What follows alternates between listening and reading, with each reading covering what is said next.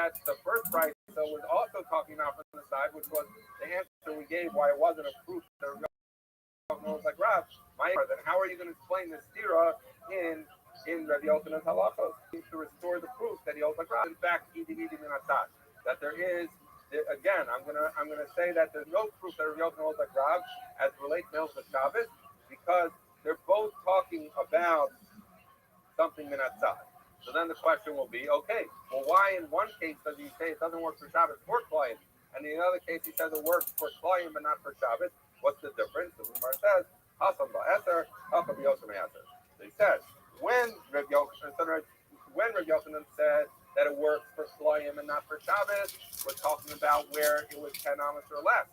But where it's greater than 10 amos, so then he would say it doesn't work for Shabbos or Klayim. So again, we're back to a point that Rabbi Yochanan is not discussing a properly constructed source of Pesach at all. So he has no proof when Rabbi Yochanan holds vis-a-vis Rav halacha that source of Pesach on Shabbos does not help for wider than 10, but rather, what are we seeing in the two psukim of Rabbi Yochanan? He says in either case it doesn't work for Shabbos, but for Klayim will depend on whether it's 10 amos or less, or it's more than 10 amos. If 10 amos or less, then even a weak, a poor form of Surat HaPesach, where the wire is on the side, will still work for Klayim, but greater than 10 amos, then even Klayim, which allows for a sufficient or less than ideal Surat HaPesach will not allow that, and it's not going to work either for Shabbos or for Klayim. That's how we resolve the stira in Rosh. So now, says the Gemara, just where do we get this idea that it should make a difference whether it's more or less than 10 as relates to Klayim? So we're not saying that the Shani Lam Ben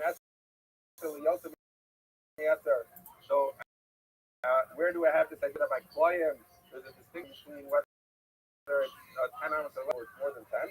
So I'm like, Rabbi Yochanan Slukis. Because Rabbi Yochanan says very Slukis.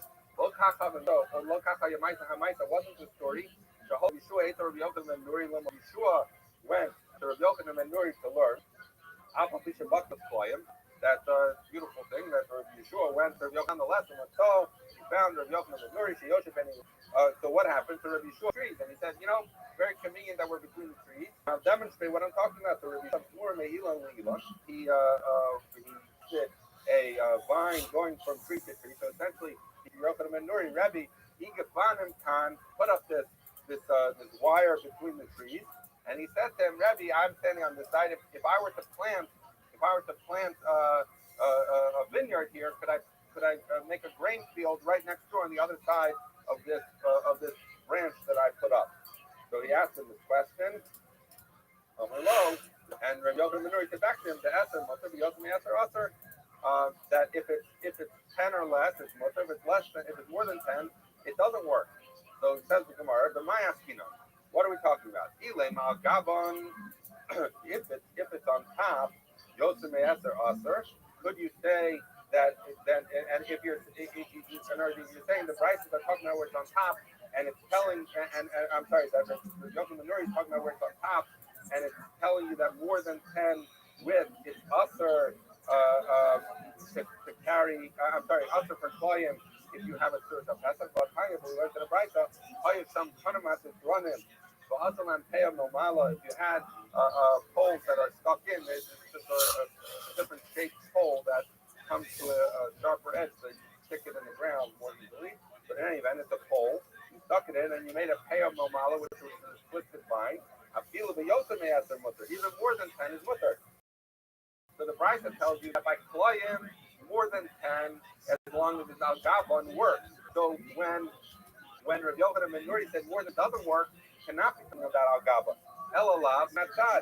So it must be that when Rabbi Yeshua sprung up this vine and showed it to Rabbi Yochanan ben Nuri, it was where it was in Natzad, where the branch did not go over the tree or over the branch, but rather went on the side. the Kamarle and Rabbi Yochanan ben Nuri answered him, that if it's 10 or less, it's mutter, and if it's more than 10, it's usher. So we were looking for a source. Where do we get this idea by Klayim that there's a distinction between 10 or more than 10? So we see it from the story with Rabbi Shua and Rabbi Yochanan ben Nuri. So the Gemara says, in fact, learn from there. So again, we are dealing with the fact that if you have by Klayim, if you have the wire from the side, so then it depends. If it's 10 or less, it's okay. If it's 10, it's not okay. By Klayim, if it's a properly constructed source of vessel, we talk in the Brisa, as long as the wire goes on top, the branch goes on, the vine goes on top of the branch, so then we're going to say even more than 10 works by Klayim, but not necessarily is that the same by Shabbos. We don't know by Shabbos, we have no proof that they were arguing by Shabbos. If it would be a properly constructed Shurta Pesach, what would be the halacha? Presumably, Rav would say it doesn't work, just like he says in our Mishnah, but we don't know whether Rav Yochanan says like Rav. Okay, says the Gemara, Gufa Amr Kista. Kista says, Shurta Pesach, so some in Asad, lo also so we learned that before. Kista says, by Shabbos, if you put up a Shurta Pesach from the side, it doesn't help. So this, by the way, is very halacha because what happens in our Eruvim, we by and large rely on telephone poles. Now, a telephone pole is a case where it goes up and the wires are strung along the side of it. But if you tie on a sewer system on that side, we would have to really do very little to create a Eruvim because the telephone wires are good. But the problem is you're not allowed to have them in that side. So what do? What we do is, you see on the sides of the utility poles, they get permission to put a strip, and that strip serves as a lefty. And we're going to see in a minute, the lefty doesn't have to be connected. You have good optics.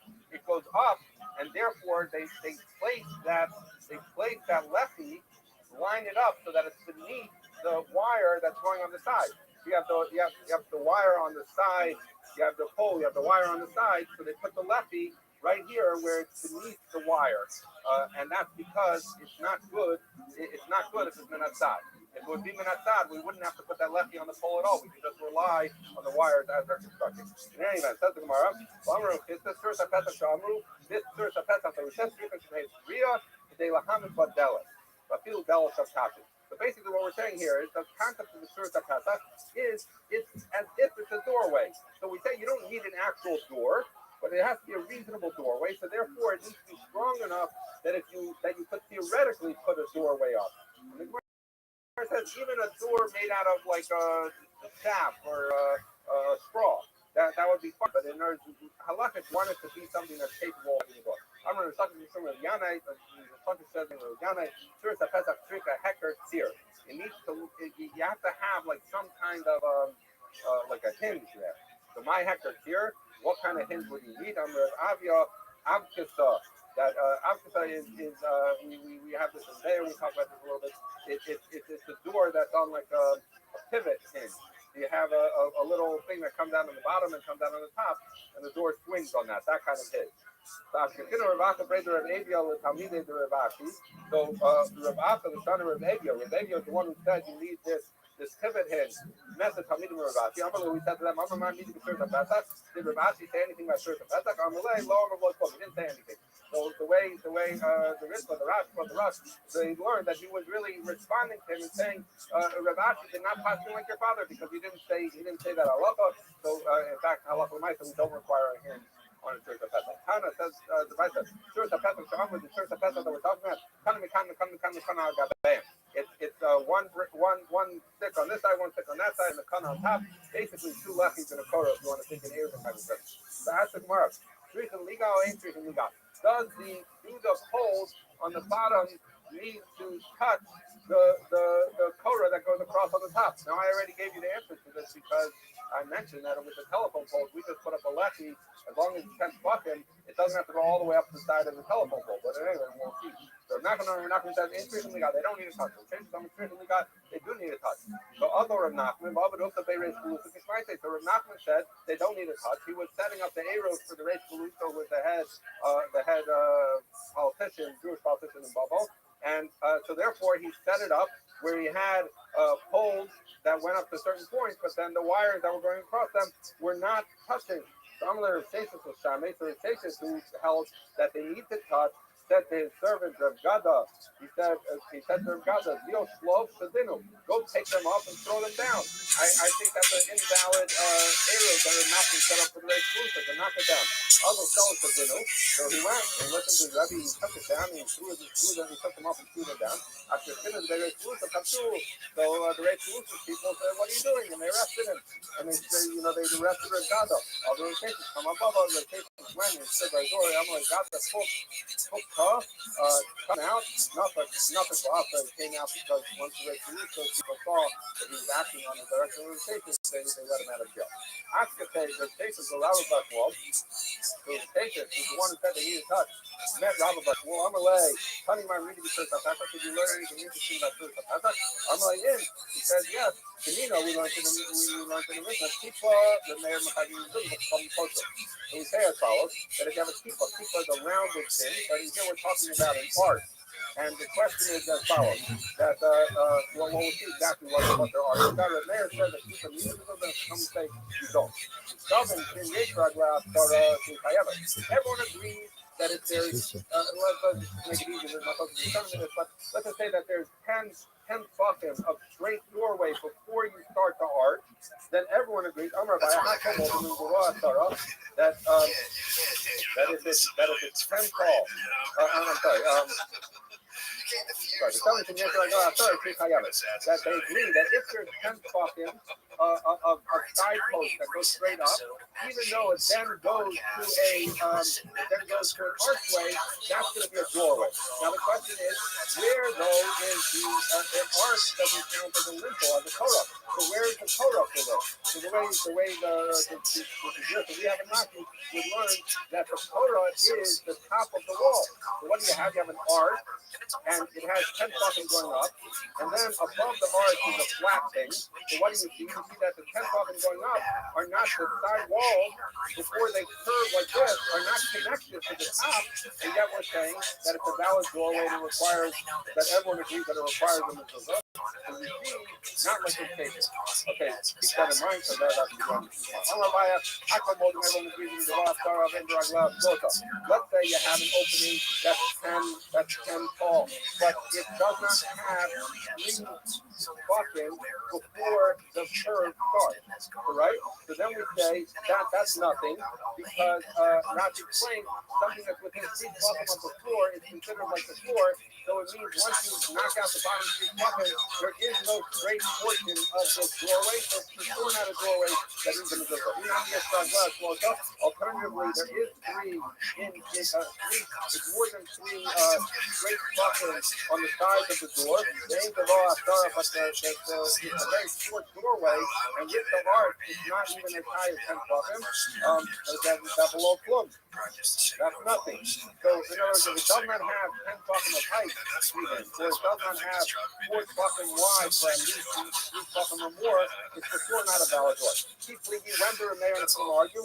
The Yates for Adler, Gimel, the Gavoya, Asara, they recover our ball.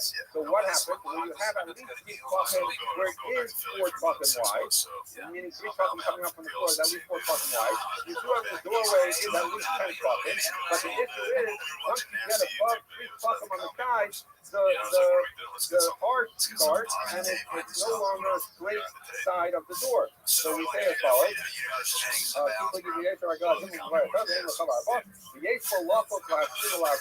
but there's enough, if this arch doorway is in a broader doorway that you could theoretically, it's not like a standalone arch, it's in a broader doorway that you can cut out part of the doorway. So the idea would be, the mayor said that we imagine you could cut out a rectangular doorway properly, so we're going to say, therefore, we're going to treat it as a proper doorway that's Machayv in the Mezuzah. We don't do that. At the end of the day, you have a Mezuzah, you have a doorway that does not have 10 coffins going up straight, or 10 coffins before the curve starts, so it's no good. Unrelay. So we're going to take this purpose from him, that basically a proof that the sides don't need to connect to the top. So he said, you Kasak who if the race people find you, what came to don't tell them this business about people because it shows that I was wrong. and that I shouldn't have taken out of jail. Okay, that's the mission. Hector mothers, the family I'm in left in the Torah. But if you have a mother with three closed sides and you have an open uniform which is rotten, what you need a lefty and a Torah. The full only shows us all lefty and Torah. Either one. Which is how we learned that mission. Mother, the other over lefty iron. That you need two lefties on either side of the mother. You need the small army coming up with the name of Yeshiva, and the name of Yeshiva, there's one Talmud, the son of Yeshiva, who said it all, the necklace they come to tell Mother to hold the Rabbi, who never overlapped the Torah, that everyone agrees, even if they agree with their pillow, that the lefty word Torah is consistent if the opening is less than 4 amas. I'm not necklace while wrapping out Amas that effort, that the city 4 and 10, but even the pillow agrees that once you get past 10, a lefty or Torah doesn't work, you need to think about that. So from 4 to 10 is what they found they will argue. If they come out and left of the Torah, we come to you need both the lefty and the Torah. If they tell them, they tell them, no lefty, no Torah, you need either or. That they found they still argue even from 0 to 4 as well as 4 to 10, meaning in all cases of robbery, the time they say you lack a Torah, they show that you need one or the other. Says the Gemara, command, the local can I even look at the count, because if you remember,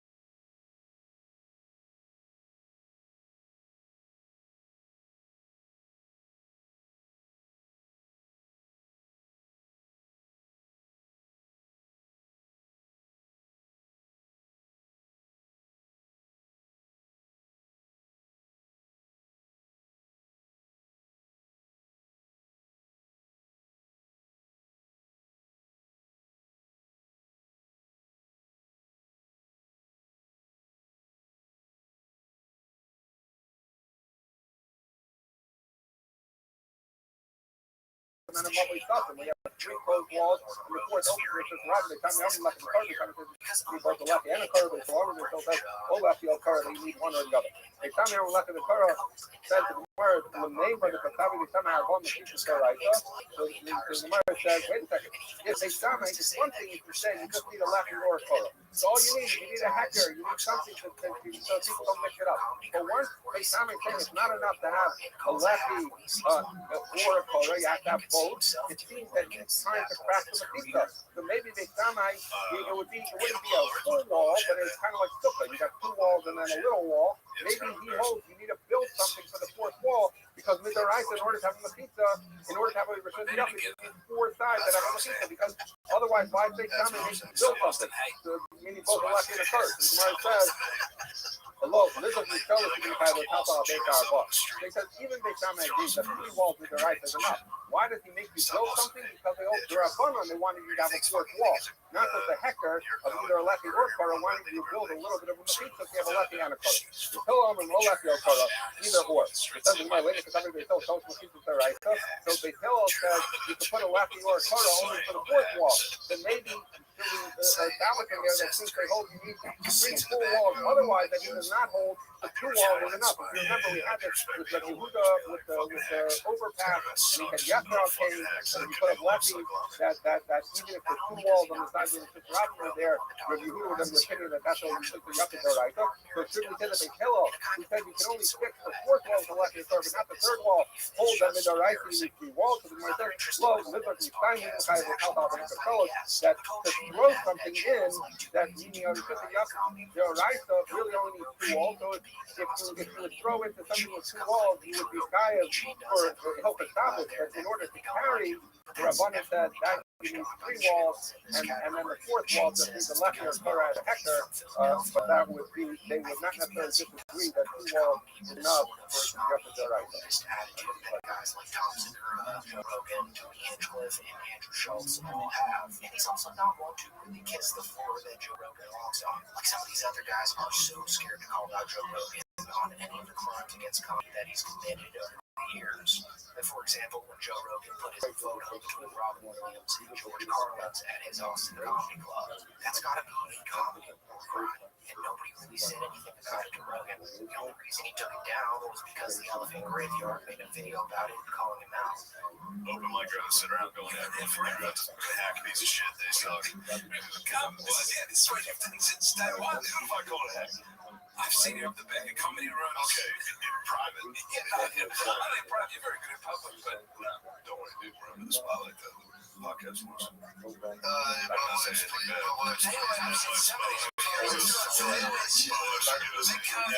My wife's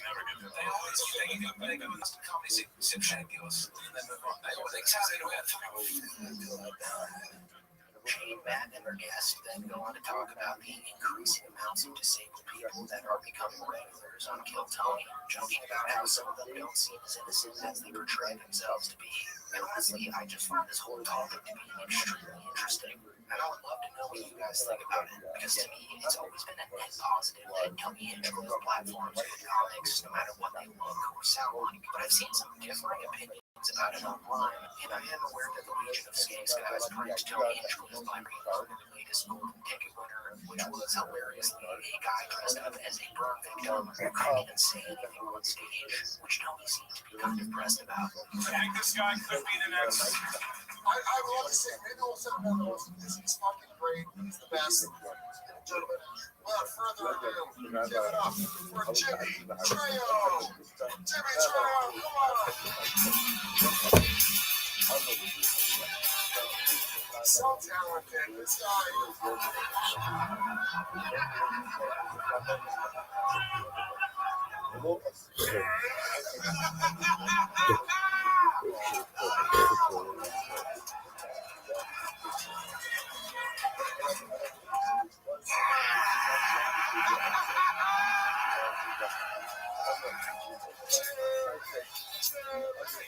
Wow.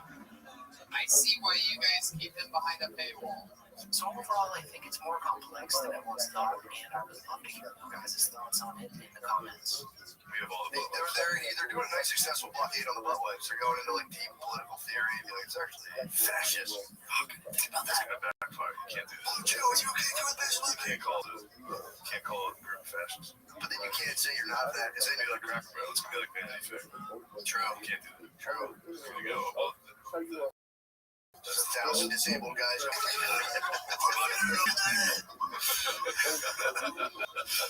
disabled guys are a little nasty fucks. They're a little realistic. They're a little clockwork fuckers. Yeah. You think of the disability, like, this guy must be a sweetheart that you talk to him. You know, this guy's a little clockwork. This guy's a little nasty fuck. Think about the treasury. I'm not. So some of them don't have a lot of time to establish the I think those guys, they seem good. which is specific to say They're all fake. Think about the fucking dread and like drudgery of just being like a healthy young man in an office. Like, I gotta escape this form that is my life. If you fucking strap me down and like scramble my fucking wires, I'd be like, I gotta fucking do something about this. You gotta have nothing but respect for the disabled bros. For sure. Kill them. They get me every time. Does New York have any disabled men? a lot of stairs and that's There's a couple of disabled men. A lot of fake ass motherfuckers. Yeah, so True. Yeah, is that place even fucking homestead? Is that place 88 Blind, by the way? stairs. Let me find out the 88 If they go in the front, yeah, they'll get some of those I was guys. about to make it to that. I was about to fucking see trash. Dude, the New York comedy scene, we're coming for you. We need ramps. We need ramps, dude. That's one thing Austin's got a fuck ton of. Every comedian takes 30 minutes to get to the stage. They gotta sit on one of those fucking. You see our pool parties, everybody's getting dipped in by those chairs.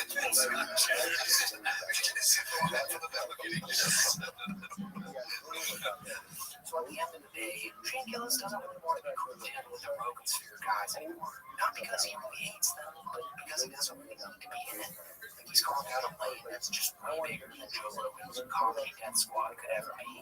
So Rogan's inner circle might be scrambling to defend themselves against critics like Mark Maron, but Shane has already moved past that. And with that being said, that is it for the video. Thank you so much for watching.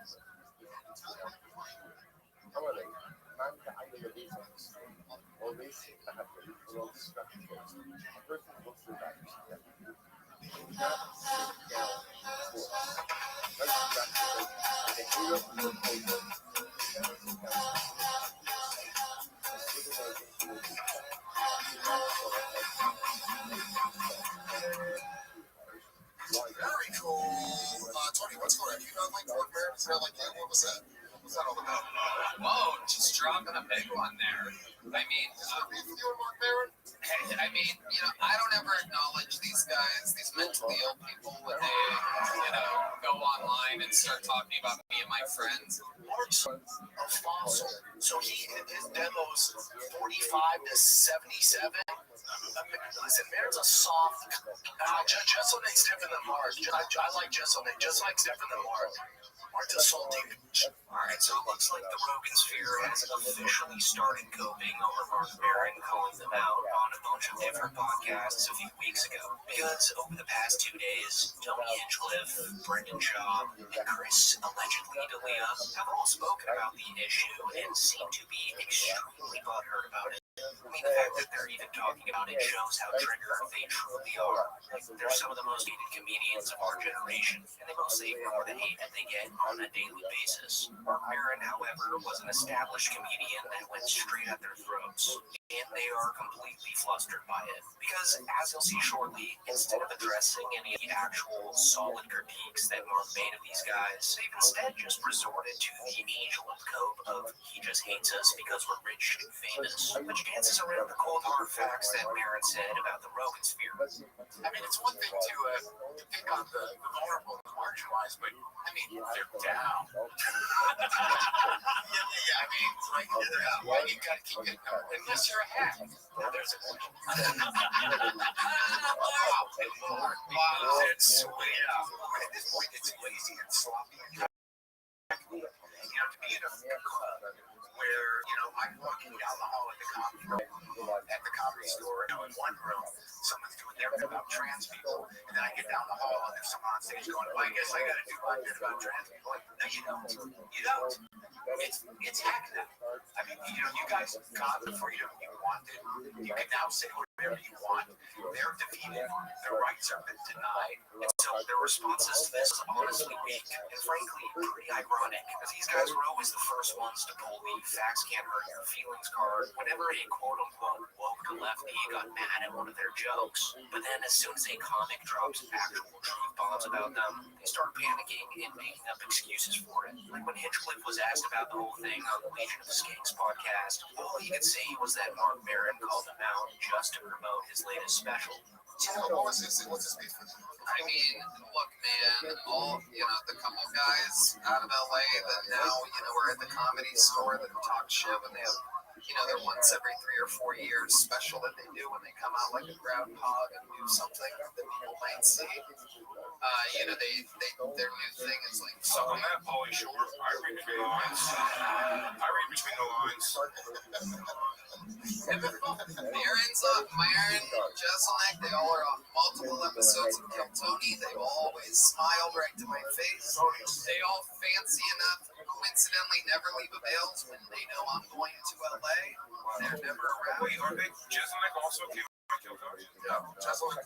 They've both done multiple appearances on Kill Tony, all pre-pandemic. We were in LA, and yeah, when they want to push things, they But talk shit. like, did he recently say something about Kill Tony? Yeah, I think Jesselnick's taking a bunch of shots, right? When he had a special to promote, now he's going to be gone for a few years, and you know, while I put out 2.5 hours of comedy content every week, and you know, I don't blame them. You know, if the shoe was on the other foot, if I was them, I would maybe, you know, I'd be mentally, maybe I would do it. He had a special to promote, and he's ending his podcast there, and you know, he's ending it because literally no one's listening to it. I mean, I don't know if you look at the charts at all. No, it's a thing. No one listens to it. I just don't get being worked up about stuff ever being like, just going public and be like, this scene sucks. Yeah, and he also calls everybody a hack, and then he talks about Trump for 3/4 of his special, calling him Bad Orange Man, and then talks about his sad cats like he has for 45 years. That's what bothers me the most. And I think Tony's saying this here actually stems from some underlying jealousy that he feels for Mark Maron and Anthony Jeselnik. Because after these two comedians called Tony out for his hackish ways, they then went on to have majorly successful comedy specials. And these specials received much higher ratings than anything Tony's officially put out, with Maron's HBO special, Panicked, getting a 7.6 out of 10 on IMDb, and Anthony Jeselnik's special, Bones and All, getting a 7.4. So in comparison to whatever Tony's put out, it just completely blew him out of the water. I mean, Kill Tony on Netflix got a scathing 4.8 out of 10, and his other specials were rated in the same ballpark. I mean, no wonder you don't really see a special from Tony Hinchcliffe. He's not good at them. And obviously Tony knows this. I mean, he probably has everyone's IMDb ratings memorized at this point. Also, this whole thing that Tony said about how he puts hours of comedy podcast a week is a bona fide reach. Like Kill Tony, as successful as it is more an R-rated talent show than a tried and true comedy show. Tony saying this would be like someone considering Wild 'N Out a comedy show. This doesn't really make sense. So yeah, just a pretty pathetic clapback from Tony and the Legion of Skanks gang. And ironically enough, they wrapped it all up by saying how Mark calling them on season is a very hacky thing to say, while at the same time being incredibly unfunny talking about it. Just take a look at how Dave Smith bombs in this next clip here. So you told you guys and Joe Rogan, he's right, is that what's happening? Yes, the two biggest most watched podcasts, which is such a great hack thing at this point. It's crazy. I mean, the whole fancy thing, like, I just kind of feel like that's such a 2016 thing to be going on. Seven other product hits We're 2008 with that. You said 2008 shit, not it's probably called hilarious. And so I also think they're missing the entire point of why Mark Maron called out too. Because Mark Maron calling Tony and Rogan out for being right-wing boss barely scratches the surface on this whole message in these podcasts. Maron truly hates how these guys have come to represent comedy nowadays. Because not only are they unfunny, but they act as if they're in this high society cult-like fraternity that normal people would never understand. I mean, just the other day, Joe Rogan was on his podcast preaching for the 1,000th time about how normies could never begin to comprehend the genius level of ball busting that him and his pals do, which comes off to the general public as completely pretentious, especially considering that they're some of the least funny stand-up comedians alive. Justify a lot of stuff because it's in the culture. Like our culture is talking shit to each other. Like the way we talk shit to each other. Like there's a lot of people and a lot of other jobs that would have a giant problem with what you and I think is awesome.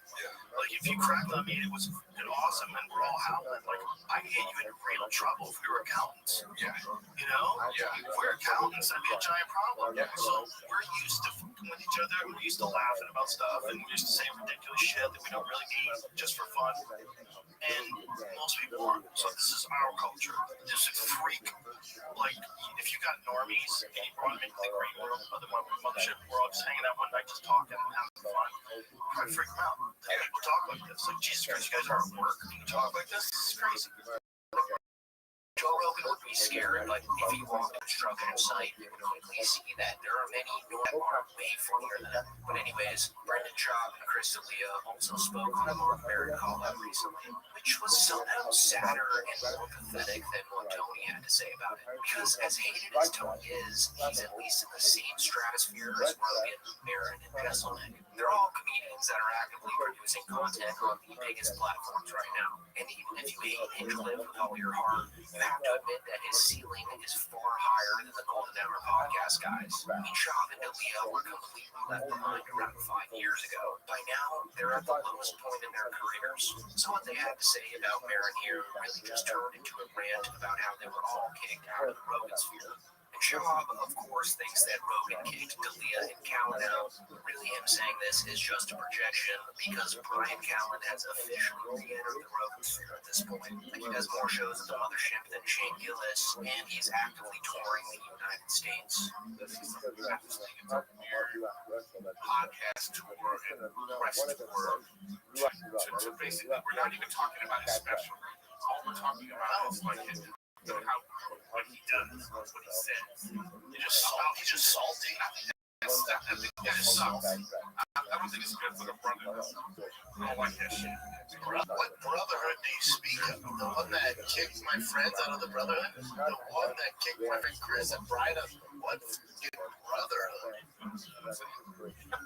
Yeah, there isn't any, but you know, whatever. I mean, yeah, I don't know. I sent these guys out. Like, hey, what's up? You know, oh, dude, of course. He's so funny. I'm like, oh. All right, bro. Thank you. See ya.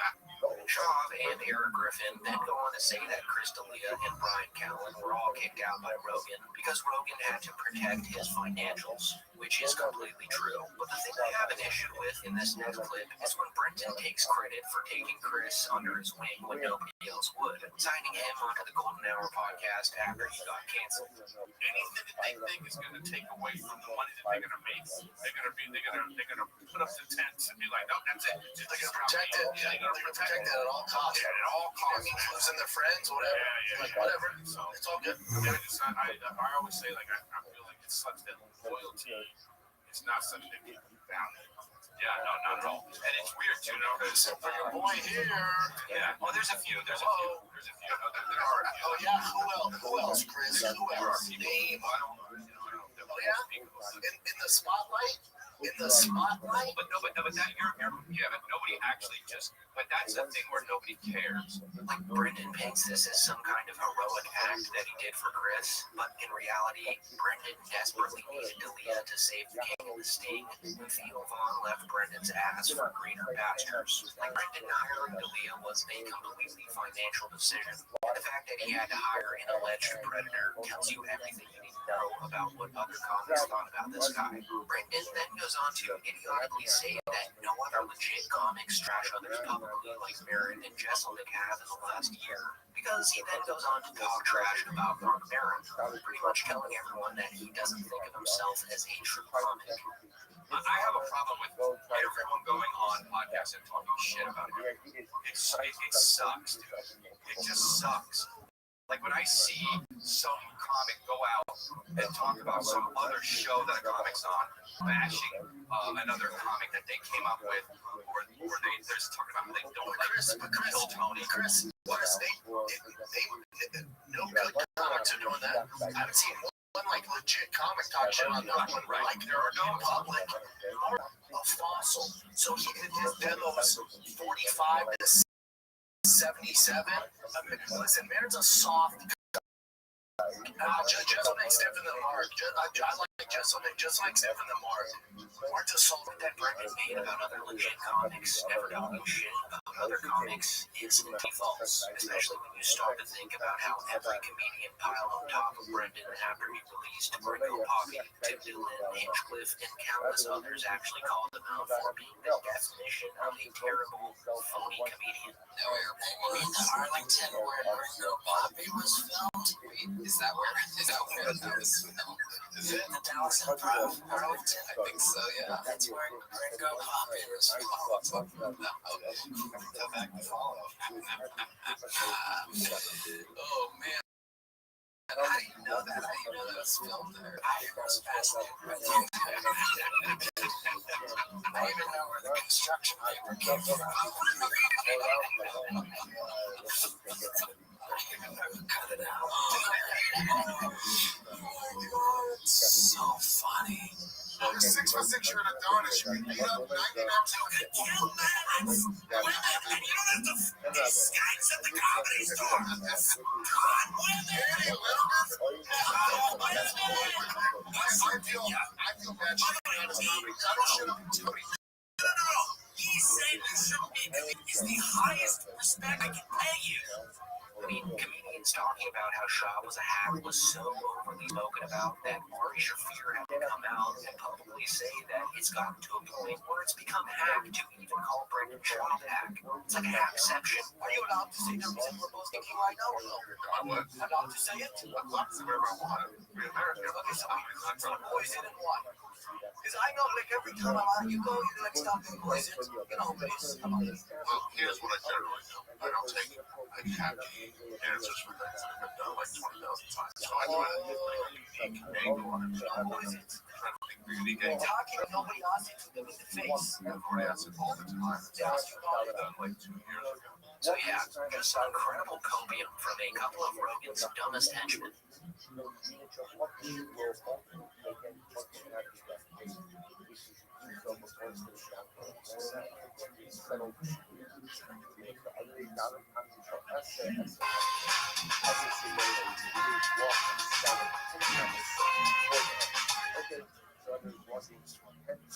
Yeah, it was. It's fine. They just went to the desert. Just It has to be good. What? Where? Why? Saudi Arabia and UAE or Dubai. Dubai? I think my parents. Yeah. For the troops? For the troops? Not for the troops. For the Saudis. Saudi princess? Yeah, everyone's like, yeah, you should do it. Everyone's doing it.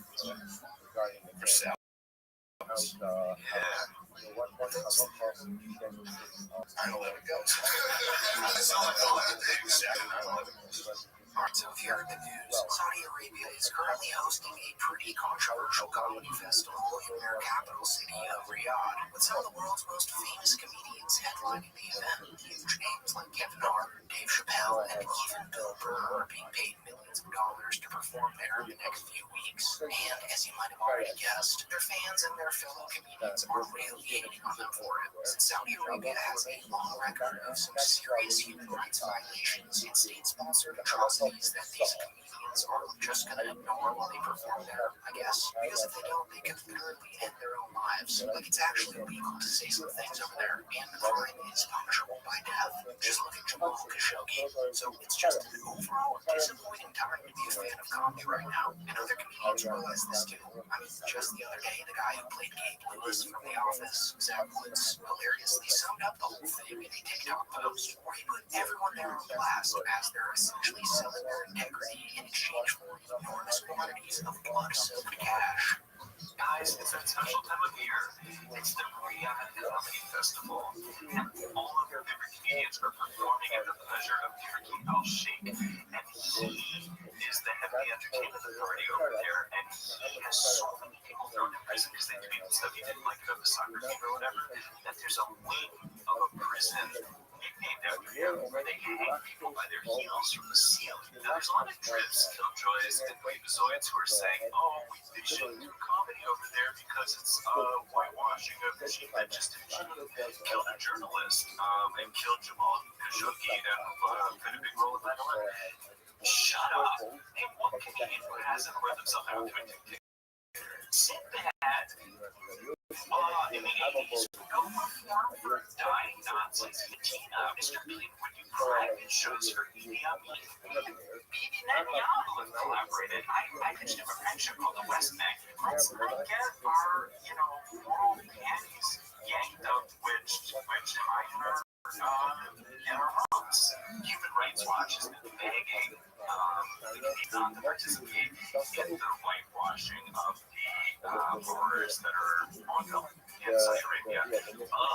What a flop. And don't think for a single second that these so-called free speech warriors are just going to go up on stage and suddenly turn into rebels, bravely using their sets as some kind of noble protest against the Saudi regime. Their silence has to be bought, packaged, and paid for in full. They're going to keep their shut, tell some pretty safe jokes, collect the check, and then fly on home. Like, there is absolutely no room to deviate from that script. They're not even allowed to make hints at the ugly reality of what the government has done there. Just take a look at what happened to Tim Dillon. He got banned from the festival for something as small as mentioning Saudi slave labor on his podcast. A podcast that he records in America, mind you. I was fired from the Riyadh Comedy Festival. And the craziest part about that was that he wasn't even condemning slavery. He was, in a weird, Tim Dillon-y kind of way, spinning it into some dark humor that actually casts it in a positive light. The mere fact that he let the word slavery pass through his lips was enough to get him axed without warning. Well, they have slaves, then they kill every... Hey. Get over it. Get over it. So what? So what they have slaves? So what? My friend, not a friend, somebody I don't even know. I bumped into them in Tribeca. And he goes, I would never do that because I don't want to interact with slaves. I'm like, why not? I believe they'd be differential. Right? I mean, I imagine the slaves in those countries are good at what they do. That's how extremely censorship truly is. It doesn't matter if you say it sarcastically, ironically, or even supportively. The regime doesn't want the word itself uttered because the word reminds people of reality. And reality is the last thing they want leaking into their carefully manufactured spectacle. So here's Tim's reaction after he got fired. My agent called me and told me they heard what you said about them having slaves. And I said, I was being positive about it. I was defending them. He goes, well, I know that. I know you were defending them. I said, I was defending them for having slaves. I literally said, slaves are probably hard workers and, for the most part, agreeable. But they didn't like that. I was saying that slaves were proud of some of the buildings they built. Now, I am very clear about the way I will do a gig. If I accept a gig, I am not going to break the rules of the gig. So I certainly wasn't going to show up in your country and insult the people that are paying me the money. One, it's illegal. So I wasn't really planning to go to a Saudi jail. But on my own show, in my own country, where I have the freedom to speak and say the things I want, I'm going to be funny and I'm going to be who I am. And if you're not buying that, I addressed him in a funny way and they fired me.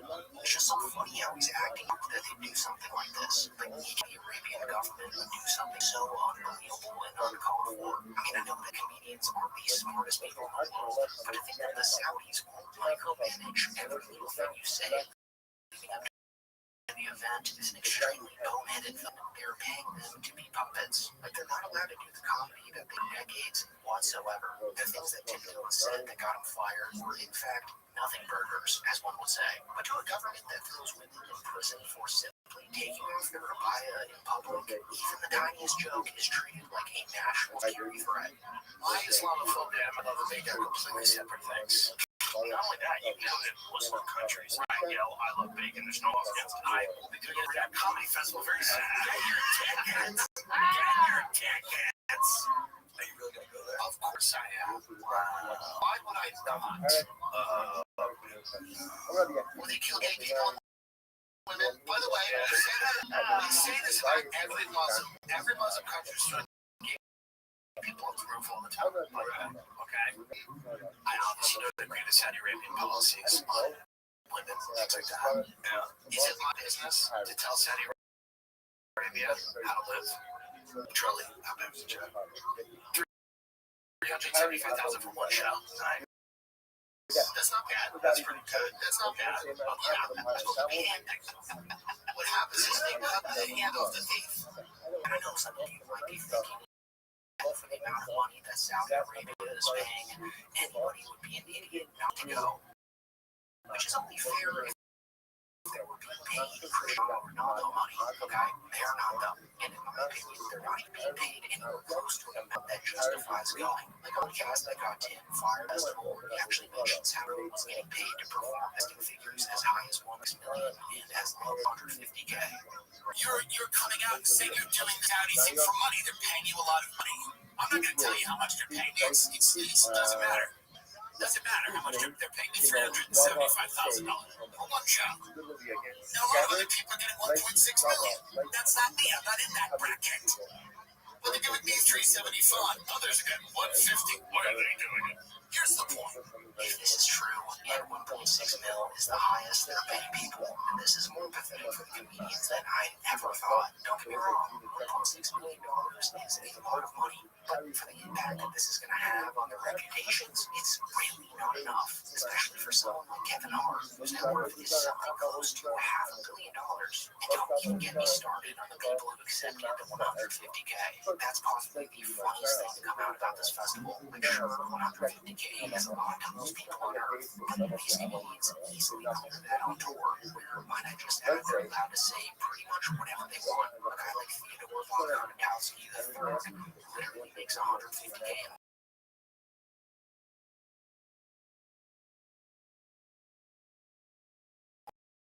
one night. Just take a look at scumbag coming from a lot of these cold jesters. It's one thing for people like Andrew Schultz and Whitney Cummings, but honestly caught me off guard. I love the guy and was hoping he'd try and make a stand for legal weeds, and ceremony performed there, but being that Tim Dillon was fired for even mentioning slavery in his own country, I'm pretty sure Bill Burr is going to play it safe, which makes him no better than anyone else on the list. And him performing there just hollows out everything he preaches about on his podcast. I mean, he's even recorded himself talking smack about people who accept money from the Saudi government way back in 2011, which now that I went and performed there, it just sounds like jack shit. When you go back and listen to it again. Guys know it, right? I guess comedy showing like Saudi Arabia is not what they do. That's how they raise money with their fucking oil money. But hey, as one legend of the channel sadly fades into the background, another rises up to fill the void. As Mark Burr has been one of the comedians calling out the Riyadh disaster lately, just as I thought Bill Burr would. Like, don't get me started about the Riyadh Comedy Festival. I think I saw that. Yeah, that looks like. How is it going? This thing they got like under the radar. Yeah. What the hell? These huge acts. I can name names. Yeah, you can just go look it up. Are offered complete ridiculous amounts of money on the planet. Yeah. You know, but it's like, does it just come to that? And what I can maintain this position. Or that was yeah. That's always what I don't think I'd go. I know I would, but it's like, does history not matter at all? I mean, literally, it's like the Riyadh Comedy Festival from the guys who brought you 9/11. Do you know what I mean? It's like, is that just nostalgia? Well, there's a Riyadh Comedy Festival. I don't know if you heard about that. This is true. There's a Riyadh Saudi Arabia Comedy Festival. Like, how do you even promote that? I mean, the same guy that's going to pay them is the same guy that paid that guy to bonesaw Jamal Khashoggi and put him in a fucking suitcase. But no one, that's not the yucks. It's going to be a good time. Full disclosure, I was not asked to perform at the Riyadh Comedy Festival, so it's kind of easy for me to take the high road on this one. Easy to maintain your integrity when no one's offering to buy it out, you know? I honestly don't think that these comedians or their managers realized just how much people were going to trash them for doing this event, because Bill Burr performing in Saudi Arabia is not really the same as Ronaldo playing soccer there for $700 million. Ronaldo's job requires him to kick around an inflated ball for 90 minutes straight. Bill Burr's job requires the freedom of expression, and is one of the last places on earth where that's found. I mean, the only place that I can think of that would be worse would be if somebody performed for Israel or for the U.S. government. Yes, I'm aware that some of you may be thinking that simply performing in the state is worse than performing in Riyadh. Some here is, in fact, a fake genocide. The comedians perform for the U.S. government when they do comedy here. They're performing for separately owned venues. And when the comedians do decide to perform with government, everyone rightfully shits on them for it. Like when Theo Vaughn went to perform stand-up comedy for Donald Trump in Qatar. It's a really shitty thing to do. I hope I made that very clear. At the end of the day, it's pretty simple. Taking Saudi money means selling out your voice, and no punchline in the world is worth that.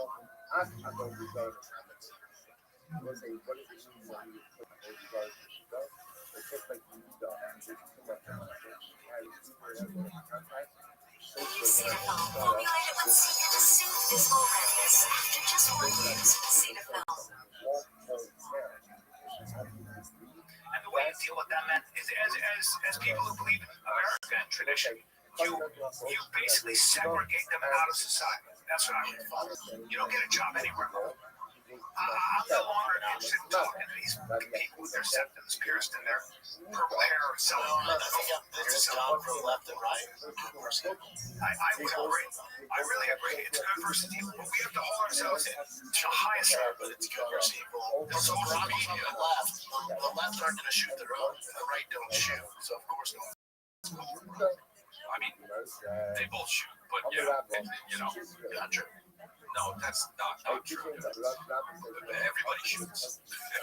Alright, so it looks like the meathead podcasters in the Rogan sphere are actually getting worse somehow, because it seems that they're now exploiting the horrific assassination of Charlie Kirk to grift even harder than before. I guess desperate times really do call for desperate measures after all. Like, this is really the only option Brendan and Brian have left. Their view count has never been lower than it is now, and both of their reputations are truly in the gutter, so now they're facing no other option than to pander to the dumbest category of people in America. Because, as you just saw, they're repeating talking points that most reasonable people on Earth would consider extreme, like using segregation on American citizens and saying that anyone and everyone who opposes their political views is now evil. And the worst part about it all is that they're trying to take the moral high ground here. The man accused of R-wording multiple women is allegedly on record saying women have a primal desire to be R-worded, and a double-digit IQ bully, alleged fraud artist, and compulsive liar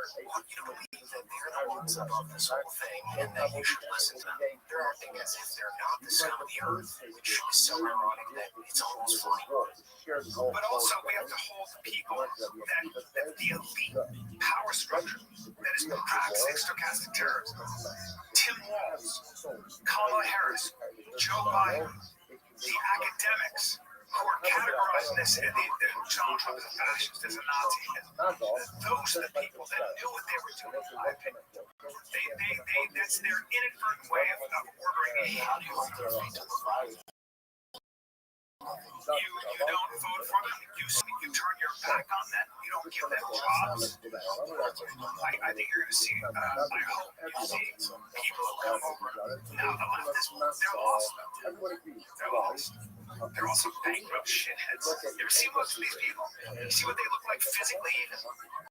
So, Luckily, though, by regurgitating these idiotic talking points, they've really only reached around 100 people who believe them, since that's my generous estimate of how many diehard fans left, as the majority of viewers that they have come from bots, and then the rest being from people who actually hate their guts. The fight on the kids subreddit is unfortunately what they're saying here really won't influence anyone but a handful of hillbillies in the South. We're already past the point of no return. Also, I find it absolutely hilarious and ironic how these guys on the left is full of physical out of shape, ugly people. You both really don't have any room to speak when it comes to physical appearance. And for physical fitness, well, whatever gains they've made in the past year have been heavily boosted by the cocktail of peptides, hormones, and testosterone that they experimentally inject into their bodies on a daily basis. So these guys really are not the peak physical alpha males like they masquerade as. They're never tongue. They're never in shape. They're never tan. They never worry about their health. They're going very well. They're losers. By every metric that a human that also goes to third person. That also goes for all people celebrating that. You look at them like the guy got fired at Microsoft who was the head of the Did you see that guy? They're just they can't even control their own biology. They can't even control their own bodies. Like, worry about yourself, bro. You are not doing it. I've never seen a person on the left. Charlie Kirk would say that. These people come up to him and have like they just look like a mess physically. He'd go, you look like you're having a hard time. He said, you look like you're having a hard time. So yeah, just some extreme boneheaded takes from Brendan Schwab and Brian Callen, as per usual. But as I just mentioned, they luckily have little to no influence on their audience anymore. So whatever moronic things they said here really have no effect on the American public. You basically segregate them out of society. But now that we've got the clown show out of the way, let's move on to someone who actually does have somewhat of an influence on the American public, Joseph 250 Rogan.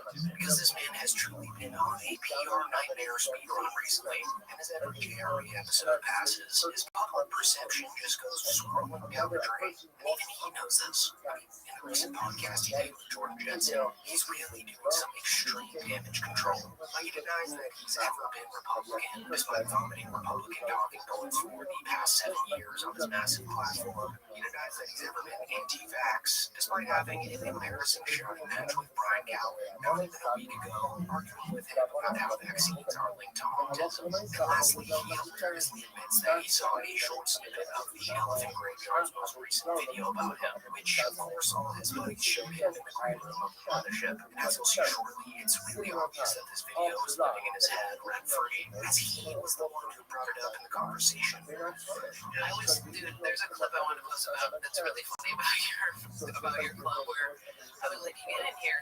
And there's a guy who's like, my name's Kyle, I'll carry you up this flight of stairs. I have a PhD in MMA. I'm gonna pass you up to Derek. Derek has an AK-47. And we get in the green room, and I'm like, do you need anything to kill people for you? And I was like, could I have some like almonds or snacks? And they're like, no, we have smelling salts. I was like, is there any just like water bottles? They're like, no, we have neurotropic dust. It's so funny. We were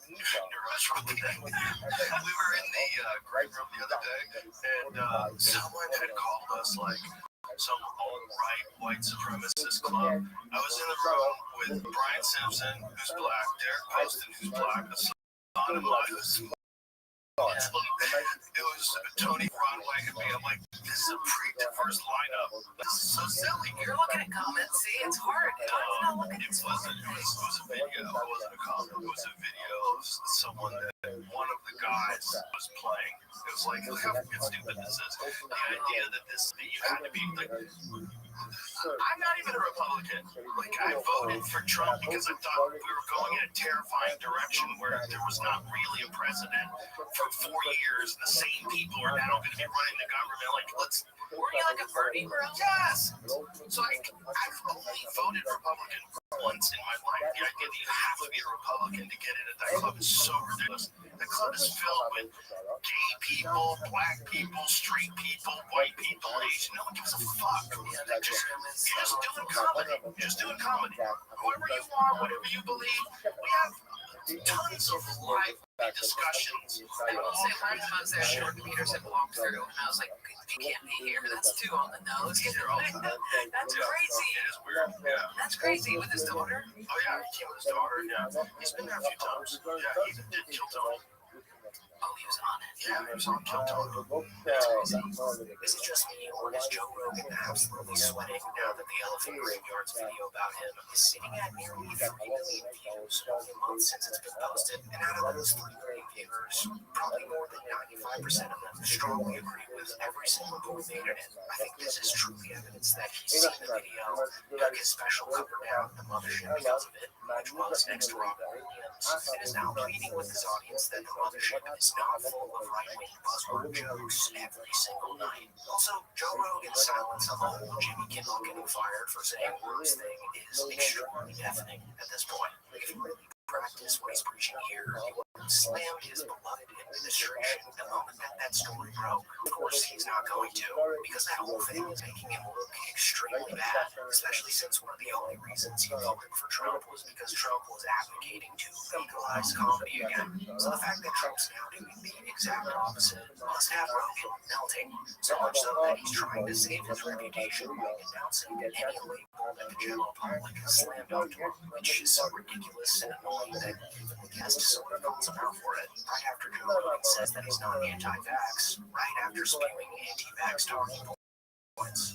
Yeah, I got like 6 times, but of course, I just had Oh, we didn't get vaccinated. Got it once or twice. really? Yeah. Yeah, they fucked you. They fucked everybody. They fucked everybody with that goddamn stupid thing. I got it hard. See, I'll talk to you about this, and then tomorrow, my liberal mom will be like, the vaccine is good, and I'll be like, yeah, I agree. It's a long conversation. It would take a long time to explain what was wrong, but it all boils down to the same thing that it always does, which is money. They distorted the facts, they distorted the research, they distorted the efficacy, they distorted what it was actually designed to do, just because they wanted money. That's it. We pay them for the vaccine. Oh, fuck yeah. They made a shit ton of money. Might have been free for you. I like the idea of money, but isn't your campaign on like control, mind control, not mind control, but knowing where we are, like anti-vax people? I'm not an anti-vax person. What are you? No. Give yourself a label. No. I believe that all medications should be subject to scrutiny. They should all go through rigorous double-blind placebo-controlled trials to find out what the side effects are, what the efficacy rate is, what's the real fact behind it. Just lie about that. But this is why. This is why. The problem is pharmaceutical drug companies do their own research. Not only do they do their own research, but they do their own research that they'll do multiple studies that show one study where they can show like a little bit of improvement, and then they just sell it. It's just insane how Joe Rogan will say he's not anti-vax and then talk about why he's anti-vax, or that he's not Republican or right-leaning because he has black friends and lets comedians of color perform in his comedy mothership. Like, just because his comedy club isn't allowed to legally segregate performers and audience members doesn't mean that his personal beliefs don't align with someone like Daryl Cooper's, who was a guest on Joe Rogan's podcast last March, where Joe Rogan was idiotically questioning why China is allowed to keep their population all Chinese, Poland's keep their population all white. When an all-white country wants to stay all-white, people get very nervous. If you have, let's say China. Like, Chinese people, we all agree that it's filled primarily with Chinese people. There's people who live there from all over walks of life, all over the world, but it's mostly Chinese people. If China had decided that they wanted to remain Chinese and stay Chinese, and that being Chinese is very important to what China is, no one would have a problem with that. When a country like Poland does it, you're like, oh, those white people, you want to keep everybody out, they want it to be all white. So yeah, at the end of the day, this is just more proof that the Rogan sphere is eating itself alive. Brendan and Brian are running out of grifts. Joe Rogan is scrambling to rewrite his own public image, and the whole scene looks weaker by the week. The only thing keeping them afloat is a mix of bots, hate watchers, and a handful of diehards who cheer for just about anything, which honestly just makes it funnier to watch the empire crumble in real time. But anyways, that is pretty much it for the video, guys.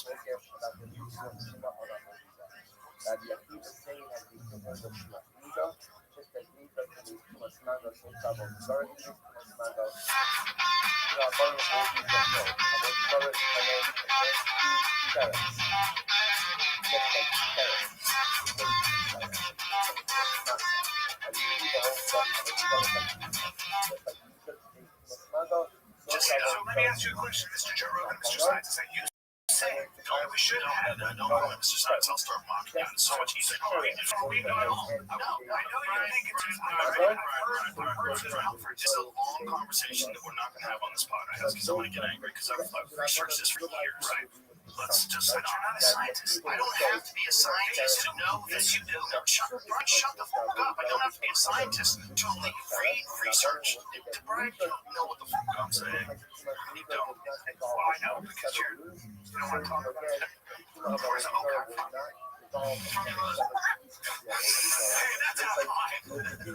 Alright, so this past weekend, Joe Rogan was called out and exposed live on his podcast by none other than Brian, allegedly Callen, who managed to enrage Joe by doing something incredibly rare, simply pushing back on Joe's horrible takes on vaccines. And part of the reason this got under Joe's skin so badly is because it almost never happens, especially from one of his own mothership underlings. You see, Joe Rogan giving any pushback on his podcast is basically like spotting a unicorn. It's almost mythical. For starters, his guests are usually just nodding along with anything he says because they're just happy to be breathing the same filtered air as Lord Rogan.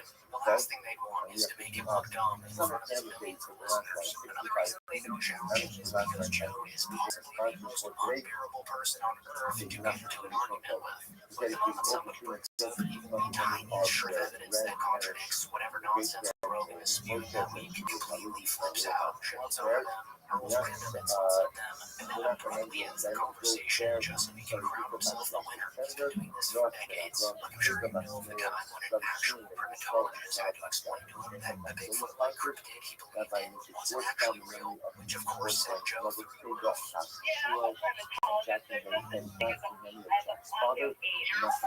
Go online and look it up. You're a what? What do you do? It's a new discovery. You're a primatologist. Well, look it up. You're not current. Pay attention. Go online and look it up. You've learned to college graduate. Yeah, you're to the country. So once you're still, When did you graduate? When? Yeah, when was the last time you got online and researched Prime? Just couldn't accept being told he was wrong. That happened like 20 years ago. That's how bad Joe Rogan's debate style is. He argues in such an obnoxious, defensive way that he can actually make Brian Callen seem sympathetic and progressive. It's risky. That is not an easy trick to pull off. But the bottom line is, biology is really simple. Double X, X, Y. There's no X. Super fucking rare. What this is a social contagion. Abigail Schreier wrote a fantastic book about called Irreversible Damage that she highlights how they're happening in these clusters of a lot of girls who are autistic. Yes. And let's get to the book. It's like anorexia. What's causing all that? How come 1 in every 12 kids who's a boy in California has autism now? Because that's what's going on. That's what's going on in California. Which is one of the strictest fucking vaccine policies. Yeah, Florida doesn't demand. Yeah, that's dangerous. I knew you jumped on the train. Of course, it's dangerous. Right. What are you talking about? No, just we need to bail on the tetanus thing. Suzanne Humphreys is Suzanne Humphreys explained shit as a fact. She's like, I know that. What are you talking about? So you're saying she's an animal doctor that absolutely understands tetanus? She said tetanus, all you have to do is keep the wound open and clean it. Don't shit. It's not bullshit. It's not bullshit. Do you know people die of tetanus every year? So let me ask you a question, Mr. Joe Rogan, Mr. Science. You say, don't we should have had don't know Mr. Science, I'll start mocking you. So what you said, what I'm trying to say to you is that there are certain diseases. Pick up history. Smallpox, diphtheria, monkeypox, tetanus, paralytic disease. Have you ever been home to a place? Yeah, I know you're not ready for it. I've heard this around for just a long conversation that we're not going to have on this podcast. I get angry because I've researched this for years. Right? Let's just say you're not a scientist. I don't have to be a scientist to know that you do. No, Brian, shut the fuck up. I don't have to be a scientist to read research to understand that they were spraying DDT all over the country when everybody was getting polio.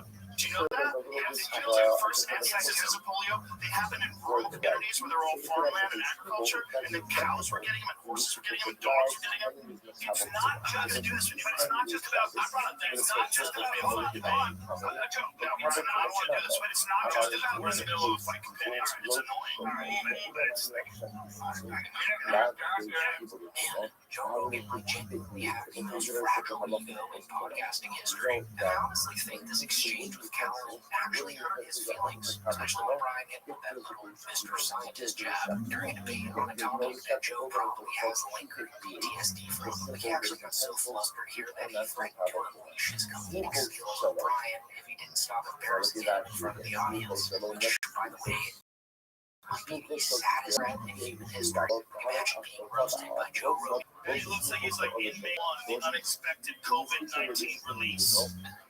I sent a bunch of people back out in the streets. But the funniest part of all this is Rogan claiming he actually did research on vaccines, which is probably the biggest joke he has ever told. This man could read a scientific graph to save his life. He's even been called out multiple times for misinterpreting data. I'm talking about the actual researchers who collected and published the data he butchered on his podcast. His version of research is scrolling through the headlines on Twitter, cherry-picking whatever confirms his bias, and then regurgitating it to his listeners in a tone that makes some of them actually believe that he's smart. He's the definition of a jack of all trades, a master of none, and even saying that feels too generous. So even though Brian Callen is, the scum of the earth, at least he managed to call Joe out this time, especially after Joe once again debunked nonsense that vaccines might somehow be linked to autism. So honestly, it was refreshing to see someone finally push back. And some people online are speculating that Callen did this on purpose as a calculated move, because conveniently this was one of the rare episodes being broadcasted live, which meant that Joe Rogan couldn't have Jamie edit out anything afterwards to erase his humiliation. So people think Brian saw his shot into it. Personally, though, I don't buy that. Like, Brian Callen is not that calculated, guys. I think the real reason he spoke up was because he's finally comfortable enough in this spot and to understand that he's there every single week, hanging in the break room with Rogan, doing sets, and, of course, drinking the Kool-Aid. In other words, he doesn't feel like he has to kiss the ring. So in that moment, he felt bold enough to call Joe out, not because it was some master plan, because he just didn't care anymore. Compare that to Brendan Schaub, though.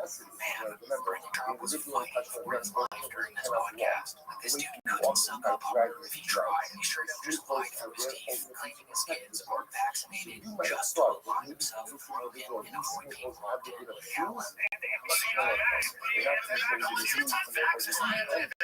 Question why there's so many of them. My kids are all vaccinated. And they're vaccinated, but they went on a delayed schedule. They delayed schedule. So did mine. So did mine. Good for you. I don't think you need to. No, they're healthy, so you know, between the two of them, 12 dozens. Because of this, it's 1,000% not true.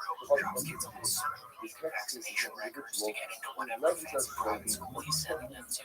But of course, Trump will literally say anything if it means getting Rogan's approval. This is why he'll never challenge Joe. He's stuck in the category of guests I mentioned earlier, the ones who are just grateful enough to be in the room. Like he's just not along and adjusting his story to fit Joe's narrative. I think there are three things that have pushed our must be on our budget increase. I have a lot of children dying.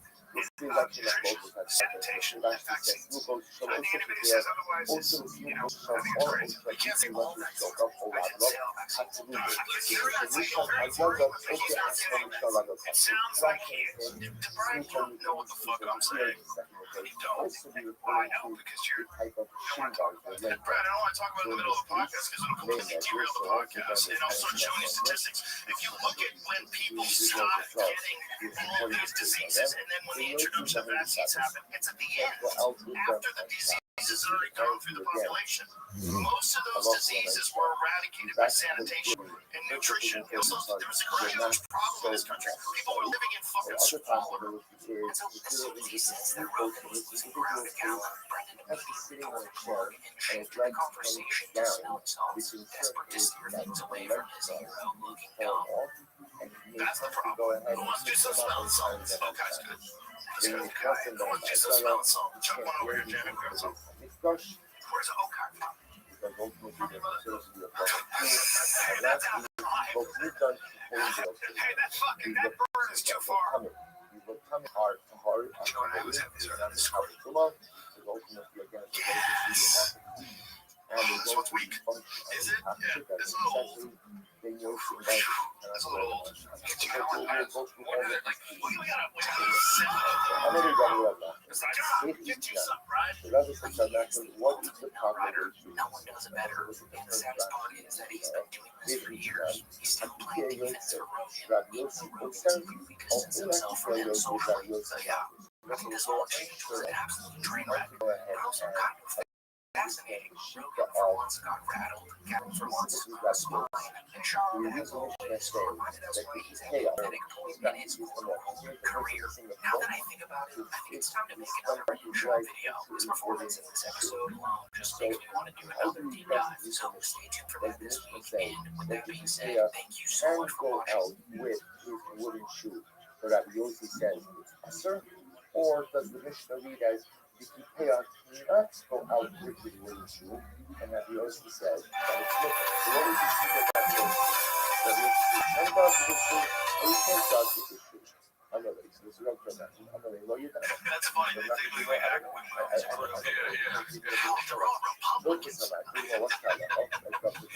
There's the things I hear people apply to this comedy thing. I'm just like, what the fuck is that?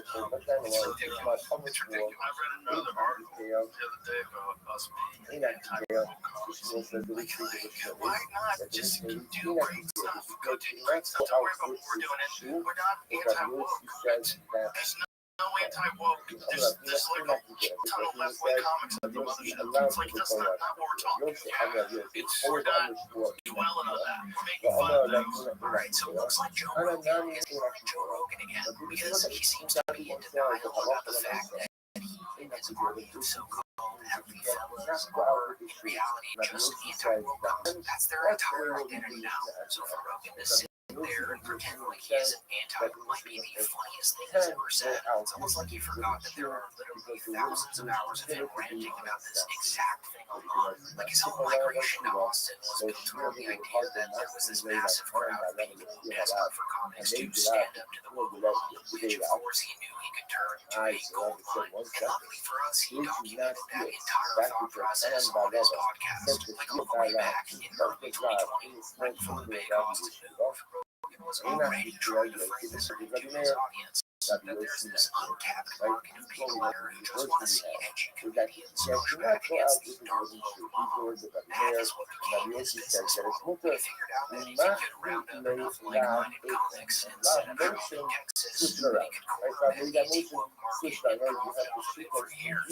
Like, just listen to the way he talked about it with Mark Norman all the way back in January of 2020. It's like the word retarded. Yes, you can use that word and everyone laughs, or you can use that word and you're a monster. That's what I don't get. Why would you want to be on that bad snitch, the tattletale side of all this? Because they want to be woke. Because there's a lot of fear in being against wokeness. That's what it is. If you don't want to be shit on, you have to comply 100%. And then if It's so scary. they come after you, it's scary. And it's a bummer to live like that. Well, no, it doesn't. But here's the thing.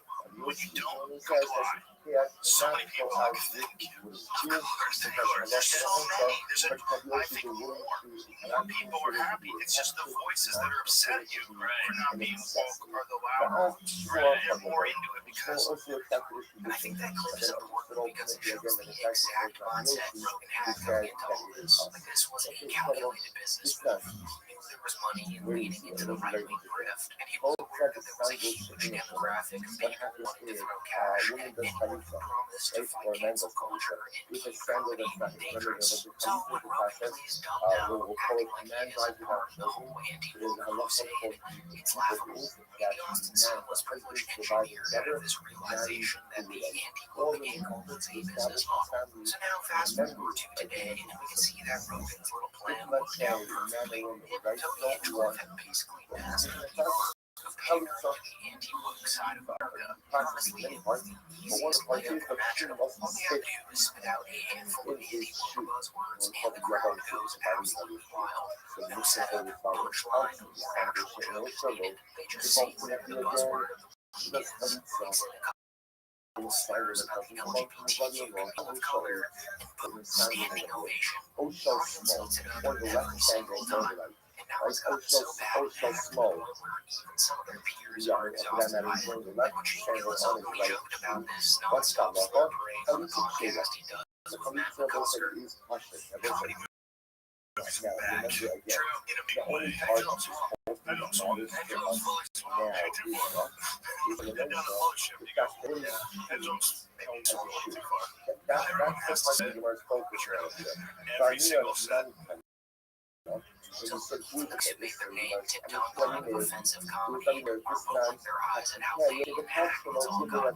Now, as soon as Merrick officially called them out for it, this whole crew goes into denial mode, and now all of a sudden Merrick's just jealous and mad he's not part of the Rogan. Like in this next clip, Joe literally frames the Rogan sphere as a walled garden that outsiders are just bitter.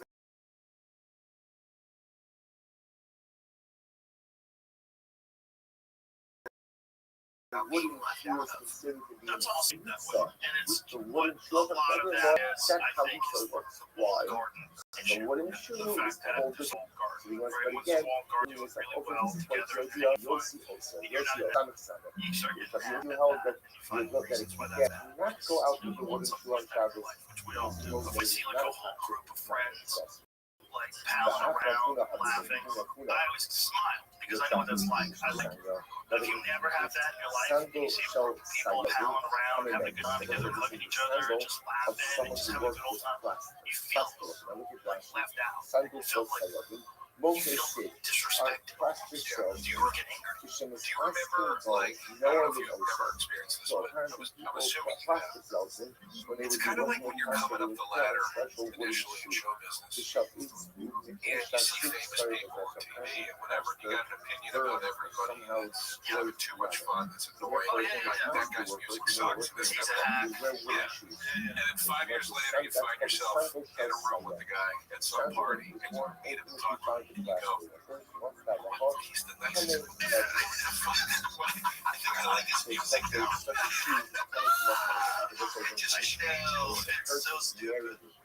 Alright, so according to Joe Rogan and his designated foreign sniffer, Mr. DeRosa, any guy who dares to call him out with reasonable criticism is just some bitter hater standing outside the club. Like, that's their go-to defense now. And if you notice, it's the same script that Tony Hinchcliffe rolled out last week when talking about Mark Maron and Anthony Jeselnik. It's always the critics or angry failures who just don't understand what it's like to win, but they never actually address what was calling them out for in the first place. They just skate around it, because I feel like deep down they know that there's some truth there. Like, if we go along with that to Mark Maron's call-outs, his actual problem is that these guys are successful podcasters. Is that they've gone so far down the right pipeline that they barely resemble the people that they used to be. That is a valid point. Follow Watch Rogan in his circle.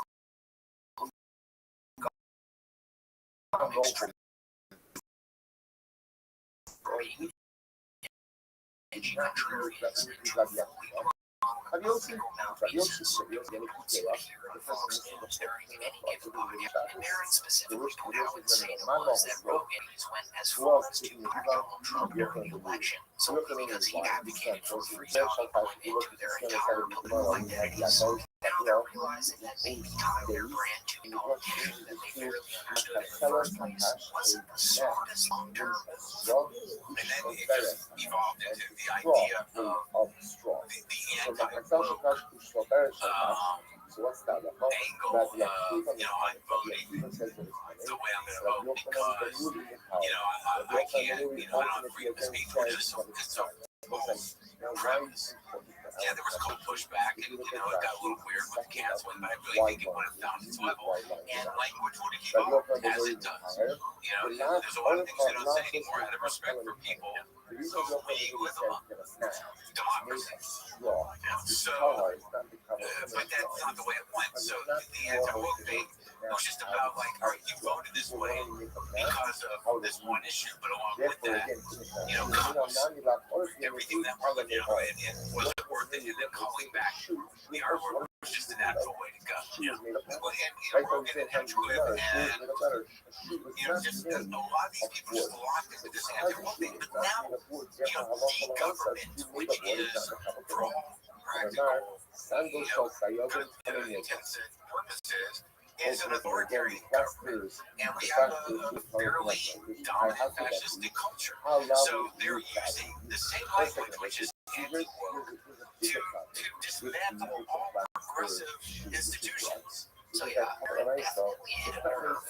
That's why instead of addressing what he actually said, Rogan, DeRosa, and Tony default to the same tired narrative. Critics are just jealous losers who want in, because if they admitted that there's a shred of validity to any criticism, they'd also have to admit that their whole just about freedom shit was built on shaky ground. This feels like family to me. This is a beautiful thing. Everybody's so supportive. There's no backbiting. There's no shit talking. It's all fucking love. So when I hear people say negative shit about the Bostons, I found it to be a beautiful experience. Like a truly heartwarming experience. It's people that aren't in the scene. Because it wasn't war. It's like people that look at it from the outside. And it's not just us that are like this. Like, my thought on all this shit is that my favorite people to hang out with are people. Turns out Do it here too. And some people don't want to hang with comics that won't rules. That's fine too. So for Rogan to refuse that he and his pals were against the woke mob might just be, again, the funniest thing he's ever done. I mean, just take a look at the way he spoke about the quote-unquote woke mind virus to another guy who's trying to creep his way into the world's sphere, Tyler Fisher. Show you these outrageous people over and over again with fake eyelashes, reading stories to kids, just freaking everybody out with a bunch of different, I'm too transparent of this and that. I'm trans masculine. The whole thing is just nuts. And then shutting down free speech. I mean, I've been banned for shut down for 3 years. They froze my account going fuck all my pandemic shit. They TikTok, they ban you. You know, they don't size me up white. They don't have to size me white boy. They don't have to tell you that's part of when you sign up. It's the only way people even look at the word woke. Woke used to be a cool thing. And it was because of comedy. It's foolish. Now it's a clown world. Yeah, it's a clown world word that you can't use on the other side. You can't say I'm woke. Because everyone's like, fucking idiot, fucking idiot. So it becomes pejorative. It becomes something that someone points to and says, oh, you're infected with the woke mind virus. So yeah, just wanted to point this hypocrisy out real quick here before I end the video. I just wanted to give credit to David from Red Bar for finding these clips of Roki during his latest episode. I'm sure you're familiar with David, probably already formed opinions about him, but let me just say that he's truly the godfather of this entire niche. We were all, in one way or another, inspired by what Mike's been doing at Red Bar for over 20 years now. Like the Elephant Graveyard gives all credit to Mike for his entire channel. So if you like my channel and everybody else's, you probably really enjoy Red Bar. He's easily the funniest guy covering this stuff right now. But anyways, with that being said, thanks so much for watching. Because Robert says, here's the fundamental distinction. I really evaluates things. In this case, the Japan did not rest his weight on the shoot. In other words, it's not like I used to be, I'm such a Bill Burr fan. I actually bought a ticket for me and my wife and two of her friends to go see Bill Burr at the Hard Rock Casino down here in Hollywood, Florida. And I have to say, it's one of the worst shows I ever saw in my life. Because he got out there, and Bill Burr has become woke. I assume because his wife is very much on the left. Over time, he became embarrassed. And many people on the right was very funny. So he decided that he was going to start woking it up. Like that idiot Ben Shapiro. Oh, he's woke now. He's like, at that point, the guy liked me. And I'm supposed to look at that guy like he's an adult. Alright, so as you know by now, Bill Burr made headlines after he called out the podcasters who platform corrupt politicians and leaders without ever giving pushback. Another huge call out in that instance when Bill Burr addressed his ongoing beef with Shapiro. And so I touched on this briefly in my initial video about that podcast, but I actually think it deserves more attention because after learning about the stream of this beef, I realized that this was probably the biggest moment of little Shapiro's career, because they're not, at one point in time, Little Ben was actually Bill Burr's #1 fan. Like he promoted Bill's special on his Twitter account in 2019, calling it shocking and audacious. And he even made an entire YouTube video defending the comedian in 2021, titled Leftists Outrage Over Bill Burr Jokes at the 2021 Grammys. Bill Burr said he said, and the thing was unquote, because of our cultural puritans, he never allowed Bill Burr to make a joke about his own inability to pronounce Latino names. You can, that's X name. So up until 7 months ago, Ben Shapiro thought that Bill Burr was on his team. You know, he thought Bill was one of these anti-woke mafia heroes such as himself. But then in February of this year, Bill Burr vocalized his support for Luigi Nicchio and criticized the evil practices of billionaire CEOs,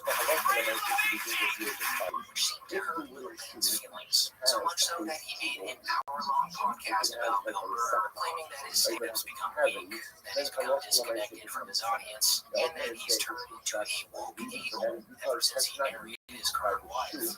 So this brings us to Bill Burr. So I have to say, Bill Burr is me. Okay, so Bill Burr, I used to really enjoy his work.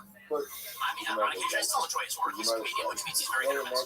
His Red Rock special, for example, hilarious. I used to be, I'm such a Bill Burr fan. I actually bought a ticket for me and my wife and two of her friends to go see Bill Burr at the Hard Rock Casino down here in Hollywood, Florida. And I have to say, it's one of the worst shows I ever saw in my life. Because he got up there, and Bill Burr has become woke. He's become woke. I assume because his wife is very much on the left. Over time, I think he became embarrassed. And many people on the right thought he was very funny. So he decided that he was going to start woking it up. So this entire show that he did in Hollywood, Florida, it was so bad that he got frustrated with the audience. The audience was not laughing at his jokes because his jokes were basically about how Floridians were a bunch of anti-gay racists. I'm sorry. And This is Floridians were like, that's not true. sorry. This is the A lot of gay case people live down here, and a now. lot of Hispanics and black people live down I here. love this name. In fact, the room is filled with Jews. And so he actually got so frustrated, he ended up cutting his show early and walking off the stage. And the reason was he was totally disconnected from the audience. That disconnect has continued.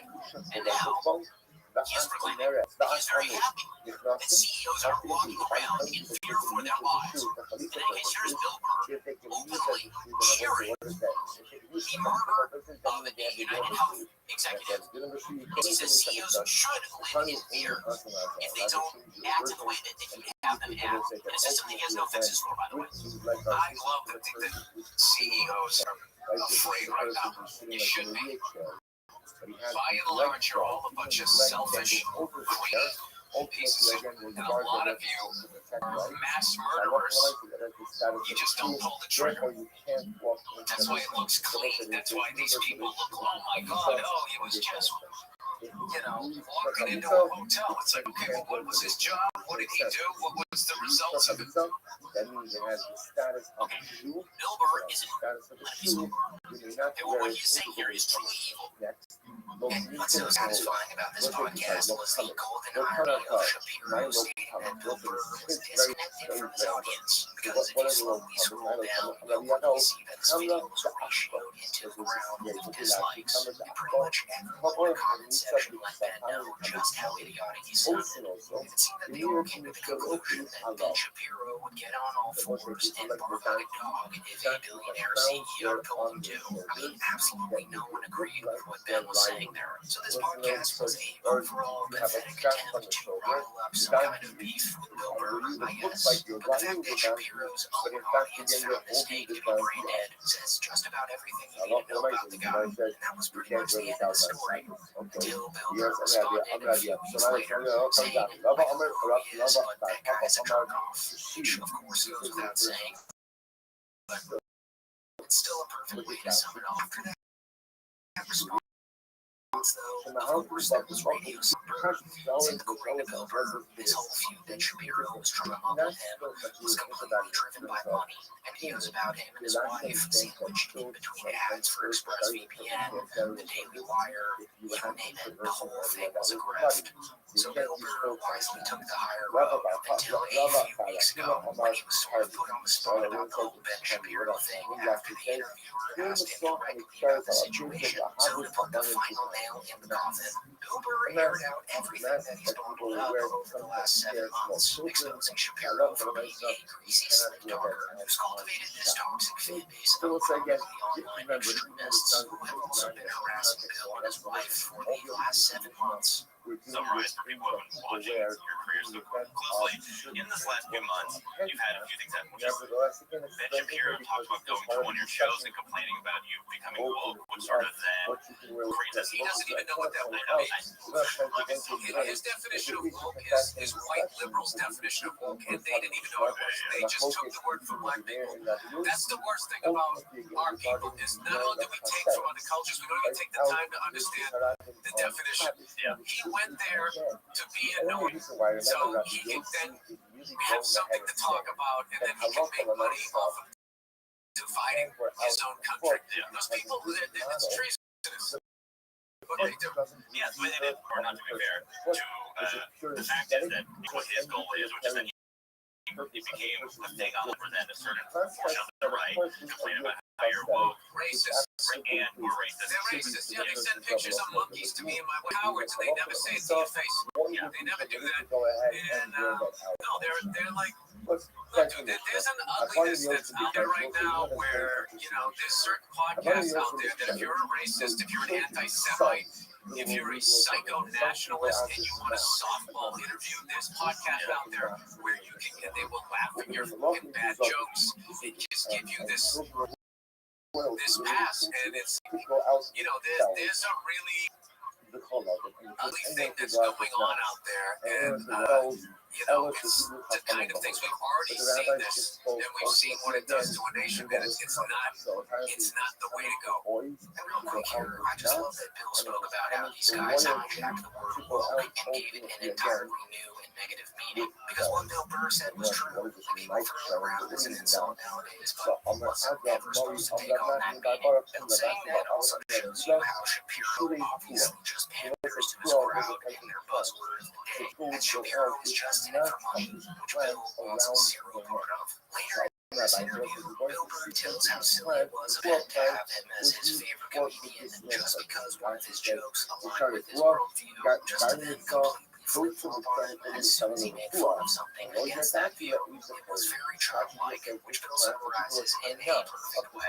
What I'm finding is that people keep trying to categorize what it is that you're doing. Like that idiot Ben Shapiro. No, he's woke now. He's like, I don't. That fucking guy, someone came to me and goes, hey man, he was trying to bring me into his fold.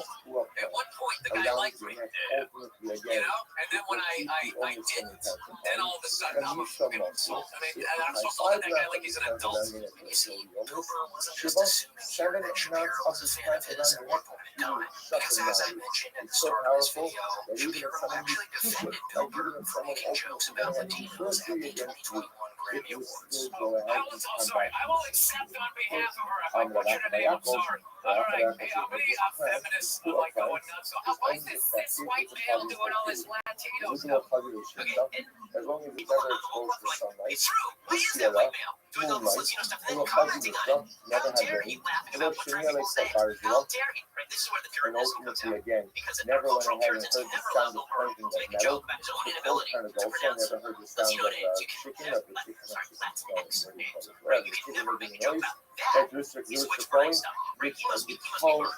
Bill Burr's a bad man because he insists on his right.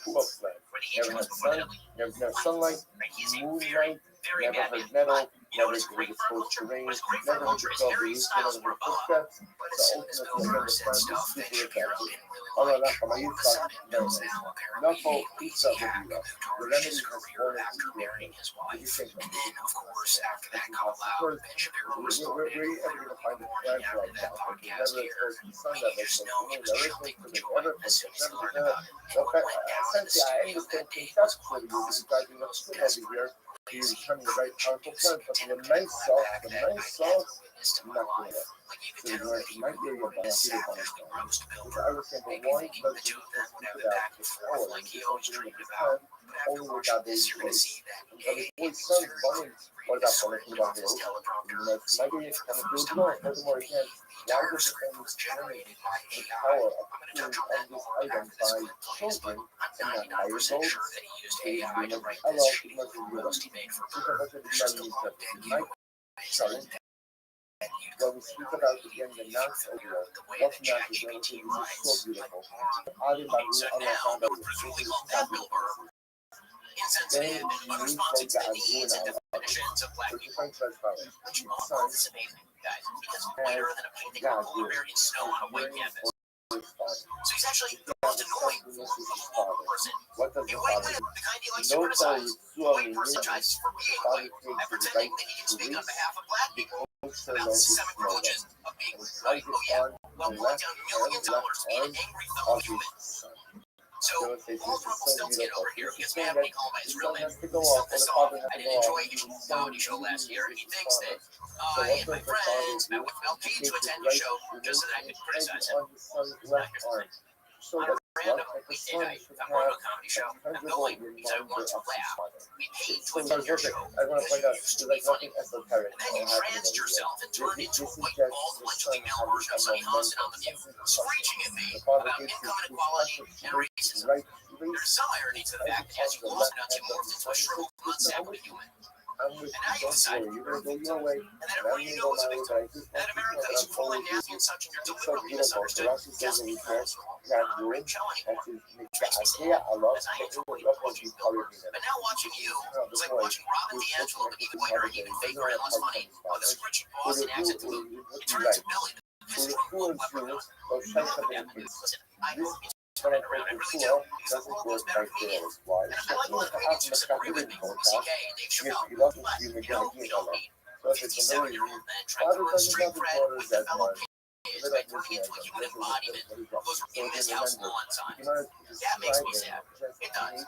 And yeah, You're being So a little again, there jackass. was You cannot tell me that that entire thing wasn't written with ChatGPT, and even if it wasn't, it's seriously some embarrassing stuff to be putting out to hundreds of thousands of people. I mean, come on, little Benjamin. This was truly the biggest fumble of your career. Cooper never calls out anyone by name anymore, and he mentioned Joe Rogan's name in that interview. But the last time this happened was when he called out Elon Musk, and that was huge. So just a little more effort would have at least been respectable. But yeah, guys, sadly, this call out by Cooper was the highlight of Ben Shapiro's miserable career, because that pretty much wraps up the Shapiro versus Burr saga for progressive eternity, as Cooper is likely done with this mosquito that is Ben Shapiro. So with that being said, that's it for the video. Thank you so much for watching. It's such a simplistic beauty.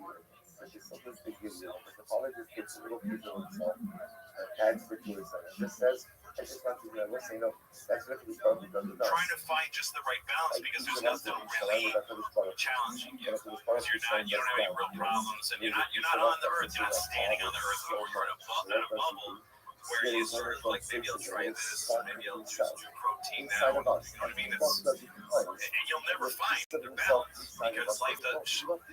That's not a normal life. That's not organic living. That's not living like a human being.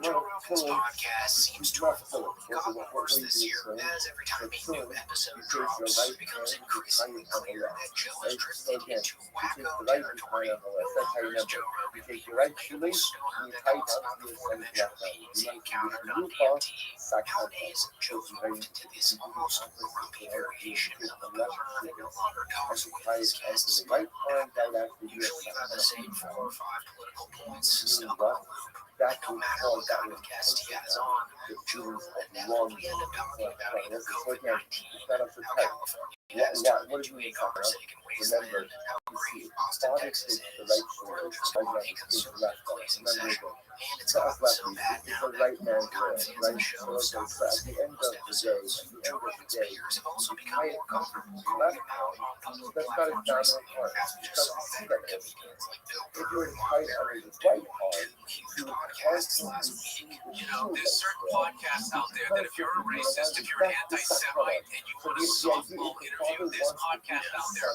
where you can, and they will laugh at your fucking bad jokes. The thing with Joe is I don't know that we have a lot to talk about because my idea of what he's done in comedy, sure, and I don't think it's hard. But to be fair, Mark Maron has been Joe Rogan's biggest hater since the early 90s. And ever since 2021, we haven't seen Bill Burr on Joe Rogan's podcast. So these guys calling Joe out doesn't really come as a surprise to most people. A better indicator of how far gone Joe truly has become is when his closest friends call him out on his own show. Almost as if they're trying to show Joe Rogan the light with their jovialness at Joe Rogan for talking about things that truly should matter in their life. Yeah, it's not much more. See if we can find anything on the Japanese population crisis. They're having so few children. You're allowed to do different shots. Says, Allah plays to do the shots. Rumors of the other album by Rima, Amra Khan by Zero. Most of most of the channel will not shots. I think about it when because I think about it with like civilizations. I think about it what we've been talking about. I know. We don't have to.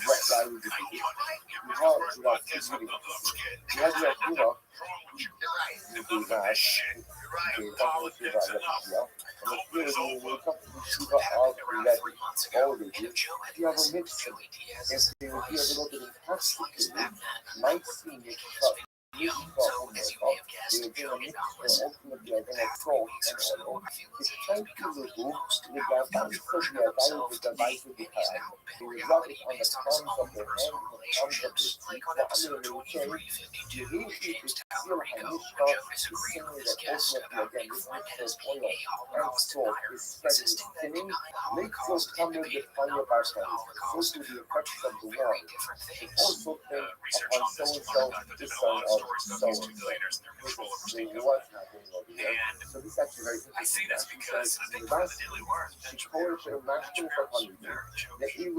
Well, and these 2 billionaires hosted a meeting with Nick Fuentes, Technically, some who countries is a they Holocaust denier, they would give out and wine. he's got a lot of How would they pushback give here. out wine? Nick Because when a Fuentes, person is it has a denier glass of or wine, does he their debate mind the is much numbers? more open to Well, absorbing to be information fair, I don't and listen to a lot of Nick Fuentes, which is on me, sometimes over but hey, I definitely do think like Travis Travis serves, and yeah. together. Pretty But hard not thing to if push I can back bring on you back Joe, to practice. especially since Hey, Joe you doesn't got a push glass back of wine. in the very slightest when he has people on his podcast who people actually want answers from, What's the like the problem? sitting president, vice One president, day of and of learning. course the Well, current you're going to director of the tell us in a couple FBI, of glasses. who, if you don't know by See, now, was obviously, sitting you don't 4 want to go feet home away with from your Joe friends. Rogan when So Elon they publicly discovered accused that Trump of rubbing being on the Epstein oil and list, to which the FBI director just salt conveniently skated on ultimately over. thumbs in the hands and arms of the police somehow took away the effects of the war.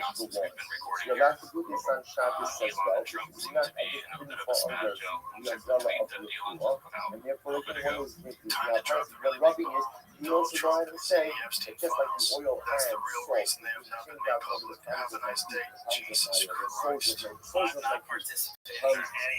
of my head, take the effect of the one to the thing that is So much tickets fall away back and forth. you don't have wine. Nice cheers with them. You could bring Does he the know person where that Trump's in the Epstein files? Does he Just have with access the to nine the of water, but I'm ready. The eight people list for high Shia, it's so fun to find it out. So how to do it. So kind of like, if you don't have wine and all you stick the person where cover up a barrel and putting it in water and just as the water cleans out the cover of the barrel, so to the effect of water to be cleaned out. But I'm Make his listeners even more annoyed with that situation. Joe actually talked about this encounter with Cash Patel a few weeks ago on his podcast with Danny Jones, where he scoffed at the idea of actually pushing back the FBI guy about Epstein. Director of the FBI on the show saying there's no tape. There was. Nothing you're looking for in those tapes. Why'd they say there's thousands of hours of tapes of people doing horrible shit? Why'd they say that? Right? Can't Blondie say that? Well, they're talking about Epstein or did Epstein. Yeah, she said it literally, I think, a week before you had the FBI director sitting here telling you there was nothing, right? She said something about that there was like thousands of hours of tapes of people doing horrible crap there, and did the FBI dude say that there was nothing? Don't try this. But when I saw they did it, let's do this exercise. I've been about a few I mean, what am I going to do? Push back? No, obviously, I'm just saying what he has to say. So this is what I'm talking about when I say that long-time listeners have been really fed up with Rogan recently. Joe has 24 million listeners every week and refuses to practice any type of good interview when he has guests really want answers from. So it's very clear that he has apoliticals on this show because he obviously gives softball to people that he aligns with, but as Joe Rogan platforms actual politicians, scientists, and professionals in the field that they're talking about. What's even more annoying than Joe not pushing back is when Joe decides to talk politics all by himself, because he doesn't really fact check anything he has to say, and when he goes on these long political spiels, it's almost like you can feel Jamie on the edge of his seat, just itching to turn on his mic, but he doesn't in order to keep his job. We're in this complete shifting of the polls where the Republicans now are in favor of free speech. The Republicans want to end the wars. They want to stop contributing to foreign countries. They want, they want comedy to be comedy again. They don't want restrictions on people's behavior and thinking. And the Democrats have developed this sort of like cult-like idea of what everyone should accept and what's normal and what's not normal and what needs to be elevated in our population and what needs to be ignored. And it's just like, it's kind of insane. Joe still push the idea that Republicans are anti-war and pro-free speech at this point. Come on, Joe. If you ignore the massive increases to the military budget, the push to start a war with Iran, and the worry for students from speaking out, there's still plenty of sure. A lot of people actually think that Joe is saying things that Joe is probably aware of everything that I just listed, subconsciously ignores it as if he didn't threaten the life in Boston. He knows what side he's on, but funnily enough, still thinks he's innocent when it comes to politics.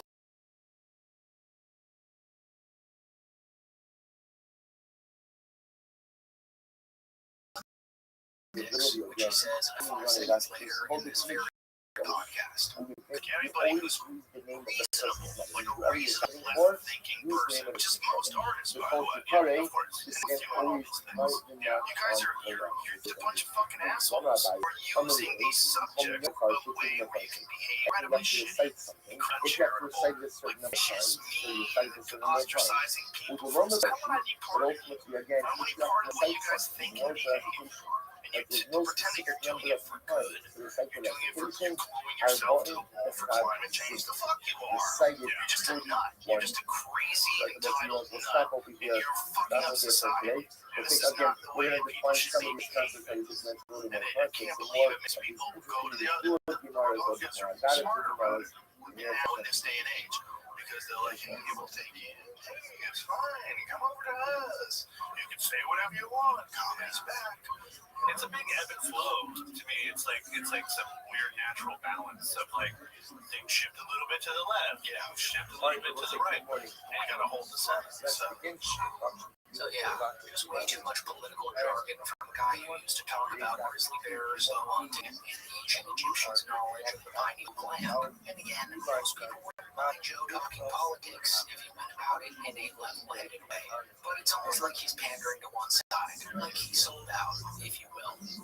But in my opinion, the political grifting Joe's done recently isn't even his worst offense. Joe's most despicable behavior can actually be observed when legitimate, reputable scientists go on the show and disagree with any of Joe's various conspiracy theories. Like Joe's handling of the Flint Dibble Graham Hancock debate was just atrocious, because even though Flint provided real evidence to back his claims, since he's an actual archaeologist who's been to the sites that Graham and Joe talk about, Joe and pseudo-archaeologist Graham Hancock just bullied and interrupted their way through the podcast. And after that show, believe it or not, Joe actually made fun of Flint Dibble for having cancer. Flint Dibble approach, that guy embodies what you don't like about academia. You see him physically embodies it. Like it's like that's what it is. It's these weak men. These weird, kind of bitchy weak men. Hey there, Joe. I just found out yesterday that you're going to kill my appearance in front of millions of people on your podcast. Here I am. I have had the last, 6 hours in the hospital to consider this while I get treated for my stage 4 cancer with an infusion. You know that I've been fighting cancer for the last 4 years. I've mentioned it to millions of people on your podcast. What a little man Joe Rogan truly is. And if you haven't watched the whole expose video Flint Dibble put out about Rogan, I'll put the link in the description down below, and I highly recommend you guys give that a view, because he tore Rogan to shreds, and it really puts Joe in a light that you may have never seen before. Joe Rogan, you're a coward. Calls a cancer fighter. In my view, all this stuff about Joe happened in the last 4 or 5 months or so, which is why I think that Joe Rogan is actually at rock bottom right now, because it's not like any of this is new, you know, but it's become much worse recently. I'm sure if you're watching this, that you may have been a fan of the podcast at one point in time, because the show used to actually be genuinely good. It felt as if Joe felt as if he was lucky to be in the presence of some of his guests, and he would let the guests down the other way around. Joe also used to have the best guests on, as when he lived in Los Angeles. There was a plethora of cool people in town that could stop by the studio to talk with Joe while they were doing other promotion of their careers. That simply cannot be found in Austin. Now, when you scroll through Joe Rogan's recent podcast episodes, I bet the general listener would have to Google search and people was talking to. So Austin's now really sort of stagnated now. In the circle, aka the road, have openly criticized how shitty the city truly is. Like Tim Dillon, Mark Normand, Shane Gillis, even Ari Shaffir have all come out on separate occasions to publicly trash Austin, seemingly zero remorse. But it's the most overrated city in one of them. Texas City is a trash. It's not much, everybody. Everyone's at lunch with Austin. It's huge here. The city itself is not. I'm not saying it's a I'm saying it's actively unfair. Well, let me just say what's Austin. I gotta tell you that Austin. I don't know how these people, these Gillises, or these Tyler Fish, or these Seguras, Whiskey Creek. How do they live there? I mean, it's that city is a boiling pot of evil goo. just circling a dish. Texas is gay. I'll say Texas. That's fair. Wait, wow. I'm sure not the one that you know. Austin is a gayer version of. There is equally as many shirtless guys in Austin. No, I have a few more shirtless guys. I hated everyone I had. That people were doing, I hated. I didn't understand what was going on. There was like missing the text, and I didn't get it. I didn't understand the length, what color. These are the worst people. The crowd was in Antifa, not married, nothing works. And the food is some of the worst food in America. You have to like a college pig. Enjoy it. I've shipped on off for 3 years. Not one in the president. It just seems to me that Joe Rogan and his once universally loved podcast have, in fact, face planted into rock bottom recently. But I guess we'll just have to see where things go for the rest of this year. Because I heard rumors that the mothership will be expanding to New York City, which would be pretty interesting to see unfold. But with that being said, that is it for the video, guys. Thanks so much for watching. I mean, what am I going to do? Push back? No, of course, obviously. Not Taliban, right? Where it says, not Taliban, not Taliban, the Hasiration debates. The thing with Joe is I don't know that we have a lot to talk about because of my idea of what he's done to God. Sure, and I don't think it's correct. I think that it's tribalized, and I think that he's created a sort of army of people that think they know comedy, but they only know a specific thing. What they think is good is not necessarily good to make you what they're like. So it seems that Mark Maron has reignited his decades-long beef with Joe Rogan and his group of comedic assassins, as he just called them out on 2 separate podcasts in the span of a week. And Mark Maron's not just going after these guys because he doesn't like them. As he puts it, he has reasonable criticism for them. It's reasonable criticism. Like in his most recent special, Panicked, Mark actually spends a good portion of time calling out the anti-woke comedy scene that Rogan's forged in Austin, criticizing them for normalizing slurs, punching down at marginalized groups, and overall platforming dangerous ideas. Pterodactyl arms? You're supposed to put that nigga on the grill. He ain't even supposed to live. And if you haven't seen it already, I highly recommend you go watch that entire special. But to give you an idea of what he talks about in that special, here's him poking fun at the idea of Theo Von having Adolf Hitler on his podcast, and what exactly that would sound like. I think if Hitler arrived today, he'd probably appear on Theo Von's podcast.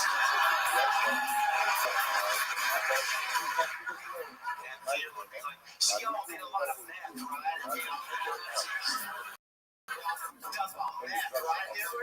She'll make you crazy, dog. I did some videos for 3 days and then I ate a live bird. No shit, Hitler, a live bird, bro.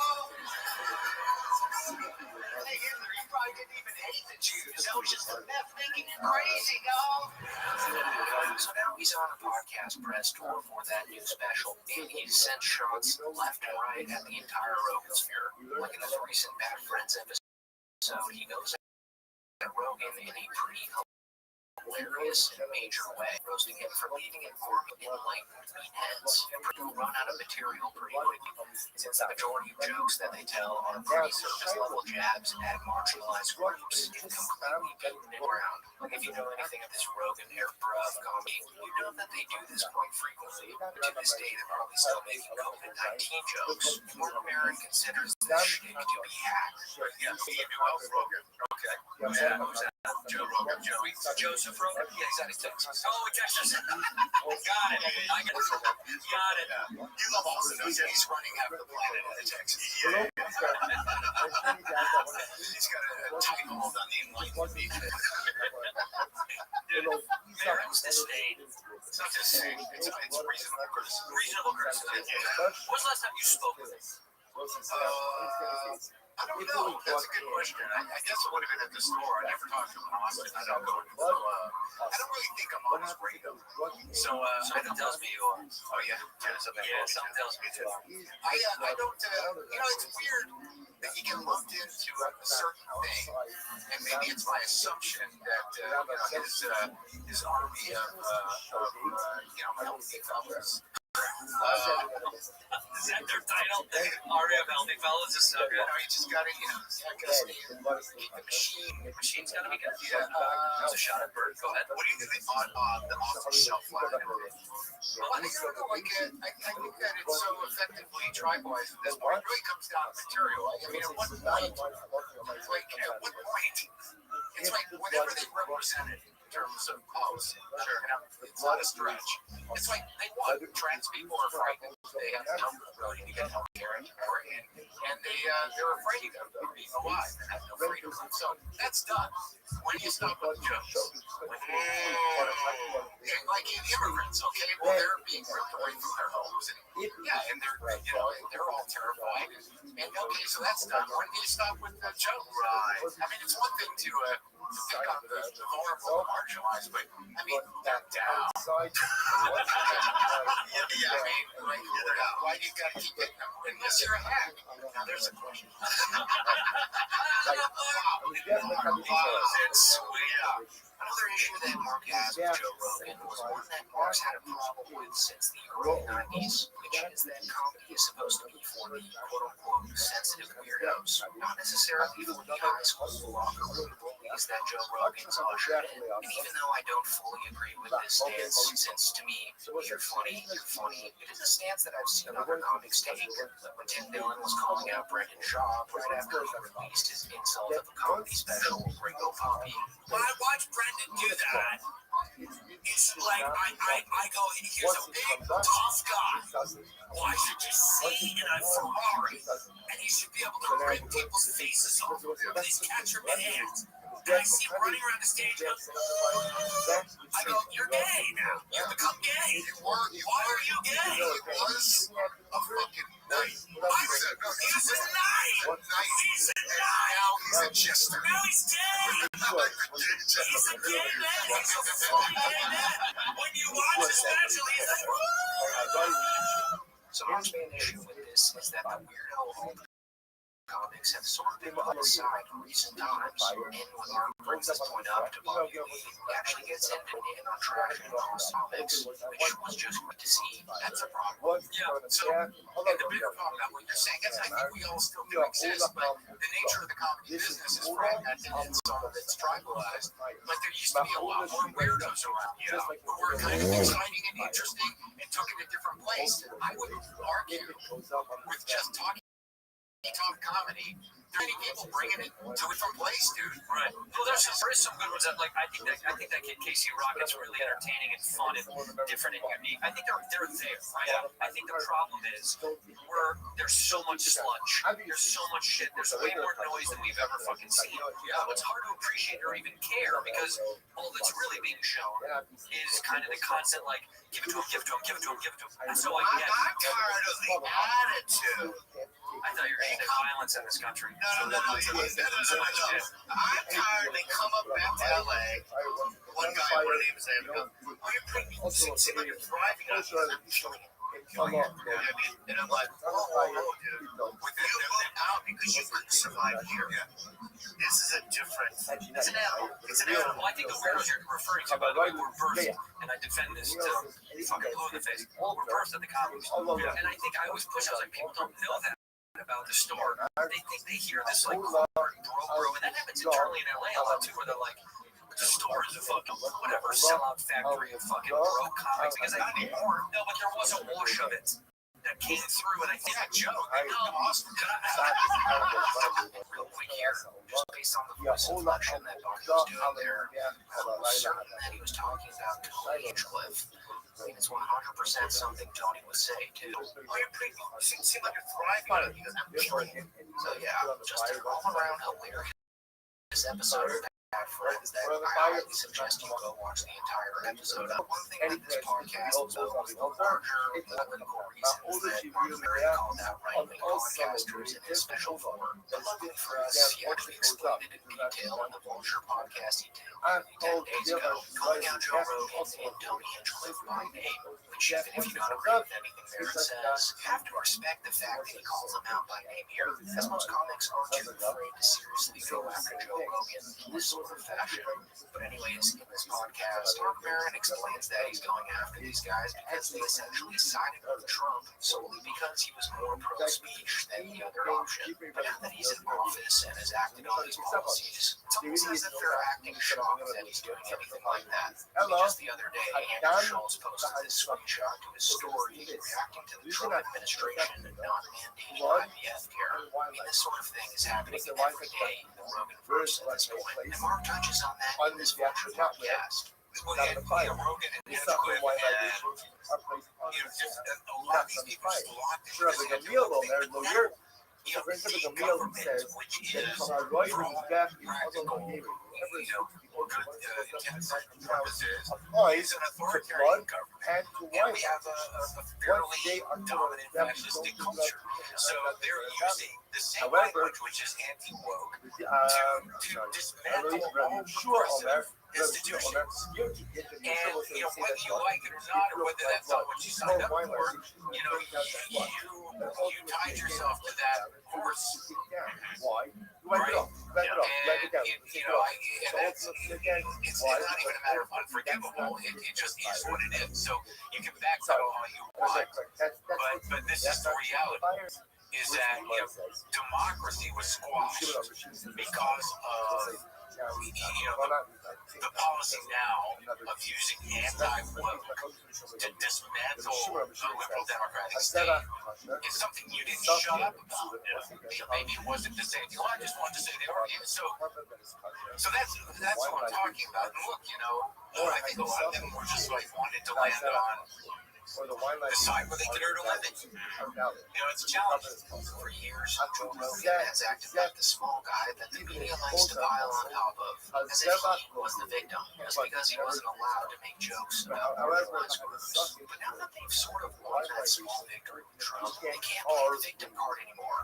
So in this next clip, Mark plainly states again that whenever a Rogan guy makes a joke punching down at trans or gay people or anything of that nature, that it's simply just hack, and it's only offensive because of how unfunny it is. And in that thing, it's at a point now where it's like you don't have the victim position anymore. You have the dominant position. So why keep kicking?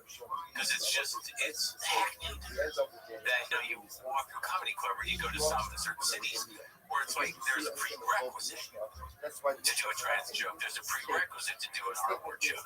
There's a prerequisite to push the edge in a very non-risky way. To not push about it, but act like you are just and act like your voice is somehow dangerous. There's nothing that's dangerous. It's boring. To say what people want you to say is not doing it against those particular people.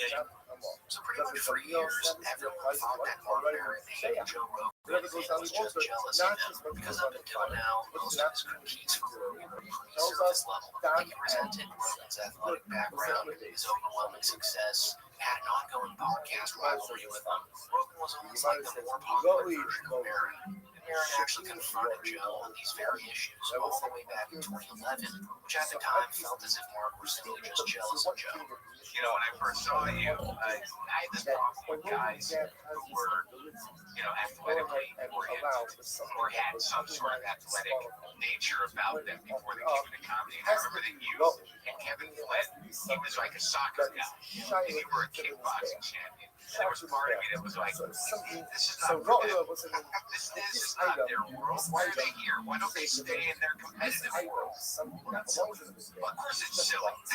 But you were sort of a cocky fuck then, weren't you? First of all, But if you're not around someone like that, it belongs on the there. It sounds like that one. But if you're feeling this there, something that runs. But it has nothing to do, it doesn't belong in this podcast, never Mark belongs also to the admitted yeah. that And he felt what? that Joe But being a ultimately, fear again, factor disqualified him from being a comedy that's authority, much of implying that doing a show so out of sync with thoughtful or serious comedy should have not broken off any form or artistic that's high when we ground. say That bring it your on television the career, down. you know, not just We raising know a you fear factor, was antithetical to, you know, who you are now.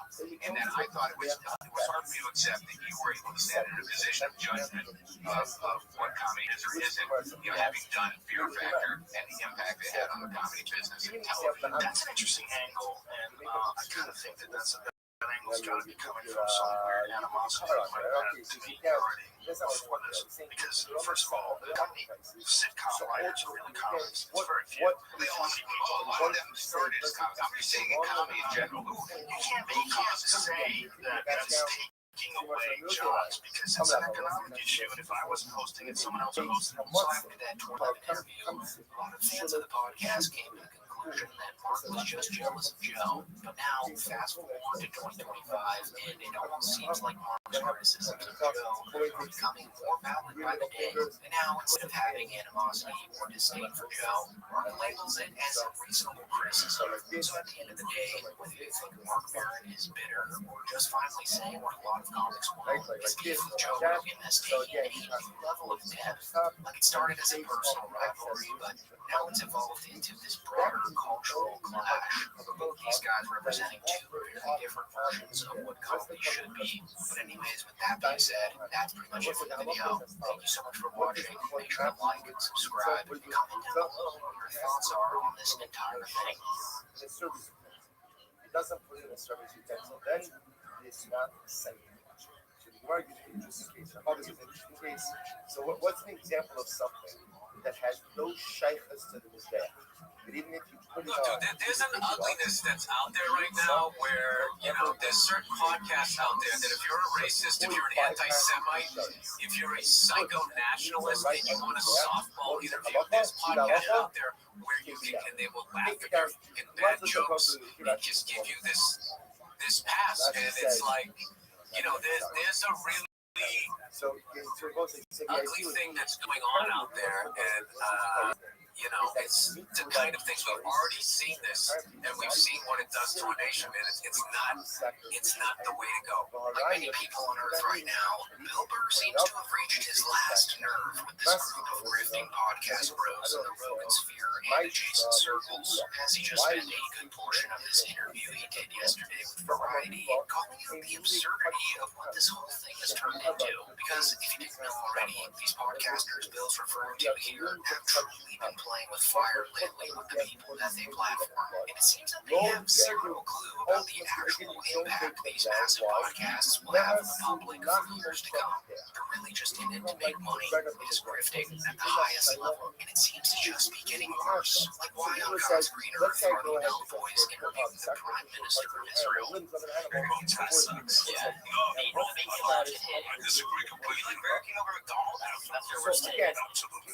And you know it's gotten bad when Bill Burr has to finally step in and be the voice of reason, since he typically avoids these heated topics until he just can't take it anymore. And so he really doesn't hold back here. Like he pretty calls Joe Rogan and his whole crew a bunch of pseudo-intellectuals who think they're genius because they read stuff online, when in reality they're just dumb guys who don't realize that they're causing irreversible damage just by having these types of people on. You know, they're talking about the billionaires and politicians. So what do you feel in podcasts? What do you feel about politicians, billionaires who appeared on podcasts of your peers to try to use leverage comedy for their own? Oh, it was before that. I remember the first time I saw President go on the Tonight Show. I thought it was cheapening The Office. It's like they never did that. Now that everybody has a camera and blah blah blah is just all over the place. I just think the landscape of it has changed. All I can say is personally, I would never do it. I would never have somebody come on that's running for president with my intellect. I'm not going to sit there and be like, so, like, what is your, what's your foreign policy? Like, it would just, I would be like, within 3 minutes, dude, what was your favorite Super Bowl? And then people be like watching it going, I like that Super Bowl too. I'm going to vote for this guy. It's just like, it's just so far beyond my wheelhouse. Like, I am just way beyond. Like, Denver really starts to go in on who people assume are Joe Rogan and Andrew Schultz, criticizing them for thinking they're some form of higher intellect, like they've ascended beyond the normal working class civilian just because they can regurgitate whatever they read online that day in a somewhat coherent way. And Bill Burr explains here that this is all ego-driven, as they desperately want to appear like someone who's more valuable than who they really are. D-tier stand-up comedians at best, who have to get on their tippy toes just to reach for the lowest hanging fruit. But as Bill Burr puts it, at the end of the day, they're just dumb jocks who would only sound smart in a sports bar. there's a difference between the people that read and the people that are the subject of what you're reading. You know what I mean? There's people that like discover shit and figure shit out, and then there's the people that read it. Like the only people that can explain the theory of relativity. That's probably not a lot of people. You know, they can do it, but then there's this ego thing that because now I can explain it like I'm somehow Einstein adjacent. It's like, no, you're not. You just read some smart shit. That was a bit I used to do in my act where it's just like, there's nothing worse than when a dumb person reads because now they think they're smart. It's just like, no, you're just a dumb guy that knows a lot of shit. Like, intellect to me is how you process information. It's not just reading a bunch of smart shit, putting it in your head, and then puking it out at people and be like, you know what, that's not smart. You're torturing people. So I would, it's more like how you put stuff together. And like somebody said me one time, you know, you're a really smart guy, and I go, yeah, in a sports bar. You put me in a sports bar and you want me to talk about 70s and 80s sports. I am wildly, I'm scoring very high. All right, you put me in like that form to have to interview somebody that is going to run for president, and then all as the sports bar guy, you're going to see like, yeah, this guy did go to summer school a lot. So, And Bill saying this is truly satisfying, as Joe Rogan and his offspring have been impersonating philosophers for way too long now. So even though he doesn't mention them by name, it's pretty clear who he's talking about here. And just so we're clear here, Bill Burr will probably never go back onto Jerry, as he A, would like to keep a healthy blood pressure, and B, doesn't want to waste time trying to save Joe since he's already past the point of no return. Like he's truly compromised at this point, and Bill knows this. So the next point Bill makes here is, in my opinion, the most important point that he makes in this interview, as he goes on to define the role of a stand-up comedian when talking about politics, which seems to have been lost in memory. So as you'll see shortly, Bill says that the comedian's job is to simply trash both sides, because like many other people around the world, Bill Burr hates both the far left and the far right. And if he doesn't trash both sides equally, too many idiots will think that he's on their side, which is the last thing he wants. And funnily enough, it's the first thing that guys like Tony Hinchcliffe and Andrew Schultz want, which just goes to show how many light years ahead of them Bill really is. Yeah, and ultimately, my question is what do you think of talking about politics at all in your act? What do you want to do, right? If I do it, I trash them both. Yeah. With what? Because that is my job. That is my job. I can't fix the political system, and I don't watch a lot of it. But you know, You know, when I do stand up, you know, if I start trashing like Trump, I would hear the left of the crowd like, yeah. I'd be like, oh, fuck, you voted for a guy that, you know, is staring off into space. Like, your guy literally should be in a fucking home. What are you patting yourself on the back for? X, Y, and Z. Your fucking party has not let you vote for, has not let you choose your candidate since Obama's second term. You a liberal? That's fucking insane. We want Bernie Sanders. Fuck you, Hillary. We want Bernie Sanders. Fuck you. Fucking Mr. Magoo. Mr. Magoo again. Fucking 2 weeks before. Oh, yeah, it's his vice president. That's what they do. So, like, I get, so that after I crash Trump, I then do that because my thing is like, I'm not flying either one of their flags and I'm staying out. That is the problem. And they're always distracting us with other stuff. So, like, CNN and Fox News are a fucking disease.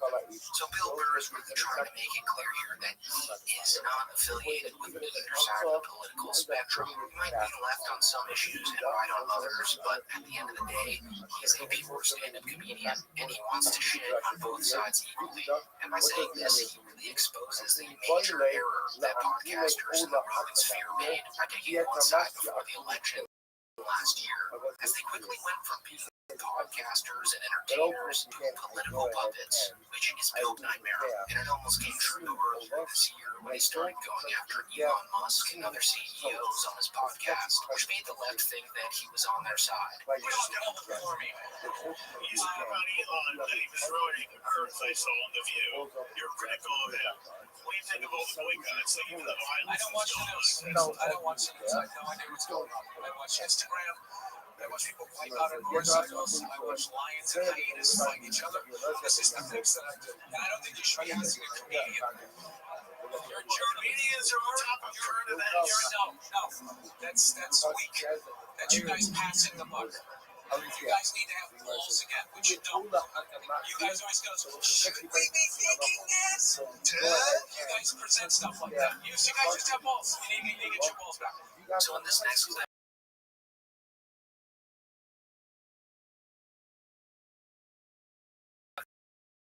Burr goes in on the Time, you know, you're going to talk about stuff like this, and people really embracing you, and they're sharing your.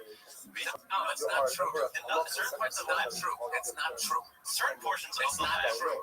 And certain portions of the right. There's common sense on both sides. But we keep doing this shit. Where it's like, oh, the right's all fucking racist. And the dude, the left is the most fucking. Most of the left feels like if they have a black friend, they don't have issues. Okay, I'm out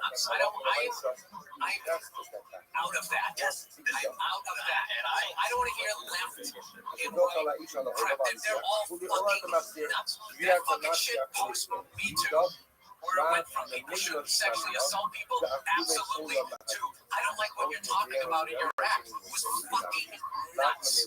It was McCarthyism on the left. And now you've gone to the other side on the right. And the left was so fucked up, you know, the psycho right thinks that they're in the middle, and they're not. They're out of their fucking minds. And I travel to, and I'm telling you, people who lean right and lean left are chill.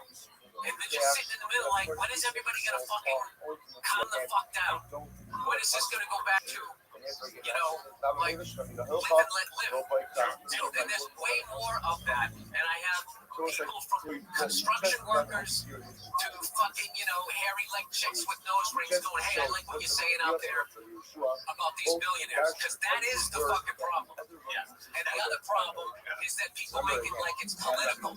Like if you vote for this colored tie, these billionaires are somehow going to grow a heart. And it's just not the case. Bill then goes scorched earth on Ben Shapiro, who idiotically associated Bill with his politics until Bill said something that didn't align with Shapiro, to which he then criticized Burr for and called him blind with wokeness, which is just another example of why Bill tries his very best to stay far away from both sides of politics, since it just puts you in an ideological chokehold if you dare say something that they don't agree with.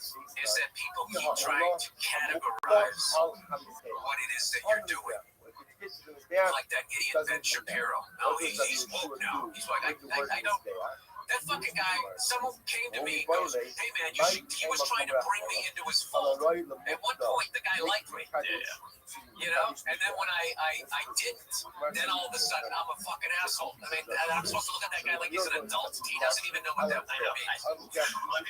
His definition of woke is white liberals' definition of woke, and they didn't even know what it was. They just took the word from black people. That's the worst thing about our people is not only do we take from, we don't even take the time to understand the definition. He went there to be annoyed, so he can then have something to talk about, and then he can make money off of dividing his own country. Those people, it's treasonous what they do.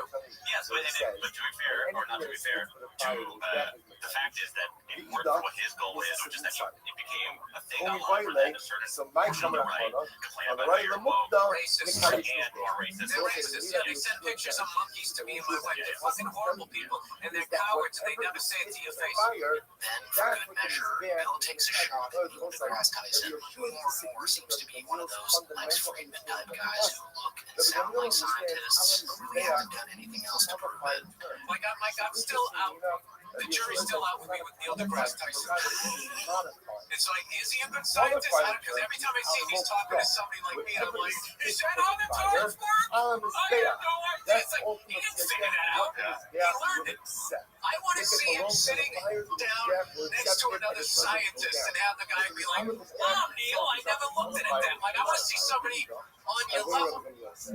He does spend a lot of time talking about me. He doesn't do science a lot. He definitely sits around a lot talking about it. It's kind of like a Dr. Phil kind of thing. So he always looked like a crooked cop to me. He just looks like he would plant a pistol, do one of those, and take like a pistol, taped up pistol, and take shots.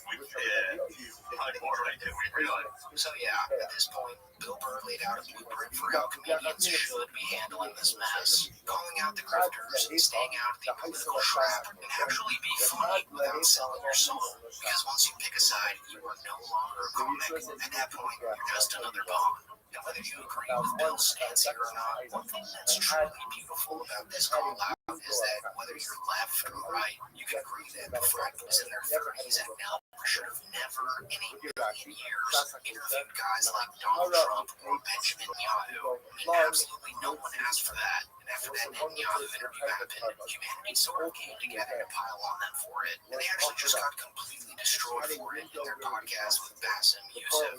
And so that is it for the video, guys. Be sure to like the video, comment, and thanks so much for watching. Dude,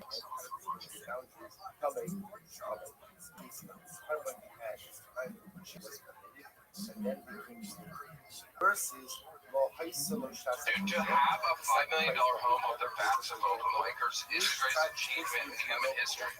There's nothing better than that. To watch Casey Rocket sweat so he can buy a second lake house is Alright, so it looks like Tony Hinchcliffe finally got canceled, but not really in the way that he's always fantasized about. You see, instead of getting canceled by the evil woke mob for saying an offensive slur, Tony Hinchcliffe was literally canceled by the WWE after he couldn't sell enough tickets for his SummerSlam event, an event that was going to be based entirely around Tony's comedy. Pretty hard pill to swallow for the comedian known to have the largest ego known to mankind. Look like Tony's ready to suck in any body of water. Go have your magic moment. This is the biggest thing in your career. Go do it. Go get it. Go get it. It's personal, long-term. They gave me a chance. You know what I mean? They gave me a chance. And this cancellation comes just 3 months after Hinchcliffe bombed horrendously at the roast of WrestleMania, which was so awful and in bad taste that the WWE removed all existing audio and video of it from the internet. And you know you're bad at stand-up comedy when the WWE and its fan base all come together to agree that you're a hack. These are the same guys that find Burt Kreischer to be one of the funniest men alive. So I think it's safe to say that this is now the biggest blunder in Tony's massive ego in recent memory. I mean, the last time he got a reality check this bad was when Donald Trump publicly announced that he's never heard of Tony Hinchcliffe. And in fact, wanted absolutely nothing to do with him, especially after Tony's atom bomb and Trump's rally of the year. Hold up, buddy. Well, Somebody said it was a comedian that jumped in Puerto Rico or something. I have no idea. Never saw him. Never heard of him. And don't want to hear of him. So for this video today, I wanted to explore the following question with you guys. Is Tony Hinchcliffe in 2025 an actual stand-up comedian? Or is he just a witty podcast host who knows when to throw in a good one-liner from time to time? We all know that his show, Kill Tony, is massively successful. Like I'm pretty sure in some metric that it's passed Joe Rogan's podcast recently. But when you strip away the live band and the world-famous comedian guests, can Tony Hinchcliffe really be funny all on his own? Well, to put this to the test, we have to look at the times when Tony puts on a show all by himself, which is pretty rare, but most recently happened around a month ago. He appeared on the YouTube channel Country Club Adjacent, where Tony tried to show the hosts of the show what roasts from a world-famous comedian really sound like. Well, it's finding of the mind. Like a manager and a pitcher at a Little League game. You get one more inning. And by inning, I mean inning and outing of the children's book. Is Harriet. Tony wrote for 6 months. The mayor of the moment. The dictator of dictation.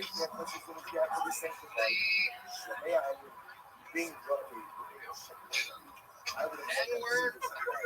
This is a big deal because this is a special for him. It's the guys that his mom are on a billboard down there. I don't know if you guys see that. You see the guys that my mom, when we zoom in on him, he also holds the weather. So this little gust coming from east to west might help him. You fart knocker. I love that I have literally the worst recorded backups. They are fart knocker, hibbity bobbity. Remember hibbity bobbity? So he really tries his hardest to roast these guys here, but the jokes just never really land. After a while, the guys he's with just start to belittle Tony right to his face. I mean, you have money to buy a man. Hold on. You still dress like a broken piece of shit from Tallahassee, Florida. When you pick your outfit, are you just like, I would go to the real celebrity?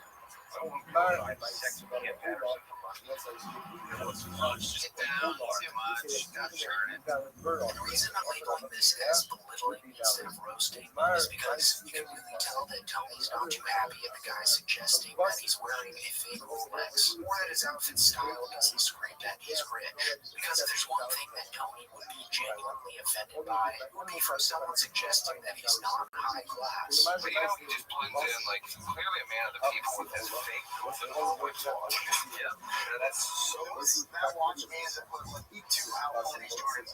Yeah, he stole from Kim Patterson. You guys are literally don't know anything about taste or class. Says the guy who has his shirt tucked in a picture. You don't know about class.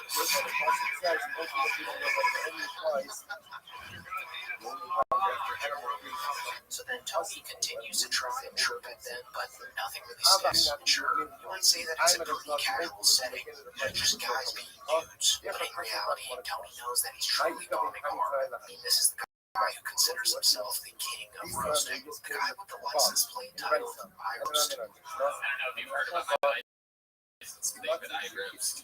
It's his only show. He be a bit better than this. Oh, yeah. You're going to need a stick of butter to hit that next ball with. It's a great show. Well, come on in, boy. You must want one of these gay cars, or as we call them, Tacoma Twin Tundras. You can use the stick shift with your asshole. And to operate the turn signals, you got to use your whip mouth. Come on, you dirty little dick boy. You know its laughs are the only ones heard after he tries ripping his way out of the grave he dug for himself. So overall, in this one example, he really didn't put on the comedic masterclass like I think the hosts were expecting. But to be fair, Tony's never claimed to be the best off-the-cuff roaster in real time. His best roasting is actually done when he pre-writes jokes for legitimate roasts. Because if you didn't know this by now, before turning Kill Tony into the huge spectacle that it is today, Tony actually worked for Comedy Central as a ghostwriter, writing jokes for the celebrities in the roast of Justin Bieber and the roast of Rob Lowe. So this format of roasting is what Tony's truly known for. And honestly, when I first watched his set on the roast of Tom Brady, I thought it was hilarious. But in hindsight now, I think we all may have been fooled, since it was in contrast to the normal non-comedians who went before Tony that night. Like, of course, Tony would be the funniest guy in the room in comparison to them, right? What would happen, though, if he did a roast with only comedians as guests on the panel? Would Tony still be king? Well, let's check out the most recent time this happened. Roast of Louis J. Gomez, which featured comedians like Shane Gillis, Rob Kelly, Joe List, and Big J. Okerson. You know, people who are a tad bit funnier than a drunk Rob Gronkowski spitting on the mic. So let's just compare Tony's set with the other comedians that night to see if Tony's a true master, as he says. Ari looks like nose Ferratu. Ari now famously does yoga. If I wanted to see something all stretched out disappoints black men, I would just look at Kim Congdon's pussy. Ari does yoga. Its career is also downward facing dog. You got canceled for making fun of Kobe Bryant. If only your career could rebound as good as he did. Ari got in trouble with Lakers fans for saying he was fine and Kobe was dead. They told him to go to hell. It's going to be weird when he runs into Kobe's daughter there. Joe List is here. I have a Joe List. It's a list of awesome shit I get to do because I'm friends with Joe Rogan. Fucking bitter New Yorkers. I'm sorry Dave Attell can barely afford to take you guys to fucking dinner. Should have convinced him to do a podcast, you fucking pussy idiots. Kim Congdon. Coming again for Kim, everybody. Just like one of the guys. Unless you're talking about her setup here tonight, then she's not like one of the guys at all. Kim was built to live here in Texas. She already gets an abortion every 6 weeks. She takes shots to the head and chest, and her pussy looks like brisket. You know, you can clearly tell that he's been doing this for a long time, but I think where Tony goes wrong is that he seemingly tries too hard to get canceled, which is exactly what got him in bad graces with the WWE and at the Trump rally. It's almost like his roasts revolved solely around extremely sensitive topics that are just shocking, just to appeal to the crowd that's against the quote-unquote woke agenda policies, like the censorship that YouTube uses on its platform. How are we gonna get rid of all these?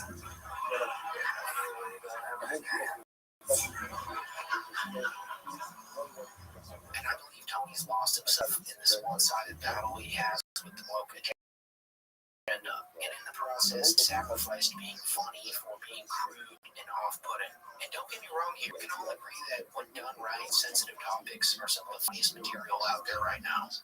The Shane Gillis' opening monologue at the S this year, he tackled a range of highly sensitive, polarizing topics and absolutely killed it. But if Tony Hinchcliffe were to be in Shane Gillis' shit that night, it would be very, very bad. I think that's something we can all agree on. Speaking of Shane Gillis, in this very roast battle, he actually tore right into Tony, roasting him into oblivion, without feeling the need to bring up things that the woke mob could cancel him for, since Shane does comedy to be funny at the end of the day. Tony looks like Matthew McConaughey's skeleton. I don't have a joke for this, but something about Tony being young Sheldon. They say bazinga every time he makes one of his gay jokes. Here's the thing. Tony for real thought he was going to be the Joker. You ever see the movie The Joker? It was a dream of his. He does the laugh sometimes in front of his friends. And they told me this when he wasn't around, and they all make fun of him behind his back. Isn't that funny? As soon as he left the room, they're all like, dude, he keeps going. Isn't it such an embarrassing dream to have? What a dumb fuck, he believes he could be the Joker. Tony also, I believe, had a Corvette with a license plate that said, I roast. I can't believe people are calling this guy gay, dude. That's cool. That's so cool. I roast.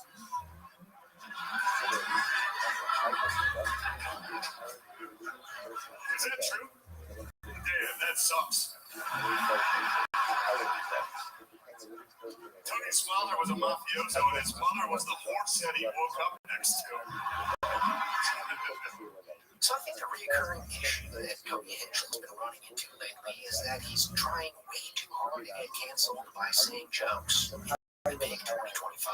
And if he keeps this hacky shtick up, I don't think it'll be too long to see Tony Hinchcliffe only on the Kill Tony show, which by definition would make him just a podcast host and not a stand-up comedian. But anyways, that is it for the video, guys. Thank you so much for watching.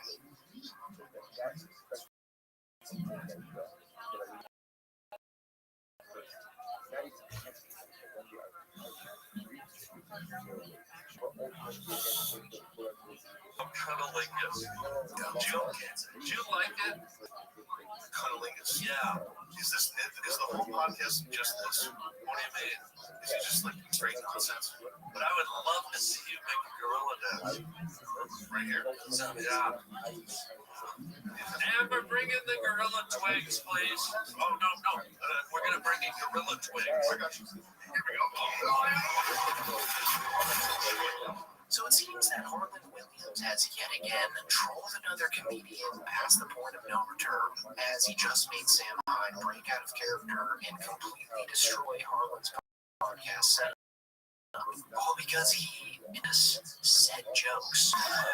Yes, but that might be hard for some of you to grasp, especially if you frequently go to the mothership. But when a veteran comedian like Harlan Williams decides to troll you, it's game over, as he's been doing this for over 40 years now. And we first saw him do this on Jerry when he exposed Joe Rogan for the novice comedian that he truly is. I have a tape worm. For real? Yeah. Like it's about almost 4 feet. Have you ever had one? You really do? Yeah. And then he went on to dismantle David Lucas in front of a live audience twice, which was so brutal that a lot of people considered it a career ender for Mr. Lucas. This is the only guy I know. Everyone else in the country has Lyme disease. It says got key lime pie disease.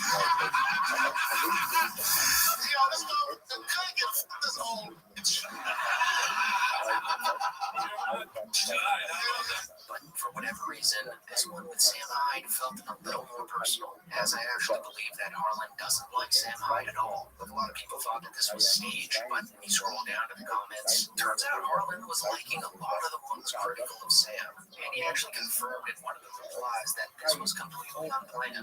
Furthermore, the friends that Sam brought along also looked extremely uncomfortable when the whole crash out was taking place, which just further points to this being a genuine reaction from Sam Hyde.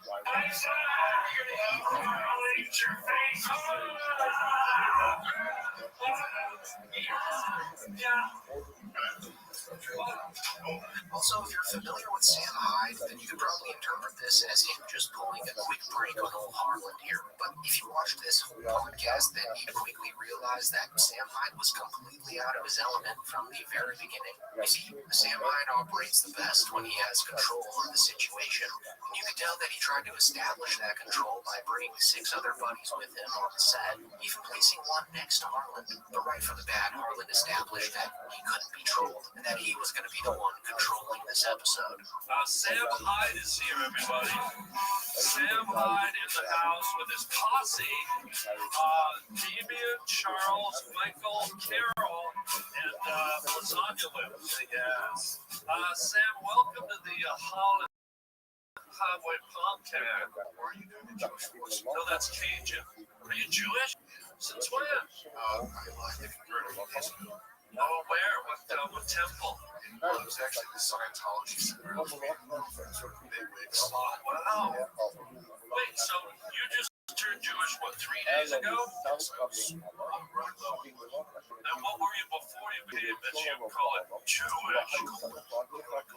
To fish in a pond in Japan?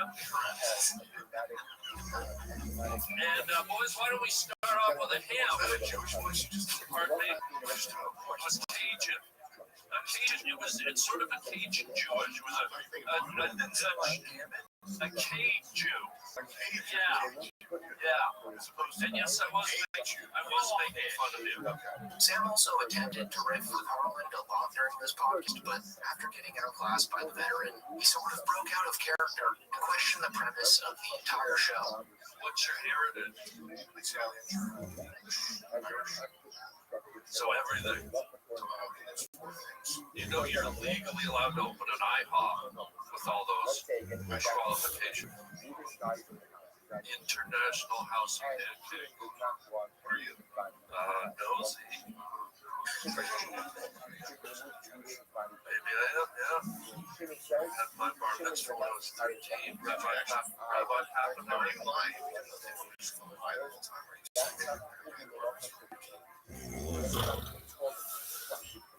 Pretty weird dynamic in the room from the very start, and it just seemed that Sam was feeling more and more as if he was the butt of the joke, especially since his posse were laughing at Harlan way more than they were at Sam. Another thing that got under Sam's skin, though, was when Harlan seemed to reference Sam Hyde's allegations, which in all honesty, I'm not too familiar with, but I believe they have to do with SA, so just keep that in mind when you watch this next clip, because Sam's mood shifts as soon as sex arises, and Sam mentions that before the podcast started that Harlan was talking about things in a sexual connotation, which he wasn't too thrilled about. So overall, I believe that this was the beginning of the end of Sam Hyde entertaining Harlan's trolling. Sam, I'd say it's tight and right.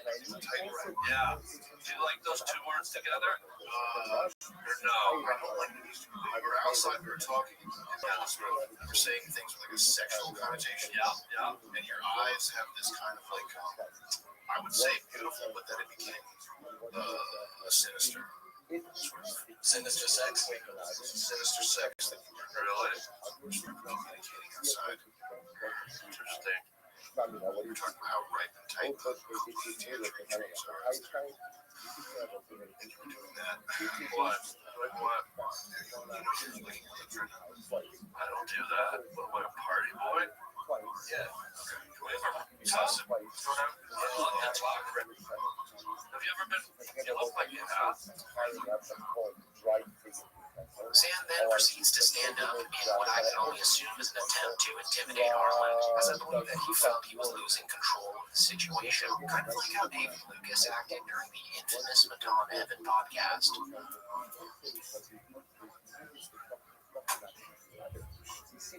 But of course, Harlan remains in character, and even pokes fun at the guys Sam is with in the process. I mean, Harlan Williams really put on a masterclass here in a high-pressure environment, which I think really highlights his comedic ability. Do you want to lurch? Because there's going to be a lot. You need to lurch. If you're not going to lurch, then no. Sam, do you have something to say? Let's go.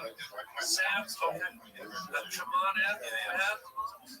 And flexi. No. What is it? Steven? What is it?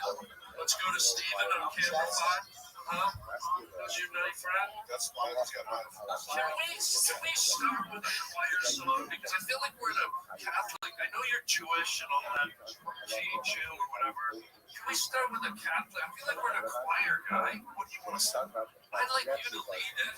You're the spiritual leader of the Demento of your That's a good setup. And right before Sam Hyde completely lost his mind and went apeshit on Harlan's entire podcast set, he dropped his whole act and questioned Harlan's show, whether he's ever going to be serious or not, and if the whole thing is just a joke, which I think was the true victory for Harlan, since usually this is how people would react to Sam Hyde, who's impossible to read if he's joking or not. I want to talk about cunnilingus.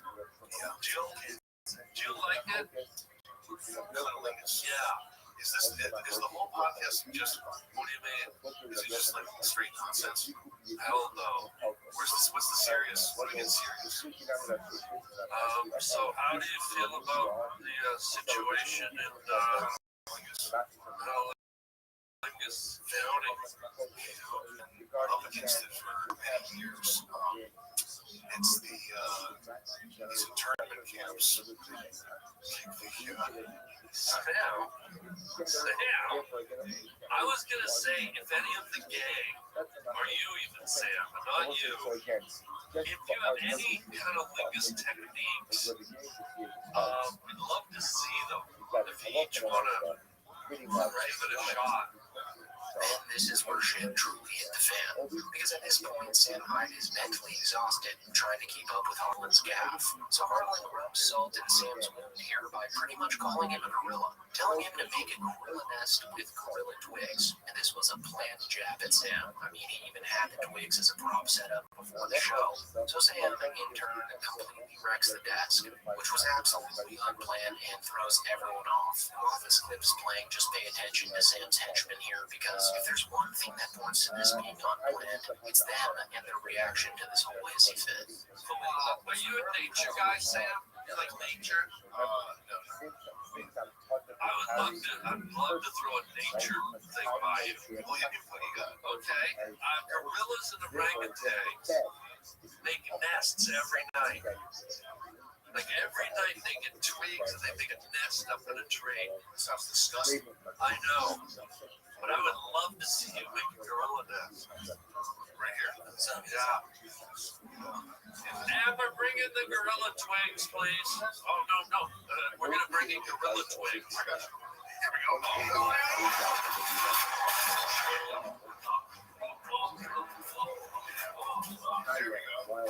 Oh, no.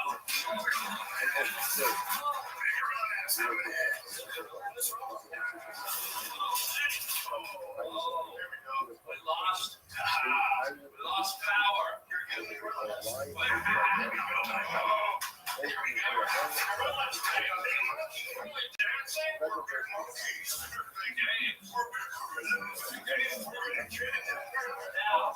you make a gorilla nest with these twigs? You know what we're going to do in the nest building? You have to show me how it's done. Oh, I see. We gotta see. I see. We gotta get a little rich. We gotta see. See why? You know? Yeah. You're the guy. I play hockey. This is a strong guy. Yeah. Big strong guy. Big shot guy. But I think the funniest part of this whole crash out is that Harlan seemed to enjoy it more than anyone else in the room. And if anything, it just made him turn up his trolling even more so. Because as Sam tries to manhandle him and make a fool out of him, Harlan doesn't break out of character even for a second. Instead, hilariously, he offers to feed Sam like a zookeeper feeding the apes at a zoo, which Sam again gets pretty pissed at and refuses to entertain, and actually threatens to slap the cookie out of Harlan's hand if he attempts to feed him. Oh, slap that out of your hand. Not too hard. I feel like you're an artist, you're an animator. Use my hands. Right, so if you slap it with hard, I don't want to be able to make art. I want to be able to make art. Be able to make art. If I feed you a cookie, then you slap my head and then I can't draw anymore. I don't want that. I don't want to get me and slap me lightly. I'm trying to feed you a cookie. Go ahead and give it right away. Like dirty nuts.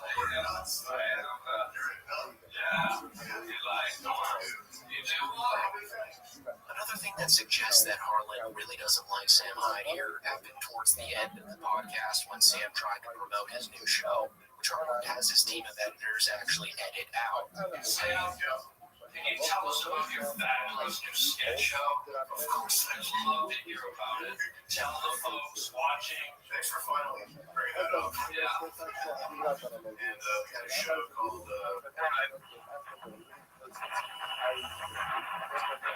10 years ago.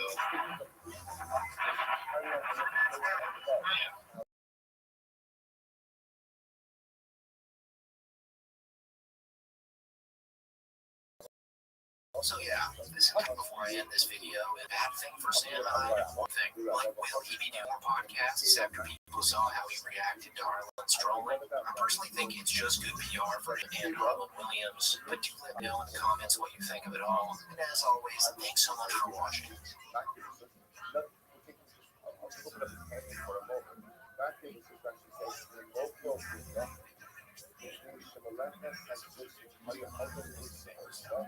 To that point, like there'll be people that like they'll DM me back. You see what your boy doing? You voted for this. I'm like, I voted for none of this.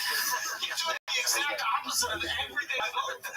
Yeah, I want him to stop the wars. He's funding cutting them. I'm going to shrink spending. He's increasing it. It's like everything that he said he's going to do, except sending immigrants back. And now he's even flip-flopped on that, which I kind of like.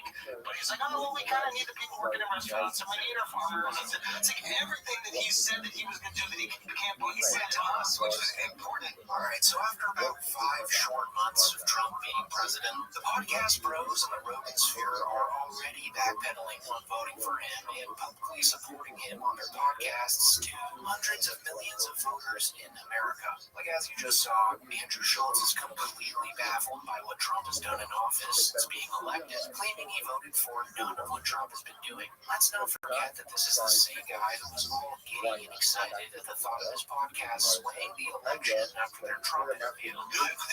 It's not close anymore. Is that the energy out there? Prisoner of the moment. Yeah, it really is.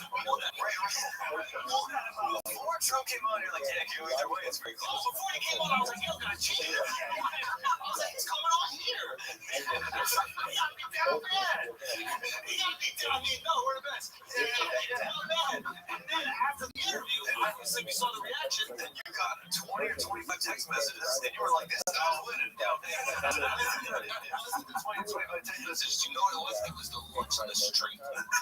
So yeah, very idiotic stuff coming from the Flagrant podcast as always. But honestly, you can't blame Andrew Schultz for behaving this way, because after all, he's just following the Joe Rogan blueprint as he's done since the very beginning. Joe Rogan was the guy who made this Waluigi lookalike so successful. He's the guy who inspired Andrew to start a podcast, and he's the guy who probably set up a Donald Trump interview. So if you're gonna point fingers at this stuff, point them at the guy who they're standing in the very short 5'5" shadow of at best, Joseph 250 Rogan.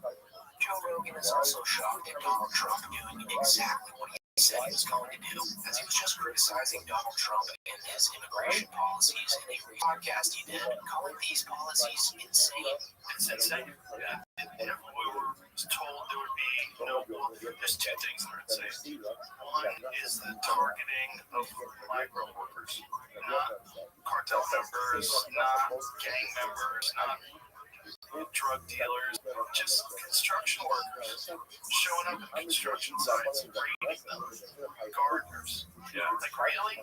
And so the buffoonery has gotten so bad that even Hook Smash himself, Mark Ruffalo, had to call Joe out for this in a tweet he made the other day, saying it's a little late now to pretend like Project 2025 didn't exist all along. You're either not that smart or not that dumb. It's hard to tell at this point, which I must say is pretty on the money. I mean, there were Trump supporters waving enormous mass deportation signs at every one of Trump's rallies leading up to this election. So for Joe Rogan to act this way, especially out on the podcast, is absolutely mindless. And mind you, that was likely Rogan's largest podcast of all time. So for him and his own funny news to take no accountability is very, very dumb and honestly pretty characteristic of the Rogan sphere. Did you vote for Trump? I did. Do you regret it? A lot of people made a big deal. I did say that I regretted it the other day. Look, if I... It's almost like podcasters who have zero knowledge of anything outside of locker room humor shouldn't get involved in politics, let alone invite them onto their huge platforms and have them push whatever narrative they want while giving absolutely zero pushback to anything that they have to say. And the Rogan sphere has gotten so political now that some of the comedians inside of it are speaking out about it. Like when Andrew Santino, Bobby Lee, and Yanni Papa all came to the conclusion that comedy podcasts should have never turned political on a recent episode of Bad Friends. It makes me happy to know that this show is still as stupid as it's always been from the beginning, because I see a lot of our podcast pals or people in our sphere that are taking these shows to a level that we don't go to, which is what? Well, they're all having like prohibitions on. Tim got interviewed by like CNN. I was like, what the fuck is going on? Yeah, we stay right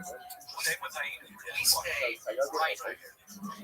And I saw that they had Bernie on what the fuck is going on? Bernie? We got David. Yeah, it's been not like. Yeah, but that's rad. We got people that they can't get. No, it's not that they can't get it, but they can't get it. Yeah, it's not. I still think we want politicians. No. It's getting a little muddled, right? What's going on? I just think podcasting, comedy podcasting is entering this world of like news or something, and people are taking it serious, and it's not. Well, there was an article after the election about how legacy media doesn't have the power it once had, and that podcasting is now, replacing some of that. That's not good. Well, we shouldn't replace it. This should be its own thing. This is its own form of music. They then go on to make a fantastic point when they say that they simply don't know enough to have petitions onto their podcasts, which is very refreshing to hear these comedians admit to, since the guys that do have politicians on seem to think second comings of Pythagoras or Aristotle. We also, we probably will know more than they probably don't know much. Oral? Yeah. I only know what I read this morning. Yeah, so me too. So the point is that we don't know enough to have these people on. We're goofy. It's a comedy podcast. Imagine Bernie Sanders coming to Earth and Bobby's like, what's your penis look like? Yeah, I wouldn't say that. Why would I say that? What would you say? I'm Bernie Sanders. I go to your political, I don't know, but I wouldn't say that. But You get to beat us somehow. use your asshole gray. See? Okay, that'd be one of them. Yeah, you're right. Is it though? It brings big numbers, right? That's probably because everyone's like talking. It didn't used to be this way. It didn't used to be everyone was into politics. Now kids are into politics. Yeah. When I was like 12, I would just be like, smell my fingers. Very refreshing to hear a comedian in the orbit of Joe Rogan confess that they're just comedians and not knowledgeable enough to have the types of guys on their podcasts like Andrew Schultz, Joe Rogan, or even worse, Theo Vaughn. And speaking of Theo Vaughn, he now might just be the biggest political puppet in the Rogan sphere, larger than, dare I say it, Papa Doe. And man, do I have a lot of stuff to say about this guy. But I'll just run it all up by saying that he is much worse than you think he is. And he's just hiding behind his stage act, which is him just improving as this curious hillbilly from Louisiana who says random things. In reality, guys, Theodore von Kurnatovsky comes from a line of deeply influential and successful Polish politicians. And some of his relatives are pretty shady individuals. Like I'm pretty sure one of his close relatives was assassinated in Louisiana a few years ago, which everyone just assumes was staged as him unaliving himself, since he actually owed millions of dollars to people who lent him money. The former owner of Tibetan's Music Club has died at the age of 68. Ron von Kurnatovsky reportedly shot himself during a hunting accident.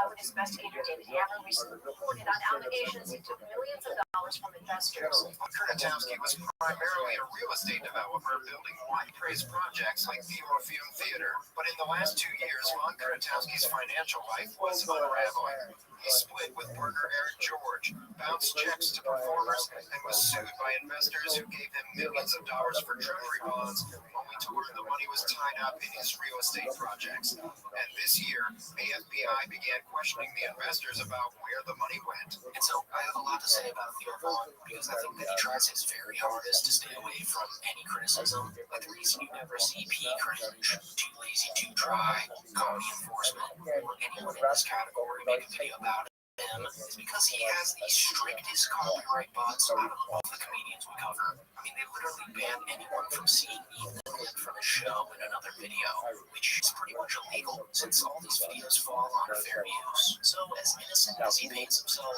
he's actually terrified of any sort of negative review. I mean, just look at the way he scurries away from Andrew Tate and the Nelk Boys after the Nelk Boys ambushed Theo with the idea of having Tate on Theo's podcast.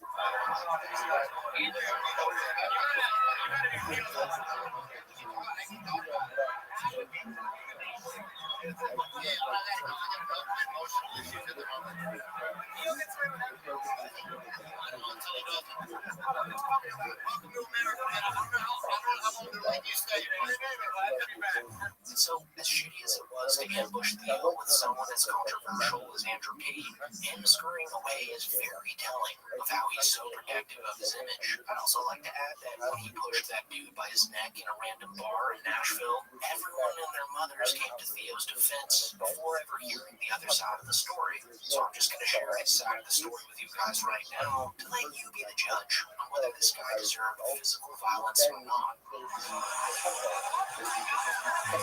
Hey, I'm the fan who got choked out by Theo Vaughn. Let me tell you what actually happened.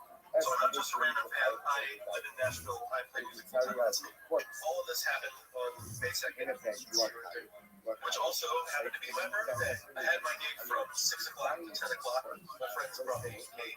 They brought me balloons. The bar brought me sparklers. So when Theo walked in, he didn't have any security with him. So people were walking up to him, talking to him, taking photos. I finished my show.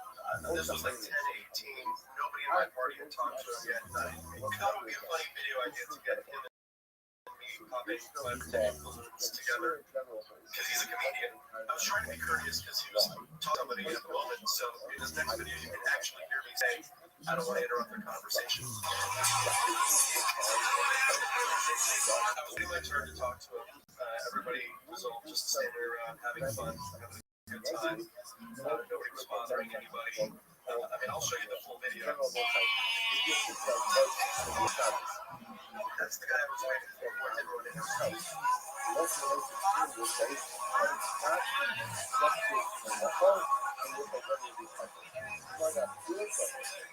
This is where the video that you starts. I went up and I said, will you bump someone? He turned away and looked like I said something offensive. I leaned in and said, hey man, I'm a fan, I'm just messing with you. He turned back and then aggressively cut in my face right there. I was confused, so you see me lean in and say, what? And that's when he grabbed my throat and shoved me back. What happened was a completely unknown reaction, especially when you consider the facts that nobody in my party had been badgering him for hours. We hadn't even talked to him. This was a 14-second interaction. That was it. So I'm not entirely sure if I support this guy or not, as his story likely has a lot of holes in it. But I really don't think that what he did called for a shove to the throat. But do let me know what you guys think of that down below. Anyways, getting back to the point of this video, Theo Vaughn also reacted negatively to one of Trump's decisions. After seeing the mass casualties in Palestine, he then proceeded to cry about it on his podcast. A few days after being buddy-buddy with the entire family that sends Israel billions of blood money per year. It feels to me like it's a genocide that's happening while we're all here in front of our lives.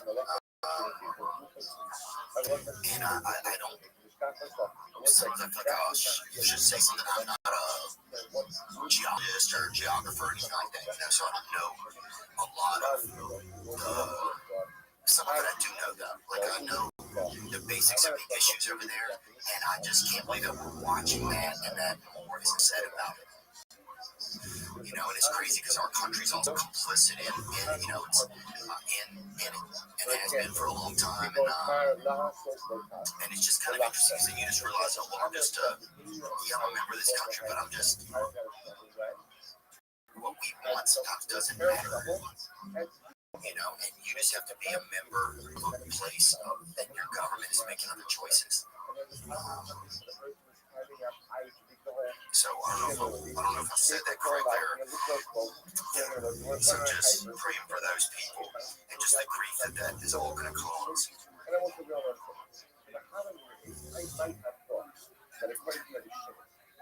You know, it's like, what are we doing? I just want to say that this was a completely human reaction by Theo here. It's good of him to say anything in order to make a dent and move the ball in the right direction. I just think saying this and then doing a complete 180, dining with Ivanka Trump and rubbing shoulders with the people who fund Israel is pretty contradicting of him.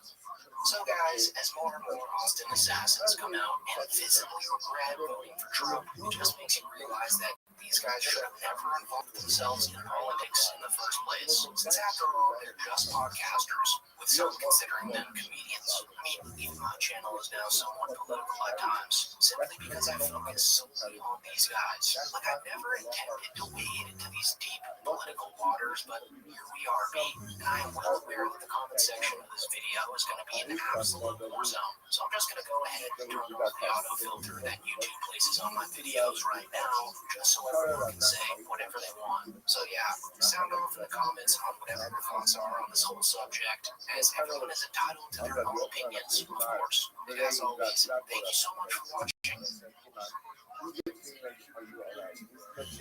You're allowed to expose the street now to the police.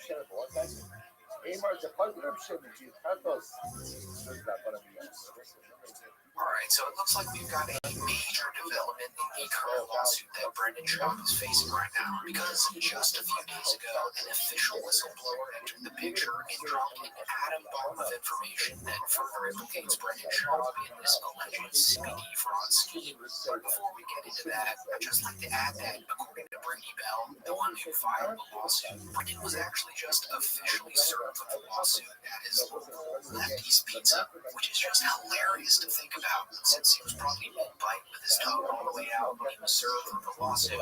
So before we dive into this whistleblower affidavit, I just wanted to give a huge thank you to Brady Bell for keeping me up to date with tidbits of information like that. Because without his emails, I wouldn't be able to share bombshell developments like the one I'm about to share with you right now. So the official whistleblower in this case goes by the name of Jessica Ostenfeld. She's a former equity holder in Pure Spectrum CBD and was actively involved in the company's internal operations, making her very familiar with the people named in the lawsuit, including Brendan Schaub. Pure Spectrum. You know exactly what you're going to get. Oh, really, dude? She also won a $2.6 million lawsuit against Pure Spectrum back in 2020, where the judge ruled in her favor after she produced internal documents, emails, and financial records proving company misconduct. So long story short, she is a very credible source and has also been collecting evidence against the defendants named in the lawsuit for over 5 years. And so now she's signed her name on the dotted line in this whistleblower affidavit, certifying that she has emails, text messages, and Zoom recordings that outline a plan to reduce Brady Bell's equity to 0% in a broader conspiracy orchestrated by none other than Brendan Schaub and his band of CBD goons. She also claims in this affidavit that she has direct knowledge that Brendan Schaub was offered $100,000 to falsely assert that he had 10% equity in the company a year after he and the company parted ways, which was also outlined in the initial lawsuit. So this is a direct and official accusation of fraud against Brendan Schaub. She's claiming that he lied about his equity stake in Pure Spectrum, participated in a corporate conspiracy, committed wire fraud, or conspiracy to commit fraud.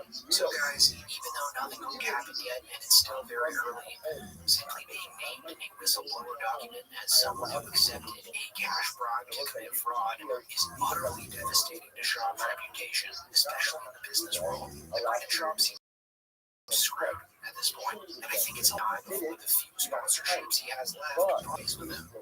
Ostenfeld's reason to come out as a whistleblower in this lawsuit was because she was initially intended by Peter Moore, Brendan Schaub, and all the other guys to be involved in this hostile takeover to vote Brady Bell off the team, since she was already deeply involved in Pure Spectrum while this was all going down. But since she shockingly has, morals, she instead gave all of her 300 pages of evidence to Brady Bell to help them in the lawsuit, and is now presenting herself as a whistleblower in exchange to be recognized as a material witness and a co-victim, instead of being mistaken as a participant in this fraud scheme. So overall, just some very nasty stuff that Brendan's being accused of here. And now that this whistleblower is coming out with this information, it's really not looking good for Mr. Schaub right now. This is a massive development in Brendan Schaub's lawsuit, because ironically enough, after Ostenfeld's evidence is processed, Brendan Schaub will probably have over 300 pages of evidence against him that implicate him in some serious-ass offenses. Oh, how the tables have turned. And might I remind you that he could actually face prison time for what he's being accused of if he's found to be guilty, particularly wire fraud and IRS fraud, which are indeed federal crimes that carry significant prison sentences if criminal charges are later brought, with wire fraud carrying up to 20 years in federal prison per count, especially when large sums of money and interstate commerce are involved, and then IRS fraud, including knowingly submitting falsified K-1 forms, which Schaub was accused of in the initial lawsuit, is punishable by up to 3 years per offense under federal tax law. And then lastly, and certainly the worst, the count of theft in Florida involving amounts more than or equal to $100,000 may also rise to a first-degree felony, which can carry a sentence of up to 30 years in state prison if prosecuted criminally. And remember, I'm not the abuse lawyer at all. I believe the worst-case scenario for Brendan Schaub is spending over 50 years in federal prison. I mean, you can't make this stuff up. And so, according to Brady Bell's email chain with me, the evidence of this whistleblower is brought to court is so damning that they're not going to make public information until trial, which tells us that the 44 pages of evidence against Schaub, including the emails, documents, and text messages, are just the tip of the iceberg in this coffin-shaped lawsuit that's being formed around Brendan Schaub right now. Also, according to Bell, this case is only the beginning. He's already filed 2 additional federal lawsuits against former executives at Pure Spectrum. It says that a 4th case, potentially a RICO case, is being prepared with a major West Palm Beach law firm. That case is expected to be filed within the next 3 weeks. Could further implicate Schaub and others in what Bell alleges is a long-running scheme of corporate theft, fraud, and money laundering. So yeah, it's almost like Brendan Schaub's facing the weight of the world right now, and he somehow thinks that nobody knows about it, I guess. I feel like making a public statement would help his case here, but he and his team of monster lawyers just go, I guess. The only lawsuit reaction we have with Brendan Schaub is when he closely examined a podcast Rage Bites video that came up in his producer's recommendations, which is hilarious because it was probably right around the time it was served the lawsuit at Lefty's Pizza. Survived. Yeah, I don't fuck with any of that. That guy looks like he's survived. Yes. Look at his eyes. Let me see what he said. He just went through hell. Look at his eyes. I said that to him. My love. Yeah, it's crazy. He's not the guy. He just has weird eyes. Now, yeah, I have no interest in. We just look at his face here. It's like the face of a man who's been lying for so many years unchecked that now that he's being sued for being an alleged conniving criminal, it's almost like he can't believe that it's true. Brendan, the thick boy empire he built will probably come crashing down, and I, Mr. P. Cringe, and others are all going to report on it until it's beaten into the ground. These are just the facts, Pete.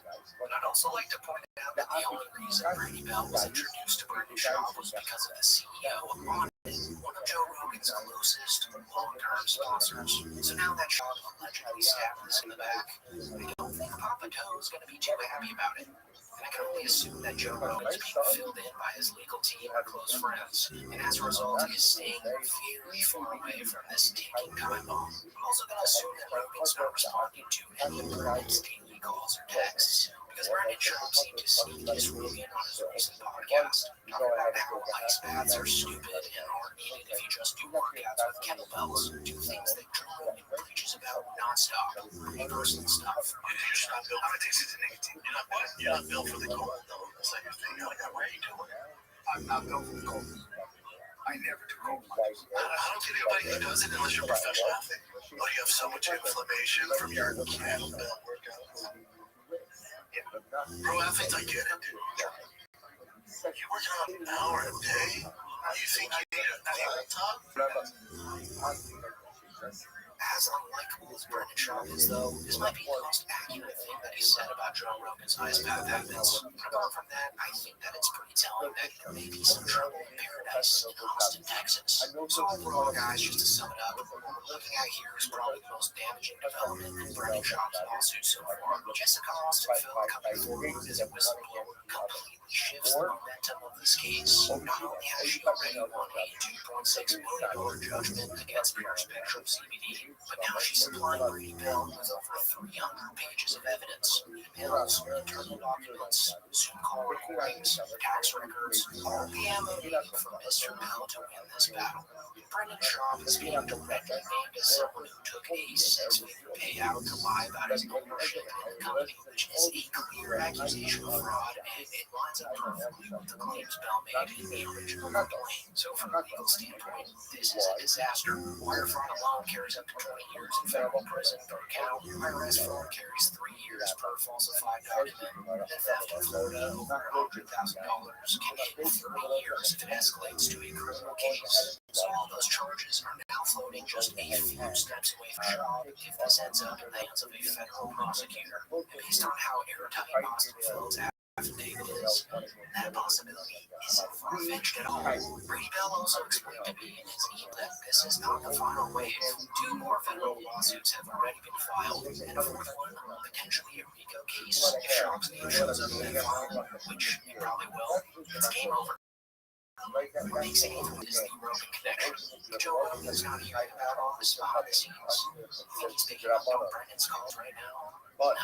So yeah, Brendan Schaub is certainly around the drain. And as the days pass, it's becoming pretty obvious why he chose to hang around these low-level canceled comedians who were accused of forcing themselves on women and overall being extremely creepy during their careers. It's because Brendan himself is likely a criminal who is on the exact same level as these guys. You are who you hang out with. Make sure to subscribe if you want to stay up to date with Brendan Schaub's lawsuit. And as always, thank you so much for watching. Because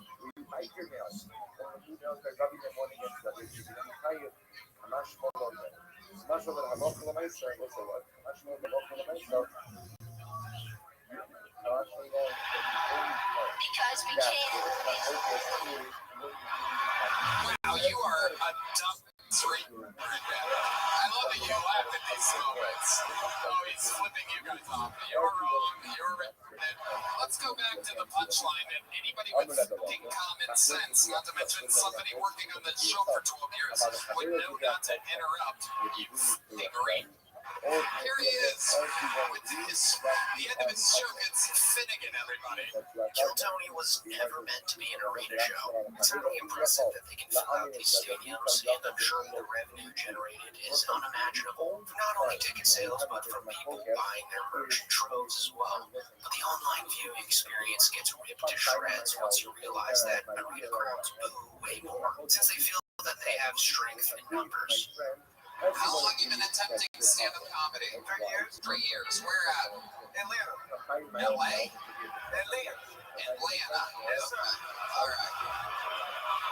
Okay, you guys don't like Atlanta. All right, we get it. We got it, guys. Weird.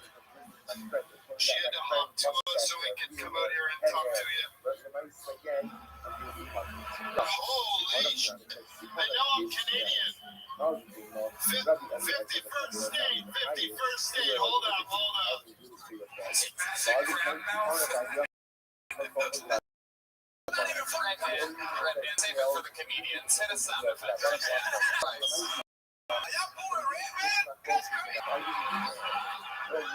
It's fun when you get to hear what they did.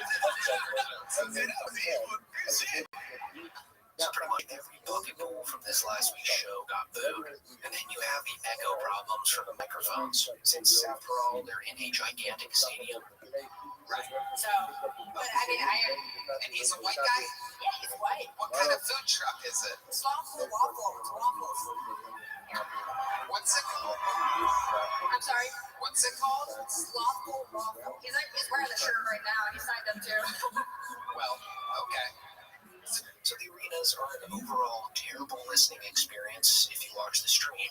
But I think people could look past the audio issues if the show were actually funny. But instead of centering around the actual funny people on the stage, it centers around NPC bucket pools that shouldn't be allowed within a 50-yard radius of a stand-up comedy stage. And she fucking left me on red? No, I swear to God, y'all wasn't already selling weed to her? But y'all are just going to elect your ass, bitch! So.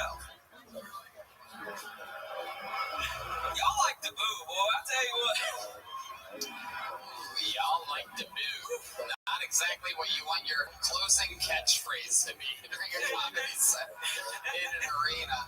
Caleb, how long have you been doing stand-up? There's got to be some kind of requirement to be a bucket pull on this show. But aside from my issues with the audio and terrible bucket pulls, the most rotten part of the show actually happened when Tony Hinchcliffe fired one of his regulars, Drew Nickens, after giving him a public humiliation ritual in front of 15,000 people.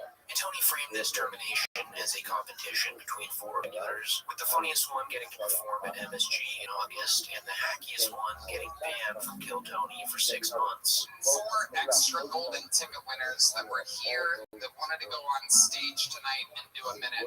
So what I've decided to do before the show is have all 4 of them come out at the exact same time. They're going to each do a minute, and then at the end of those 4 minutes, you get to decide who you like the most, and they get a spot at Madison Square Garden. And whoever you like the least has to take 6 months away from the show. And I really think that Tony knew what he was doing here. Watch the show regularly. You know that Drew Nickens is by far the least talented regular on the show, and it's by a mile. I mean, I feel bad for the guy and don't want to give more shit than he's already been given. I think Tony Hinchcliffe needed an excuse to kick off the show, but instead of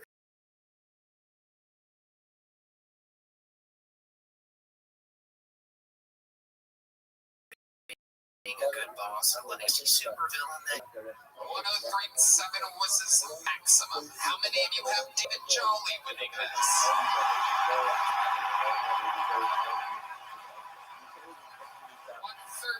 113 point, what is it, Anthony?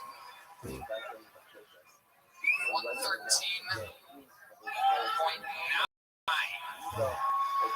All right. How many of you have Drew Nickens winning this? Oh boy. 94.8. Drew, don't wear the sadness on your face like that. This is a very tough art form, Drew. You're in a battle against great comedians. You're doing just fine, Drew. How many of you have Jack Shaw winning this tonight? It's ended up a little more depressing than I thought it would be. Drew, love you. Everything's okay. What do you want? You want some? Step up to the mic, Drew. Are you okay? It is what it is, Tony. Everyone loves you, Drew. The saddest part is that Drew Nickens put all his eggs in one basket with Kill Tony as he moved to Austin as soon as he became a regular. But sadly, he's been bombing hard ever since. I learned how to pleasure a woman from my grandma. She said if you want to make the host flirt, you gotta give that hoe a play. That's why you do Star Trek symbol. You slap that thing up, and then you play it like, or it's got it a bus stop, like, you gotta make that noise so it sounds like a vibrator, like, and you gotta make it eye contact. And you know, being a regular usually changes your life instantly, as you're usually able to sell tickets across the U.S. from all the exposure you get from Tony, Hans Kim, David Lucas, Cam Patterson, William Montgomery. These guys all sell tickets everywhere they go.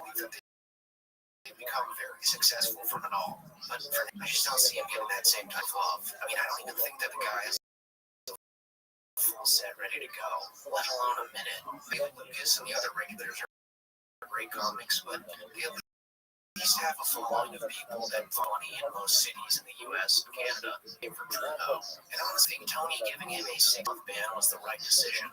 I just don't think it should have been done in this format. So moving forward, I think Tony's got to be a little more choosy with who he gives golden tickets to and who he makes regulars on the show. He just seems to be giving those titles out like candy nowadays, and it's clear that Tony's desperate to find the next star, the next Shane Gillis. But when you give them out all willy-nilly, you get Drew Nickens as a result. Another thing that didn't sit quite right with me was when a literal 11-year-old appeared as a bucket bowl. I just think it's completely completely inappropriate to have anyone under the age of 18 at these events. Women wave their knockers about, and there's not really any boundaries of the topics of conversation, which are extremely sensitive topics that just create an environment completely unfit for children. And so on top of that unsettling fact, of course Tony still gave him a golden ticket since he's a child. You might have news for you. You are the newest golden ticket winner on Real Talk.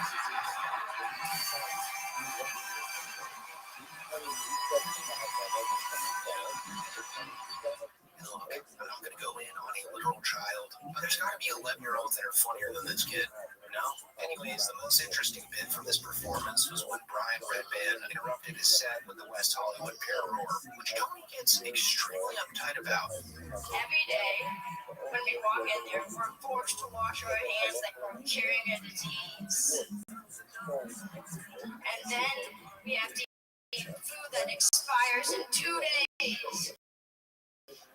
Because I can't. Wow, you are a dumb I love in these moments. Oh, he's flipping you guys off. You're wrong. You're right. Let's go back to the punchline. And anybody with fucking common sense, not to mention somebody working on this show for 12 years, would know not to interrupt, you thiggery. Here he is with the end of his show. It's literally destroying. Why?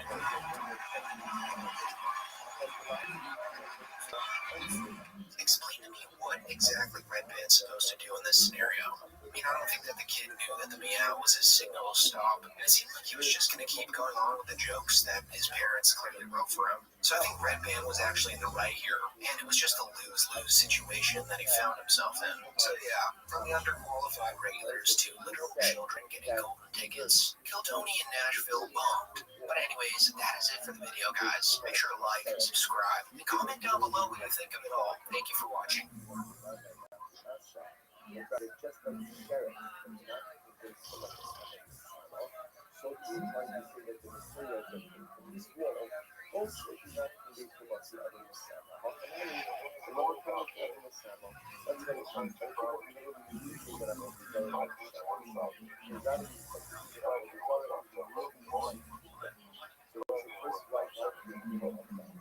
Where we going, Adam? Austin, Texas. And who's Liver King taking a fight with? Rogan. Just pull up to the capital of Texas. Guess what? You're dead. Dead.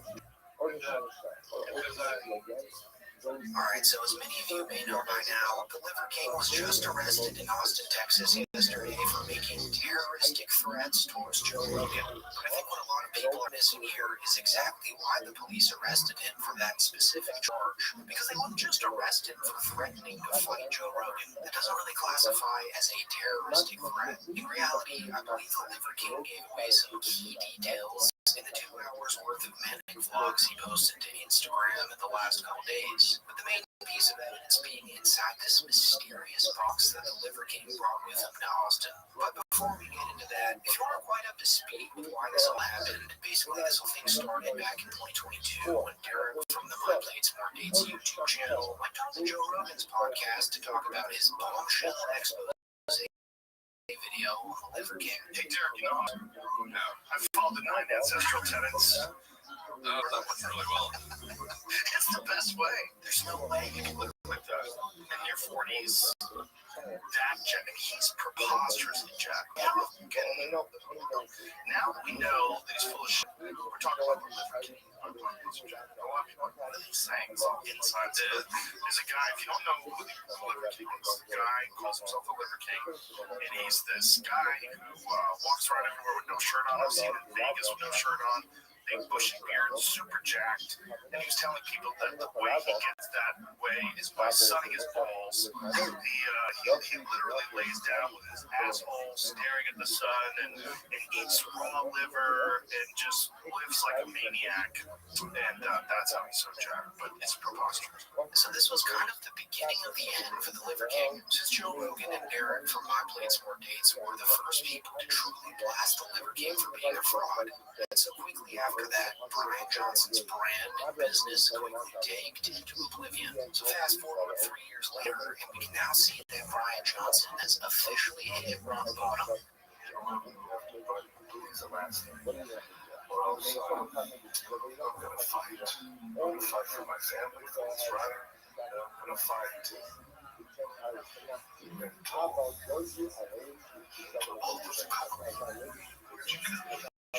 I'll take it,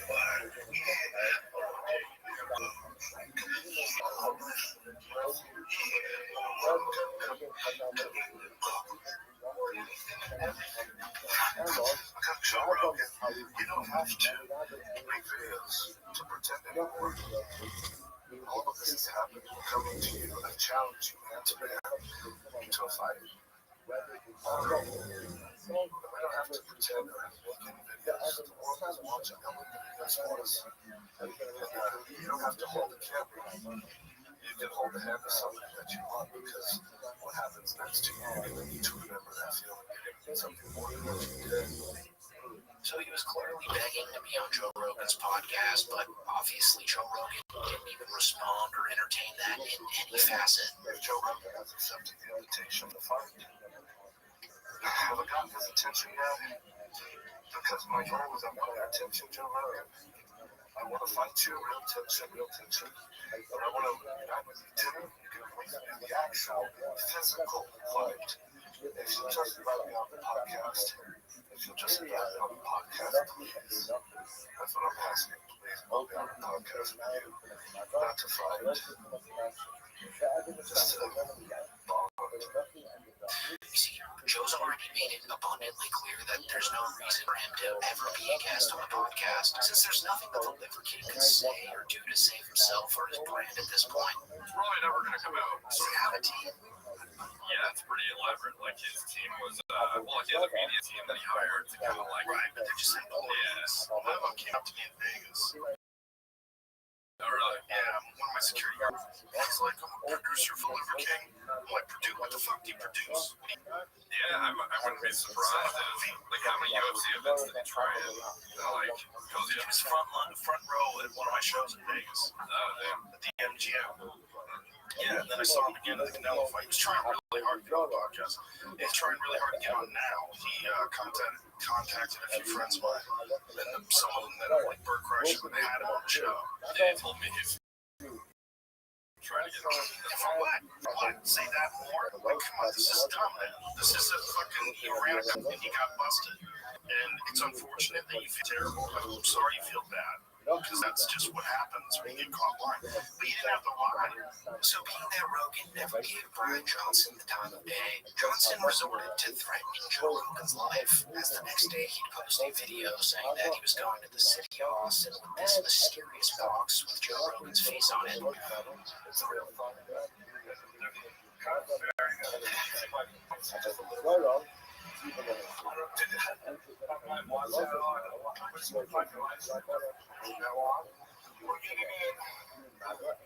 This is where I believe the police had enough reason to arrest this guy. He only flashes it for a brief second there, but when you slow down the video, you can actually see that that is a firearm. And so not only does he have a firearm and admits to traveling to Austin to find Joe Rogan, he's also clearly lost his mind. I mean, this guy was literally chasing cockroaches around his house and eating random leaves in his garden just days before going to Austin with a deadly weapon in a box with Joe Rogan's face on it. It's okay. Yeah, it's fine. You're doing your job. We're all doing our job. Cockroaches are like that. Derek, football plates. You don't have to secure the plane. You just put a slow.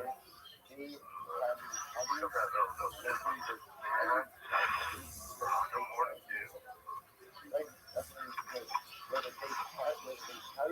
So despite framing it like he was challenging Joe Rogan to a celebrity boxing match, I think the police believed that the Liver King had much darker intentions. Because when the Liver King finally made it to Austin, he threatened Joe Rogan's life on video. Just pull up to the Capitol. The Capitol protects you. Guess what? You're dead. You're dead. You're dead. Because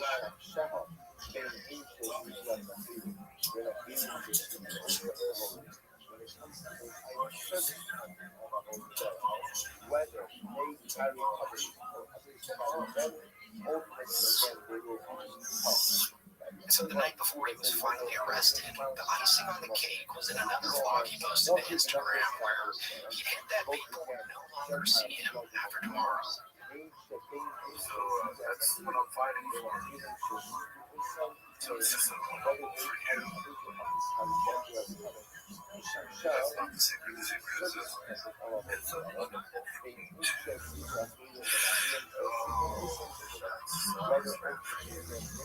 No longer than that, I'm going to record a lot of videos this week. And then I'm not going to record anything for a long time. By the way, I don't know if anyone knows this. I have free Wi-Fi where we are. We have free Wi-Fi. And the password for this week of 1 week is Joe Rogan.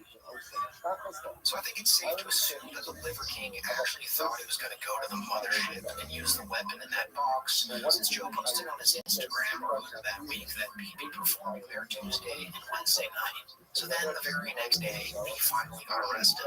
Before he was arrested, his wife and his handler were obviously both afraid and shocked and probably frustrated with Liver King, as this was the obvious result to what he was doing all those days leading up to the arrest. You know, you're not going to stop recording. No, not unless just have that on your pocket. The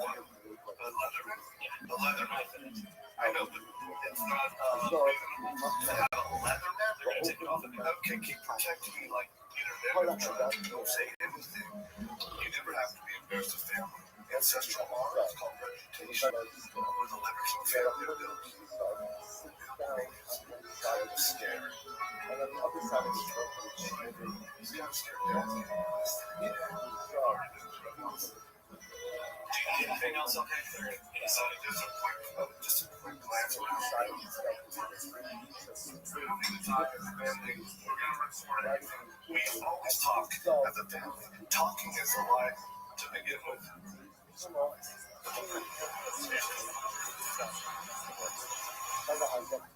So now he's being held without bond there in jail, which means that the judge believes that he's a true threat to society. You really can't make this stuff up. It's also crazy that he didn't really factor that Joe Rogan's friends with the mayor and employs retired Navy SEALs to protect him, the mothership, and his house. So yeah, this is probably one of the wildest stories to come out of this influencer space, and it escalated extremely fast. So overall, I think it's safe to say that this is the official end of the Liver King. But with that being said, that is it for the video, guys. Let me know down in the comments what you think of it all. And as always, thanks so much for watching.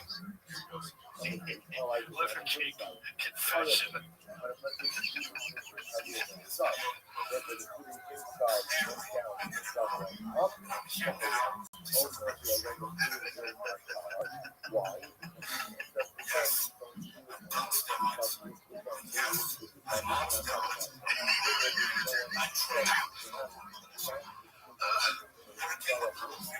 Was an experiment to spread the message. I know artists. I've been on several podcasts, and when asked if I'd ever take it from them, I told them no. I don't touch this stuff. I'm going to touch this stuff. Never touch this stuff. That would be careful ultimately again of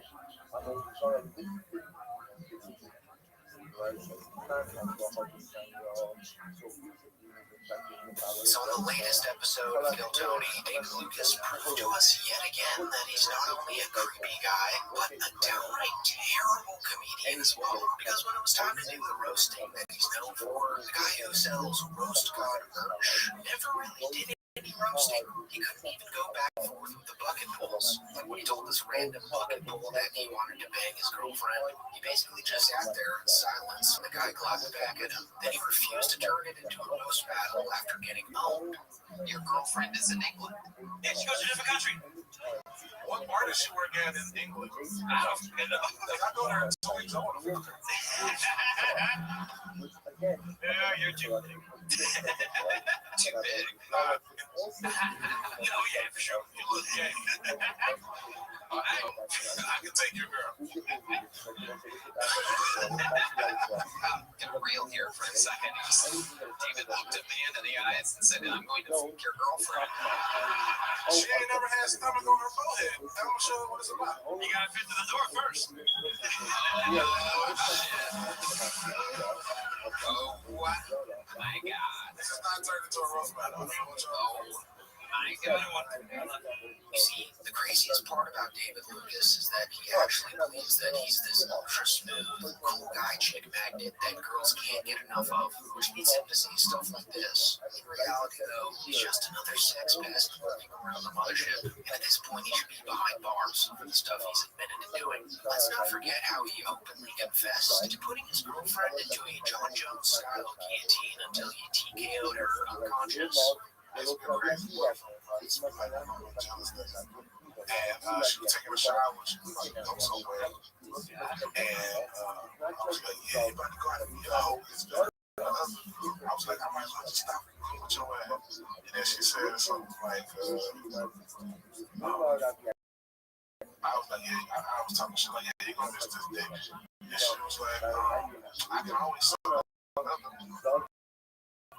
It didn't say, but I grabbed that bitch from behind her neck, bro. And she passed out. Of my seat.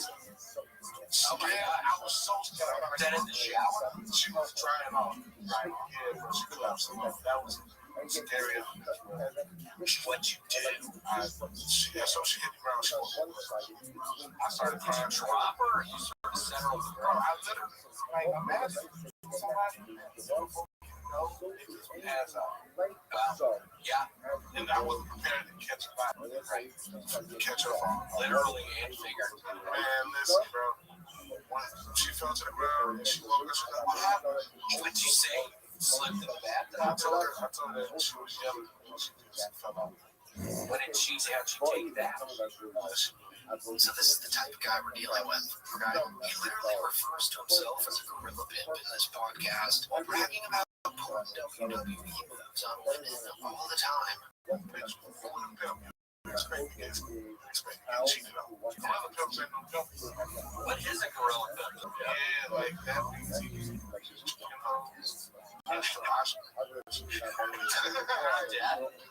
to the point of the break with that. That bitch see the light, then I bring it back. Get your ass up. And so, whenever David's around women, things get really weird because he clearly has straight thoughts about them that have warped his entire reality. And so, before we continue with more clips from that Kill Tony episode, I wanted to show you a clip that actually shows this delusional perspective in real time. And if you haven't seen it already, basically David exposed himself after he posted a video in London, England, saying that all the girls there were ugly, and that he's a 20 out of 10 in the UK. Yeah, boy, you see why America won't come back, boy. You wake up and see this, I look like this ceremony with that brown teeth. And I want to separate the two. Shout out to 1776 on it. Basic face ass bitches. The ugliest people in the world reside in London. I have a 20 over here. No, Mr. Scratch and Sniff, you are not a 20 out of 10 there, let alone anywhere on this planet. So of course after posting that, he got utterly destroyed in his comment section.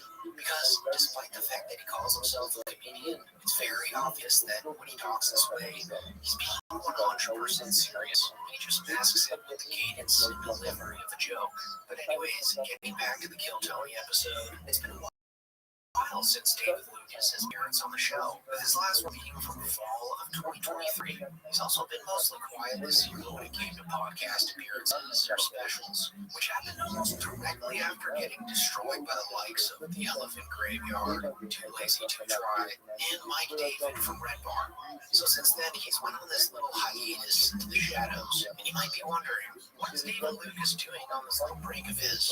Well, apparently he befriended this guy, his local dealer, appearance on this show as a people that night. And so when this guy's doing his interview, it's kind of clear that David is ashamed to be friends with this guy. Because as you'll see shortly, this guy is also a scumbag, with all his jokes revolving around him being a deadbeat, alcoholic dad. You're doing good. You're doing good, David Lucas. it's crazy. Rogan is actually a friend of mine.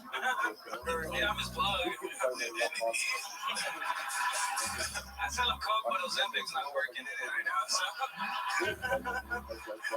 Give me all the snack foods before they come out. Shots out of my bottles. Rudy is actually a really horrible father. The night he had it, Yeah, tell him about it. bro, we're taking shots. He's like, oh yeah, my baby was just born. I'm like, today? He's like, yeah. I'm like, nigga, go be a fucking father. You got that chick in the hospital by herself while you're taking a shot. I got a dream. I got a dream. She knows. Did you go hang out with your newborn kid after that? Yeah, of course. So you did shots with David Lucas, and then you went I went straight to the hospital. I had to get fucked up to watch that shit. That shit was a little wild.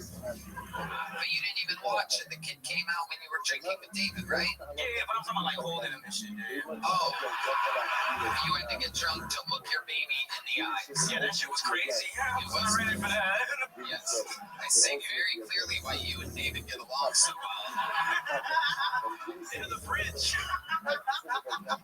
This guy also admitted to crashing his car with David Lucas while under the influence, which I thought was pretty funny because David hated that guy brought it up and was visibly embarrassed to even be in the same conversation as him. So you're not drinking as much as you used to drink. Yeah, I chilled out. Yeah, I still drink though. I get fucked up. Give us an example of a time recently in which you got fucked up. Oh, I crashed my car with David. Not with David. Well, he asked me. I gotta be honest. That's what this show's about. Yeah. Tell me the whole story. Let's go. Yeah. David was with you? Yeah, David is my best friend. Yes, he was. So this, ladies and gents, is what David Lucas does on his average night. He rolls around in the shadows with guys that look low-level criminals in the opening scenes of a Batman movie. And honestly, after everything that he exposed about himself last year, it's not shocking that he's doing this now. He really couldn't torture me into admitting some of the stuff he said in those podcasts. And what he said women enjoy being lured into a fellow female comedian in a podcast episode that was actually never released to the public.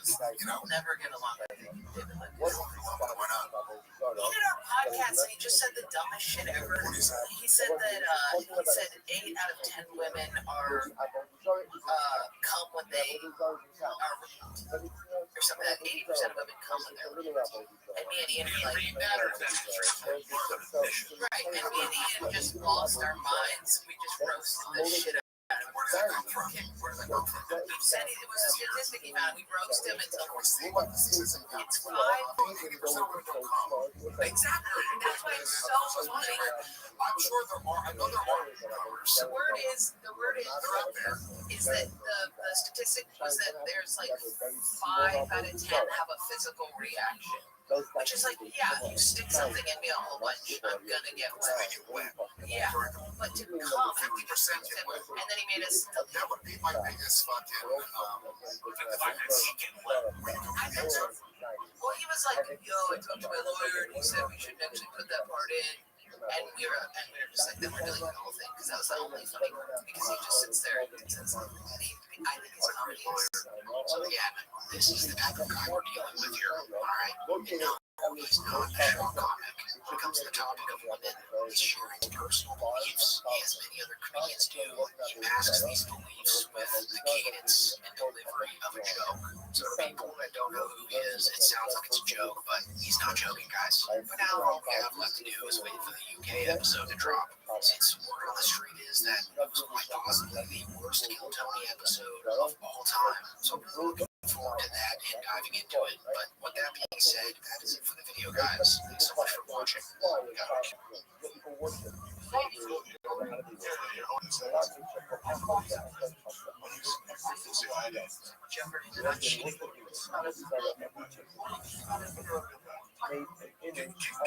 nice and close, man. Sit down, little booty down. No, Game of Thrones. What are you talking about? What are you talking about? You on some weird shit. I'm not a predator. For sure. Skip the question, bro. Lady, if I entertain that bullshit you're talking about right now, because I got drunk and that's fair to the top. Yeah. Put my hand in my ass and smell it.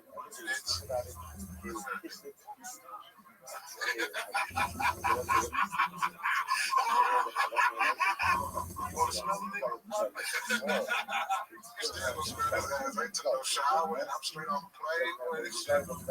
Scratch the ass. Scratch the ass so you can smell it.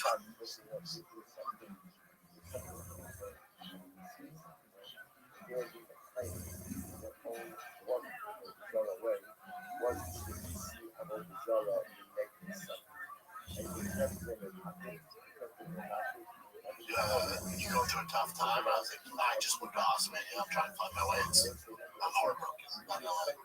Yeah. And he was like, yeah, Texas is going to be the best decision I've ever made. But you should know it's no LA.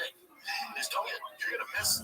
There's no replacing LA. And I was like, oh, how long did it take you to get, like, back to your routine and feel comfortable? It was 3 years. I went, what is it? Yeah, tough 3 years. All right, so it's been about a week since I covered Brendan Schaub's depressing move to Austin, Texas. But since then, he's released an insulting 7.5 hours of podcasts that absolutely no one's asked for. So I went ahead and watched those, and boy, oh boy, it really only gets worse for Brendan Schaub. Like, this guy's literally the Benjamin Button of podcasting, starting out his career by interviewing Conor McGregor in a professional studio funded by Showtime, and ending it in a crammed storage unit, sweating his balls off in the middle of a Texas summer heat wave. Heartbeat human. It was heartbeat human. Some kind of mention. Yeah, we're serious. We talked about. I like the nose. I got that turn up studio. Yeah, you get a little moist. So this new studio is really bad, much worse than I previously thought, because as you just saw, it gets extremely stuffy in there, since these storage units don't come pre-installed with AC. So to fix this, Brendan's got this industrial-sized air conditioning box in there that sounds like a leaf blower whenever it's turned on. But I will say this. You're talking about tens of maybe hundreds of millions of Muslims around the globe. They should comment. What is that noise? It's AC kicks on for a little bit. It'll turn on. But is that us? Probably right. Well, as long as we acknowledge it, it's just AC for a little bit. How's that going? We're turning off that noise. We're working out. We're working out. Sorry, we're working. I just think that, when you're talking about what these men that Douglas Murray is taking note of, it's the best I've had. Their pork belly. Sorry guys for that sound. Keep going. No, he has a thing that's relevant. I fixed it. You just go straight down. And so when the AC's not on and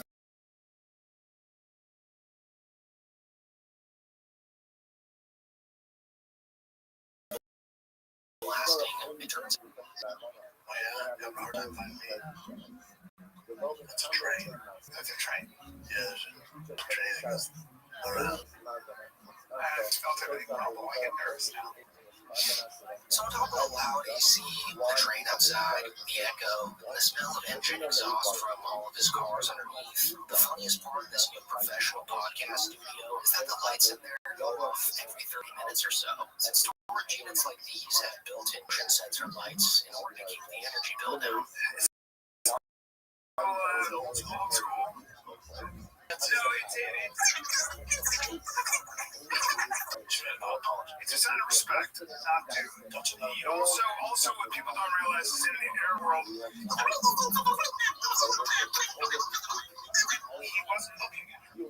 So our boy Brendan has clearly struck bedrock here in Austin, and as you may have guessed, it's only getting worse for him, as he just recently got pretty upset with Brian Callen, since Callen's going to be missing 2 weeks worth of shows to go on his annual cruise ship with his second family. Yeah, here we are back, bud. We're back, and I want to apologize for leaving again.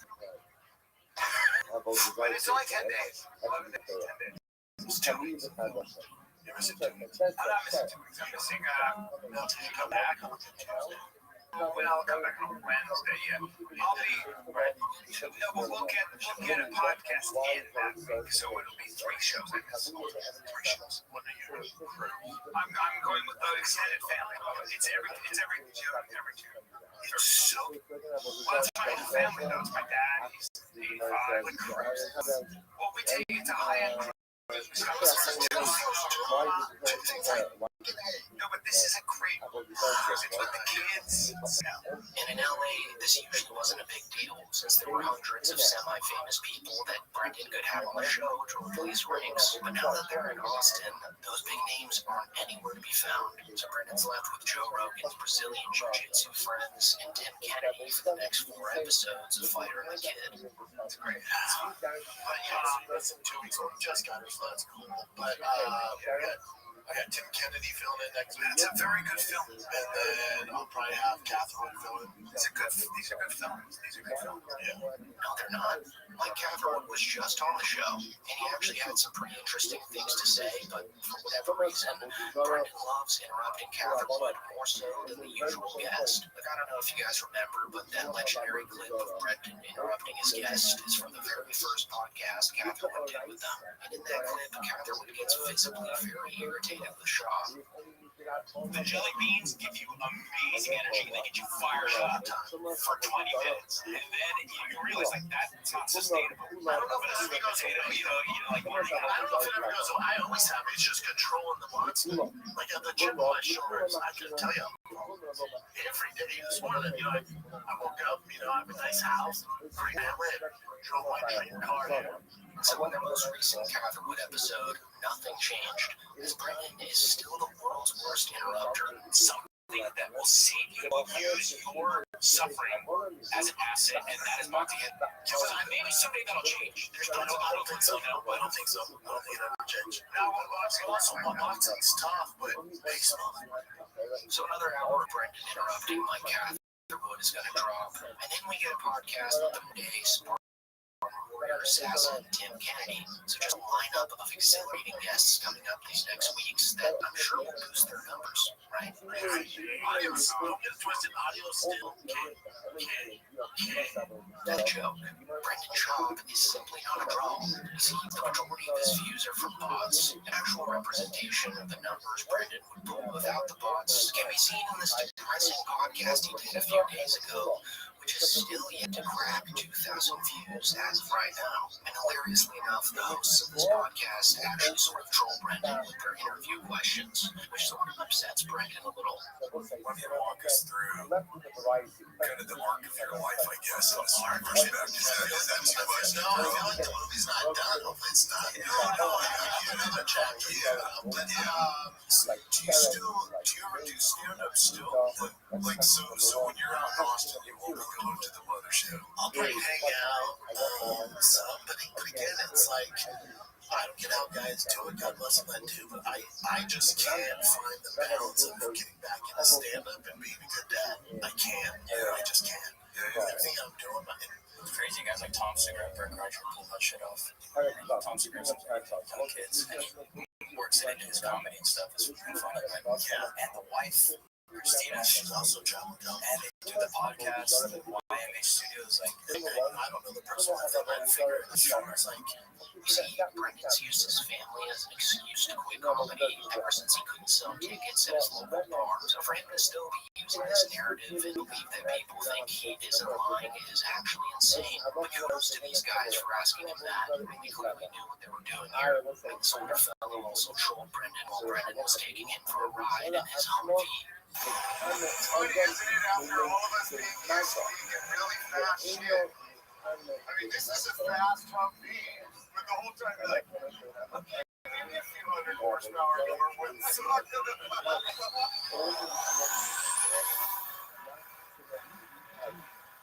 So you'd have to be a real passionate thingy to believe that these guys weren't at least 10% trolling Brendan here. It's also pretty funny to me how Brendan said he'll be hanging in the green room of the mothership, because I believe that there's a high chance that all the comedians in there clown on him whenever his name's brought up. So I'm just calling you right now that Brendan's never going to step foot in the mothership. It's pretty similar to how he never attends UFC events. Deep down inside, he knows that if he when he would get trolled, so in turn he just doesn't go.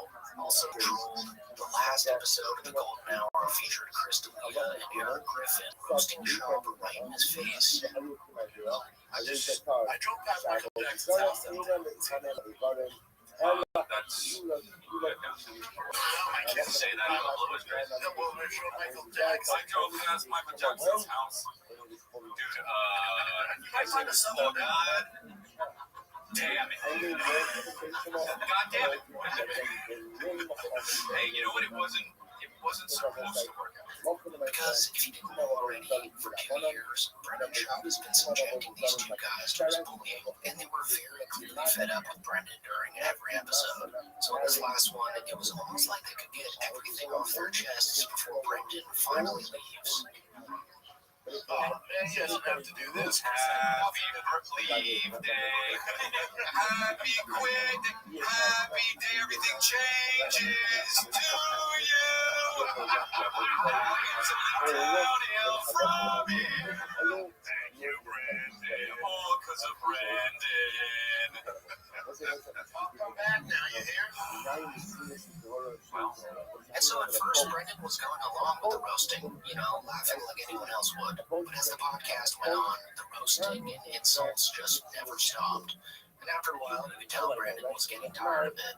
Still playing it cool and chuckling, but kind of shocked at how much they were going in on him in this very last episode. All right, okay, we're going to miss more Jenner Brendan. Go. Oh, I like to do that. I like them for different reasons. Which I like Jim because he's very sweet, funny, nice, caring, and I like Brendan too.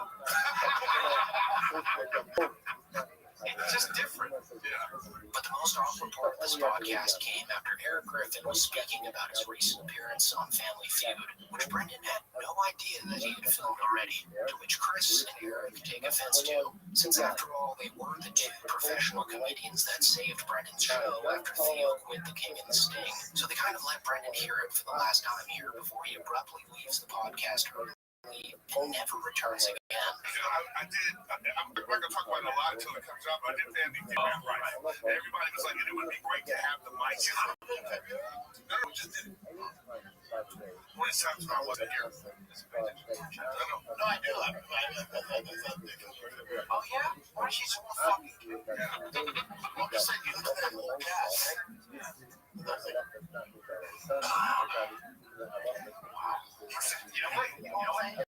It's okay. Okay. You're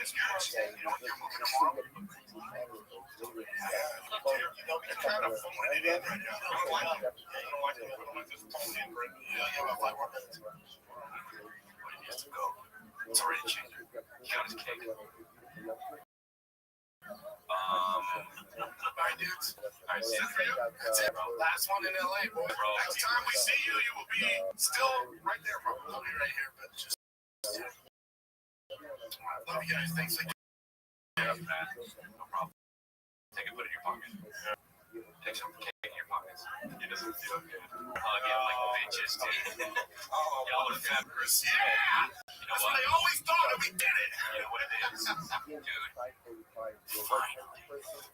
I wonder if Brendan actually thinks he's pulling a Theo right now and is going to blow up on TikTok and finally make it big. I really does. That Brendan's missing here is that Theo can actually be hilarious. Brendan, on the other hand, just seems exhausted on his podcast nowadays and salty for whatever reason that particular day brings. Also now with the riots against ICE, he can't even use that as an excuse to why he left LA. So it's evidently clear that the sole reason of leaving, again, was just to be closer to Joe Rogan, who now the entire city of Austin is revolting against.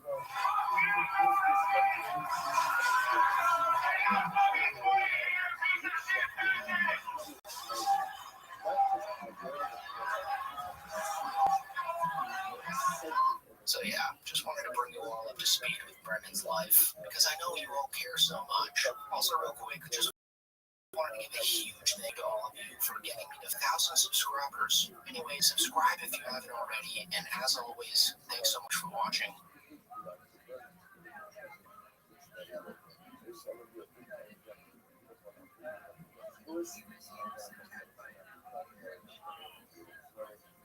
It's crazy. It's insane. It's gonna be sad when he's gone.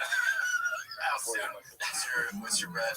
I don't know. I mean, I don't want to spill the tea here, but every time I've been to his house, I can't help but notice the amount of pill bottles next to his bed. It's like 30 of those orange pill bottles, and you're like, is all that for your liver? What is that? Alright, so it looks like Tom Segura is finally starting to realize that being tied to Bert Kreischer might not actually be the best thing for his career moving forward. Because, well, if it isn't painfully obvious by the end of 2025, internet and by completely talk trash about him with zero remorse. And so recently this has been made crystal clear for Tom Segura, who's been on a podcast press run after he released Bad Thoughts on Netflix. And if his press tour taught him anything, it's that you can't talk about Tom Segura without mentioning Bert Kreischer. And you can't mention Bert Kreischer without mentioning how insufferable and hacky he is. So being associated with him is like handing your career a death sentence before it even starts. And we got a good example of Tom Segura realizing this yesterday after Andrew Santino told him that he can't stand to watch Two Bears One Cave simply because Bert is unbearable to listen to. Yeah, she's the best. But honestly, be real with us. Yeah. You don't miss us at all. I miss you guys. Do you miss show? This also this year. This show is so funny. This dumb show is the only one of the only things that we all are super aware all the time. I watch every clip. You know what? I would share the same sentiment, but I can't watch more. I'll watch you. I can't watch more. Yeah. We don't even see Bert anymore. I can't even see Bert anymore because of his appearance. Yeah, I can't be there. So just imagine how it feels to be paired up with Bert while his acting career in Hollywood. He probably wanted to be taken seriously by big Hollywood executives, let alone his peers. He's really stuck in this toxic dude, much like Brian Callen is with Brendan Schaub. But way worse, because I'd go as far as to say now that Bert Kreischer has way more haters than Brendan Schaub in 2025. So for the most hated comic of the year to be known as your sidekick, must really suck for Tom. And so in the latest two-big episode, which Bert Kreischer was in for, we can actually see a much happier and laid-back version of Tom, who's probably just happy to be sitting across from an actual, well-respected comedian. Bert is having 16 feet of intestines removed this week. We wish him well in his recovery. And sitting in before him, he's gay, he's Muslim, he's hilarious. Give it up for Mark Norman, everybody. There you go. Thanks for coming in. Good to be here. Good to be back, Tom. Thanks for having me. Absolutely. Nice hard, man. I was sitting on that one for a minute. And so honestly, this made for a great episode of Two Bears One Cave, since Mark and Tom could calmly roll with each other without the threat of interrupting Cal squealing out his own jokes and stories. I've got a baby now, and he's sharding like a motherfucker. That's what they do, man. They just can shit this for years. But the beauty of a baby is when it sharts in the diaper, you're like, hey, it's a good day. Good day. Usually it's in Katrina and flu water in there. Yeah, how old's your baby? It's 38. No, he's 4.5 months. Even the fans were rejoicing in the comments, as almost all of the top comments were about how happy they were that Bert wasn't there. Also, quick here, Tom mentioned at the beginning of the show that Bert has to have some 16 feet of his intestines removed. Bert is having 16 feet of intestines removed this week. We wish him well in his recovery. I'm just going to assume that that was a joke, right? Since these are professional stand-up comics, but I must say that he didn't really deliver it like a joke. In fact, he sounded desperate. So if this is even somewhat true, isn't that extremely concerning? Like, now that I think of it, Bert has been looking downright terrible lately, especially in comparison to him from even a year ago. So I believe that drinking and binge eating has just increased as of late, and I'm guessing that Bert Kreischer's health is likely the worst it's ever been. Let's not forget that he had a tantrum on stage during his live show a few weeks ago. Prisoners had to take his blood pressure before giving him his IV drip.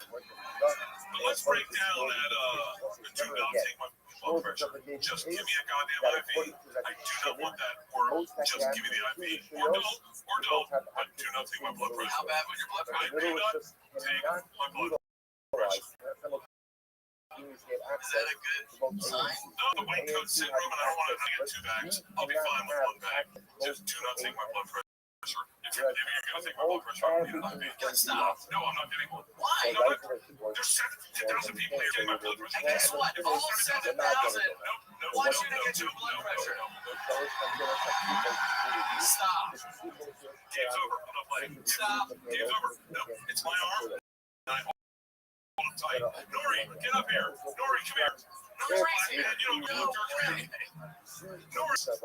Wow, so if he had come in that length to refuse the blood pressure screening, who knows what shitstorm was brewing inside that body this whole time. And so now that he's getting his intestines removed, Tom and Mark spend a good portion of this podcast discussing Bert's outrageous behavior and where it all went wrong, with both of them summing Bert up as an overall drunken lunatic. You ever have a city you had like long nights with your friend? Oh my god, there were so many nights here for a while. We went to a strip club in Copenhagen, I think, called the Waterloo, and he's getting a lap dance, FaceTiming Leanne. And you're like, this is crazy. I mean, and he's one of those guys who'll get drunk at the show and then be like, we're going to the bar. And he'll be like, after party at this bar. And I'm like, that was, we're going somewhere else, right? And he's like, no, we're going there. That, to me, the mark of lunacy with that guy was when he like started to like really sell tickets, and then I'd see a video. I was like, what's going on in this bar? He's like, oh, and then at my show, I told everyone, let's go to this bar. I'm like, you told the show. Yes! That's insane. Yeah. He's like, yeah, I stayed till like 3 in the morning, bought shots for him. Like, you're crazy. And he likes it. It's not like he goes, oh, I gotta do this for my fans. He's like, no, let's get it there. So Tom and Mark are clearly shocked with Bert's lifestyle and the decisions he's made throughout his career, and they very clearly do not relate to Bert whatsoever, almost describing his actions in a negative way. Like as you'll see in this next clip, Dr. Tom Segura shares, in my opinion, a deeply disturbing story of Bert and his addiction. You're going to see that Tom very obviously wants to set himself apart from Bert, almost like he's trying to tell the world that he and Bert are not the same kind of people, despite being on the same podcast, on Evan together, doing comedy sets together, and appearing almost everywhere promotionally with each other. I remember what this so like describes his personality when we went. Joe had sent us, like we did I think it was a weight loss contest or something, and they're like, what do you want to go to? I was like, I'll say you're like a sporting event, right? So I was like, okay, let's go see the Warriors Cavs play. LeBron, Steph, back. It was a fun game to watch. And then we're back at the hotel. He's like, all right, we found like a rooftop balcony or something. And we're smoking cigars, having a couple drinks. And then he's like, I go, all right, well, we got to bed. He's like, what? I go, I don't know. I mean, whatever. Yeah, 9 or 1 or something. He's like, don't you want to like just keep this feeling going? Oh boy. What? He's like, you know what I mean? Like that whole there's like that buzz. Yeah. He describes it in such a like a romantic way. Sure. He's like, I go, no, I was thinking about going to sleep. He's like, no, stay. Yeah. I'm like, all right. So I stay like a little while longer. And I'm like, how about now? He's like, let's just stay, just live on the roof. Yeah. And you're like, go see your children. I find it interesting that Bert's supposed best friend would reveal this very personal and embarrassing story of him without him being there to correct any of the details about it. And honestly, it's kind of pathetic of Tom, who seems to be just trying to impress Mark Norman. So after this talking shit about Bert, Mark and Tom go on to try and balance that out by complimenting Bert's unusual athletic talents. And so they really try to give Bert his props here, but that only lasts for about 30 seconds when Mark gives up on pretending to like Bert and finally admits that he thinks he's gonna die soon. I go, to me, I'm like, everything is just based on being tired. I'm like, aren't you just tired? Like, no. He isn't. That's why he has to tour with like younger people. Yeah. Because they can keep up with him. The guy's fucking athletic. I mean, we would do ski trips every year, and he'd be like, I want to snowboard today. And we're like, oh wow, he was snowboarding better than us. And he'd be like, I want to ski today. And it's crazy. Yeah. And he's like drinking a beer on the slopes, and then bam, out there. Yeah. He has like really great body control. Yeah. Crazy hand-eye coordination. He'll like skid off on the snow and then take a photo of the guy and then go back out there. It's crazy. It's gonna be sad when he's gone. What's your red? I don't know. I mean, I don't want to spill the tea here, but every time I've been to his house, I can't help but notice the amount of pill bottles next to his bed. That's like 30 of those orange pill bottles, and you're like, it's all in for your liver. What is that?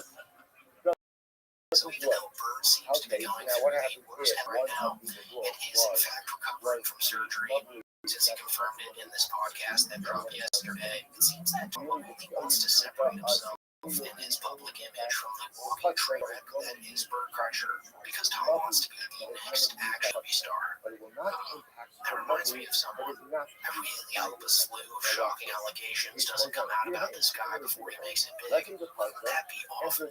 Anyways, that is it for the video, guys. Thanks for watching. Make sure to like, subscribe, and comment down below what you think of this whole thing.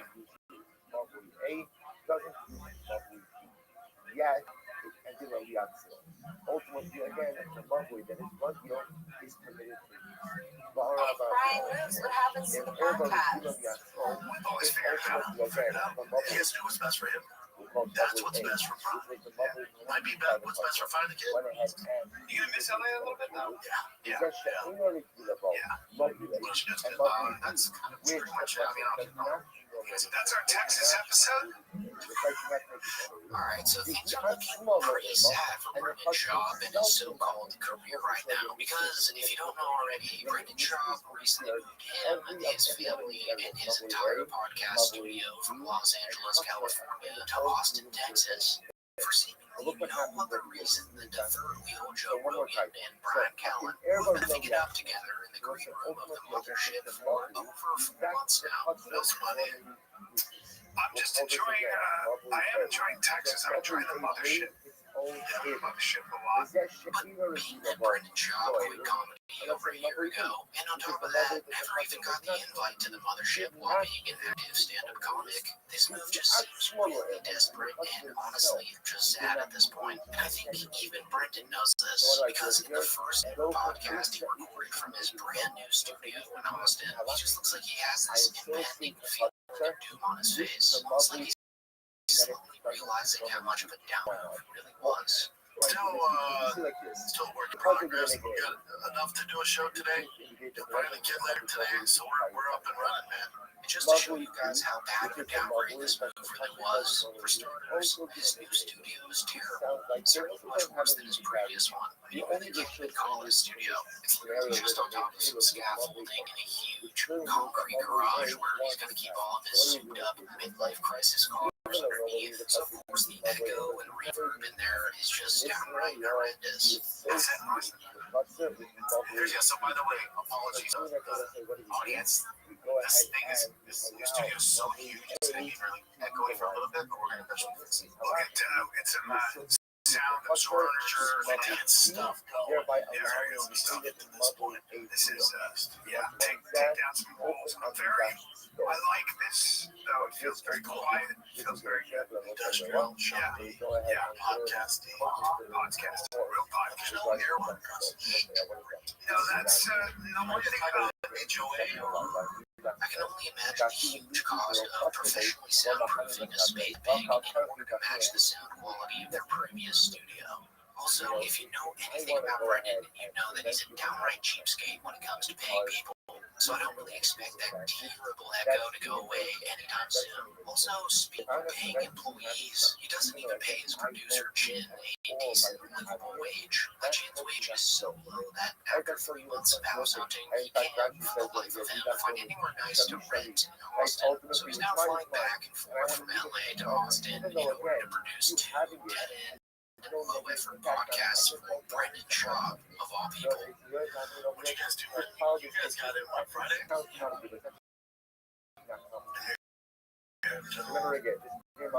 Thursday?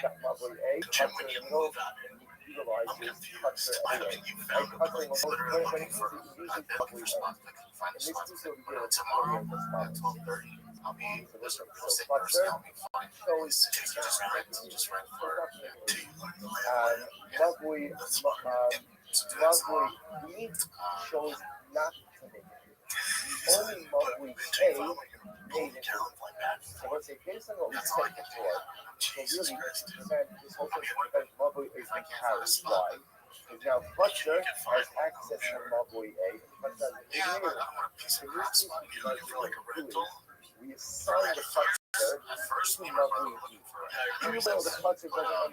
It didn't work out, so I'll just look to rent a spot. You really think now? Dirty. Just for a second, I want you to imagine being Jen, who's almost 50 years old, watching Brendan buy a huge mansion, waste all his money on these terrible cars, and dressing his synthetic wife head to toe in Louis Vuitton, all the while not even being bothered enough to throw Jen a couple extra bucks a month in order for him to live in a decent place. High standard. I like to come in after doing no work. I want to thank you. But I'll tell you what, Jen, you can't find a place to live. Awesome. Well, there's nowhere to live. There's nowhere to live. You only have 3 months to figure it out.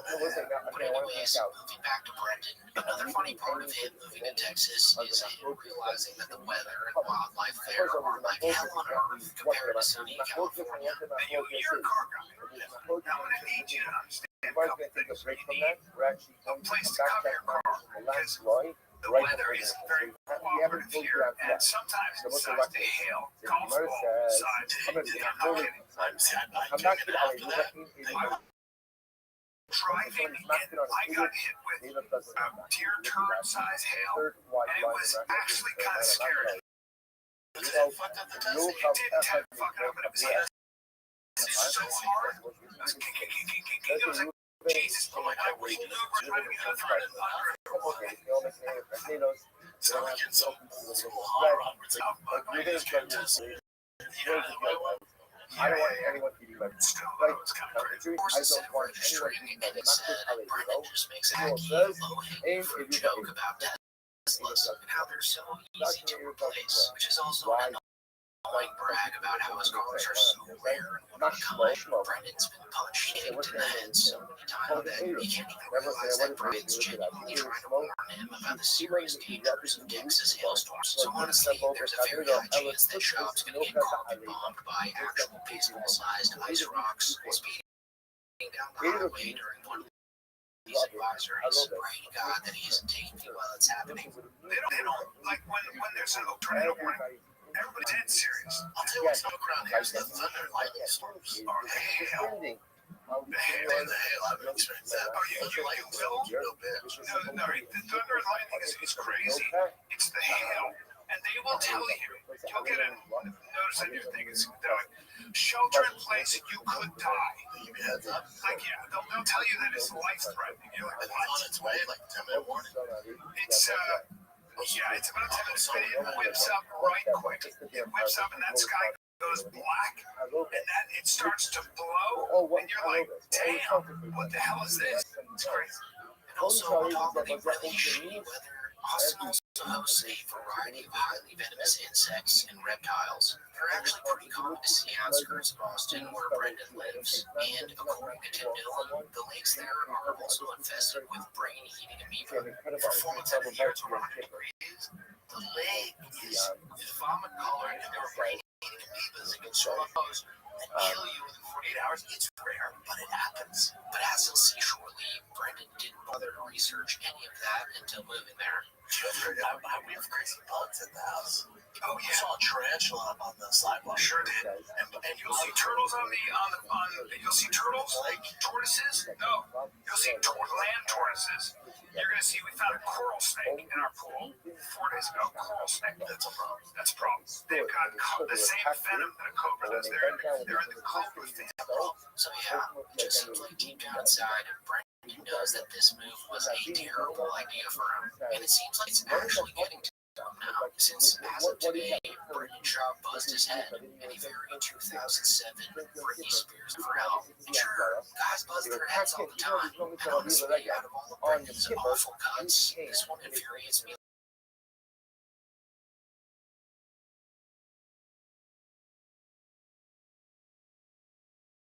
least. Some of this is an actual hell. In this podcast, Shaw and Brian Callen give 2 great examples for why people find them to be so despicable. Let's start with Brendan. So while Brendan and Brian were talking about their great pal and superstar war hero friend, Tim Kennedy, who certainly never committed stolen valor, Brendan and Brian shook hands on a bet revolving around a story about Tim Kennedy's smart warrior son, betting on whether he scored 17 goals in hockey or lacrosse. We talked about that in I don't know that guy. Well, I actually met my kids for the first time, and I said, guys, you know Captain America, right? Let's start. That is real. That is Captain America. His 10-year-old son, 8 years away. His 10-year-old son is a ridiculous athlete. Look, he's so gross. Hockey's hockey. Like hockey. Some people who are always right. They always have to be right, even when they're wrong. They're right, and even when they know that they're wrong, incredible. They still find a way to demonstrate that they're right. People like that. So I talk nuts like no room for anyone else. No room for anyone else. It's stifling to live with someone, to coexist with someone, to work with someone who is always right. So then, after they called Tim Kennedy and confirmed that Brian was actually correct, in classic Brendan Schaub fashion, Brendan refuses to pay Brian. He was the highest goal scorer and the highest assist leader in the entire tournament. Good idea. In lacrosse. Yes, but I don't know. I don't know. When I was 18,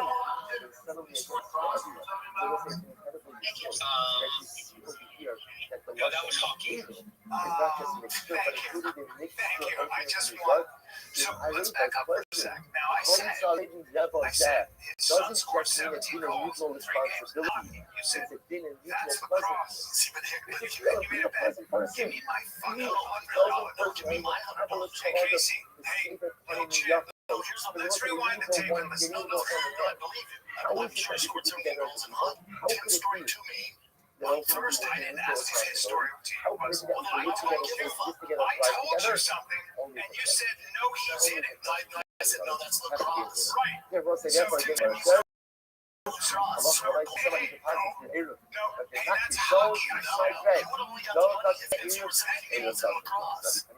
No, he scored 17 goals in hockey. I was right. You said to me I was wrong. And you corrected me and said, I'm wrong about the sport, it's lacrosse. That's what you said. Now pay up, because I said, no. This is a great example of why Brendan Schaub is so widely hated on the internet. The man doesn't have a helpful bone in his body. And for Brian, well, you probably know already, the guy is a weird sex pest. And in this podcast, he couldn't help but to expose his ball sack to Brendan and his employees. If you're into the nuts, dude, these are juicy nuts. Let's say these are yours right now. Oh my god, dude. Wow. Hey. Great guys. Thanks, buddy. Everybody's that's it. Oh, wow. There's like this question. Always like hanging out like this. I can't find cheese in there. That's the problem with my cheese. Don't you think I would make some change? Yeah, maybe. I can do different things with these shelves. Sure, I guess. Sure, listen to that Alpha Bros do this type of stuff all the time. All I'm saying is that I wouldn't be the biggest fan of my 60-year-old boss showing me his wrinkly nutsack on a random Tuesday afternoon in the office. Do stuff like put them on like things and count the nuts. Yeah, put them on like display them. I think it'd be fucking hilarious. I'll do it. I don't really hear this from me. It's like he's got a cat on his lap. These things have produced 4 children. So yeah, overall this was a very boring podcast. Like Brian Callen even kind of mentioned his surprise at how boring this episode was at the end of the show when Shane was wrapping it all up. That's pretty much it. I mean, since our Texas episode, So should have got some Texas experiments.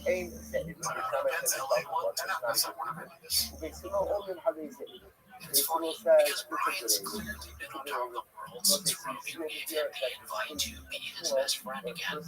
So now to be around these toxic, low-energy failures, it just really shows the contrast between their career trajectories right now. And I honestly think Brian's expecting some sort of fallout between him and these guys, since he just ramped up a brand new solo podcast on his own channel, which actually pulled the same number of views as the average Fighter and the Kid episode. But hey, I guess we'll just have to wait and see what happens with Brendan and this whole Texas mark. But anyways, guys, that's it for the video. Thanks so much for watching. Make sure to like, subscribe, and comment down below what you think the future holds for Mr. Schaub. Go ahead and put it into the review, because it's kosher.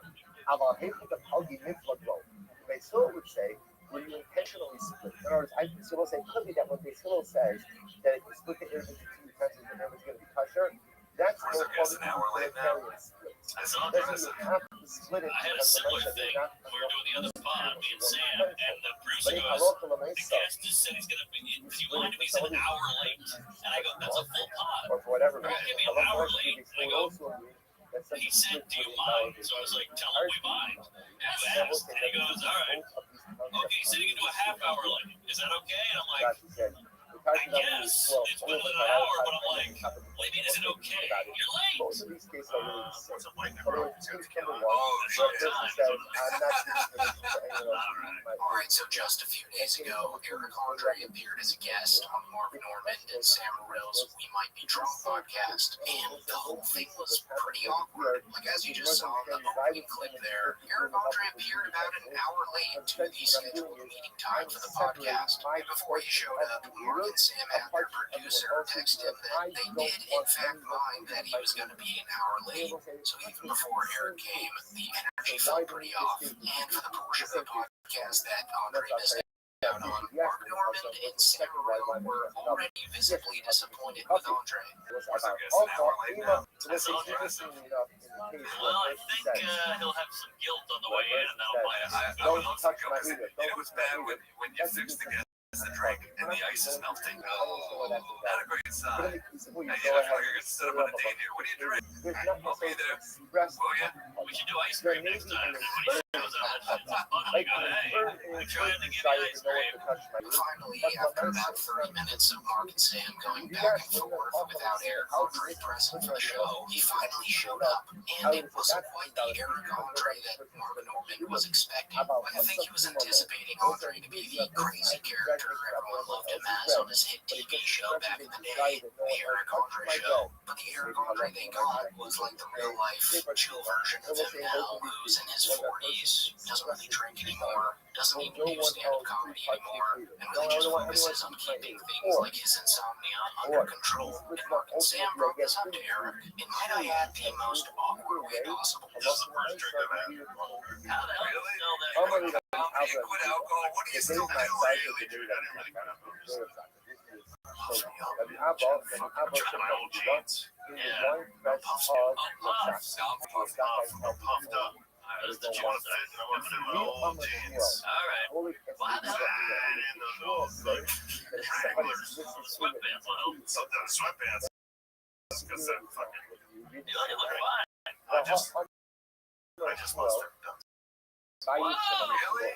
Wasn't quite doing the song and dance that Mark Norman was hoping for. I don't know if you guys heard it in the clip, but Mark actually was Andre saying that alcohol puffs his face up, thinking that he was saying that it pumps him up. We're saying, well, we're trying to puff me up, man. I'm trying to fit my old jeans. Puffs me up.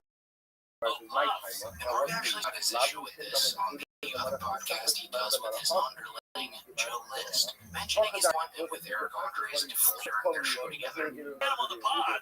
On the pod. I'm like, Eric Andre, we got broken. What do you call it? Breakaway glasses? We were all prepared. Because we're like, he's a crazy, wild guy. Sam hit me with the breakaway glass. He's like, geez, what are you doing? And I'm like, you're the guy. You're Eric Andre. And I was like, you want to drink? You crazy, wild dude. He's like, oh, I'm off the drink. If I have one sip of alcohol, I can't sleep at night. He's like, I'm off caffeine. I'm like, what are you crazy? It was like Evil Knievel being in a wheelchair. It was kind of a bummer. But even though Eric Andre's crazy side didn't make an appearance on the podcast, I think whatever Mark was doing actually just made it worse, as he seemed to upset Andre with some of the questions at the beginning of the show, because it seemed as if Mark Norman was just bringing up things Eric Andre was known for from over 10 years ago. And on top of that, he got the details of those old events wrong, like when Mark brought up Eric's old trips with actress Rosario Dawson and IG model Amber Rose, which Eric seemed not too pleased to be revisiting. With him and his son. Hell yeah. He was on time for that one. No one is taking my back to the promised land. Right. I just rewatched that special. It's great. That's a great fucking spot. As of today, we're going tonight. Going tonight, baby. We're still alive, baby. We're in the nosebleed, but we're going. Move my shit out of the way. You're good. You're good.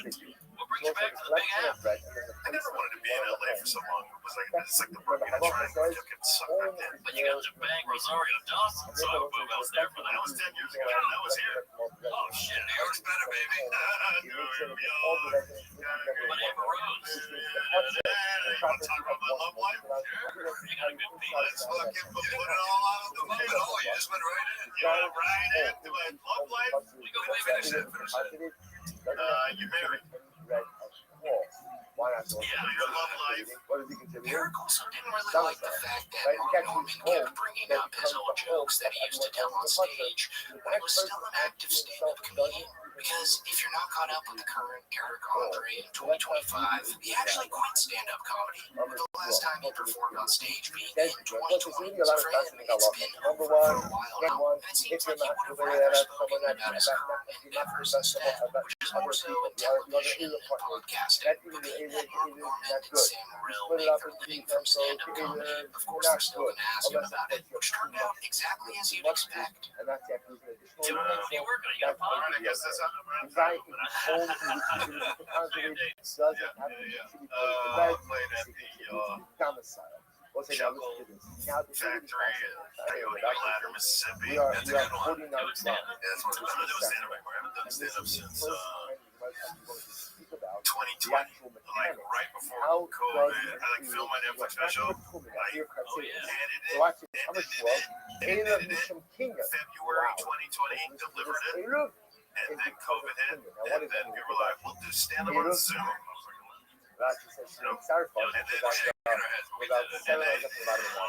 I did the special on Zoom. I keep it clean. I only did clean material. Yeah. Just the beginning. I know you like making it there, the Anthony Bourdain. Oh my God, those jokes are from 15 years ago. Well, you were making Yeah, it. fucking weird. Fucking fun. I remember everything. Dig it now when people remember the really old. Well, yes, No, I haven't heard anything since I thought it was. I gotta do it. You show me naked, I'm like, you guys are fucking distracted. We're very distracted. So yeah, the show was slightly awkward, but since I am personally trying to beat the rape allegations, I'm not going to paint this like Eric hates these two guys, or like there's any underlying beef going on here. I think the hosts of the show were slightly annoyed with Eric Andre, his timeliness, and his slouchy vibe. As professional touring comics would, they made jokes about him being late, which at that point sort of fell flat. What's a white Negro? sometimes. All right. But yeah. And I think Eric Andre was actually somewhat unimpressed with Mark Norman's interview questions, since they were mostly focused on when he peaked in Hollywood. The Eric Andre Show, which might I remind you, premiered in May of 2012, an entire 13 years ago. How about just tell Eric Andre show? The show's wacky. You're falling through a table. You're naked. Everybody passed. So it wasn't like it wasn't so like cakes. It was Yeah. but so had it. They were looking for a talk show at the time because they had Space Coast on the air for a while. So Oh yeah. so it made like demo reel. It's like shitty abandoned. Bodega. Bushwick, West Side. Yeah. So the entire mixture of attitude, expectation, and timing sort of clashed between the three of these guys, which made for a slightly awkward podcast in some moments of the show. And towards the end, when they finally brought up a current endeavor Eric Andre is focused on right now, which is his podcast, Bombing with Eric Andre, it almost seemed to be brought up in the conversation too late. And Eric was once again sort of defeated at the notion of having the two of them on as guests. If you agree, stare at me blankly. Thank you. So good. He was great. Look at him on there one day. Funny. Or we need a lawyer. Well, dude, you got the new pod, Eric Andre. Yeah, you guys gotta come on. Come on. We shoot up the street. We have some good bombing stories here. Yeah, I'll leave a better one. Come on, but so you talk about your worst bomb. Yeah, just have guests come on and just say what's the shittiest show you. I guess you don't have to come on. No. I have others, trust me. Yeah, really. And potentially more to come. That's true. Potentially more to come. That is true. You just did the Sellers deal with good place to do it. Those are good places. Yeah, those good spots. By far the most awkward moment of the podcast at the very end, which happened when Mark asked Eric advice for writing a movie. And after about an hour of feeling like a lesser stand-up comedian in comparison to the two of these guys, this was finally a field that Eric undeniably had more experience in than Mark and Sam. Since Eric has been in that very industry for the entirety of his career post The Eric Andre Show. I mean, he's been a voice actor for a slew of huge box office animated movies, and he's even written some comedy movies. So after hearing that these two wanted some advice, Eric Andre simply tells Mark Normand and Sam Morril to educate themselves before taking on such a huge task, to which Normand and Morril seemed sort of defensive about. Well, any advice? We're ready. We wrote a movie, and I think we're ready that way. We got a director. I'm director right there. I know it's fucking production hell. You gotta just keep pitching it. You gotta go to meetings. What do you mean his story? He just said Netflix bought it immediately. Oh yeah, good point. Fine. Yeah. 8 years. Everybody's gonna buy it. Maybe. We're soldiers. Yeah. What's the move? Just do it yourself, or well, what's the question? The question is my advice on that. We've never JJ for a movie. We've never written a book before, so we're in the dark here.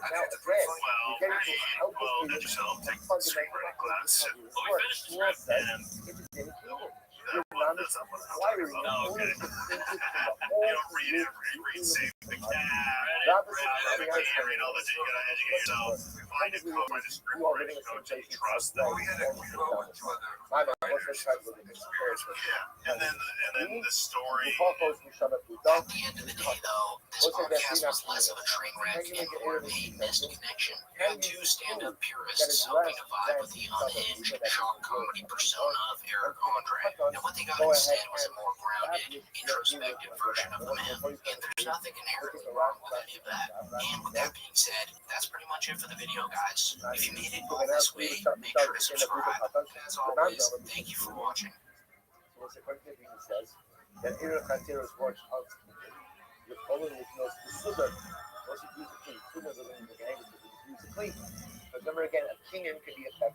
is married and he is in love with his babysitter. By the way, Karen babysits our baby. Double Jill. For sure. Double Jill, that's a dream come true. Alright, so we've got a pretty wild timeline of events that just happened between Howie Mandel, comedian Joe List, and Joe List's babysitter slash comic who opens up the book for him, Karen Feehan. So basically, Howie Mandel accused Joe List of cheating on his wife with Karen Feehan after hearing about the way he talked about her on a podcast Howie did with Joe just a week ago. Then just a few days later, Howie goes on story wars with Joe List and Karen Feehan and witnesses firsthand all of his suspicions coming to light. And it's honestly pretty hilarious to see Howie's face in some of the clips from this Story Wars episode, especially after knowing that Howie accused Joe List of cheating on his wife with this very woman just a few days prior on his own show, which happened after Joe List admitted to knowing about Karen Feehan's OnlyFans account. Instagram. Once you're on OnlyFans, you just keep going and going and going. I'm not on OnlyFans either, but they're trying to do comedy. My wife has a comedy special on there, and my babysitter slash close friend is on babysitter. Babysitter Your wife and your babysitter on close OnlyFans? friends. Close friend is on OnlyFans. How close are you to the babysitter? Have you seen her on OnlyFans? I am aware of it. Have you seen the babysitter's vagina? I think is what she's asking. I have not seen her vagina. I've seen her breasts, but not her vagina. Yeah, you draw a line. There is a line. So after Joe List admits to seeing Karen Feehan's boobs, Howie digs a little deeper and finds out that this is also a comedian who opens for Joe List on the road and is also his neighbor. Maybe he stays away from this babysitter animal there days. Don't go look at it. I've just seen them in a scenario. So what happens What's if a you scenario? get I'm in a comedy festival. She's a comedian and she's showing it's her breath like a big like, wow. Is your babysitter hot? Yeah. Is your wife's okay with having a hot babysitter? There's also in the same business that both second. So After learning this info, you can see how he genuinely convinced that Joe's messing around with this female comic, since I believe it's not uncommon for slimy comics to use the power dynamic with beginner female stand-up comedians in order to get what they want from them. So that your babysitter's a comic, you're a comic, and your wife's a comic. Yeah. So it's like that's kind of in your house. It's a big house. She doesn't live in her house. She lives, she makes appearances. She's not she visits the parents that they made to get them and they can transport that Does she open it for and now that same image works for both places. They've already made it right. They can have and now that allows them to carry the really putting in the spot here. She's a wonderful lady, a wonderful comedian, and okay, wow. So the supposed professional comedian who also strangely sounds exactly like Mark Norman stutters and can't even get a word out when pressed about his secret relationship with Karen Fian. I mean, this guy is about as guilty as it gets, especially after seeing the way they act with each other in that Star Wars episode they did just a few days later. But before we get into that, the last clip I want to play for you guys from this Howie podcast is when Joe List tries to hammer home that he's very happily married to his wife. but you're married and you're a babysitter. How would that be? I know. Alright, so now that you have a picture of what Howie thinks of Joe List and Karen Feehan, let's fast forward to this Star Wars episode that Howie did with the two of them just a few days later. And I'll let you be the judge on if this is how a happily married man should act around his babysitter, neighbor, and owner. But before I show you this clip, real quick for some context behind the game show that is Story Wars. Basically, Louis J. Gomez and Big J. Okerson have comedian guests on their show, and they all anonymously submit stories from their lives before the shows for the comics to guess who submitted the story that was just read out loud. And as you'll see shortly, Joe List just can't get Karen Feehan off his mind. I don't think so. I don't think it's me. Karen never spits.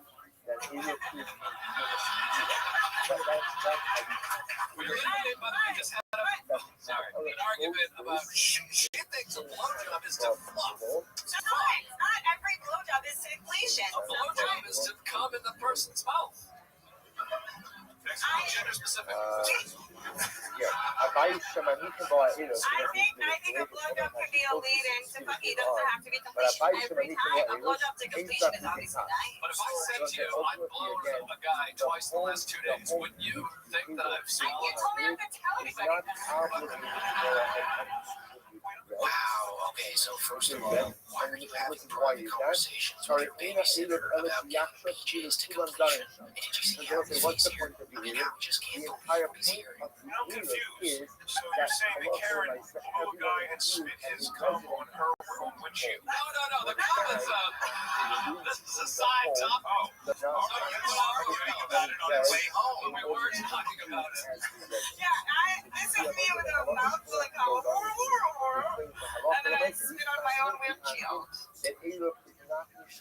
I'm convinced it's Karen. I think this.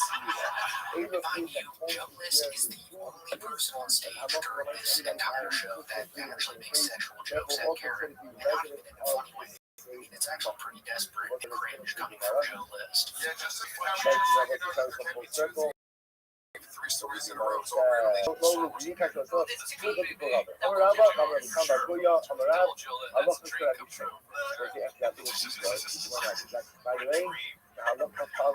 So, did you see the way Howie furrowed his eyebrows here? I mean, it's just insane the way Joe's acting after Howie played with the idea that it was cheating on his wife. This very comic a few days earlier, but I think Howie was mostly joking in that podcast, but then to actually witness it in real life. I mean, look at him. He's disgusted with Joe List here. And poor Joe List's wife. I mean, does she ever do these types of things? Or Joe List is just so rich and successful that she turns a blind eye that cheating like to be his wife or Show's wife. But whatever it is, it just puts a grip in my core. But anyways, after delivering that bomb of a joke about Karen dreaming about 2 Joe Lists, he goes on to continue bombing while trying to make more sexual jokes about Karen Feehan. My mom always carried her like a taser, just like give him a little. He's like, what do I want for an appetizer? I'm gonna go talk to that swallow outside. Swallows it first.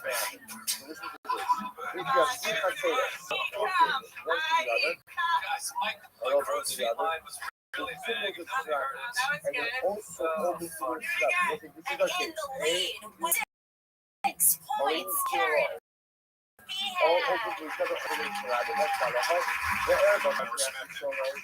She's up at a 6. She's an 8.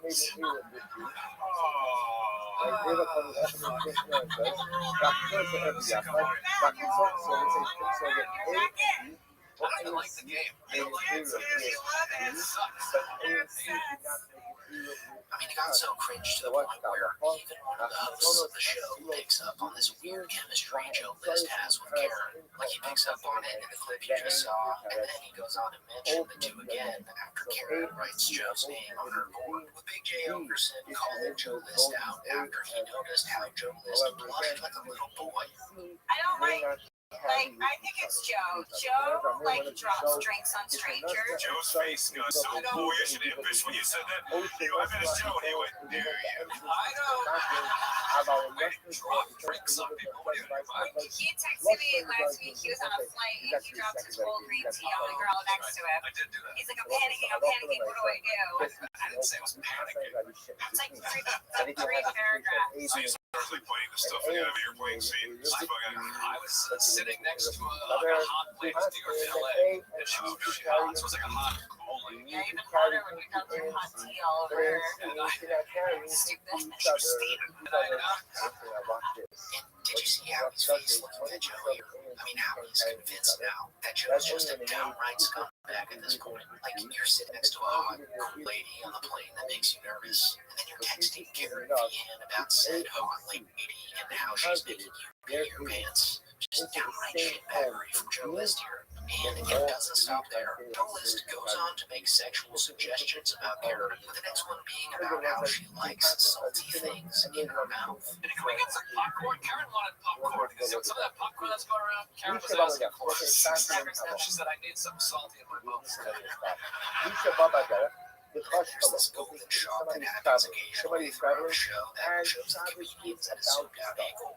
And as you can see here, Joe's just having the time of his life, sharing popcorn with his younger female comedian, even going as far as to lean over very close to her and whisper something, to which Howie catches out of the corner of his eye and steers Joe List down for him. At this point, Howie's completely convinced that Joe's up to no good. And also, why are they sitting so close to each other? I mean, their elbows are touching here. And you know what? I'm not even going to blame Karen Vian for weaseling her way into Joe's marriage in order to boost her stand-up comedy career. Like, sure, it's slimy and snake-like, but I mean, if it's not her, then there are hundreds of other female comedians standing in line waiting to do the same. For me personally, this all falls on Joe List, who clearly doesn't have the self-control to be able to stay into his wife when challenged with a flirty woman. So yeah, maybe Howie was joking at first, but once you see Joe List in action, it's kind of hard not to wonder if there's anything going on behind the scenes. And this is how Joe acts with cameras rolling. I can only imagine what goes on when they're not. The whole thing is just off. But anyways, that's pretty much it for the video, guys. Thank you so much for watching. Remember to like, subscribe, and comment down below what you think of Joe List, his babysitter, Karen, and the legend of both Howie Mandel. However, she's supposed to be cut off. But if you say, my mom is a piece of shit, trunk of the tree, then my husband will come back and I can call up my mom. Call about face up my mom. Name some Mahalik Mishaka Sheikha. Boss, I love this mom. So if a boss, I love my mom, however a person says, you know what, my mom should be underneath the trunk of the tree. Or my mom should be, by the right side of the fence. That's the price, you get nothing out of that way.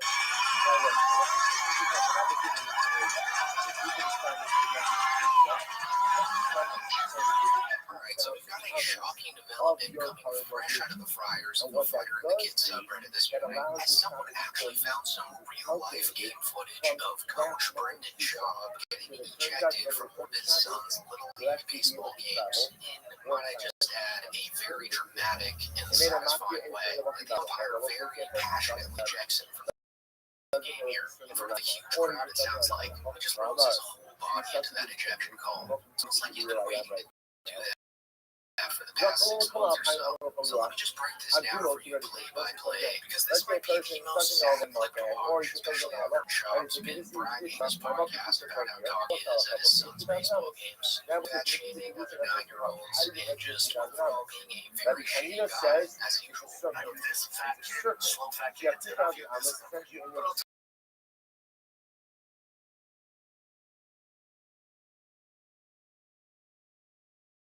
On that later, UFC fighter Indian Brendan Shaw cracked down at first base, being way too emotionally invested in a literal children's baseball game. And this man looks like he's coaching Game 7 of the World Series. So this all starts when one of the kids on his team strikes out.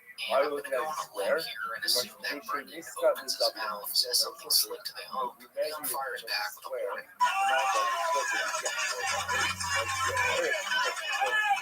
You get the point. So the ump says, hey, that's a warning, coach. That's a warning. Trying is like going way too far as a parent in a 10U Little League game. Let these players still bring juice boxes and fruit snacks to the dugout. So usually for a normal, level-headed parent, that'd be enough. Like you take your little slap on the wrist, you shut up, and you let the kids play ball. But this is the Brendan Shaw we're talking about here. The same guy who once admitted on air to calling kids fat during the games. So as I'll say shortly, the very next play he actually gets ejected for talking even more shit. And it all starts with Levin walking up to the home plate. I'm just going to go on a limb here is that this is Brendan Shaw's son. Since with a quick Instagram search, we can see that Brendan posted a home run that his son hit just about a week ago, wherein the son is wearing the number 11 jersey. So right off the bat, we know that B Shaw's going to be a little more fired up with this kid than usual. So the actual ejection happened as LT Gray was running into home base to score a run for his team. And as he slides in, the ump calls him out, which obviously sends Brendan through the roof.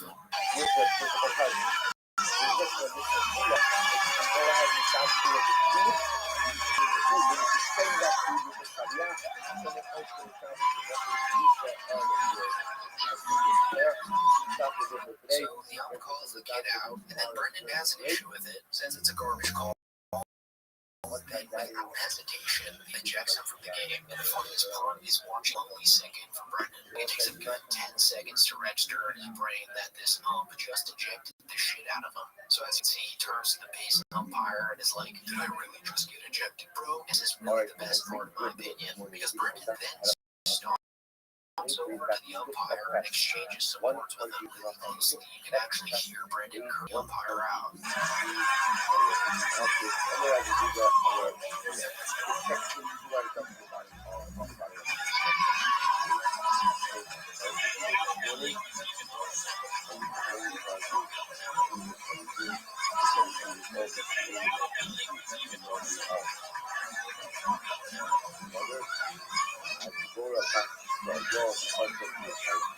So if you listen closely, he's like, I got ejected for saying that call was garbage, even after getting a warning right before. How could you? And the ref's already clearly made his mind up. And honestly, at this point, he's probably scared for his life. Like on a side note, this is actually a great example of just how big the guys are in the heavyweight division of the UFC. Brendan looks like an absolute monster compared to this ref here. And if you listen closely as Brendan's walking away, he actually says something like, get the fuck out of here, or something along those lines. Which like everyone in attendance probably heard. And even hear one of the mothers in the stands go, whoa.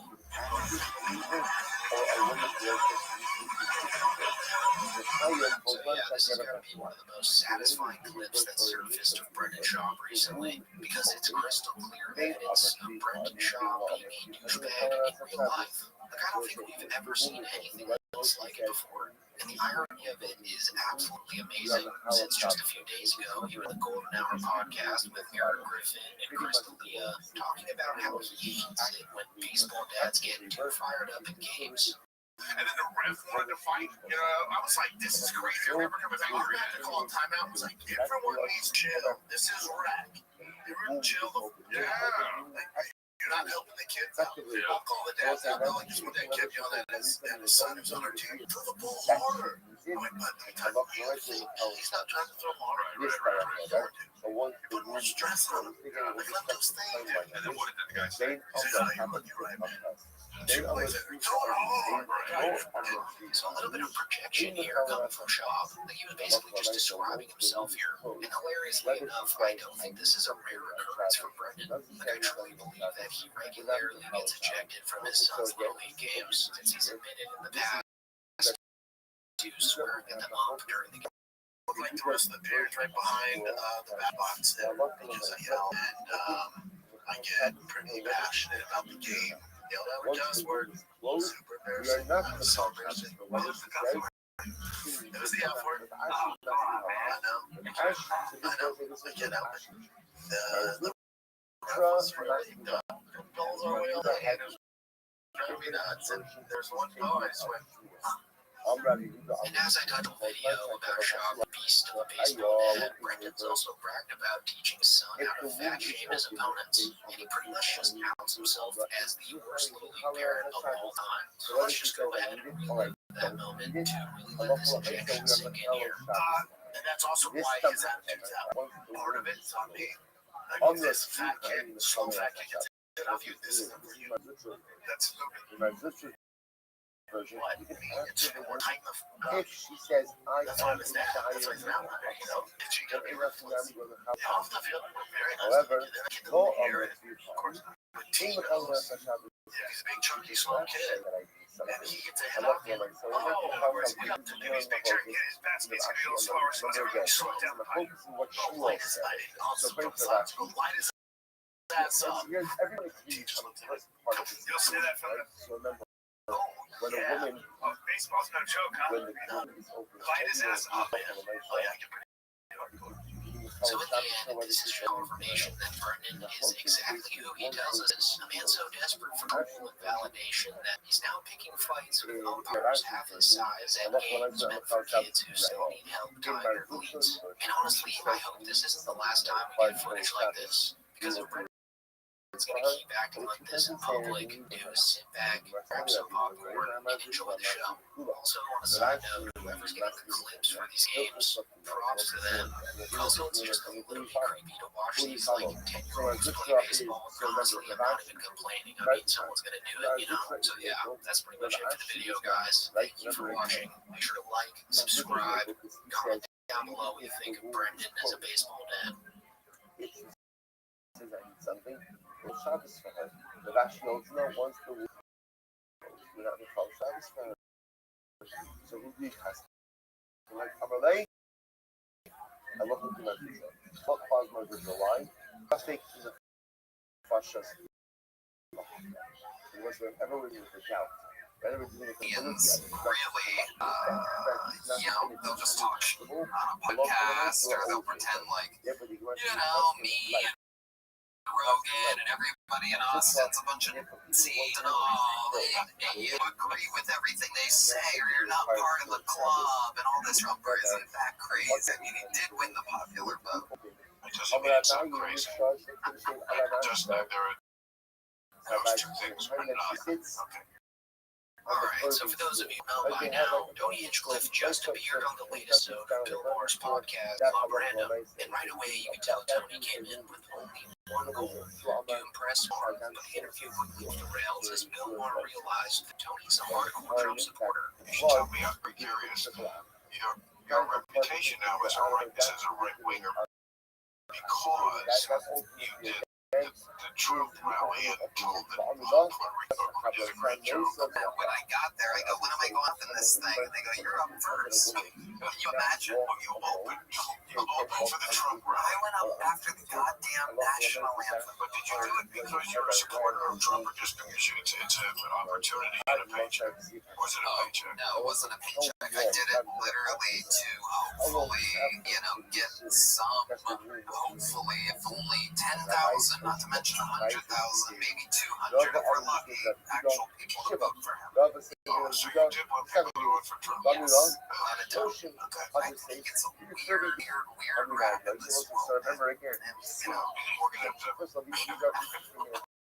break off on that point. I think I talked to everybody. It's okay that we disagree on that. I didn't really know until this moment that I thought maybe you just were doing it for again because you believe in free speech, but you're not really a Trumper. So upon realizing that Bill Maher isn't exactly vibing with his political worldview, and maybe even looking down on him for it, Tony Hinchcliffe suddenly goes into full-blown damage control mode. In Tony's case, that means pulling out the wildest, most revisionist spin you can imagine. Because with a straight face, Tony tries to argue that he, Joe Rogan, and even Elon Musk are not far-right figures, which Bill Maher immediately shuts down. And this is the thing, because I would argue that we're more center than left or right. I think you'd probably be shocked to know how at least from my perception, centrist we are. I've been watching it for my whole life. By the way, my mom always made sure we had HBO, even though I was raised poor. So I kind of get you, and it's crazy that I'm considered a right winger, or that Rogan is, or that Elon is. And well, anybody who is a Trumper, it's just it's a different mindset. You'd have to be extremely different to get me over there.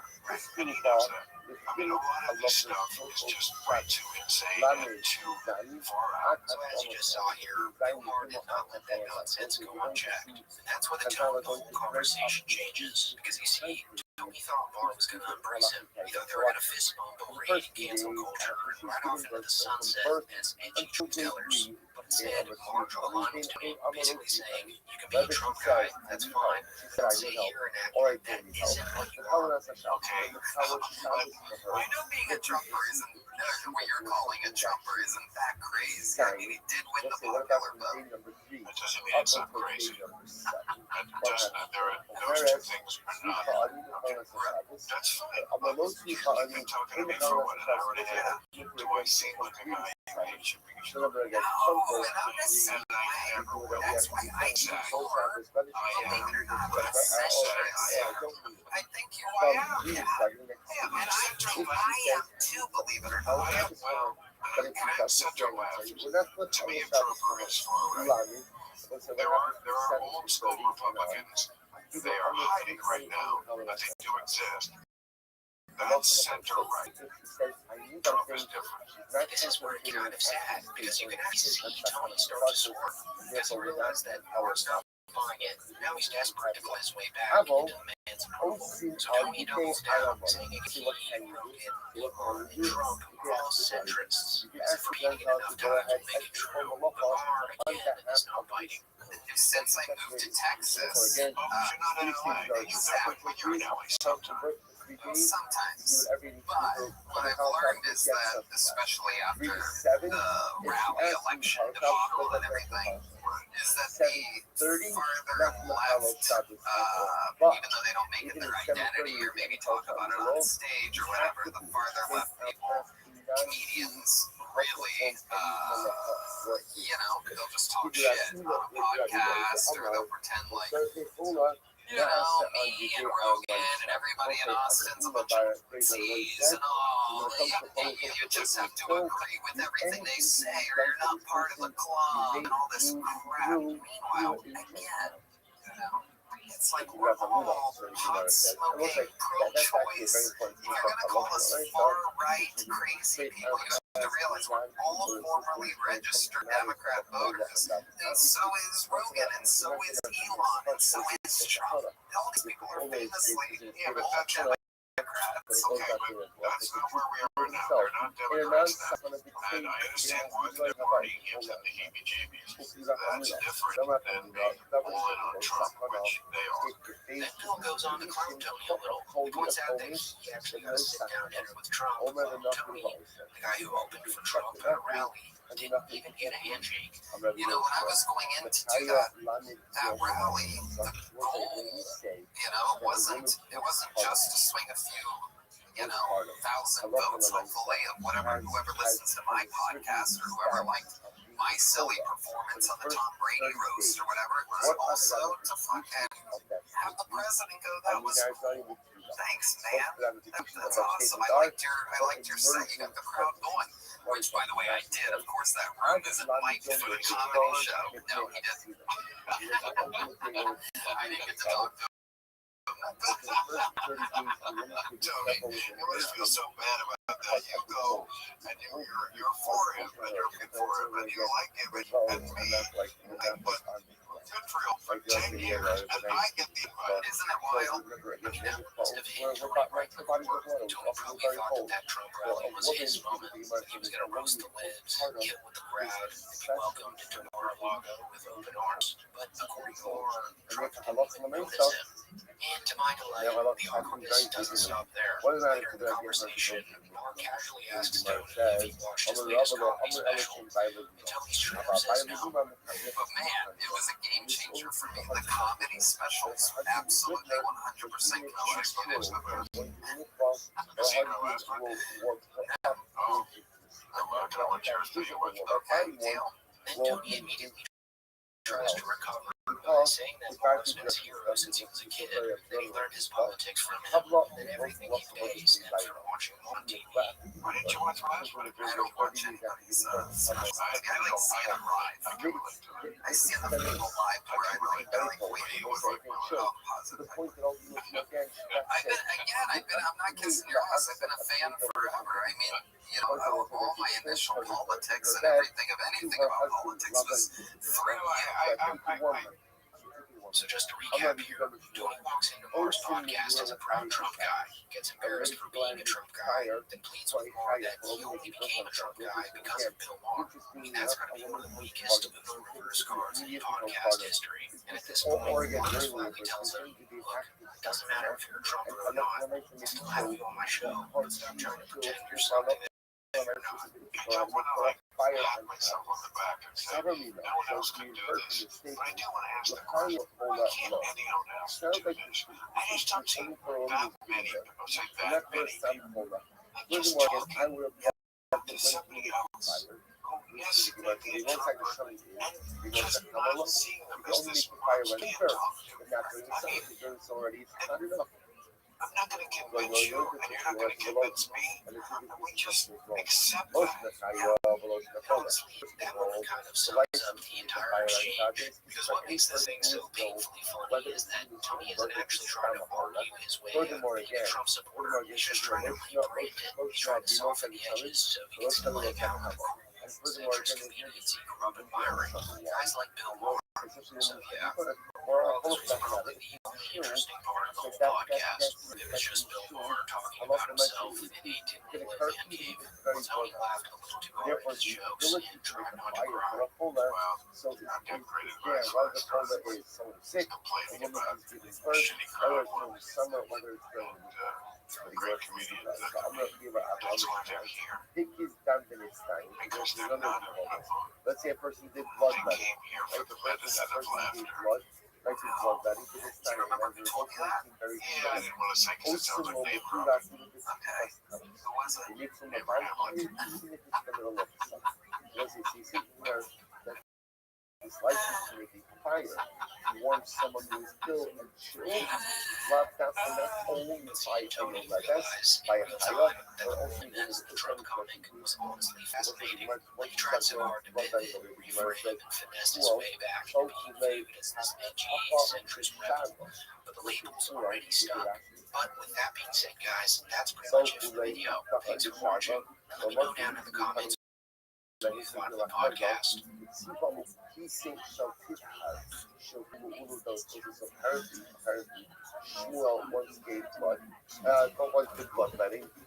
Brendan Schaub is a horrible person, not only because he frequently lies or bullies his friends or scams his audience. Brendan Schaub is a despicable human being because of the way he conducts himself at his 9-year-old son's baseball games. I went to the mound the other day. And I get the old young kids.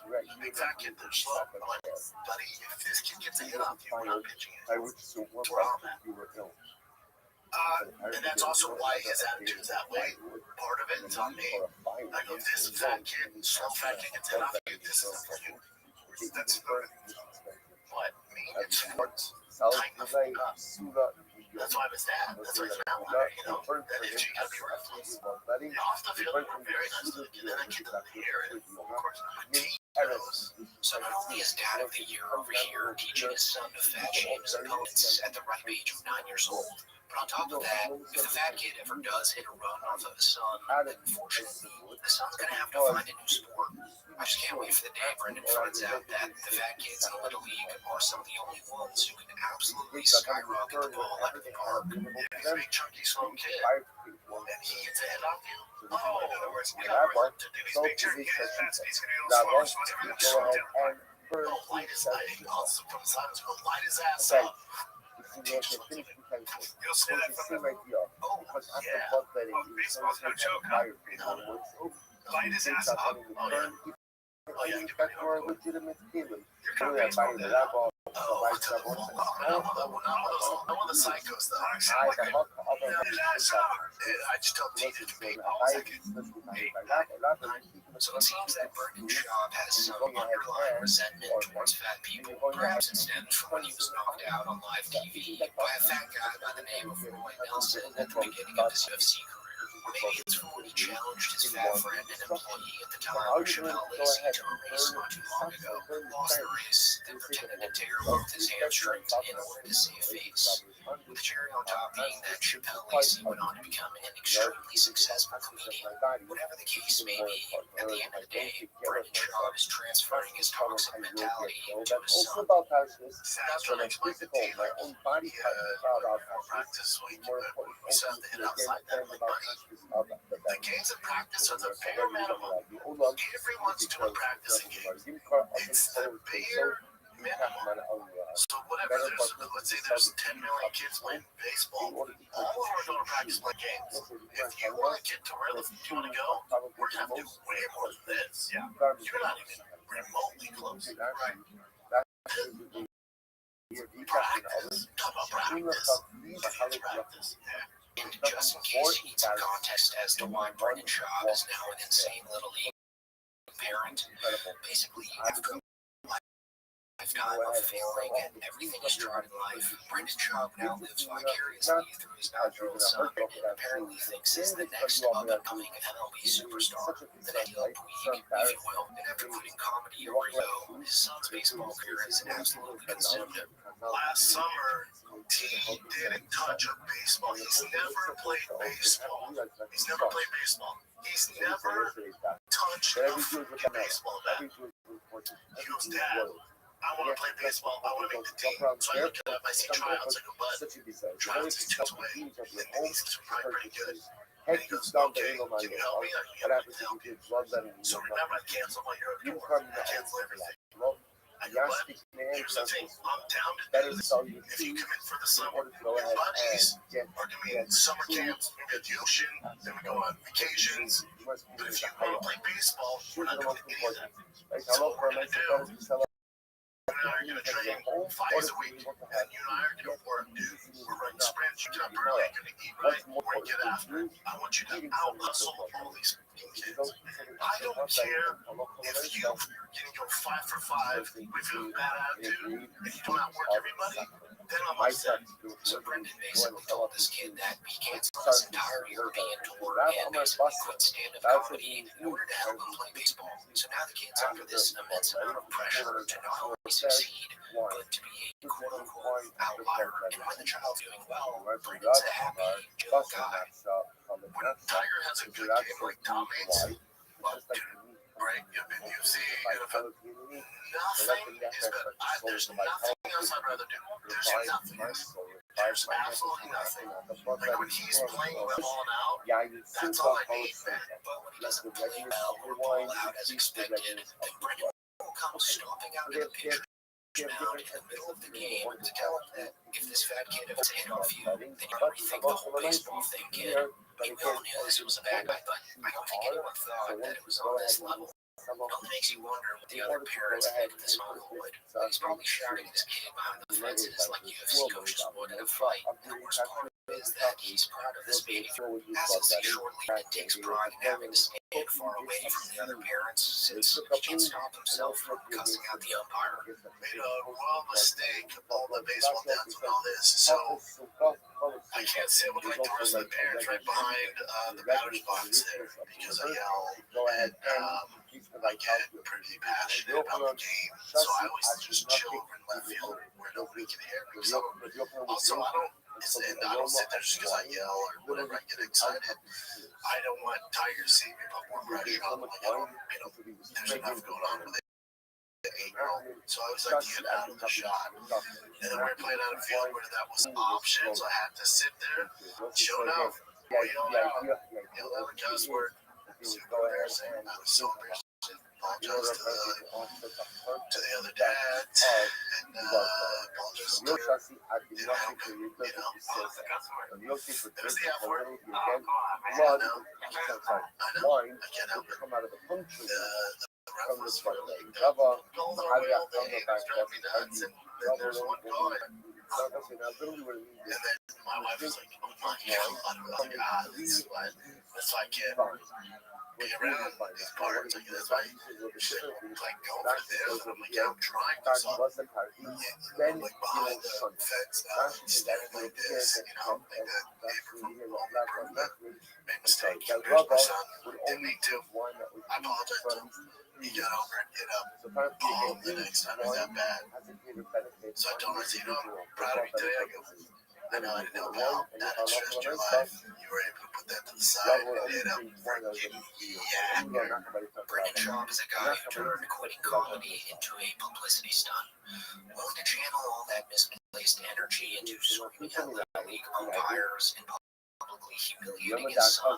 Let's not forget, he broadcasts this behavior like it's a badge of honor. In his mind, this is good behavior, but in reality, it's just pathetic. At the end of the day, Brendan's not just a terrible comedian or a grifter in podcast form. He's also a grown man projecting his own failures onto a child while proudly alienating everyone around him in the process. And if that doesn't make him a horrible person, I don't know what does. Thank you for watching. If you made it this far, be sure to like, subscribe, and comment down below what you think about Brendan Schaub's Little League behavior. I know this is fact kid. Swim fact kid gets it off you. This isn't for you. That's what meaning is sports. Tighten the fuck up.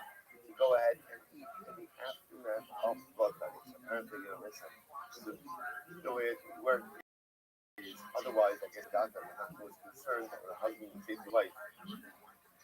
Bloodletting, paradise, Listen, as a city, it's just you cannot compare it. Sorry. Therefore, go ahead and tell them that's not me. Nice to hear that. Can't be compared. Nice to hear. I mean, that's not news to anyone, right? No, not to don't say that in the crowd room of the mothership. They'll stab you. All right, so on the latest episode of the We Might Be podcast, Tim Dillon explains why he never moved to Austin like everyone else did when Joe Rogan opened up the mothership. And overall, it seems like he's not really on board with that whole place becoming the new hub of comedy. And as you'll hear shortly, Tim has some pretty valid reasons for never moving there. The first one being that the city of Austin itself is simply a bad place to live. I think that moving to Texas. Really? You putting your foot down was a big part of that problem. Well, maybe I just the city of Austin, Texas, is dangerous. The homeless there are more aggressive than I've ever seen. The best thing you do for blood betting is There's pockets of it that looks like family. drink some good wine, depending on how many It's not good. Yeah. Like as a metropolis, it's brown. Small, it's brown. There's no grass. It's not green. It turns brown. From 4 to the year to 100 degrees. Lisco The lake is Go ahead colored and and take they're a raining word out. amoebas that can swim up your nose and kill you within 48 hours. It's rare, but it happens. Wow. That's the same thing Old here. lake stage where you get in the lake and go, This nice goes pond. to my Instead of a glacier lake, wow. you know, even great. So yeah, Tim Dillon's not really buying into Austin being the new place to be if you're a comedian, which is honestly pretty refreshing to hear from a guy who lingers in that Rogan sphere. Because usually a lot of these guys just blindly kiss the ring of Joe Rogan in order to stay on his good side. But Tim Dillon is a true New York comedian, so no matter how many millions of dollars Joe Rogan pours into that ship, Tim Dillon just refuses to believe that it'll ever be any better than New York or even LA for that matter. So let's be very honest about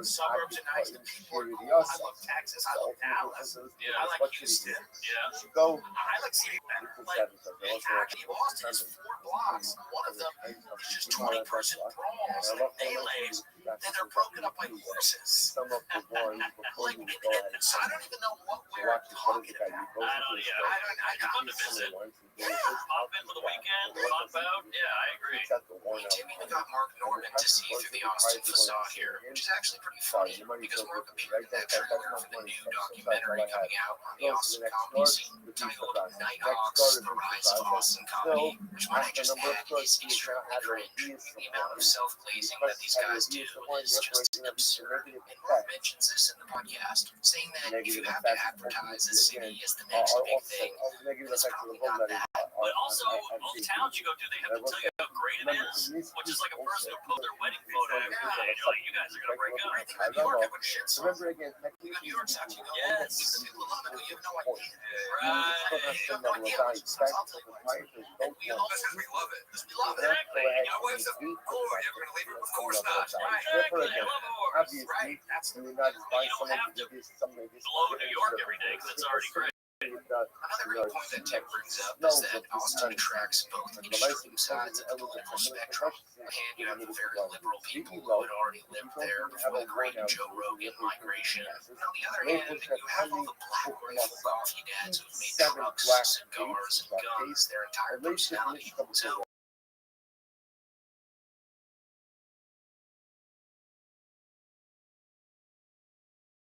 as a result, you have the city in the middle. Yeah, right, and where's the left? Like, everyone's either like a Proud Boys and ready to get a roll, or it's like a non-binary blue-haired dreadlock, rambling. They push each other hard to further. Like, what is he? Is there any normal human sort of person? People are like college kids or dorks. That's a good point. And I think they push each other so much that they end up like circling around and becoming the same thing. Tim, Mark, and Sam Rill then go on to all agree that New York and LA are far superior for comedy than Austin will ever be, which is pretty interesting because most comics in this Rogan sphere will usually shit on LA, since Joe Rogan has desperately tried to sway the public into believing that it's on the verge of collapse for some reason. You left, Tom left. And not like you're left forever. It's not like you're like, right.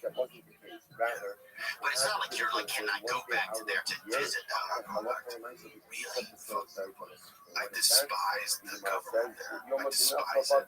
I despise their smugness, the way they feel it's okay to close down restaurants and businesses, the way they feel it's okay to just tell people you have no choice. But even though Los Angeles has its drawbacks, Tim, Mark, and Sam still enjoy it in Austin, which coming from 3 New Yorkers is pretty insane to hear. You probably wouldn't be hearing this from them if Joe Rogan had never started the movement of LA being the worst city to ever exist. Yeah. It's how weird is it? Well, problem with New York and LA, they're so different. Like, New York is like a family that's constantly yelling at each other. Like, shut the fuck up! You're like, Jesus Christ, my family's dysfunctional. Then you go to LA and no one talks. That's like a family that never speaks. And you're like, so which one is better? That's why it's good. You can both. Yeah, you can go back and forth. And there's a community. I think there's more community in the comedy in New York. Yes, that's what I'm also like. There's young comics, there's older comics. In LA, it's very, which I kind of like about LA a little bit. It's like it's just very. You go, you do your work, and you leave. There's something nice about it. That's true. New York, as you get older, they're hanging out. Yes. You don't have to hang out. No, you don't. You can't. And then Tim goes on to list, in my opinion, his most valid reason for why Austin will never be the new LA, as Rogan says. And that's simply because Austin will never reach the insane amount of wealth that California has. Basically, the enormous tech companies with trillions of dollars in California always keep Los Angeles afloat. As you'll see shortly here, Tim kind of points out that every time Joe Rogan said LA was on the brink of disaster, nothing really happened. All to say this, every time something happens, people It's very good. This is the If a person Right. should trip the state location, and it's never really. we'll have a So I don't know if the reason LA is able to run is because you have like this economy going to California that's like $8 trillion. had walls that were It's one big 7 tech company. And they kind of run it off that, like the way that California is able to run. They run it off this really consolidated huge bundle of money. What they leave for the California? They got to rip it out of Stanford. That's one of the reasons Austin can't rip it out of Rice University. Doing a little bit in Stanford. That's the thing. It's like people talk about, oh, is this thing going to be Hollywood? You know, Hollywood's dead forever. Right. But Hollywood, you can't just make a thing what you want it to be in a week. You can't just Miami's in Wall Street. You can't do that. No. You know what I mean? It just doesn't work like that. Areas of culture to develop for very long periods of time. Yeah. Everything's developed in a certain way. Where you go, oh, we'll just move all the tech things somewhere else. You go, yeah, but the literal Ivy League school that has the biggest, all these tech guys are coming out of is Stanford. Right. So you can't, that's one of the reasons that Stanford and the Bay Area is the Bay Area, right? Like, it's not just an acronym, so I think that, like, that's difficult about it.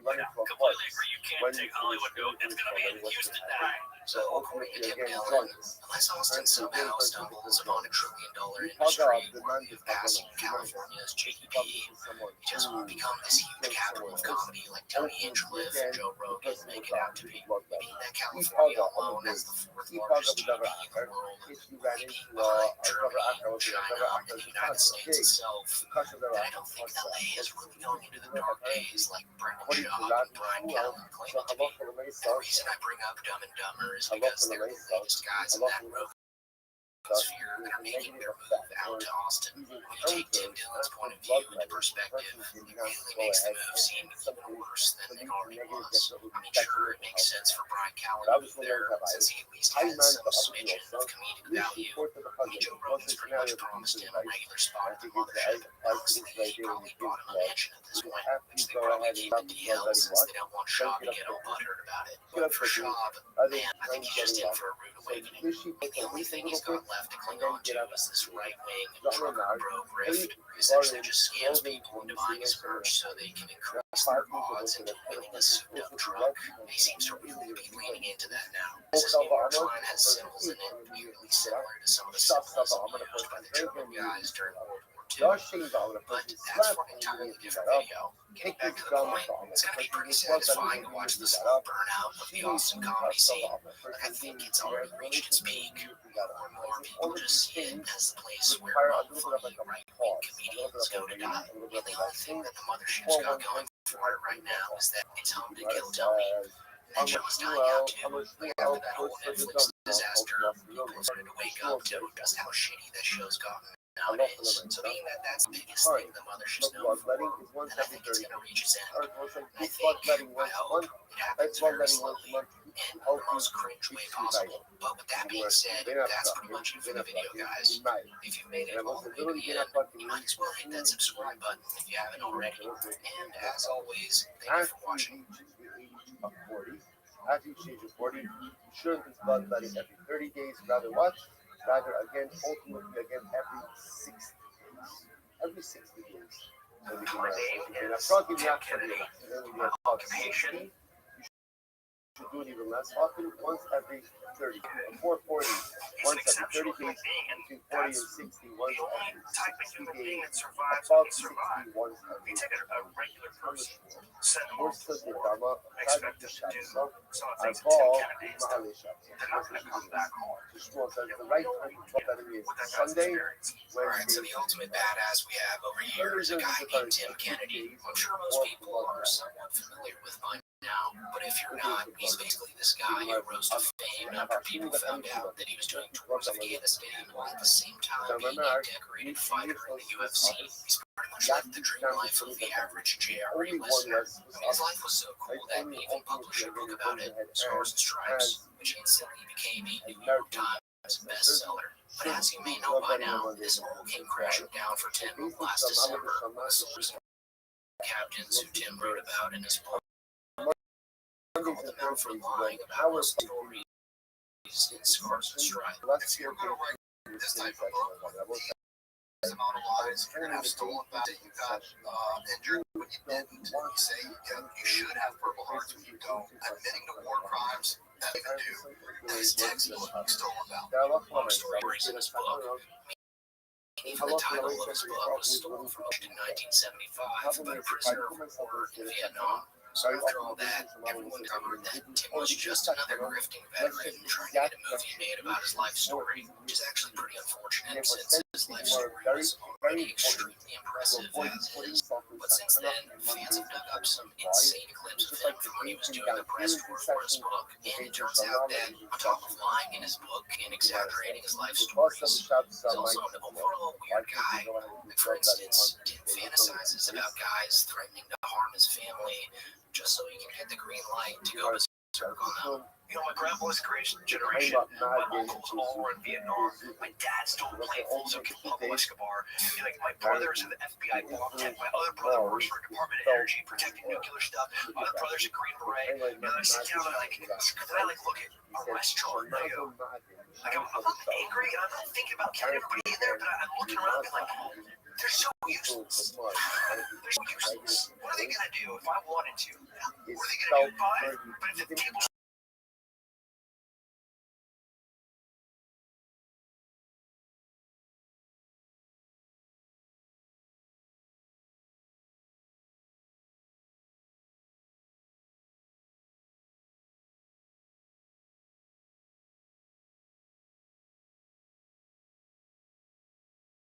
It's not everyone to be prepared for such an event. Honestly, it's better to be over-prepared than under-prepared. If that nightmare situation, God forbid, were to ever occur, but Tim just goes over the top with this, so much so that you could probably classify him as a doomsday prepper. We just listen to him describe his everyday carry loadout to Sean Ryan.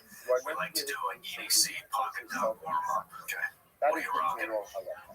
I'm pretty straightforward. I think people overcomplicate it. So like a kiss guy, keep it simple, stupid. And so I have my keys, I have my cell phone. I unfortunately carry two wallets, a work wallet, and then like my regular wallet. Then I have a small fixed blanket. Right now it's going to a knife. That's speed coat. And then I carry a sink.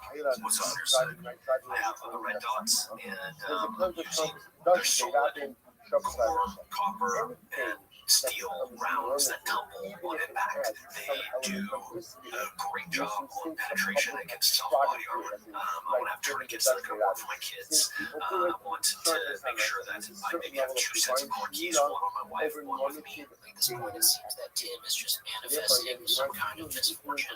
It's also hilarious how he says he keeps a set of car keys on his wife instead of saying, my wife also has keys to her car. But anyways, after seeing this clip go viral, I decided to do a deep dive on his YouTube channel, and I found this one video of him describing what he takes in the car with him on an ordinary family road trip, and even the guest he has on laughs at him. And mind you, that guest is also a doomsday prepping specialist. And this surviving member here, fourth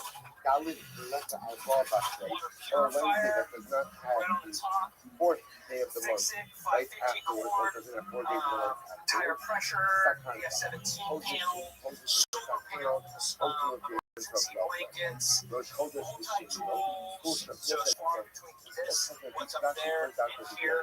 I think I had 10 tourniquets. more esoteric. I think that's enough. 10 whole tourniquets, just in case there's 10 guys on the side of the road who all have separate arteries at the same time. So yeah, as more and more clips are being dug up from Tim's past, he's quickly becoming the laughingstock of that whole influencer universe. He just has this over-the-top alpha masculine mentality that's easy to point and laugh at. Like in that Brendan Shaw podcast from before, there's this one point where Tim mentions the various methods he used in the bedroom in order for his wife to birth a baby boy. No, I mean, I had to get a boy. You have a technique. I don't own the technique. I did research to find out that there's a plethora of techniques. Position. So male swimmers swim faster but don't last as long. So like ovulation, if you come early her ovulation, like there's more time for the female swimmers to make it up there, which ever seems pretty understandable. Since most guys, if they were big, would want a baby plan somewhere in their lives. But as we'll see shortly, Tim just continued straying and it becomes clear that Tim birthed a son, but a spawner. And then, like, after you hold my naked wife by the hips, like, shaking her, you're like, come together, sweetie. I'm not joking. And then, yeah, I got me a boy. This hero, I thought he's a savage. Yeah, he's not. The opening scene in the last 4 weekends, we're talking about lacrosse. He plays lacrosse. He's got striations on his shoulders. He's got this V on his back already. He has long hair that goes down his back. And he takes off his lacrosse helmet that's like matted and tangled already. And he just looks like a savage right out of the last 2 weekends. And he plays hockey. He rides motorcycles. But like, it's like the buddies on the kind of showing down. I mean, I do say it all. I look at like the fat dad bods, and I look at their kids that are laying on like, you guys don't, you know, look at my boy, yeah. Sure, you can be proud of your offspring, but striations, way deeper. The more these clips surface, the more Tim goes from being a highly respected MMA fighter and veteran to the face of /first responder cringe. This cringe has gone so bad that it's prompted more people who fought over Tim to come out on podcasts and expose him. Take Tim's former boss from Afghanistan, for example, John Shrek McPhee, aka the Sheriff of Baghdad. If you haven't seen already, he's been going viral lately for making Joe Rogan shit his pants with some of the stories he has from war. 7 Taliban on my app. You want to see 7 bodies super quick? You know what I'm saying? Bring them boys up here, you know? So I never released some of these other stories because I had such a different experience. I can't fathom if I was with 5 people. The times I was with 5 guys, you know how many people I was with 3 guys, you know how many people we killed in the battle of Tora Bora, but hundreds. I just thought, how many on my first day? Funny enough, the most viral stories he told was about the time when he had to put Tim Kennedy in his place and humble him. Since Tim was apparently going around the base telling everyone that he could kick all of their asses. So, you did have to tell him. Yeah, I put him down in the dirt one day, animals for a head, man, he just incessant talking shit about kicking everybody's ass, you know what I mean? And then like one day I was like, you know, you're gonna kick all of our asses. All of our asses. Yeah. I was like, yo, meet me at the fucking dojo at midnight. You know what I mean? And then what he didn't know was while he was all poopy out kicking rocks or mad at whatever he was mad at, all the guys are like, yo, I'll be at the dojo. I want a piece of this action. And like, easy to fill the dojo that night. And then I was just like, look, we're going to fight in the order rank. Now, the new guys didn't like it. And I'd say Timmy did well for 1, 2, 3, 4 guys. I'm fucking out. Guys like, wow, this is it. It's got to be on me. And I just made sure in the time I had, I bloodied him up and I made sure he was down. And then all I did is I whispered his ear like, hey, we don't have to have this talk again. And I walked out. Me and the guys walked out, left him in there laying on the ground. You know what I mean? But what I tried to teach him was, you can't beat us all. This is a team sport. We're a pack. You know what I mean? This is how we work. It's pretty satisfying to know that Tim Kennedy was already moving to oblivion while he was deployed. It's just interesting how it didn't really translate to his life as an ordinary citizen. You know, in due course, he was probably the baddest dude in the Q course. And then you come to a place where you're now bottom. It's hard for somebody with high confidence to deal with, you know what I mean? I think all that is he felt as a new guy as we were trying to keep him down. What he kind of missed because he really didn't do any army time was this is just the way it works for sometimes, you know what I mean? You know, like Malice here, no one wanted to keep Tim down, you know. They got so bad at like talking shit and being poopy that like the commanders, the officers are like, get him under control, or we're going to make sure he's out of special forces forever. Hey, at the end of the day, Tim's not really a bad guy, and he's certainly not as bad as other people of color on this channel.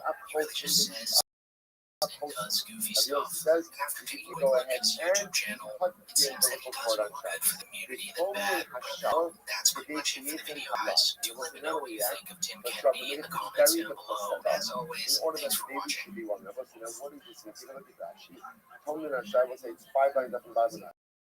She the first legal meal. She the full was that's very interesting. Apparently, there was some type of like school that if you go ahead and you So bury the the way we placenta, talked in the those baby comics, is able to you remain can't make those kind of I jokes remember the woman was sometimes giving with her regular baby in the people. world of Hashem. Like regular people, Bury when the you wear placenta insult, like you could afterwards. say like the most heinous joke to Tony Hinchcliffe, and he would fall on the ground laughing. So you can holding bury his the eye. bury the So there placenta seems to be this notion in the Rogan sphere that comedians are the only people on earth who know how to quote unquote bust each other's balls. Regular they go civilians ahead like you or and I, shout out. incapable It's of called grasping it's such a a little bit of concept. like Worst social thing you can do. sex I mean, well. yeah, So the song session is going to go ahead and we're literally still, yeah, immerse I think that might be just us. the placenta in a truck up Comedians think that regular guys, those regular guys that drink this all, yeah, they do this all the time, they don't even think about it. I think someone's gonna jump all over them and lock them. But On there's a rare occasion, the regular working class civilian will stand up to the comedic assassins and destroy them in their very own profession, resulting in some of the most satisfying moments in comedy. Take, for example, the time when David Lucas got out-roasted by a random girl after he insulted her body for about a minute or so. Girl with some breast cancer titties, you got two. That bitch got two medium-sized water balloons in her shirt. These starting to sound like compliments. I like big titties. Them titties will get you nowhere. Well, great. Furthermore, I don't want to be anything you like because I don't look like a roast beef sandwich.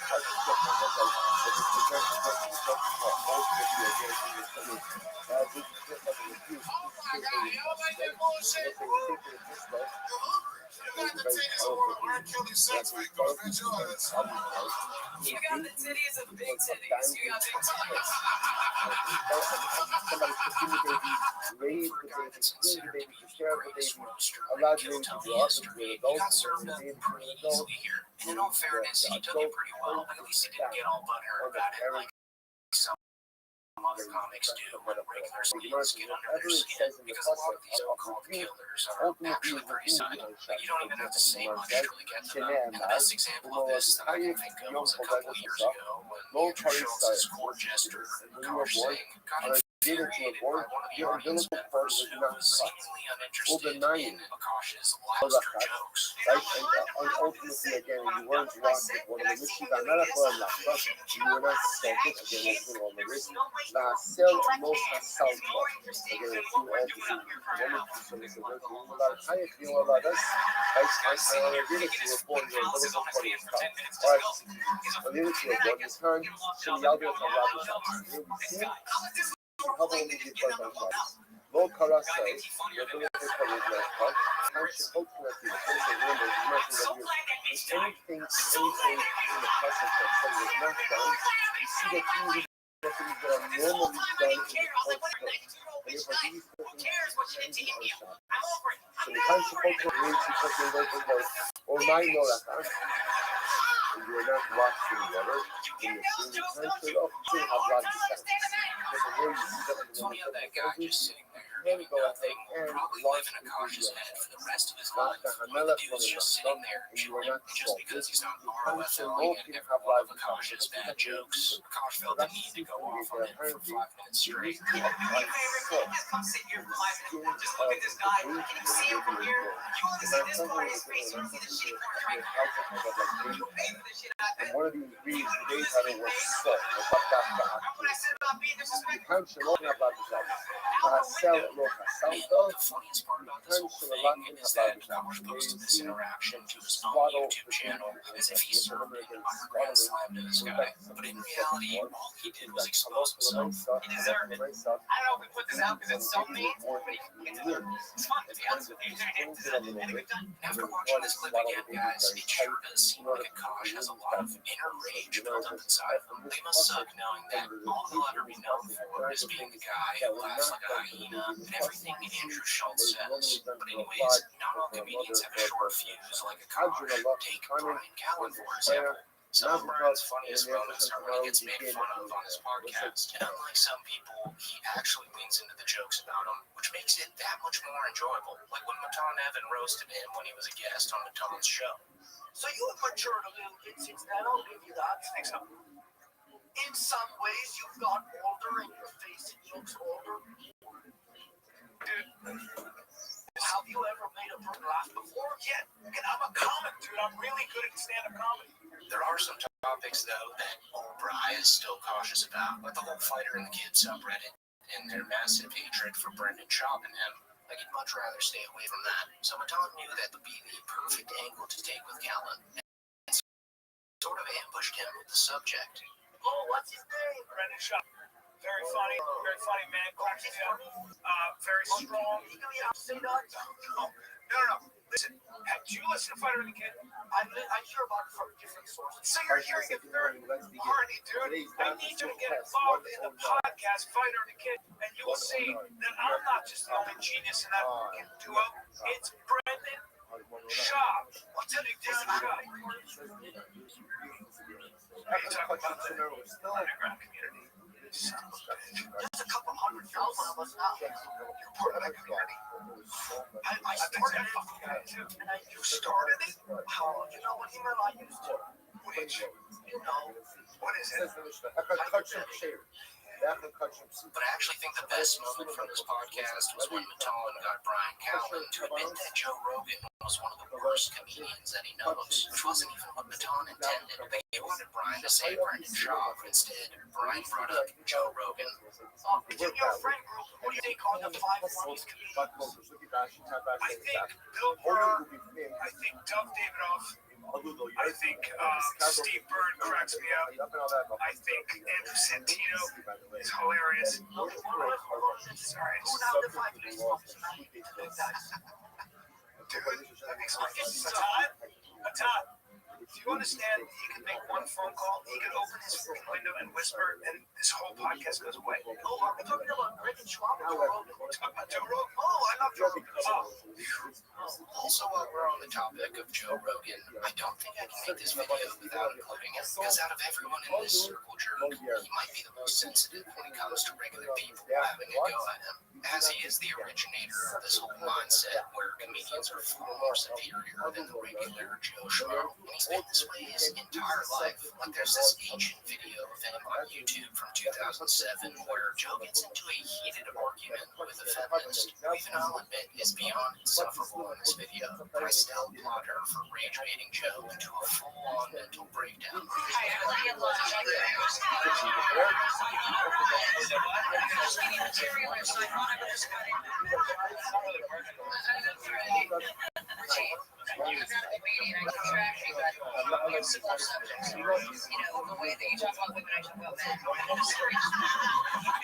So at first it seemed pretty cordial between the two, but as soon as the feminists started criticizing Joe's stand-up, you could tell that his blood was starting to boil, and he finally reached his breaking point with her when she started to emasculate him in front of everyone at the bar.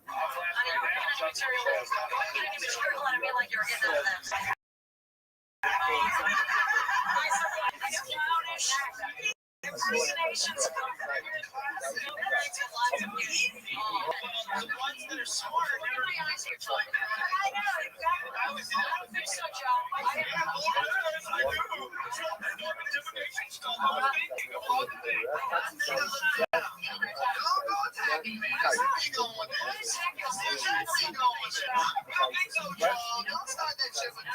So Joe just simply couldn't let that go. As you'll see shortly, this little back and forth quickly escalated into Joe Rogan's shouting match, and it got so bad to the point where everyone in the bar went silent just to hear this meltdown. No, because you try to tell people what to do. Don't tell people where to look. That's not how you communicate with dogs. You tell them, look in my eyes. You're not your dog. You're lucky. You don't talk to people like that. That's dumb. It's like you just screw up yourself, but that's okay. This is all shit.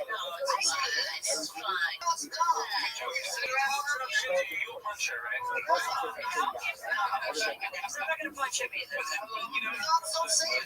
That's what. Your cigarette? That's dopey talk.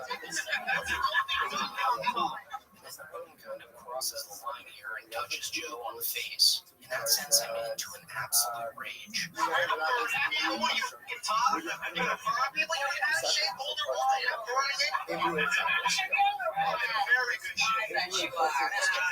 Don't touch me.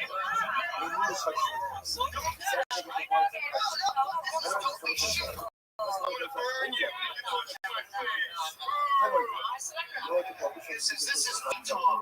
If I walk out of the room, I'm crushing you. Not insecurity. I don't think you're cool. I was nothing but cool. You start trying to tell me what to do. Why? Because you're insecure. You get paying attention. Immediately come on. You have to tell me about your act and what you do, what you do, what you do. Why don't just talk as a human being? You ever try that? Just talking. Stop telling people what to do. Yeah, I'm saying that you don't hear this shit. You're always talking over people. Yeah, you are. That's why you felt insecure on me, trying to get me to do what you want me to do. Just look me in the eyes, Joe. Tell them down the girl. Don't fuck those girls. I know people like you. Say, this is all dumb. I'm not like that. You're not gonna trick them. You're not gonna trick me. You're not tricking anybody. It's ugly. You're dark and mysterious. I forgot. You're unhappy. You're unhappy. That's why you people. Very Dark and mysterious. doesn't know. You don't have to. And then people in the comments on this video are actually in support of Joe. But please, don't be fooled. Like, I agree that the lady shouldn't have put her hands on his face, but other than that, I think this whole rant by Joe just shows how thin his skin really is. Much like that situation with the car and the audience member. These hacky guys think getting really loud and talking really fast is them owning their intended target. But really, it's just an ad giveaway showing that they're really hurt on the inside. But anyways, guys, moving along, I don't think I can end this video without mentioning the time when Sketch went on to Bobby Lee and Andrew Santino's podcast and brutally roasted Bobby Lee, like for just being a streamer who plays video games and streams at the Phase House. His timing and delivery here was just amazing. For a little bit, it would suck. You get your ass kicked one time. I was a chubby 170, so I'd go out there and wrestle like around 170. They kind of like throw you around. You know, this guy was an extremely good high school wrestler. So was his brother. Really? That's true. Yeah. Well, one weight. No, you guessed the weight. Guess the weight. I thought sumo was one weight.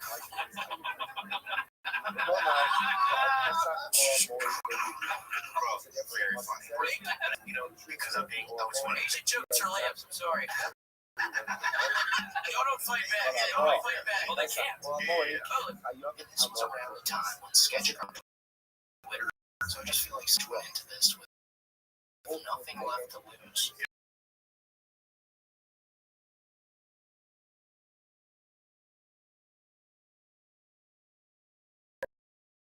What do you think I can wrestle? Wait, you're not? Oh, yeah. Start with 225. 225. Wow, I gotta get out of this epic thing. That's a final straw. No, it's he. Yeah, dude, that was fucking crazy. Okay, you want to split it? You think I came in aggressive? Right? Sumo and then 280. What the fuck is going on around You here? look like you got soft skin. Come on. In a good way, though. In a good way, yeah. I do. I love this guy. Say, we'll be tip to tip later. Yeah, you will. Stop. Can we slow down? I'm sweating now. I'm sweating. You're drooling. Yeah, I'm not drooling too. And then Sketch's final grand slam on Bobby was when they were discussing what would happen if they docked each other. You mean dog? Space docking? Yeah. Space docking? Yeah. Well, it'd be like, really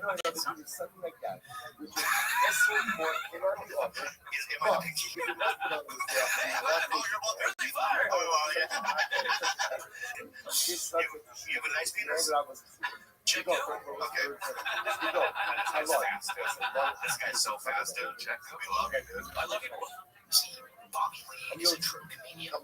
Even though Sketch was throwing insult after insult at Bobby, Bobby recognized that what Sketch was saying was actually hilarious. So he didn't problem with it all the way to the end of the show. And with that being said, that's pretty much it for the video, guys. If you have any other examples of comedians getting rage baited by people, do or the comment section down below, because I thoroughly enjoy making these videos and would be more than happy to make another.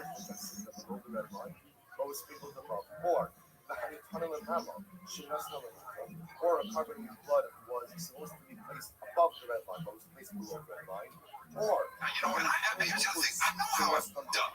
I know. I'm me. I'm the one that knows what I did and what I didn't do. I'm at home with my family. I see the heartbreak on my wife's face. That we have to deal with, and then she gets bullied online. I have to deal with it.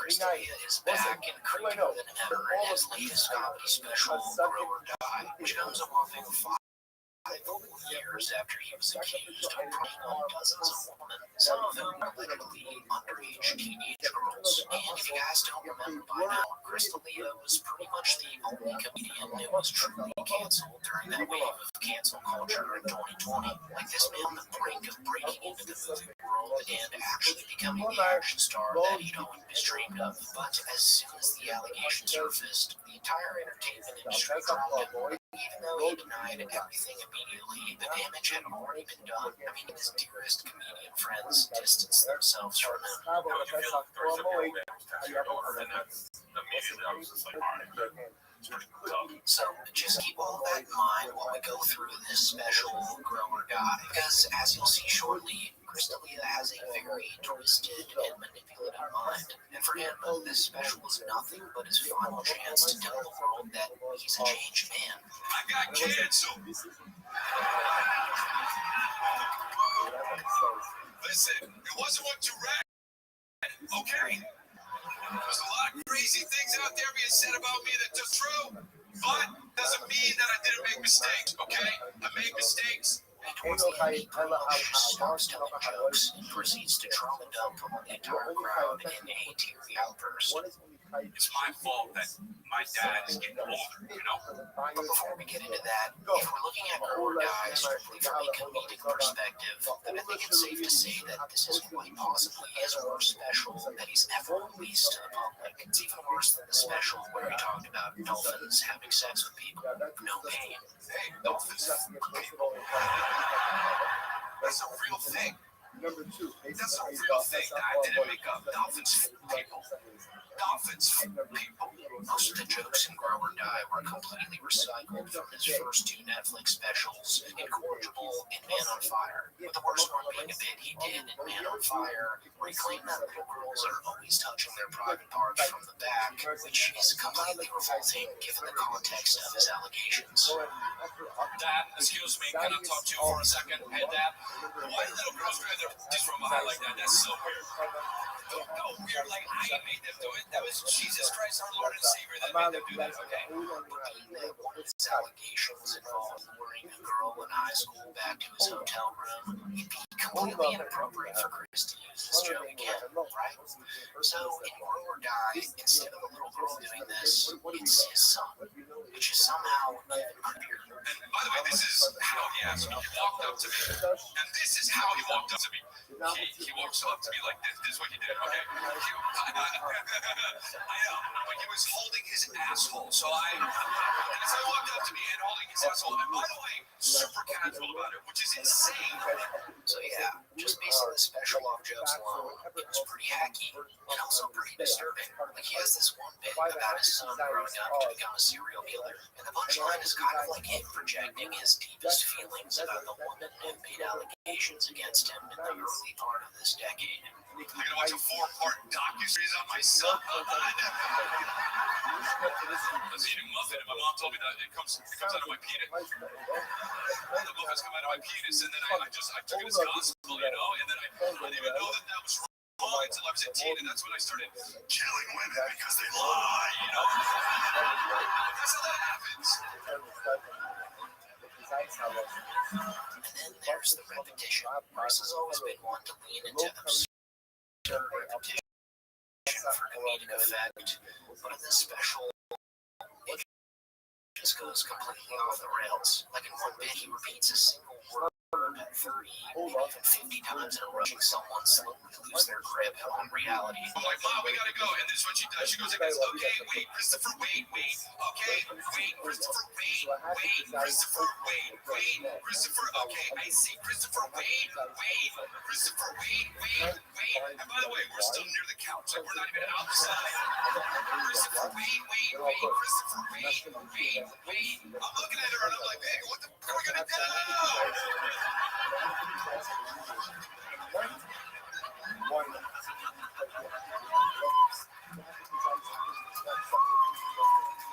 At this point, this is just a mental breakdown, and not a particularly entertaining one. And then things got really creepy because Chris sat down on the stool. He suddenly became very tense and serious, and he proceeded to break down in tears, talking about his journey through therapy and how his choices affected his family. And it goes on for so long that we almost forget that this is a comedy show. You know, and here's the other thing. I know how I'm dumb. I know. I'm me. I'm the one that knows what I did and what I didn't do. I'm me. I'm at home with my family. I see break on my wife's face. That's shit that we have to deal with. And then she gets bullied online. I see that shit. I see my dad's face and how he aged 10 years in 2 years because of the stress of the situation in my family that I put myself in these situations. And that's why my dad's stressed out. I have to deal with that shit. Me.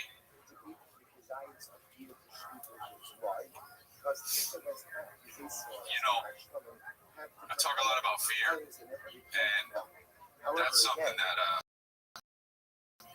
I am fearful of. Is I feel like because of the situations that I put myself, my addiction, it's my fault that my dad is getting older, you know, because he couldn't deal with the stress. And you know what? It's sad. But before you feel bad for Chris, guys, just remember that he's only sad because he got caught. Like, to this man would have been happily tormenting if no one spoke up about it. Also, sure, you can applaud him for taking steps towards bettering himself, being a good father to his kids, and admitting his own faults in this special. But this whole sitting down on the stool thing and tearing up should be pretty creepy to anybody familiar with the process of creating a stand-up comedy special. Like, basically, for an entire year, a comedian at Chris D'Elia's skill level will go on tour and practice bits, and then what you see in their comedy special will be a sharpened version of the bits they were doing all year long. So him opening up to the crowd with tears in his eyes is just a little bit suspicious to me. Like, was he practicing this in every show he did prior to taping the special? I mean, if you're watching this right now and never went to one of the shows between 2022 and 23, do let me know in the comments if Chris did something similar to this. Because if he did, I just feel like it's pretty revealing as to just how manipulative this man really is.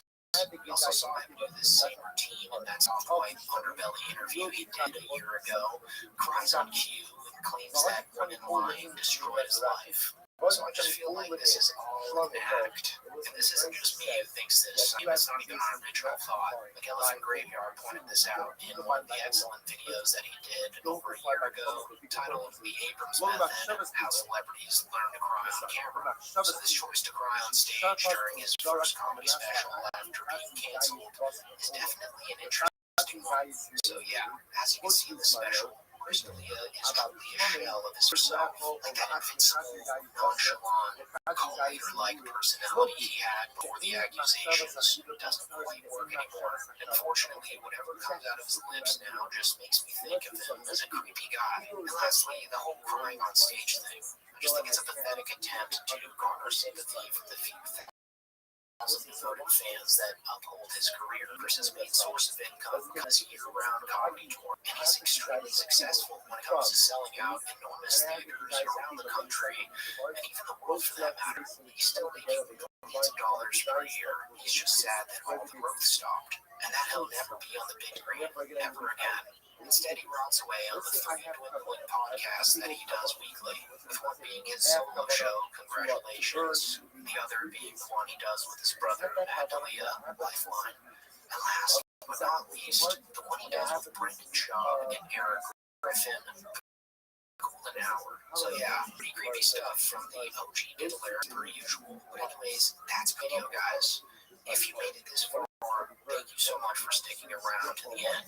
Make sure to like, subscribe, and comment below what you'd like me to make a video about next. And until next time, thanks so much for watching.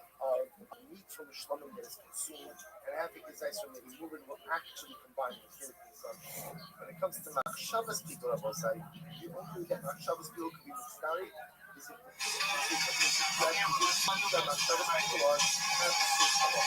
But if they're people are they want to take deeper and Also, Brandon is facing 4 main charges, and the most serious of no star also the Pasha, it's assuming again, no star. But second, for example, is also a serious charge, where the max out is up to 10 years in I'm for prison. no star. I was a fool, man. I was a fool before I identified the Lord. I was a drug addict, sex addict, and what I never was this. It looks like Russell Brand's time as a pseudo-intellectual cult leader is finally over, because, as you just saw, he was recently charged in court with 4 separate, very serious offenses, all of which have to do with him allegedly violating multiple women back in the mid-2000s. But since the trial won't happen until the beginning of May now, Russell Brand, in the meantime, is frantically trying to save his reputation on his podcast, spewing to his alt-right audience the same BS that most right-wing grifters do when they're charged with serious sexual offenses. Most the allegations, just so you know, the charges in fact relate to events between 1999 and 2004. You probably won't even have heard of me until 2005, 2006. Remember when I was talking openly about the coronavirus and the corruption during the coronavirus era, and how the media lied to us and shamed us and tried to control us, how companies like Pfizer and Moderna made record profits, how the UK inquiry into COVID was tepid. It's interesting to me that once I was on the radar of the deep state and many of their affiliates within media, because the media and the government are not separate entities. I mean, this guy might be the biggest bullshitter known to man. It's pretty obvious that he's in a huge state of panic right now, because his words are just all over the place. Like, he even admits that he probably did some terrible things back in his heyday, because before he made his switch to Christianity, he lived a very hedonistic lifestyle. You know, back when him and Diddy were getting cozy together on private jets. And I'm going to address as best I can the charges of sexual assault and rape in the UK that have been made against me. What I feel when looking at it with my heart as open as I can manage is that knowing that there are people that to whatever degree and for whatever reason willing to participate in events of this nature means that I recognise that I must have in some ways caused harm. Those giddy and hedonistic days, those ludicrous dark days, those days where I was part of a culture that then seemed to warmly applaud and celebrate Epicureanism, the relentless pursuit of pleasure, a kind of casual godlessness, the kind of godlessness that leads to the erection, forgive the word, of false gods everywhere. When I was in that world, I must have been captured by a kind of darkness. I couldn't have been more clear that I was out there having sex with anybody who wanted to. The famous guy, people are for it. People are for it. I got a big reason I bothered becoming famous in the first place, because I thought this would be a glorious opportunity for hedonistic adventure. Surely then my life will mean something. Surely I can find some value in the comfort of strangers. Surely I can lose myself in endless pleasure.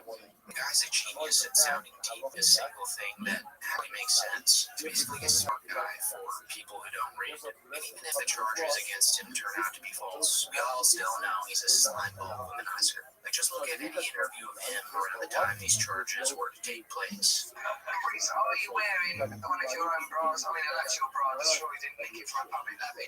I mean, are you in a bra designed by you now? Oh no, but my knickers. Get them off. Okay.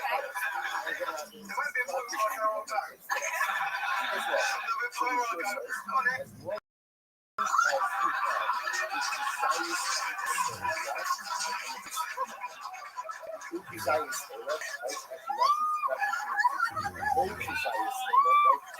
There's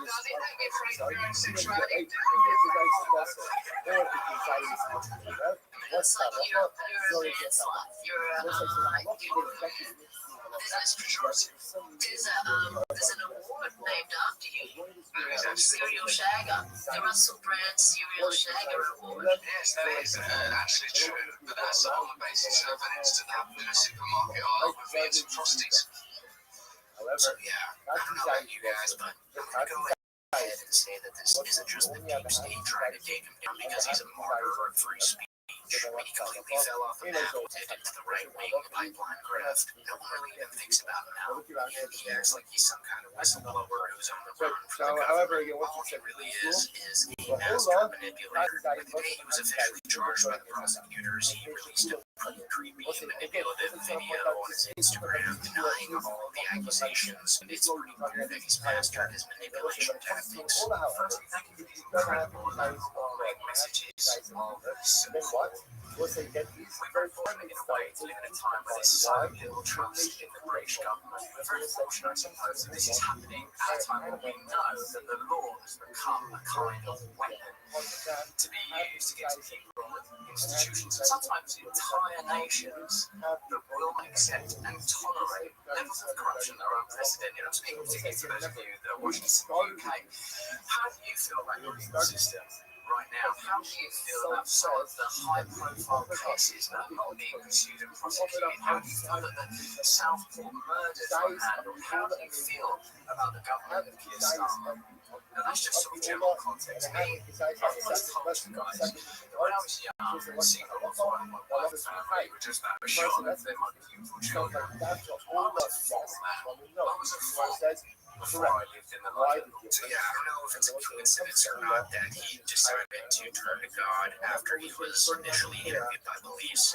He's basically tried to reinvent himself. He's moved from one to spiritual guru to political commentator now. But all of his charges aren't about political views. This isn't about censorship or cancel culture either. When multiple people accuse you of something and an entire legal process moves forward, the appropriate response isn't to launch a tour about how misunderstood you are. But I guess we'll just have to see what happens in May. For now, Russell Brand is doing everything except addressing the case in a straightforward way, and that tells us a lot of whether he realizes it or not. God's name, 48 hours.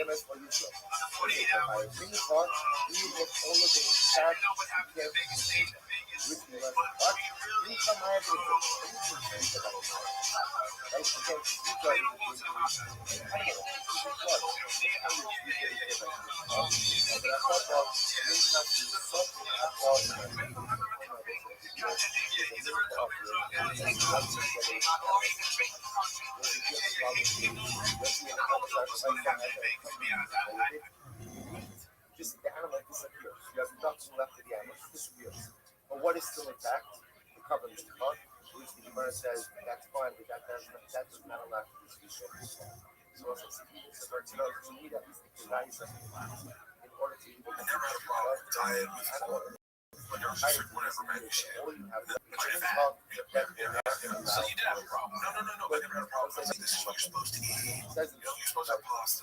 You're supposed to have rice. Sushi. Okay, you're supposed to have bread sandwiches. How are you gonna get sandwiches in your mouth without bread? Yeah, this is. For those who don't know me, my name is Mark Carter. I'm a stand-up comedian, but I have a very big brain. So let's put that. We just need to mark that right there. I feel like we know that. I feel like they would know that. I don't think so. Looking at you. A couple weeks ago, Bert Kreischer appeared as a guest on Bradley Martin podcast, Raw Talk, and I don't think the interview really went the way Bert Kreischer was hoping it would. And there was almost this weird energy in the room. Like Bert wasn't totally prepared for how direct Brad was going to be. But right from the start, Brad dove straight to the topics that Bert usually tries to avoid. Stuff like his online reputation, the criticism he gets from fans and creators, and most notably his falling out with Joe Rogan in the whole sober October recruit. But yeah, I'm really grateful for my experience with him because he changed my life, you know. People say that about regards to you specifically. Have you had a falling out with him? The internet loves to talk about it. They just think they know crazy cares about you. You know that. You look at the comments. Oh, I don't want to Like, should you get back into the comments? I was going to get back in the comments. I thought it was like, it was unfair to the people that love me that give me positive stuff. Why do you think you have this sort of skewed perception of these items? But like the number one beef about you is that you only care about yourself. That's true. Don't you care about yourself? I totally care about myself. There we go. All right. So stop reading those. Keep on going. Why do you think you have beef? I have no idea. I've never met anyone that's ever had beef with me. I've never met someone in real life that has beef with me. That's never real. I'm telling you right now, not once in my life has anyone said they didn't like me to my face. So as the podcast goes on, Bradley starts pressing Bert about the hate he gets online. For once, Bert actually opens up a little bit and admits that he knows about the online channels that seem to live rent-free in his head, alluding to some of the main channels that have been covering his downward spiral lately, like Too Lazy to Try, Comedy Enforcement, and of course, Podcast Cringe, which, let's be honest, is probably the main one he's referring to here. I remember the first time I ever heard someone say that Joe didn't like me was a comment. I think it was a video address. I think the number one mistake I probably ever made, if we're looking back at that, was addressing the video I saw on Two Bears. Because Two Bears was so big that gave them a platform, and they realized at that point, they're like, well, Bert may watch these, and this may help my channel. Yeah. And so that was the mistake. I think that if I were going to highlight a mistake I made, because that's what people go like, oh, Bert's going to give me a shout out because I said something negative about him. Yeah, that's so. And this whole channel is built on shit like that. Oh, yeah. And by the way, it's like, I can't hate on them because I don't watch them, but like, they're gonna do what they're gonna do, and they're, you know, I really wish, because some of them are really good. If we're gonna say anything for real, I wish a couple of them just send me a resume. Yeah, because I'm like, yo, man, your editing skills are fucking wildly good. Yeah, you listen to every podcast. You're dialed in. You got the media game on lock.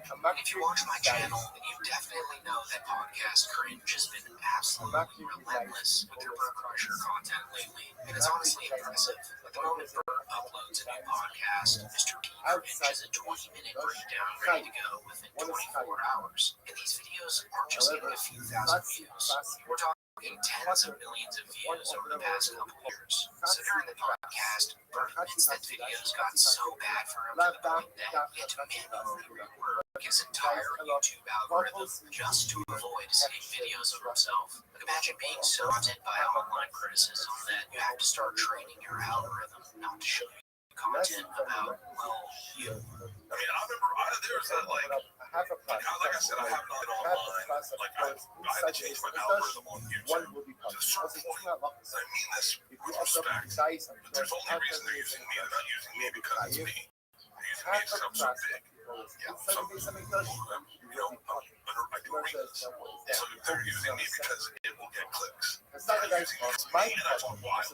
So they can, this interview is, they're jerking off going, he's saying everything. Yeah, so that's me, and I talk a lot. But I just, it's like, you can't, when I started showing up in my own feed, it was like, I was like, no, I can't see stuff on me. Oh, I want to see stuff on my friends. I'm trying to change my algorithm on YouTube. I used to enjoy YouTube. I don't watch YouTube at all. The thing that's annoying here is Bert's usual code when it comes to hate. This idea that the only reason they get criticized is because they're famous, brushing off these very specific critiques by saying, you're at the top, people trying to tear you down, bro. Like, no, that's not quite what's happening here. Like, if that were true, wouldn't these same channels be focusing on actual comedy legends like Bill Burr or Dave Chappelle, you know, the ones who are actually at the top? No, because Burr and Chappelle don't constantly humiliate themselves, also taking themselves way too seriously. Guys like Bert Kreischer and Brendan Shaw catch all this tea. not because they're successful, but because they're easy to point and laugh at. Like they walk around with this inflated sense of self-importance, saying stuff that's tone deaf or just plain dumb, and they act shocked when people call them out on it. Rather than address any of that constructively, Bert just chooses to laugh it off while he cashes his checks. And honestly, I can't even fully blame him. When new specials come out right now, when it drops, Lucky's out March 18th. Watch it, man. There will be channels dedicated to hating that special, but it doesn't matter. It's like, yo, whatever. It's like, why? Exactly, dude. They know. Why would someone say Bert Kreischer? They don't know me. It's like, that's crazy. Like, I'm not sitting out like, I'm Brad Pitt. Like, what? Yeah, I guess that's just kind of like the price you pay to just be on the internet. It's like to put yourself out to that level. Dude, there's people that don't like Dave Chappelle.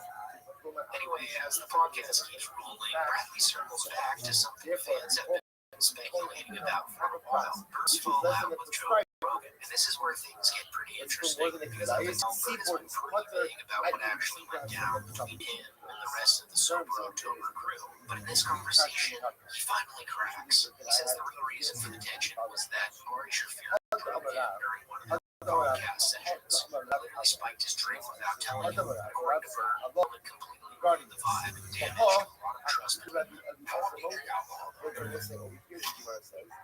That's why the sober October stuff fell out. Just never gonna actually stop. No, it didn't fall out. It was just like, we just didn't. Well, the reason it fell out was that Sober October was on for us because we always joked and busted balls. And then Ari drugged me, and we no one talked that month. And so the next month, we're like, man, it's like, you know, one little thing like getting drugged kind of put a sting on it a little bit, and we were like, it wasn't as fun as it was. Because Ari drugged me a little bit, and you know, it took Ari and I a while to repair our relationship, like to actually, yeah. See, this is what's crazy, is like, you can make all these videos, but these are like real relationships. Yeah. So there seems to be a bit of an overlap as to why Joe scrapped Sober October. Like, according to Bert, it's because Ari drugged him. But according to Ari, it's because Bert is way too narcissistic to do podcasts with Glenn, which was the initial thing that Ari told Bert last December when this entire fiasco began.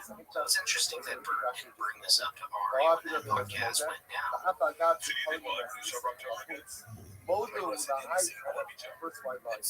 you get to be Joe? Yeah, how do you meet him? Because Joe does you don't really listen to Joe does not make it all about himself. Hold on. No, hold on. There's a clip. Hold on. There's a clip. There's a gotta be a clip out there if you're not interrupting. No, you're fine. Look that up. I'm not interrupting. I'm in conversation. I have conversations. And sometimes I'll say, if you said, and then I go, bro, that's crazy. I would never be able to do that. And then because Joe's done that, he goes, don't make it about you. I go, that's how life works. I think of things and I go, that's amazing. I could never run 25 miles. You know, like I could never run 50 miles. You can ask Joe anytime. Never once. Joe and I never had an issue. Never in our entire lives. I was texting him right now because I'm seeing him. Friday. And so, but one will post about all mine. Yeah. So then, I guess it's not real. He's been a genuine friend of mine for, you know, I guess probably 15, 12 years. Like a big brother. I love him to death. We've disagreed, of course. We have different opinions on everything. He doesn't get me, and I don't get him at times. But we're friends. We've been friends forever. And we're going to stay friends. And no one's going to change that. And if it gets you views, let it views. It's amazing a lot of times that the guys, you know, hoping that I thought maybe it was a fight Shane Gillis now. They took the spot from Bob instead. It's hard, you know. That's wild. I'm playing the game. I'm playing the internet. Play the game. That's what they say, you know. I was honestly, I spent the last couple hours just looking. I was like, looking at stuff, and I was like, damn, they believe this. So yeah, I think Bradley Martin actually did a great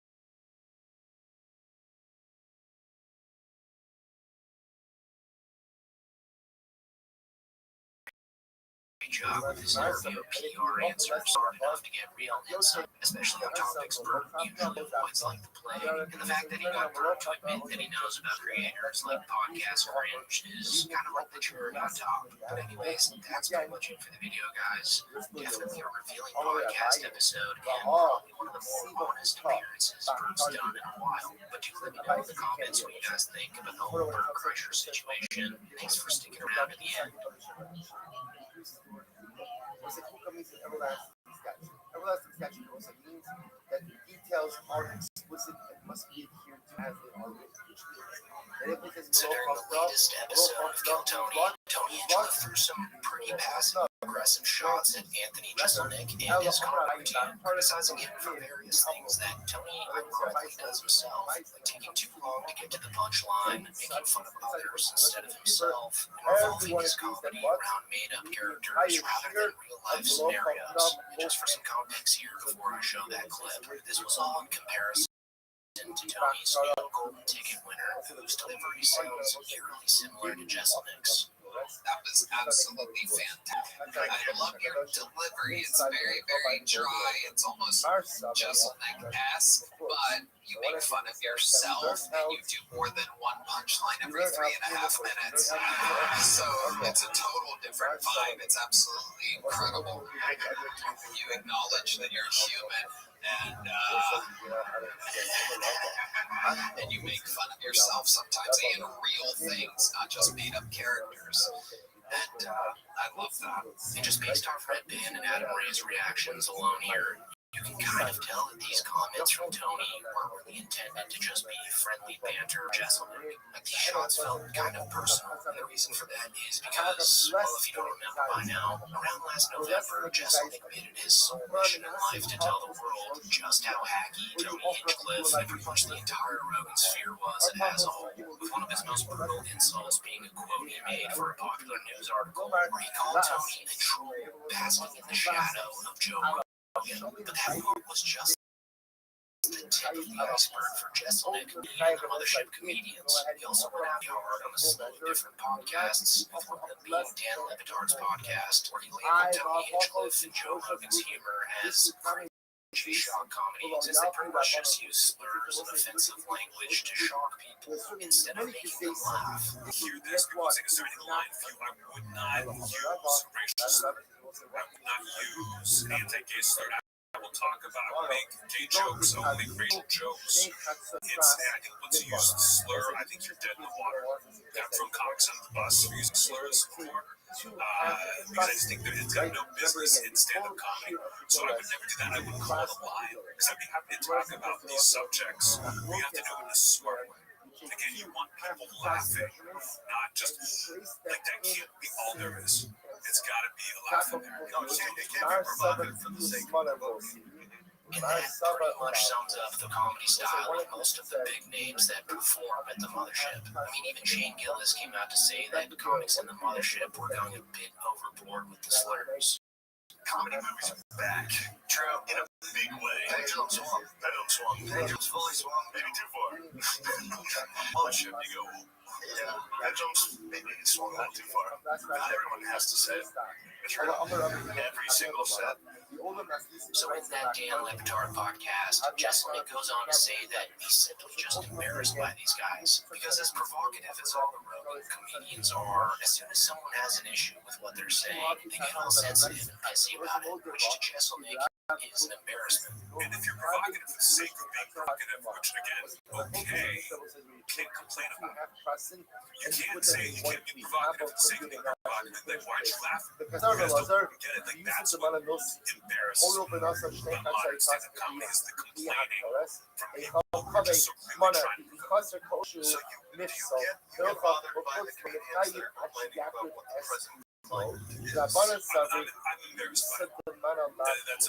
It doesn't bother me so much. It just feels like, why are we complaining? I really think the final straw that did Jeselnik was when Tony bombed at the largest Trump rally of the year. He performed the same shock comedy that Anthony Jeselnik was referring to in the Dan Le Batard podcast. And just in case you forgot, this is when Tony referred to Puerto Rico as a floating island of garbage and made additional derogatory remarks about Latinos and racial and ethnic groups. So after that entire disaster, Jeselnik kind of wanted to space himself away from the whole Rogan comedy world. So he additionally went on to his own podcast to speak about it, stating that Tony's ego has gotten completely out of control ever since the roast of Tom Brady, which I am totally not taking any credit for. I didn't know that. Speaking of Trump rallies, does anyone want to ask me about Tony Hinchcliffe? Does anyone want my opinion on that one? Yeah. What did you think for the week where Tony Hinchcliffe was getting shit on, but then it didn't matter? I think it was very funny. Again, funny in a way of not the way Tony wanted to be funny. And no one mentioned that. Everyone's like, that joke was out of bounds, that he shouldn't have done that. I think that as a comedian especially, I think in all art forms, maybe in all of life, the most dangerous time for you in your career is when you've had a big success. Because you did it, you want to do it again as you can. I think he did that roast of Tom Brady and got real high on himself. And again, I'm not gonna point you to the interviews, but go through Tony Hinchcliffe interview in the past 4 months. It's insane how out of control his ego is. And again, you're a performer, you get that actual ego, ride the wave, enjoy it. It was disastrous from what you chose to joke about. He just did a stand-up set thinking it's a Tony Hinchcliffe show and just made everybody mad. I think it was a terrible venue to do stand-up in. He acted like he was just doing stand-up in the Madison Square Garden, which he was not.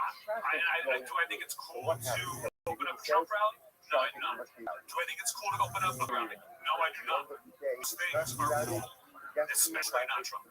Nothing to do with Trump. And I think he did a bad job of being like, I'm going to kill with these edgy jokes. You're not there for that. Man, that's our boy, Anthony Jeselnik. I mean, it might be a stretch, but I love the thought that he might have actually watched my video on Tony Hinchcliffe that summer, because what he said here was kind of what I touched on in that video. Tony Hinchcliffe's ego completely exploded after the roast of Tom Brady, which was arguably the height of his career. And as Jeselnik referred to, during all the interviews that Tony did after the roast, you could just tell that he was high on the essence of his own farts, especially in that one episode of Two Bears, One Cave right after the roast, where Tony was acting kind of like a god amongst men with Tom Segura and Bert Kreischer, especially since Tom and Bert bombed at the roast in comparison to Tony's set. Sent to the script. They sent their script, their punch-up script, combined the two. Yeah, you're like, that's good enough.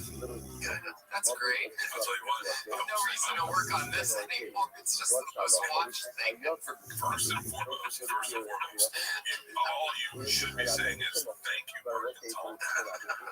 Because without us, it is a bunch of people doing the exact same thing. Right. When we broke up, we definitely. Yeah, I used to production as a comedy up until you guys started, and then you guys got to really change the tone a bit to make everybody appreciative. I had no idea. I told him I'm still living in oblivion. I had a blast. I think we did great. I've never met one person that did not like what we did. So yeah, as you can see, Hinchcliffe was completely on top of the world in that moment. But just like a shitty meme coin does after the moon, Tony's ego got rug-pulled into oblivion in one of the most embarrassing moments of his career at the Trump rally. I'm pretty sure that was the only moment during election season that actually united Democrats and Republicans alike. And recognizing that Tony's a hack was the only thing that brought them together. So on top of that entire shitstorm that happened to Tony, for him to see Anthony Jeselnik publicly tear him to shreds like that on multiple occasions, that might have been a bigger blunder to his ego than anything the mainstream media ever had to say about it. Because, like I touched on in other videos in this channel in the past, the only opinions that these Rogan guys care about is that of other comics or successful people. Like, even if you have a PhD in your respective field, you're still a part of the working class. You're poor, and therefore, what you say simply does not matter to them. So Anthony Jeselnik is pretty much enemy number one for the entire Rogan sphere. And honestly, I think he prefers it that way. I mean, it was literally one of the talking points in his newest stand-up special, where he basically mocked the way that all the mothership guys complain about cancel culture, while at the same time saying jokes that are just provocative and not actually funny. I'm against cancel culture.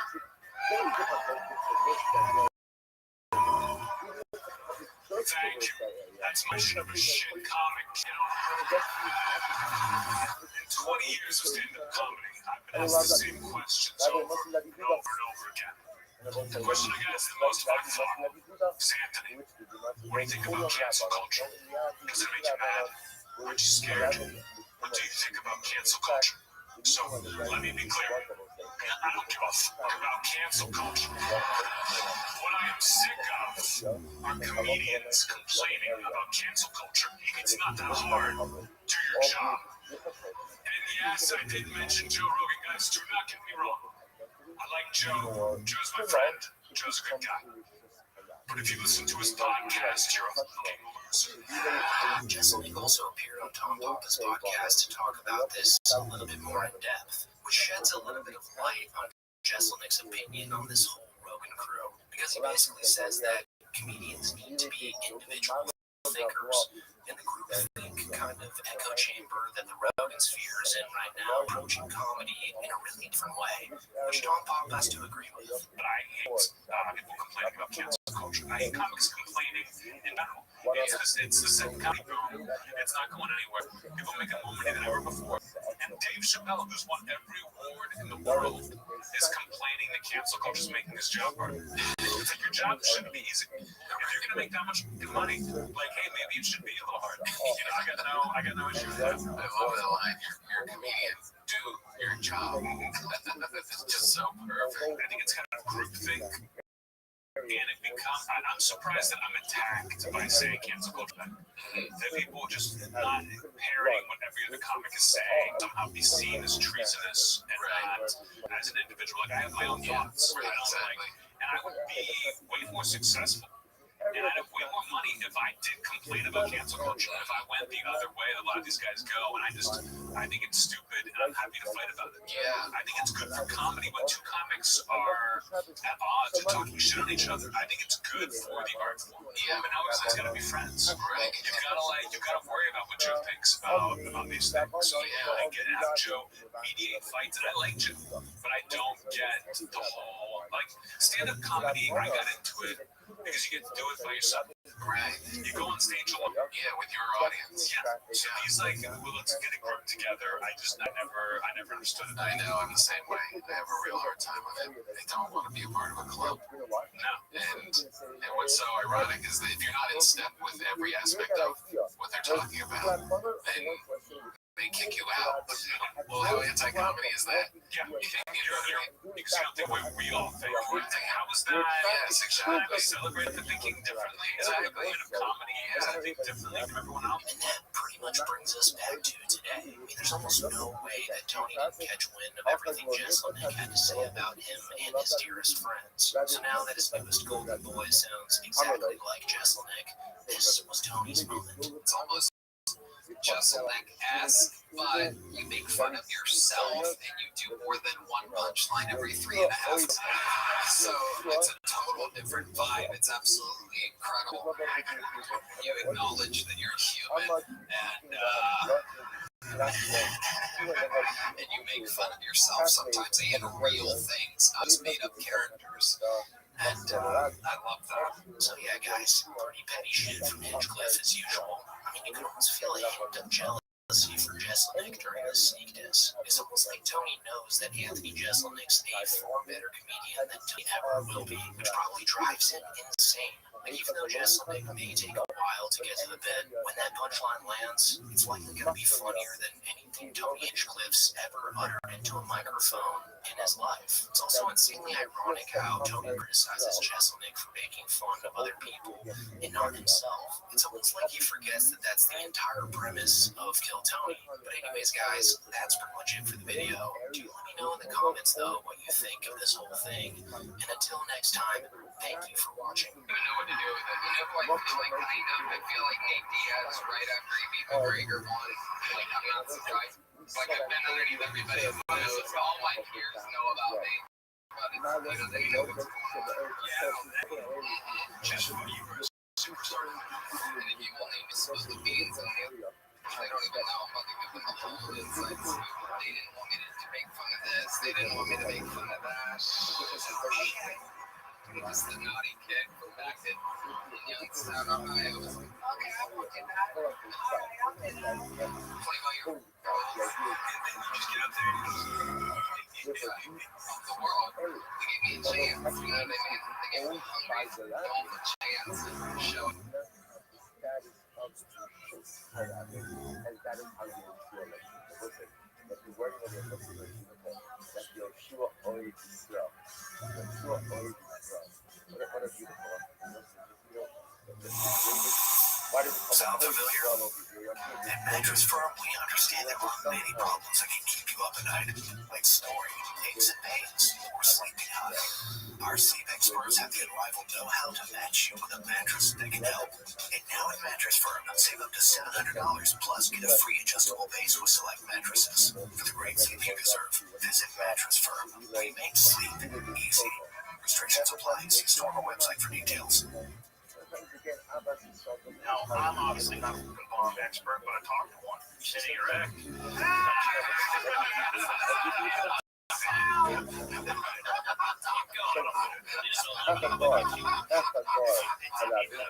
Comedians are simply people who have the ability to humble Joe Rogan, because podcasting, for the most part, is just a watered down, easier version of what they do on stage, except without the pressure of a live audience. So whenever Joe crosses a line or starts spouting nonsense, these cops have the power to humiliate him in real time. Kind of like how Bill Burr did on episode 1491, after Joe questioned the efficacy of COVID-19 masks. The whole fucking time, there's been souls on my street walking around, no masks. You know, not quarantining people that come by the houses. You see the fucking, you know, the same people that were going in and out of the house who are not part of their family still going in and out of the house. You know, those treatment masks. Let's not start this, Jay. Let's not start this. Okay, let's start. I don't want to start this bullshit. I'm not going to sit here with no medical degree, listening to you with no medical degree, with an American flag behind you, smoking a cigar, and we know what's out better than the CDC. All I do is I watch the news once every 2 weeks. I'm like, mask or no mask? No mask? All right, mask. That's all I give a fuck about. I don't care. So clearly Bill didn't really want to get into the whole mask debate with Joe Rogan, but Joe just kept pushing it, which left Bill no choice. But even they say you shouldn't wear a mask unless you're treating a coronavirus patient. The World Health Organization. No, they didn't say that initial. They didn't say it initial. No, they didn't. They did, and then it gradually, and then everybody wore the fucking masks.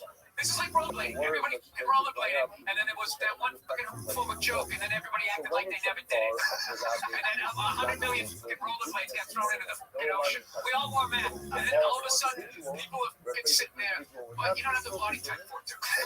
You know, knuckles would scrape on the ground. And then even with that extra 2 inches. This entire episode just felt like Burr was running out of patience for Joe's alpha bro ice bath mentality. I just love how wearing a mask became like this, like soft thing that you were doing, like being courteous. Being courteous. What is it for? Just, I know it's so stupid. First of all, God, you're so tough with your fucking open nose and throat. Gee, Joe, and your 5 o'clock shadow. This is a man right here. A man doesn't wear a mask. I mean, no wonder Bill doesn't really appear on JRE anymore. I can only imagine a bloodbath and if that happened. And honestly, it's probably what Joe needs right now. But anyways, as you can see by now, the only people that can really talk sense into Joe are comics that Joe admires. People that he knows are funnier than him. And if you know anything about Joe's comedy, you know that that's a pretty long list of people, since Joe Rogan's essentially one of the worst stand-up comedians of all time. I mean, guys, he's so bad at comedy that a large portion of his audience don't even consider him a stand-up comedian. And for people that do actually consume his comedy, they basically put him on the same level, if not lower, than Brendan Schaub. As he says, he's taking a nacho dip and nacho cheese. Joe is so funny as a comedian that comics are more to consider his form of comedy is distal to the art form. Kind of like how Martin Scorsese considers Marvel movies as not true cinema. And sometimes when Joe has comedians on, they'll try to do this in the most polite way possible. Like in episode 13-14 with Andrew Schultz and Charlemagne the God, when they indirectly tell Joe that his stand-up routine is not just hacky, but a complete mockery of the art form. And then you know a guy, like on comedy. Well, it's not a lot. Sean has kind of, I know he does approach the comedy. It's quite interesting. Someone he likes bars. He says he likes jokes. He doesn't like stool.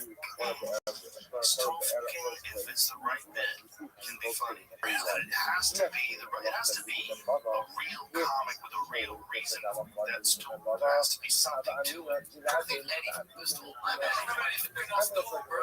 See, I like Eddie. I like Richard. I like Chris Rock. Bless you. I like Chappelle. You know what I'm saying? I like those guys that actually just say something. Like have something to say. Louis C.K. has something to say.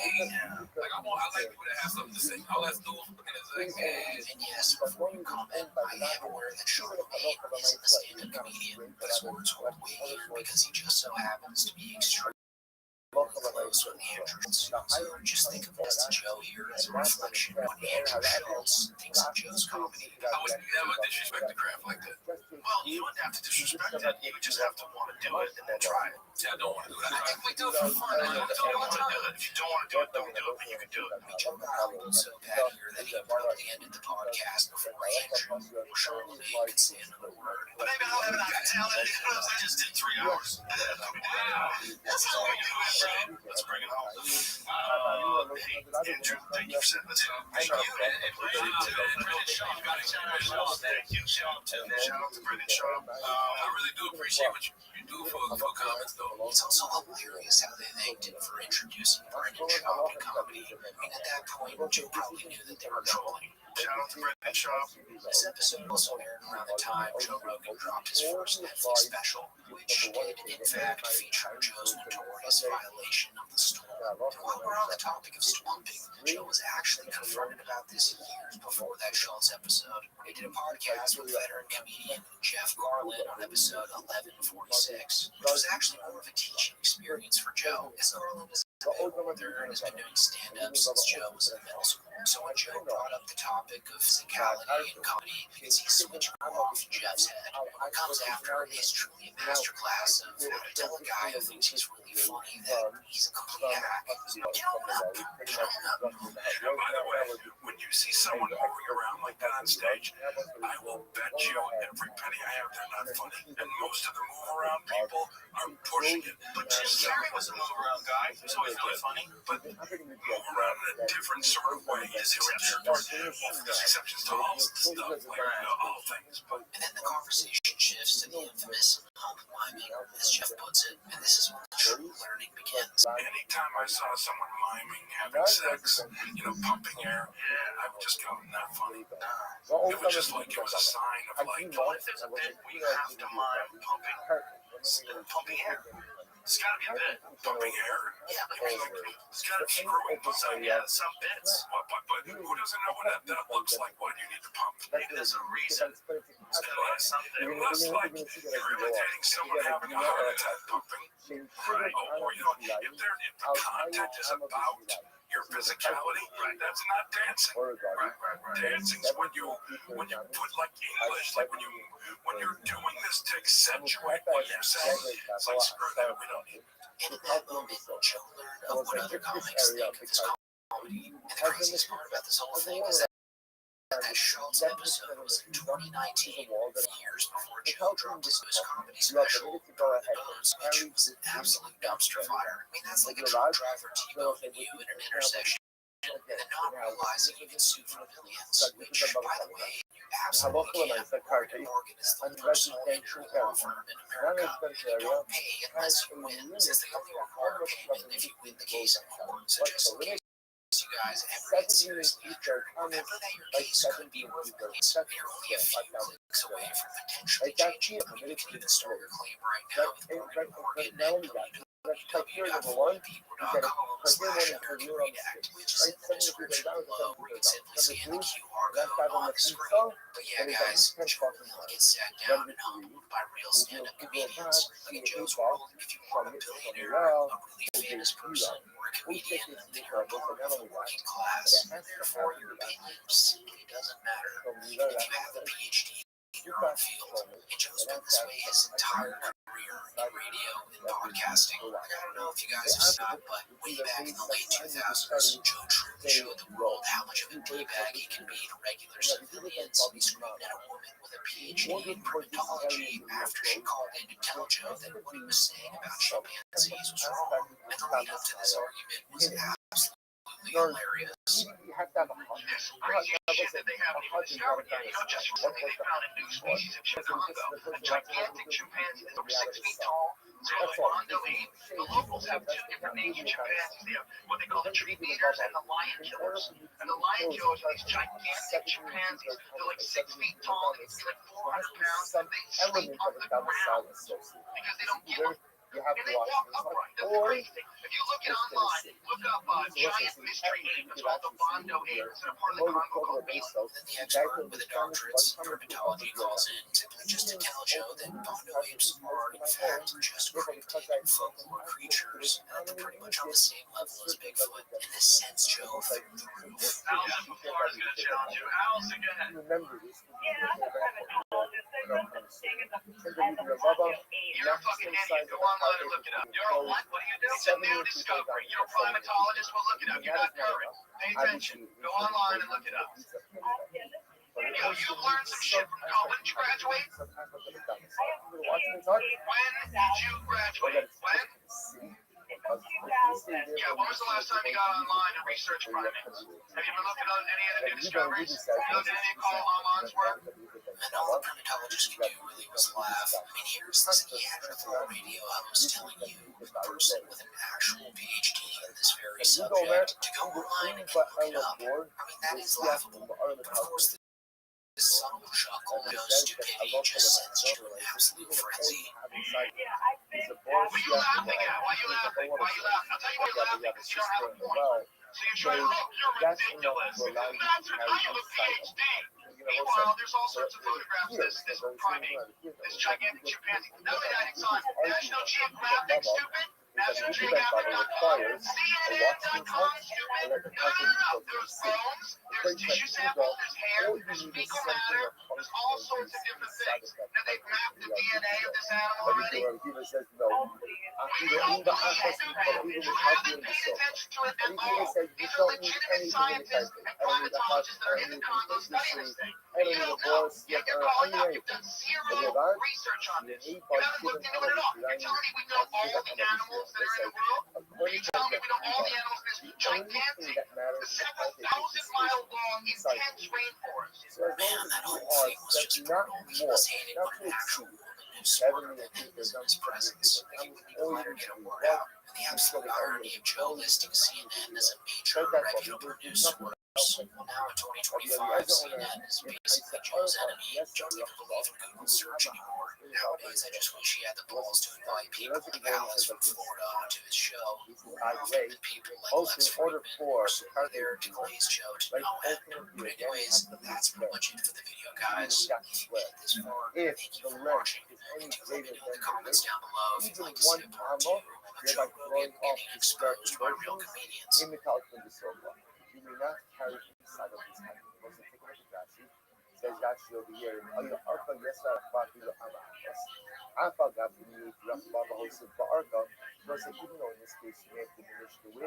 Burr is one of the last true comedians alive in 2025. He's a guy great, like he's edgy and controversial, but his targets make sense. Corrupt billionaires, CEOs, and politicians. In these days in comedy, we really don't see that anymore. As quote-unquote mainstream comedians like Joe Rogan and his cronies have pretty much sold their souls to the elite in the last few years. Bill didn't take the easy path. Like, he has every financial interest to side with the rich, but has decided to instead stand with the working class. And so for many of you that may already know, Burr's recently been on somewhat of a rampage doing exactly that. As the buffoonery of the elite is currently at an all-time high. His most recent call out was just a few days ago during an interview with Terry Gross, where he pointed out how the real handful of ultra-rich elites obsessing over their infinity pools while the rest of us are being played. And when he's asked who's to blame for all of this, he calls out Elon Musk directly. The fact that all of these stupid corporations are just allowed to do the things that they're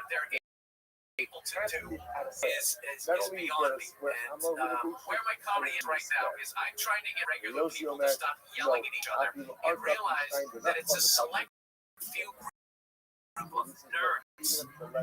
Okay, eating raw almonds and doing their stupid workouts and everything, and just have the biggest infinity pool, and the rest of us are getting pushed out.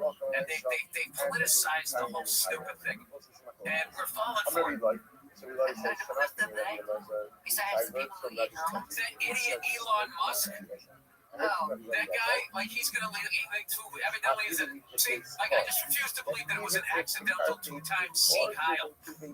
It's insane that some Elon stands actually try to claim that his repeated Yahtzee salutes were just autistic quirks or misunderstandings. Like, no, he was clearly dog whistling, plain and simple, and then he proceeded to backpedal on it in order to save his own ass. They know it was not. It was obviously not meant in a negative way. That I literally said my heart goes out to you. It was very positive. The guy constantly tweets out coded Yahtzee references on his shitty app, yet people still defend him. And he does it at a presidential inauguration. This is why I hate liberals. It's like liberals have no teeth whatsoever. They just go, oh my God, can you believe it? I'm getting out of the country. I'm just like, you're going to leave the country because of one guy with dyed hair plug, laminated face, who runs makes a bad car and has an obsolete social media platform. You're gonna why doesn't he leave? Why isn't he stopped? What are we so afraid of this guy who can't fight his way out of a wet paper bag? take him off. Like what is why do liberals just sit back and they have nothing? And that's the entire problem with liberals nowadays. They're sissies. They panic, they complain, and they don't really take action, despite everything you see on X. Like most liberals aren't going away to screw the wheels off of Teslas. You gotta speak up about it. You don't just go like, oh my God, what? Like just first of all, it's like I'm a stand-up comedian. It's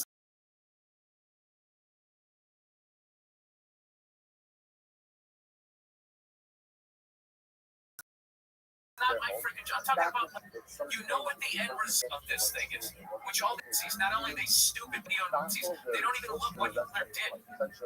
He ruined their country, and this idiot is going to try to lead us down that road, and then play it off and act like he didn't do what he just did. And you can get canceled as a comedian for doing freaking Caitlyn Jenner joke, but this asshole can see Kyle, and nothing happened. Where are all the liberals? Where are all of these white chicks at the award shows?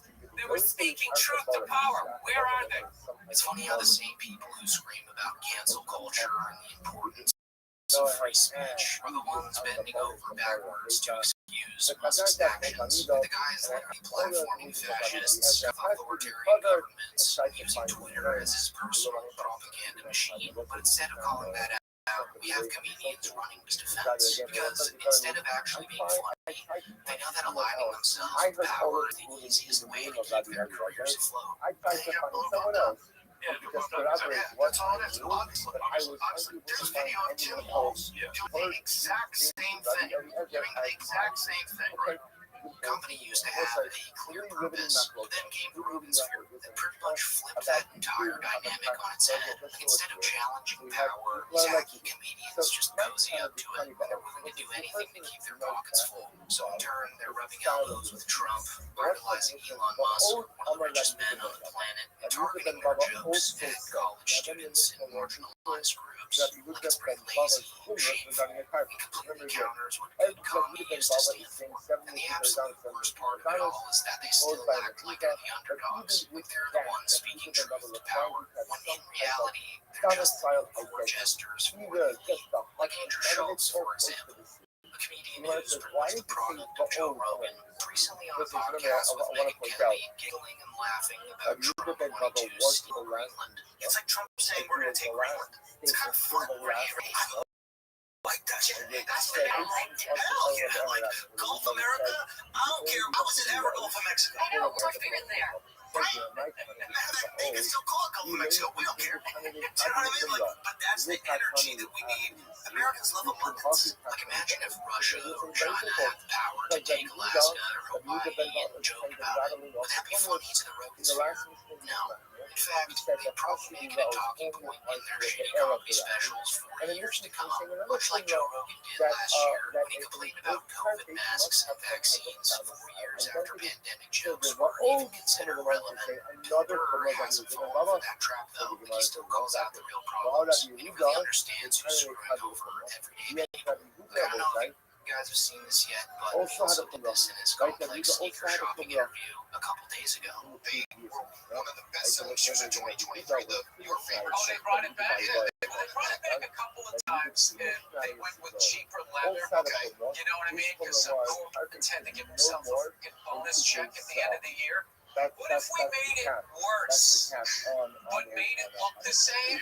Then could our pools be bigger? Luigi! Let's talk about this here, though. Also, while we're on the point of Luigi Mangione, when that whole thing was going down, Bill Burr was rightfully fired up about it. And if you guys haven't heard it already, he went on a pretty fiery rant about it on his Monday morning podcast, which shows you just how personal this whole beef he has with Elon is. You know what's annoying me about this kid who killed the CEO is none of these news programs are talking about the incredible lack of empathy from the general public about this. Because all these insurance companies treat people when they're their most vulnerable, giving them our money every month, and now we finally need you, and all you do is deny us. And then companies and all of these things are taking the pictures of their CEOs off their websites. You know, I'm going to be honest with you, okay? I love to think that CEOs are afraid right now. You should be. By and large, you're all a bunch of selfish, greedy, pieces of shit, and a lot of you are mass murderers. You just don't pull the trigger. That's why it looks clean. That's why these people look, oh my God, oh, he was just, walking into a hotel. It's like, okay, well, what was his job? What did he do? What was the results of it? So nowadays, he's relentless in taking down Elon Musk, Rogan's golden boy, who constantly lies to his audience. Bill Burr doesn't buy into the hype, and that is the mindset that we need to adopt. No more pretending like we can reason with these people. Like as Bill Burr said, stop being spineless. These people are frauds, liars, and fascists, and they need to be treated as such.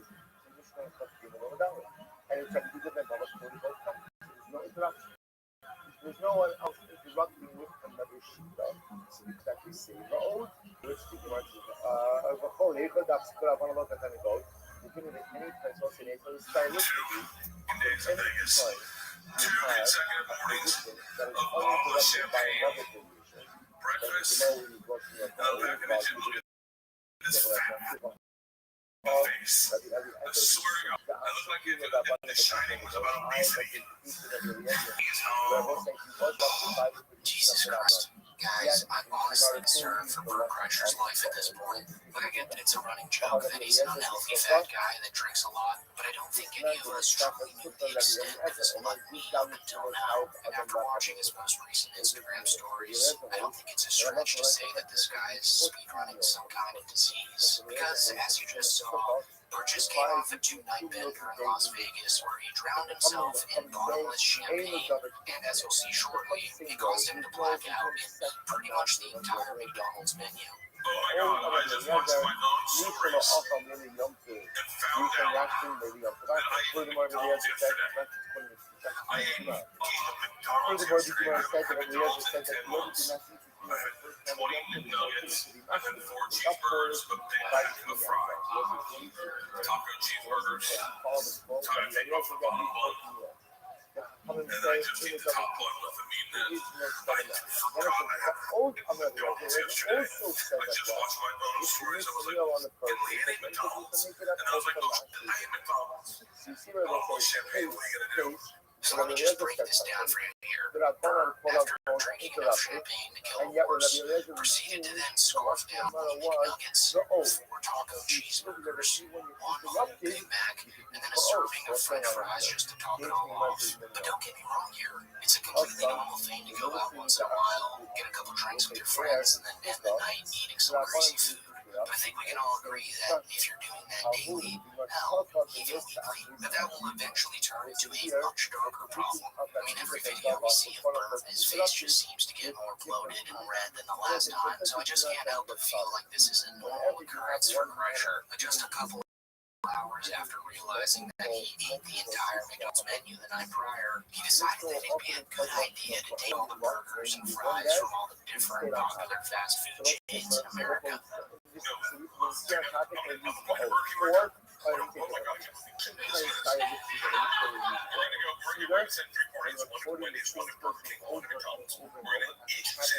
Well, I would say is for a cheeseburger, their French fries, and then their signature sandwich.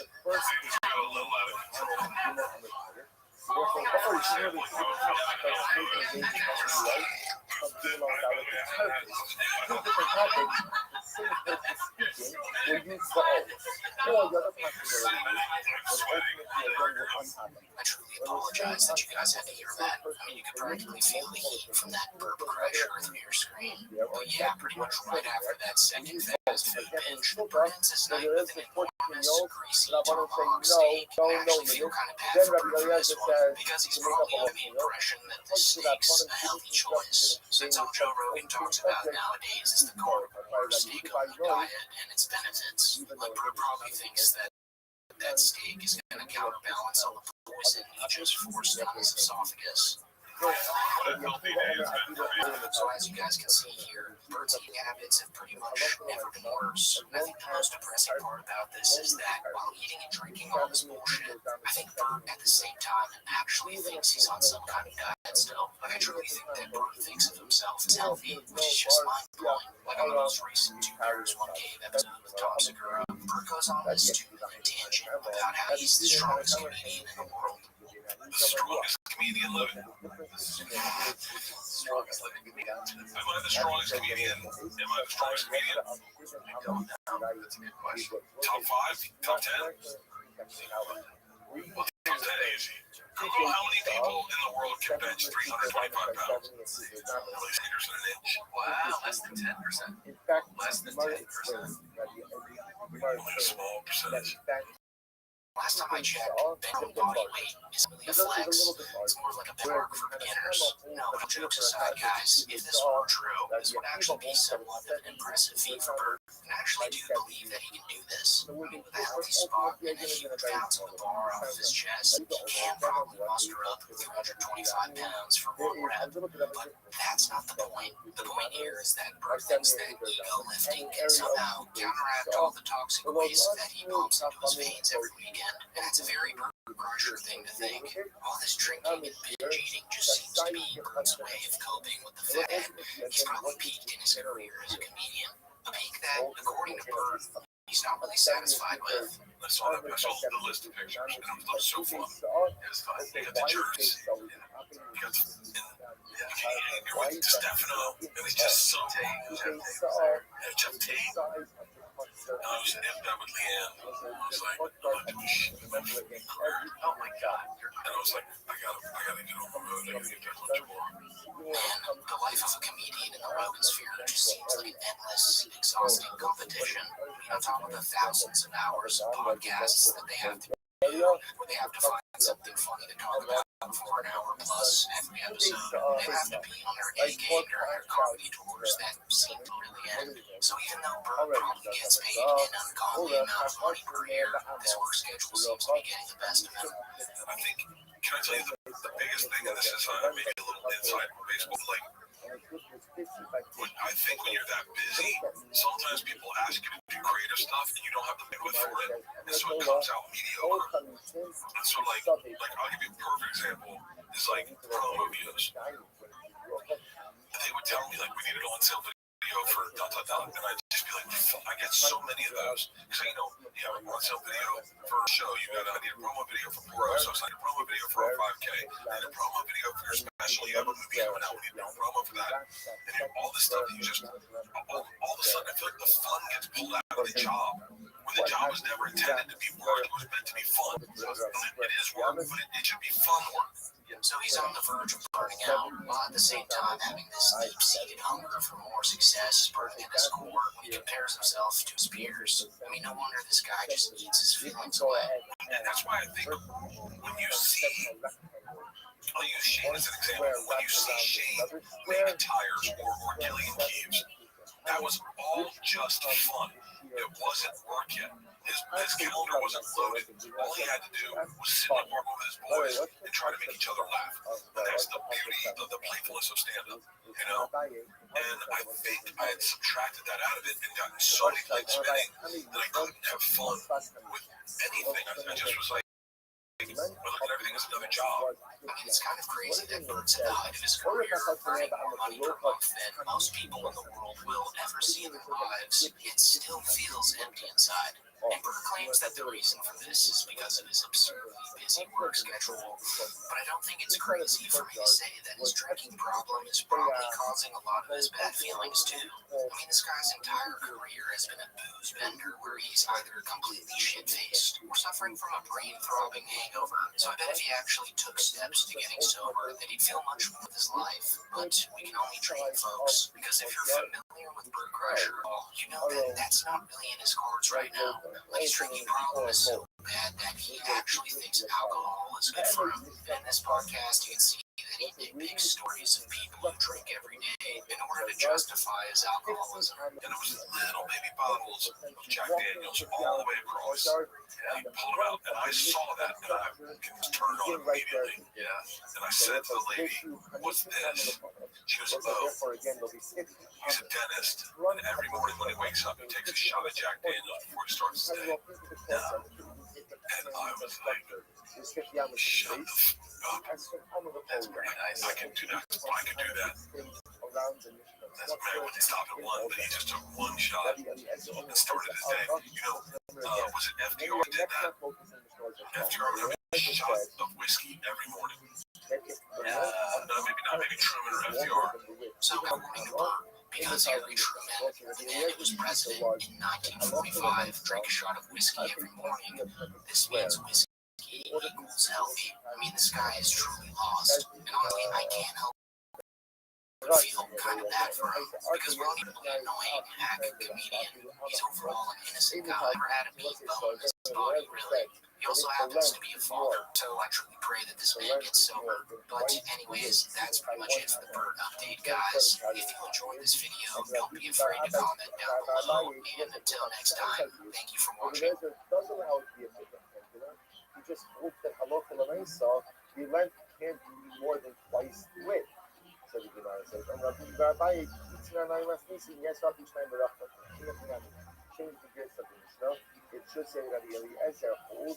So it seems like Joe Rogan is slowly starting to realize that Elon Musk, someone who Joe once thought of as a friend, is simply just using Joe and his massive audience to do pretty much whatever he wants with. And the best part about Joe realizing this is that at the same time, it's almost like he knows he's in way too deep to do anything about it at this point. So as a result, Joe just kind of sat there like a good boy while Elon took the reign. And we can see this from the very beginning of the show when Elon used the first 10 minutes to advertise his new AI chatbot. Now you get to the point about how the news is a total dumpster fire.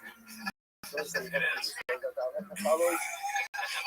She knows me too well. Which is to secretly trigger Joe, because if you're familiar with Joe Rogan, you know that it's something that Joe really doesn't like. He doesn't like to feel like his guests are using his platform solely to promote their newest product. But since it is Daddy Elon, Joe plays along with it at first. Do you think that all the gold is in Fort Knox? Do I think all the gold is in Fort Knox? Yes. Conspiracy theorist? Which I've actually also so which one is it? But I was And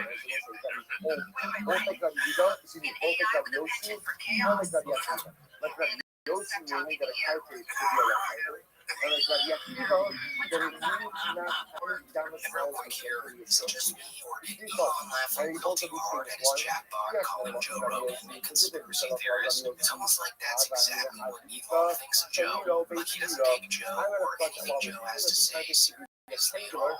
And again, it's simply just they use him for his massive audience. And Joe kind of starts to catch on to this, so he tries to switch topics to get Elon to stop fiddling with his robot girlfriend and actually engage in conversation. But when the AI bot interrupts Joe, we can finally get a glimpse of what Rogan's feeling about the little commercial Elon's doing without his consent. Coming from a guy who wants to go to Mars.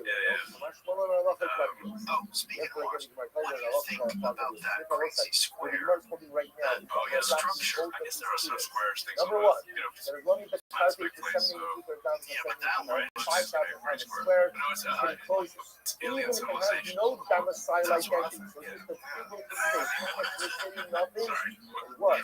If an alien civilization did exist though, and it, what happened? Got hit by an asteroid or whatever. She won't shut up. She's like the hot lady at the party that interrupts the conversation. Did you catch that? Joe's getting so fed up with the AI bot that he almost blurted out his true feelings about the whole thing. But because it's Elon, Joe has to submit. By an asteroid, whatever. She won't shut up. She's like the hot lady at the party that interrupts the conversation. So if that was the case, like that thing. So then, after Elon finally puts his AI girlfriend away, the conversation shifts focus to Elon's Yahtzee salute from the inauguration. And guys, I know this is my third time mentioning this topic, and at this point it seemed like I'm beating a dead horse, but the reason I'm including this clip is because it truly shows that we've hit the peak of Joe Rogan's copium addiction. What is it like? Like all of a sudden, the left was in love with you. Yeah. The same idiots are calling you it. It's the most bizarre thing I've ever seen in my life. I mean, there's so many examples of people saying my heart goes out to you. If you have a little enthusiasm, that probably wouldn't be recommended with hindsight. yes. But there's obviously maintain the most positive spirit possible. Yes, Yeah. obviously. But it's so strange where people want to think that you are openly publicly doing secret hand motions. And now I can never point at things diagonally. I can only point at things there. It's so crazy. It's a little bit of propaganda. Yes. So they know it was obviously not meant in a negative way. That it literally goes out to you, and it was very positive. The entire speech was very positive. I was being very enthusiastic about the future in space. Alright, so Elon's main excuse is that because he was being very positive future, then there's no way his hand motion could mean anything else, conveniently forgetting that those German guys from World War II were also very positive and enthusiastic about the future. Like, that doesn't automatically excuse him of anything like he thinks it does. And then as soon as you thought this couldn't get any worse, Joe opens his mouth. That's ridiculous. It's ridiculous. And CNN, when I was in all my trouble, absurd. Every time CNN used a photo of me, it was one of the photos from the UFC weigh-ins where I go like, so the photo is me. You get a little pumped up. Yeah, go up, exactly. Yeah, that's all it is. Obviously. There's a video of Tim Walz doing the exact same thing. Right. Exact same thing. And he said, of course, it's a salute. He said that. Right. This is how crazy things have gotten. Like, So yeah, guys, the Joe Rogan that we all used to know and love is gone forever. And whether he realizes that he's being used or not, there's simply nothing he can do at this point to save himself. It's kind of like getting T-boned by a drunk driver driving a semi-truck, severely injuring your back and paying thousands of dollars in medical bills to fix your spine, while not realizing that this injury could have earned you millions of dollars with the right injury law firm. Like that whole time you could have checked out America's largest injury law firm, Morgan & Morgan, for absolutely free, since they only require payment if you win the case in court. So just in case you guys ever get seriously injured, remember that your case could be worth millions, and you're literally only a few clicks away from potentially changing your life. I mean, you can even start your claim right now with Morgan & Morgan at www.forthepeople.com/AmericanRedact, which is in the description below, or you can simply scan the QR goat on the screen. So for the rest of the 3 hours of this podcast, no matter what topic Elon was droning on about, Joe seemed to have only one response. My guess is that place is 100 billion a year. Jesus Christ. The idea that would be just untraceable blank checks didn't occur to us at first. Jesus. So, think about it. If you're like flood protected, Jesus Christ. Yeah. Basically what happened in California. Jesus Christ. The plot thickens. The plot thickens. Jesus Christ. Is of your water population, which is 3%. Jesus Christ. Smaller than this was maybe next year or maybe a couple years. Jesus Christ. Tell Cash where the computer is. How's he gonna find it? Jesus Christ. So he just gobbled up everything Elon had to say without giving a single iota of pushback. But guys, going into this 3-hour-long snooze fest, I really didn't expect anything less. Like, if this doesn't hit home the fact that Joe Rogan's a puppet for right-wing leaders, I don't think anything else will. Also, aside from all the politics, is it just me, or are these two sickos just way too overly obsessed with bedroom? Like, there's a moment in the beginning of Pod where Joe and Elon seem just a little bit too excited about the idea of buying a realistic sexual robot. How long before we have an actual sex robot that can talk to you like that? Probably not long. Not that long, right? No. Less than 5 years, probably. Really? Yeah. Will it be warm? You can probably have whatever you want. You have a cat go. Yeah, you probably could. Right. Make a cat furry. You could have a furry lady that you have sex with. Yeah. Like an avatar lady. Maybe a big giant lady that lives in your house. Yeah. You know? I mean, it's almost like they forget that the entire world is listening and laughing at them while they fantasize about their ultra-realistic, life-size robots. It just points to them probably being degenerate sex addicts. Like, Joe's comedy revolves solely around toilet humor and dick jokes, and the only time a joke doesn't fly over his shiny, bald head is when it's about private parts. And for Elon, well, I don't really have to say anything about him. His actions just speak for themselves. So yeah, overall this podcast just proved them to be the buffoons that people make them out to be. And with that, that's pretty much it for the guys. Until next time, thanks for watching. Yeah, it's a giant propaganda machine putting out some redacted files that don't show anything. Yeah, this is a whole bunch of redacted.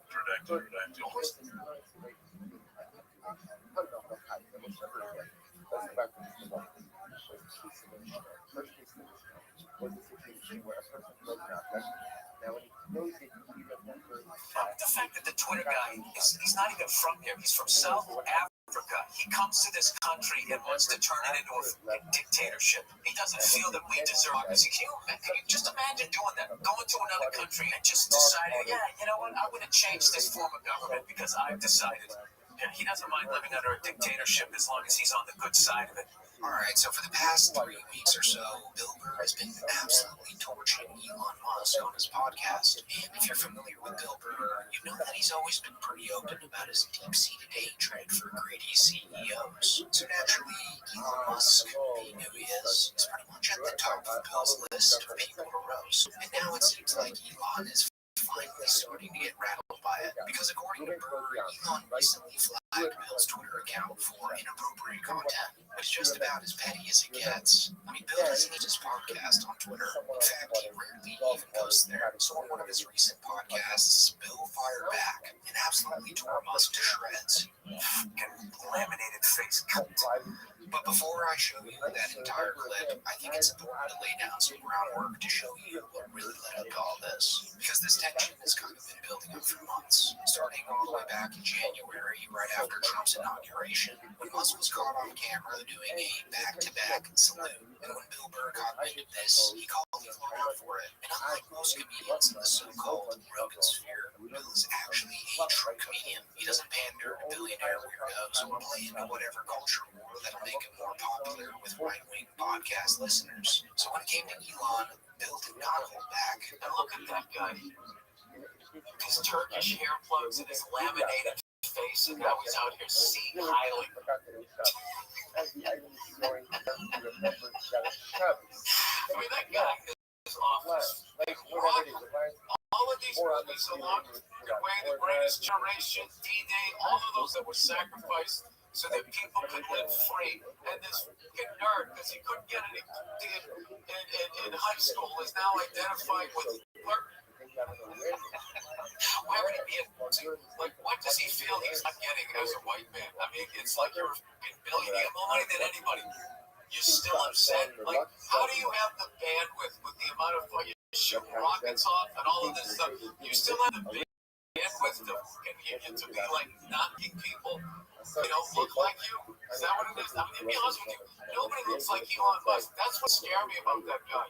Hey, Elon Musk, if you don't mind, we'd like to enjoy our life. I don't think we need to reboot Adolf lunatic. I'm sorry, pretty girls don't like you until you have $1 billion. Also in this podcast, Bill brought up a pretty interesting point. Why didn't anyone call out Elon for this? Powerful people like Elon make strange or questionable moves. The role of the comedian is to mock them, but aside from Bill, no one in the comedy world really said anything. It's almost like everyone was too scared or too invested in maintaining their business relationships to say anything critical about Elon Musk. He's gonna burn this whole thing down. I think he just lost his job. Oh, wait a minute. Nothing happened. I cannot believe nothing happened.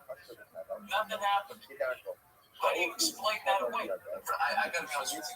The fact that he did that and everyone is fucking outraged is just is beyond me.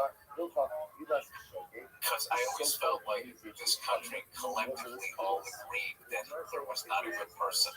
And this is like some shit that needs to be stomped out immediately. That people are gonna like lead us back in that direction. What are we doing? This is the United States, not divided. Like, are we really gonna fuck this up? And again, when Bill says everyone here, I'm pretty sure he's referring to people in his own circle, his comedian friends with comedy podcasts, the people who have platforms just as big as his. Anyways, that initial rant about Elon's salute didn't actually get Musk's attention. What really got under his skin came about 10 days later, when Bill Burr made a much more aggressive statement about CEOs in general on his podcast. There's so many amount of people that are struggling out there because these fucking billionaires, and they got us all arguing liberal and conservative. We gotta stop doing that.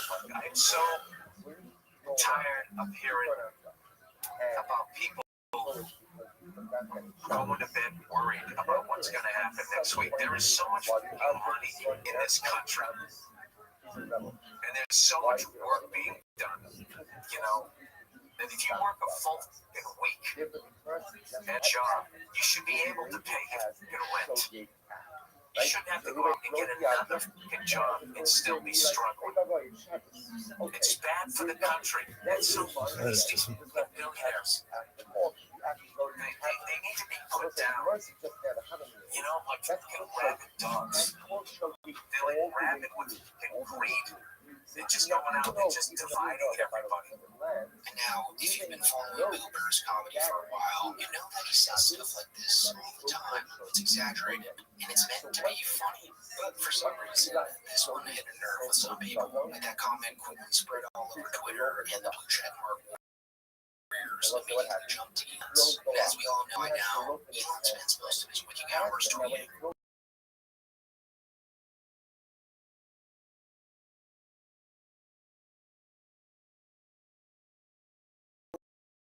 So there's a very IGN warrior who decided to Bill Burr's Twitter account, and he's going to remember that this is the same guy who, just a few days prior, stood up at the same conference and said that America needs to legalize comedy again. You know, and I like a sense of humor. So, I mean, so the left wanted to make comedy illegal, you know? They can't make fun of anything. So then it's like, comedy sucks. It's like, nothing's funny. You can't make fun of anything. It's like, legalize comedy. Yeah. Legalize comedy. And we shifted the entire culture in just the last few months. The whole culture of the country has shifted dramatically just because of that election. Yeah, exactly. Freedom of speech. Having fun again. It seems like We should have get to that, Jeff. I mean, you just can't make this stuff up. Elon Musk loves to cosplay as the savior of free speech and comedy until an actual comedian uses free speech to make fun of him. So, in response to the Twitter flag, Bill Burr went absolutely nuclear on Elon in one of his more recent podcasts. And let me just tell you now that it was glorious. I'll tell you what's funny. I made fun of the fucking Twitter guy for fucking C-Kyling not once but twice. And I never look at my emails. I was scrolling through my emails and it said my Twitter account had been flagged for inappropriate. I don't even tweet anymore. They've been flagged for him. What a fucking baby. Just like Hitler. A fucking baby. Because that's another thing. People that are into fucking Hitler to me and like, look at this guy like he was some sort of fucking hero. The guy's one of the biggest fucking cowards ever. The fact that the Twitter guy he's not even from here. He's from South Africa. He comes to this country and wants to turn it into a dictatorship. He doesn't feel we deserve democracy. Can you just imagine doing that? Going to another country and just deciding, yeah, you know what? I'm going to change this form of government because I've decided. He doesn't mind living under a dictatorship as long as he's on the good side of it. Laminated face cunt. And that brings us up to date with the Elon versus Bill Burr saga. At this point, unless Elon actually responds, I think Bill is done wasting his breath on him. And honestly, as much as I enjoy hearing Bill Burr roast CEOs, he's probably got better things to do. This whole situation might also explain why he hasn't been on the Joe Rogan Experience lately. If you've been paying attention to Rogan's podcast over the past year, you know that Joe has pretty much been nonstop praising Elon Musk and spewing right-wing propaganda since the election. So it's no surprise that Bill, who's never really been one to hold his tongue, kind of want to distance himself from that. So props to Bill Burr for being one of the last true American comedians. But anyways, that's all for today, guys. If you enjoyed this breakdown, be sure to like, subscribe, and do let me know in the comments what you think about this whole situation. Do you think Elon is actually bothered by Bill Burr's comments? Or is this just another case of a billionaire throwing a tantrum over nothing? Either way, until next time, thanks for watching.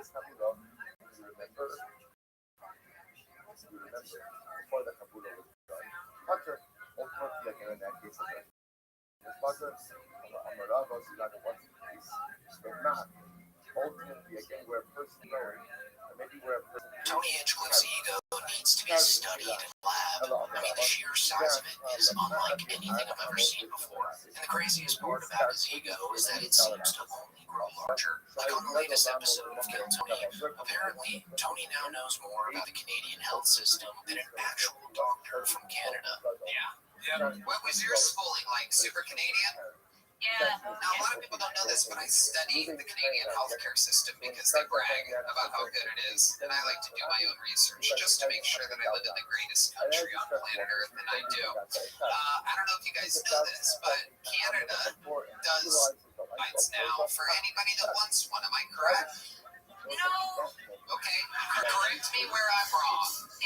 it's called MAID, which is medical assistance in dying, and no one's ever approached me about it, but it's It's because you're working, you just said, in an emergency, like urgent care thing, so they would go to a hospital or a normal, actual, professional, actual, real money-making, full-time doctor. I work in a clinic too. Yeah, no, I know. That way they wouldn't go to like a free clinic for that. They would just be like, hey, everything's free everywhere. I mean, this might be the most idiotic thing he's ever done. And also, isn't this show supposed to be about comedy? Like, I can't be the only one who feels like everyone in that room who isn't Tony is just completely uncomfortable. But of course, Tony doesn't read the room as he continues to make himself look even worse. Because Tony goes on to tell the audience that he's done his own research on this topic, and he's came to the conclusion that Canada's MAID policy will assist you in unaliving yourself if you're feeling depressed, which with a quick Google search can be proven wrong, but you guys have to remember that Joe Rogan and his crew don't believe in Google. I've talked to multiple Canadian doctors and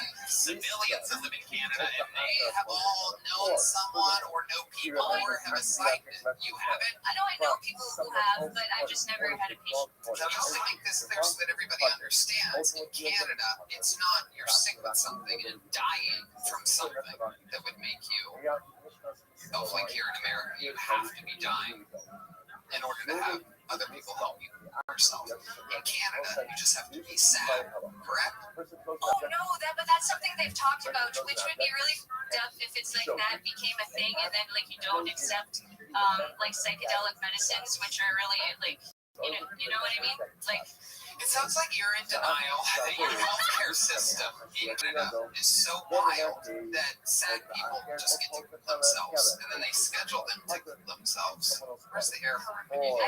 yeah. So if you guys don't really know what's going on here, Tony basically only gets his information from word of mouth or through Twitter. So what he's saying here is kind of like a half-truth, because the medical assistance and dying law was set to expand in 2024 to allow aid for people with mental illness as their only condition, but due to ethical concerns and public pushback, this expansion was delayed until at least 2027. And the doctor explains this to Tony. I don't know if that's like in practice yet, but that's a dark dystopian potential. Hold on a second. Hold on. You say that it's a dark dystopian potential. Yeah. It's not in use. Can you describe what MAID is then? Oh, but it's just not for sad people. It's like for suffering, but for like physical pain. But without even considering what she said, Tony, in fact, tells the doctor that she's straight up wrong and that he knows more than her because, get this, he has a bit about it in his upcoming comedy special. Truly pathetic. Do you think you have to have physical pain to do it there? I think so. You're wrong. Okay, that's You possible. can just be sad. Oh, I know more about your system than you because I have a bit about it. And I'm not doing because I don't want to weaken here because I want to do it on a thing one day. I would go into it and it works. Yes, you heard that correctly. The mid-tier comedian just told an actual doctor that she's wrong. And on top of that, he knows she's wrong because he has a bit about it. This guy truly needs to get home. Where's Bill Burr when you need him? You would have made them all step in Slovenia. You know, I don't know, maybe not. We had one guy, I thought, man, we were shitting on him. We thought our market didn't work. This is brutal. This is going to be an hour. Nobody can be funny in a minute. Oh, yeah. Tony then goes on to paint the MAID policy in Canada like it's some deeply evil practice that would never be allowed in the United States, without even realizing that his own country practices a version of this. The only difference is that in the US, you only qualify if you're terminally ill with less than 6 months to live. Here's what's crazy is not only, this is going to be interesting for you, not only do Canadians do this, over 2,000, actually over between 1,500 and 2,000 people did it in 2024. And again, this is no physical thing. This is just being sad. Which I was in Canada right now. I know. That was the joke that I implied 28 seconds ago. But they schedule you. So literally, it's not like you go into the hospital and you're like, I want to quote myself. And they're like, come on, I'll do it. They schedule you for a later date. They probably have to process stuff and do things. So they're literally like, okay, come back on this date and we will help you. And people have to wait. That's Canadian. But if you're familiar with Tony Hinchcliffe, this kind of arrogance shouldn't come as a surprise. I mean, Tony's been getting high off the smell of his own farts ever since his performance at the Tom Brady roast last May. And then a few months after that, he had his most viewed Kill Tony episode of all time, which featured Shane Gillis and Adam Ray as Donald Trump and Joe Biden. So all this success and recognition is really going to his head now. The world, they gave me a chance. You know what I mean? They gave me a chance showing what I can do. But deep down, I believe that Tony Hinchcliffe is slowly burning out. I mean, this guy's been churning out 3-hour episodes of Kill Tony every Monday for the last decade. So at some point, the smell of his farts just won't hit like they used to for him anymore. And with Tony's monstrosity ego, I would actually put money on the show declining this year because people are really starting to see how much of a prick Tony is. I mean, even in Joe Rogan's recent podcast with the chess god himself, Magnus Carlsen, Tony couldn't help himself but to insult Magnus to his face. Did you Rubik's Cube too? No. I'm talking off my ass. Like, I think the world record is over like 3 seconds or something. Like, it's something absolutely insane. Imagine the time you could have spent building a business, raising a family. Like, get a world record. All the Rubik's same. Cube guy. It's so dumb. Right? So dumb. Yeah. Well, we all have to watch this computer do it. He also just overall came off like a self-obsessed idiot, so much so that Magnus laughed in his face multiple times throughout the pod. You've always been a giant chess fan. Well, it's actually a newer thing, but when I got into it, it was just everything. Now it's what I do right before bed. I fall asleep. Usually, I fall asleep during actual games online on my phone. It's driving him crazy. Yeah. How can that, like, how can that happen? I mean, so What do you do when you wake up? that's total Wake up and you coffee. Yeah. No, I wake up and I look at the board and it said you resigned. That sounds amazing. Like, I would, like, obviously that would never happen to me. Like, I like to play a game of chess. Yeah, listening to music, sitting there bopping. So why Norwegian music? Rammstein or something. Well, that's actually German. But, that's a good song. Yeah, that's a good song.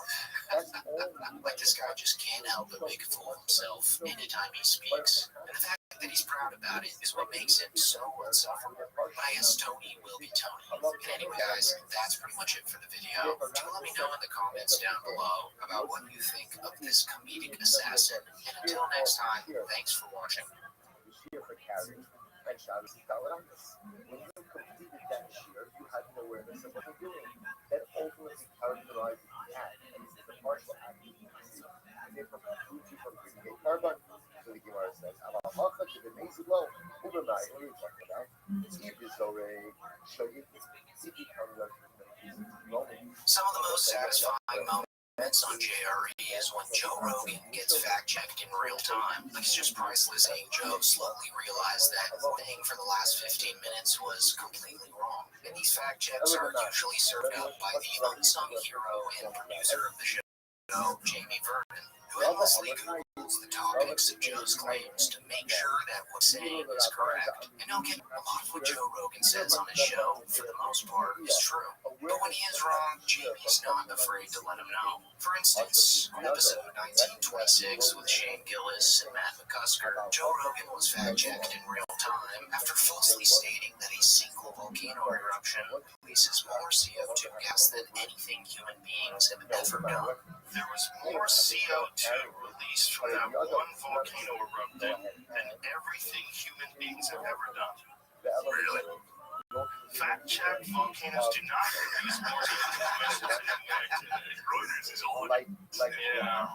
Where would this show be without young Jamie? I mean, he's pretty much carrying this show's entire reputation on his back, since Joe essentially believes just about everything he sees on Twitter. And don't even get me started with the guests. Joe's guests usually only make the lies worse, as they tend to just agree with everything that Joe says, since Joe's blessing them with the exposure from his massive audience. But still, Jamie never fails to deliver the truth. Like during the episode that Joe did with the UFC fighter Bo Nickel, Joe and Bo spend a good portion of the episode trashing the previous president of the United States, Joe Biden, accusing him of saying stupid things on a global stage. But as you'll see shortly, after a quick Google search from Jamie, it's revealed that, hilariously enough, Biden was actually referring to something that Donald Trump was saying. Well, there's people that voted for Biden. Doing it now. Yeah, they're like, what did I do? Right. What did I choose? How was this guy? Did you hear what he said? Like yesterday, a couple days ago, he said he was talking about the Revolutionary War.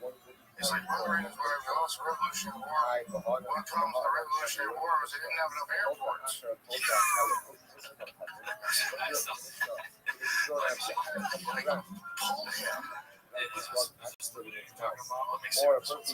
don't think it is. The same thing with these, that's the biggest problem we had in the Revolutionary War. We didn't have enough airplanes. Yeah, that's it. Is that fake? It's not fake, but he was referencing Trump saying that. Yeah, Trump saying it. Donald Trump said something about it. He didn't say Jesus, he said stable genius, and that's where the. Let me hear what it says. What did he say? Our army manned the air. It ran the ramparts. It took over the airports. It did everything it had to do. Oh, okay. Yeah.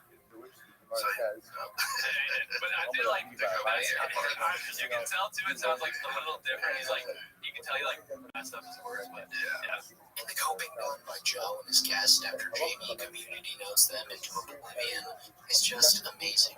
I mean, it's really the only thing they can do after being completely dunked on by the truth. So yeah, I think we can all say that Jamie's really the unanimous MVP of the Joe Rogan experience. But sometimes it's not just Jamie who keeps Joe in check. Like, believe it or not, sometimes the guest actually grows a pair and tells Joe to his face that he's wrong. For example, during episode 1762 with Josh Zepps in 2022, Zepps interrupts one of Joe's ramblings about the dangers of the COVID vaccine to tell him that what he's saying is, in fact, wrong. For young boys in particular, there's an adverse risk associated with the vaccine. So yes, 2 to 4-fold increase in the instances of myocarditis. Yes, but you know what?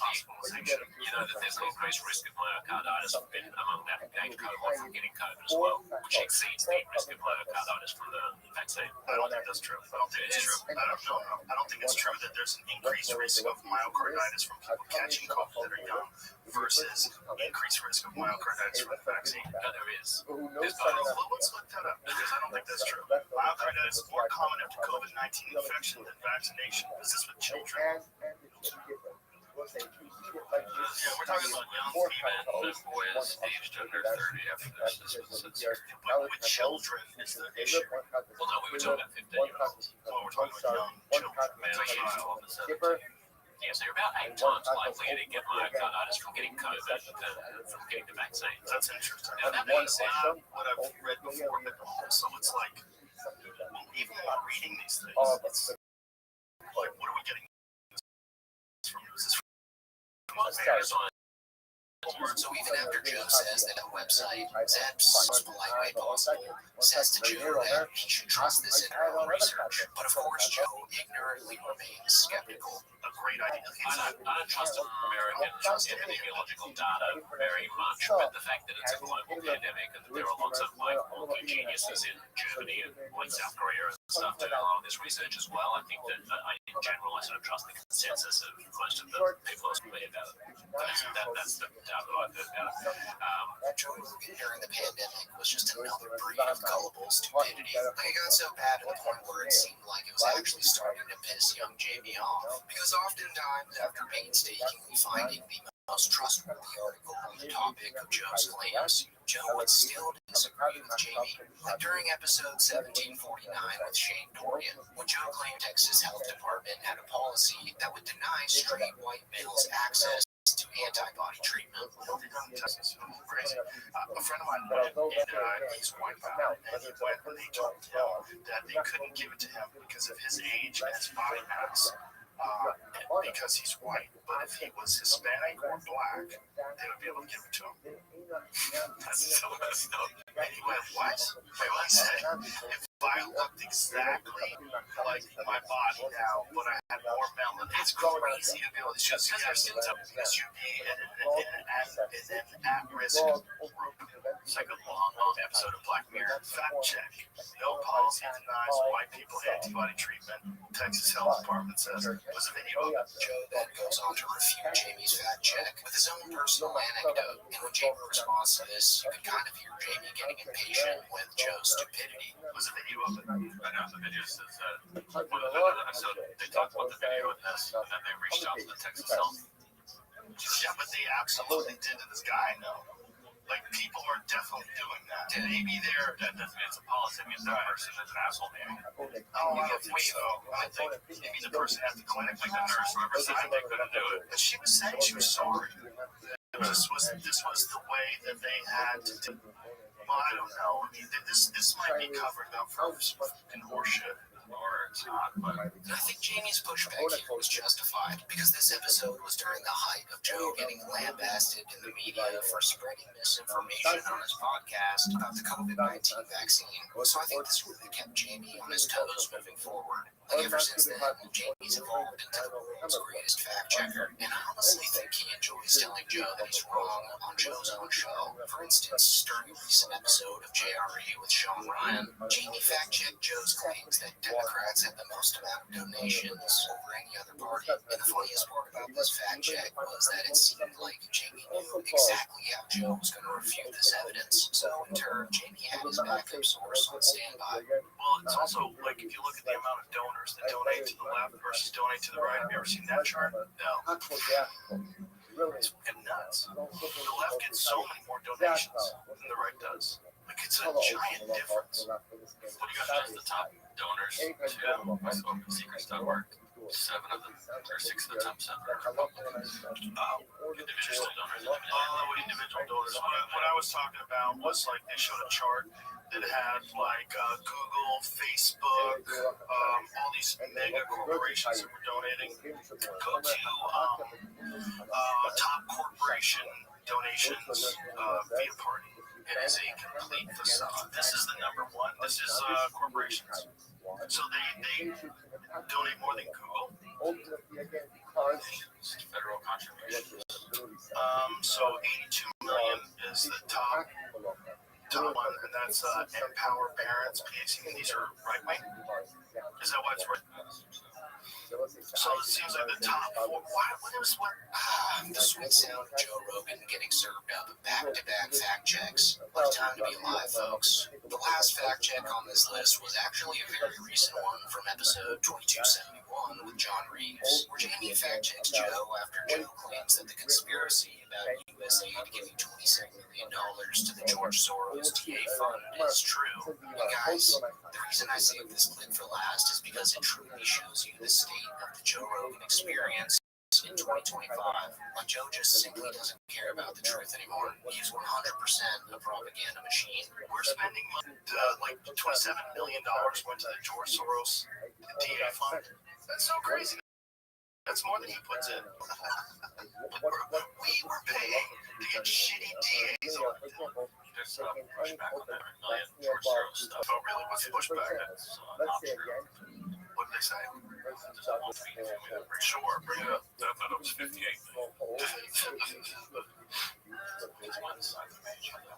Okay, the claim that Mike Pence establishes in his research is that USAID paid out $27 million in grants to the Tide Foundation. The Tide Foundation is a major funder of the Soros-backed group.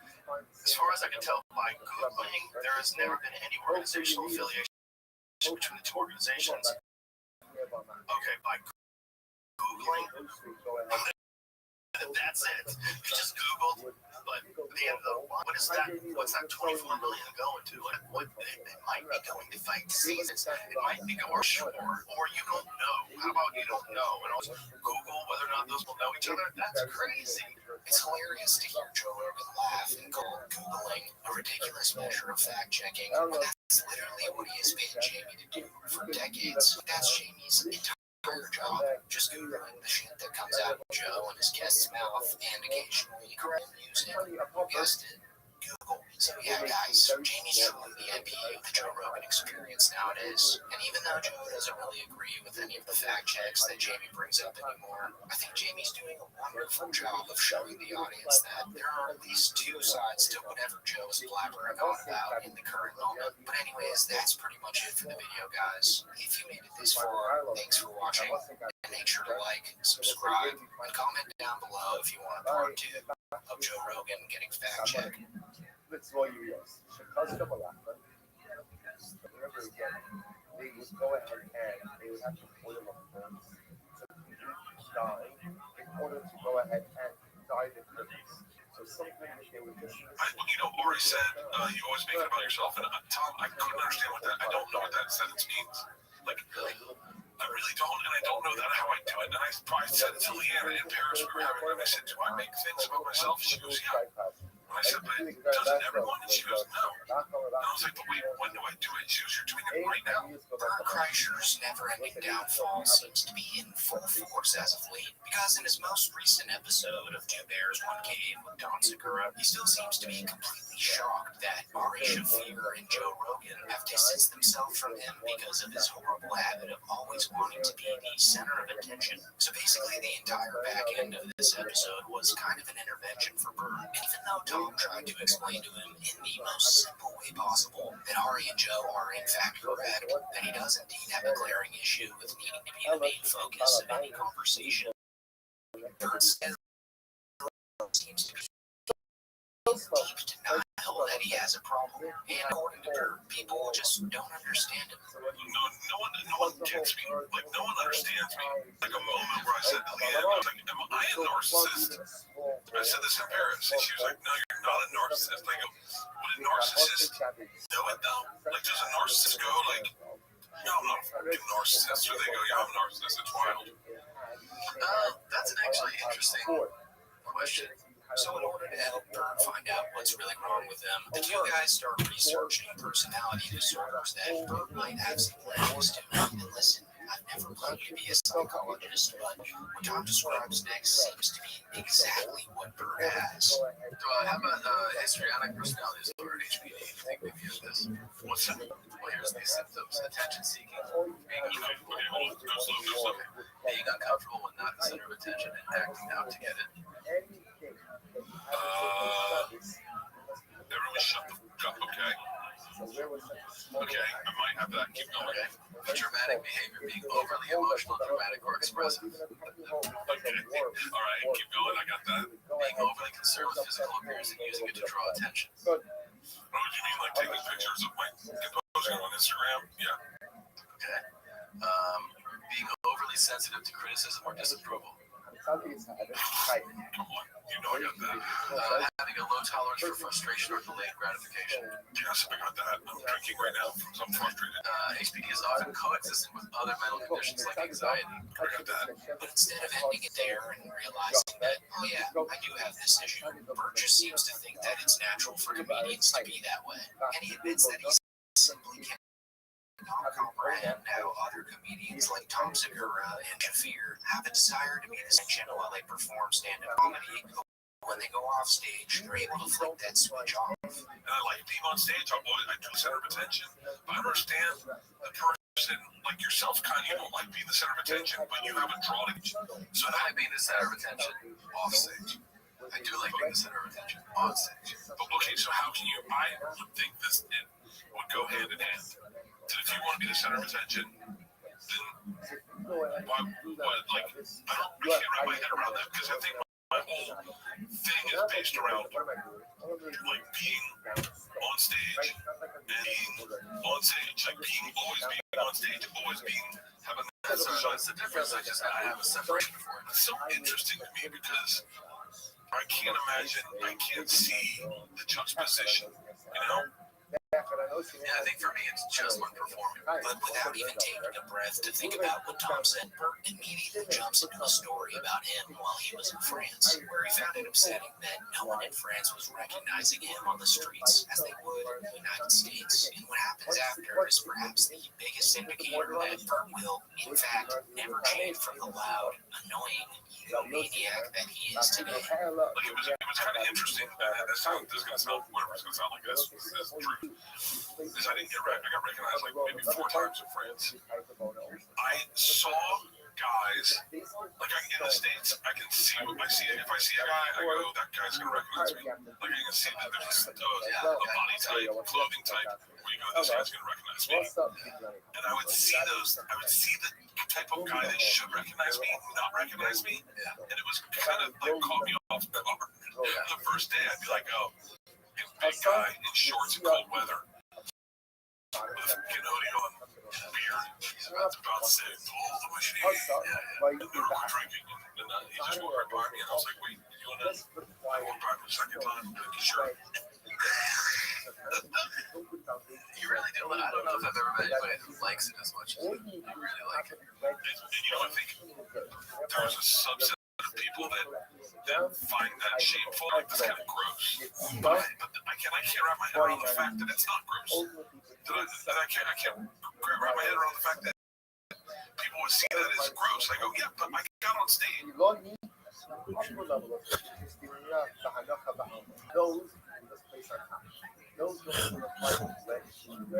Those ultimately, again, you just go ahead and place on top. Quite amazing.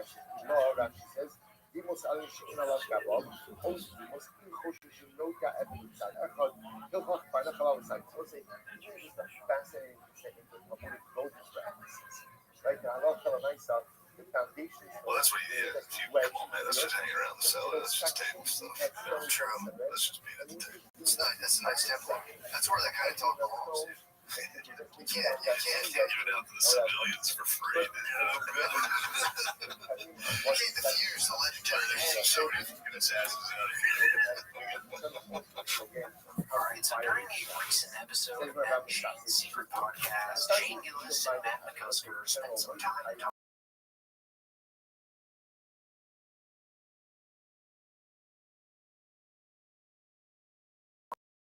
talking about the overall news set every single week. It seems they don't want to be associated with the Austin comedy scene whatsoever. And it's almost like they take it as an insult if you classify them as Austin comics, which is a completely valid feeling to have. Like, sure, Matt and Shane are great friends with the entire Rogan sphere, but that doesn't change the fact that their friends are complete hacks, and they know this. I mean, you just saw them making fun of how Joe Rogan considers him and his posse as assassins, or the comedy death squad, and shortly you'll see them make fun of how pretentious it is to consider comedy as a sacred art form, like Joe Rogan and Andrew Schultz have on several Jerry episodes. So they're very aware of the bad reputation that Austin has garnered over the years, and they obviously know about all the hate that their buddies receive online. Because in this next clip, they admit to watching YouTube videos criticizing the Rogan sphere and how Joe Rogan has ruined comedy. So something tells me that the Elephant Graveyard's recent video about that whole scene left a long-lasting impact on Shane Gillis and Matt McCusker. I still get hooked every time when I see a dude with like genuine disabilities doing a scene on stage because it's like I don't know. I would give in. It would just be too much for me. I don't know that my spirit would be resilient enough to practice the sacred art form that is. Dude, it's such a sacred art. That's what the thing that's driving me during the comedy wars is how sacred the art is. That's all. Yeah, dude. The comedy wars will pass. Yeah, well, it's That's one. I got to go to New York last So week. I'm going back to Philly for about 6 months. So I'm out with the Austin scene, dude. I'm back east and still all day. We were watching nasty YouTube videos about the comedy wars. Yeah, I was like, what are we doing? Let's get something positive. I just put on. Grab the tape. so like you know, it's change the balance, bro. Well, the comedy wars, yes. The Austin comedy scene's too powerful. LA and New York, they need to unite to destroy the Austin comedy scene. How are they to stop it? So we have all the webs. And so, throughout this podcast, Shane Gillis kept bringing up how he's from Philadelphia, which to me just showed how much he doesn't want to be labeled as a comedian from Austin, even though he currently lives there, which is just so funny to me. I mean, it'd be like if Joe Rogan considered himself as a Boston comic, just because he started doing comedy there. Like, that is the length that Shane's willing to go to separate himself from this army of healthy hacks. He even considers the podcast he does with Matt McCusker to be a Philly podcast, even though all of the recent episodes have been filmed in one of their huge Austin mansions. Talk to the people in the New York, and everyone talks a big game, and then when they see it, they're very interested in knowing how that's working in LA. They get a little piece of that. There's a hopelessness out there. You go, LA, you say, what are the podcasts that you can go on here? They got nothing. They got Ad Friends Universe. No, there's a lot. There's so many. LA, New York are doing great. No, New York's doing great on the podcast. LA, Let's go talk. if you build Class Friend, Classmates out there. yes, that's number 3. There's a lot going And name a fourth. What are you can hear? We got the Matt and Shane Secret Podcast.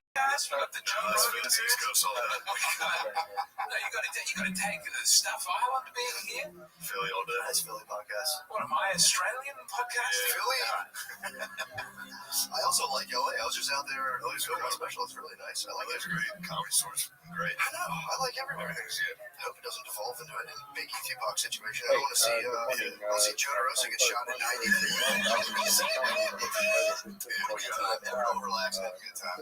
So just for some context here, Shane Gillis moved to Austin back in 2023, drawn in by his tax perks and proximity to Joe Rogan's mothership. But now that Shane Gillis is pretty much Taylor Swift for average frat guy, he doesn't need to be there anymore. And frankly, Joe needs Shane on his stage more than Shane needs Austin, or Rogan for that matter. And now that Rogan, Hinchcliffe, and that whole crowd is being called out, it couldn't be done for Shane Gillis to happily part ways with the Rogan sphere.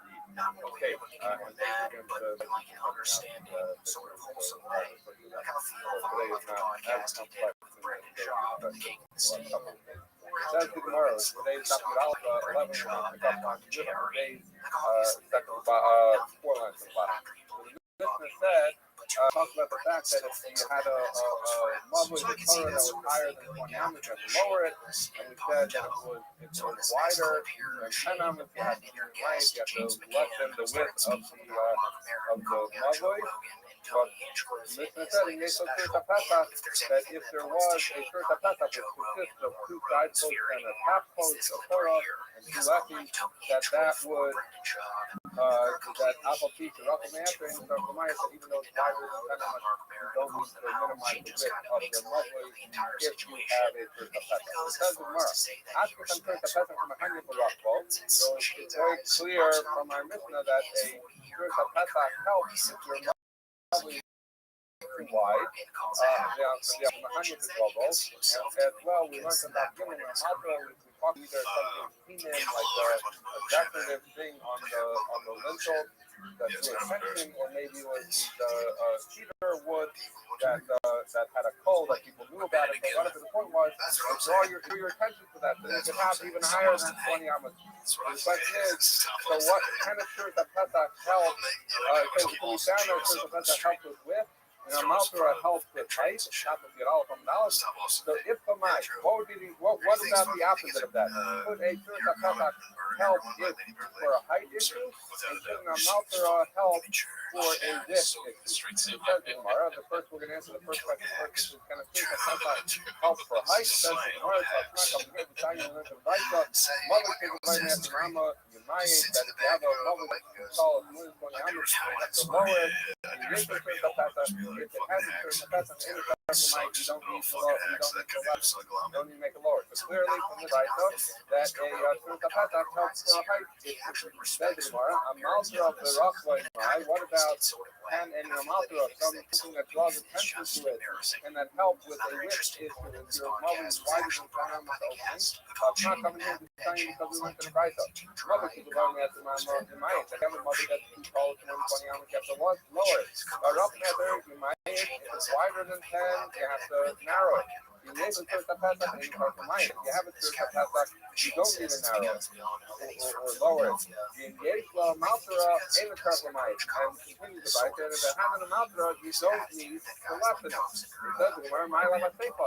Isn't it going on the second case, which is the case where your mother was too wide, it was more than 10 ounces wide, and it's telling you that if you have a Maltera, that you don't need to lessen it.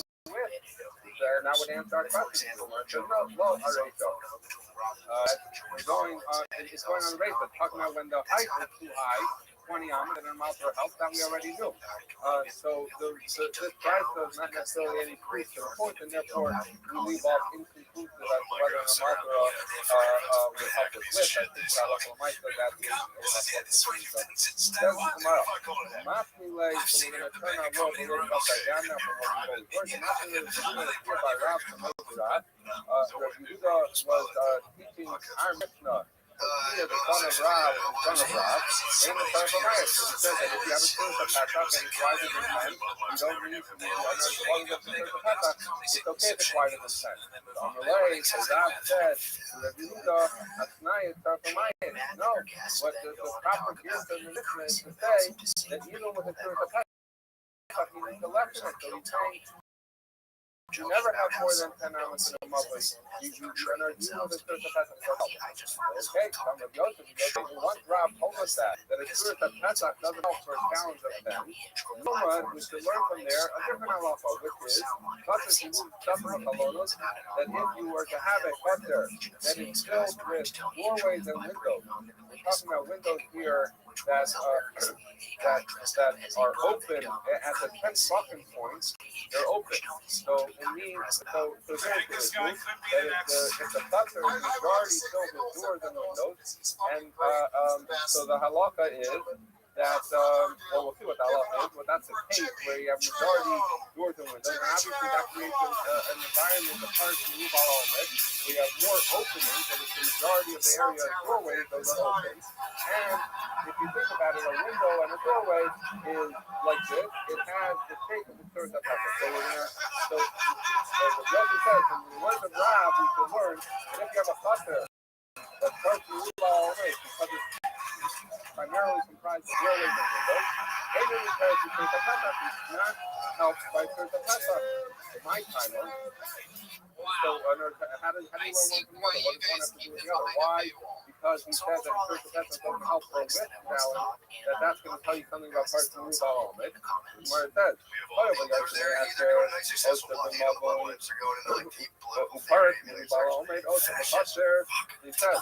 we see that basically the idea is as follows. So we've talked about this many times. That if you have an area, you have that has a padlock in it, then that's acceptable. But when you have that takes away from the being a padlock.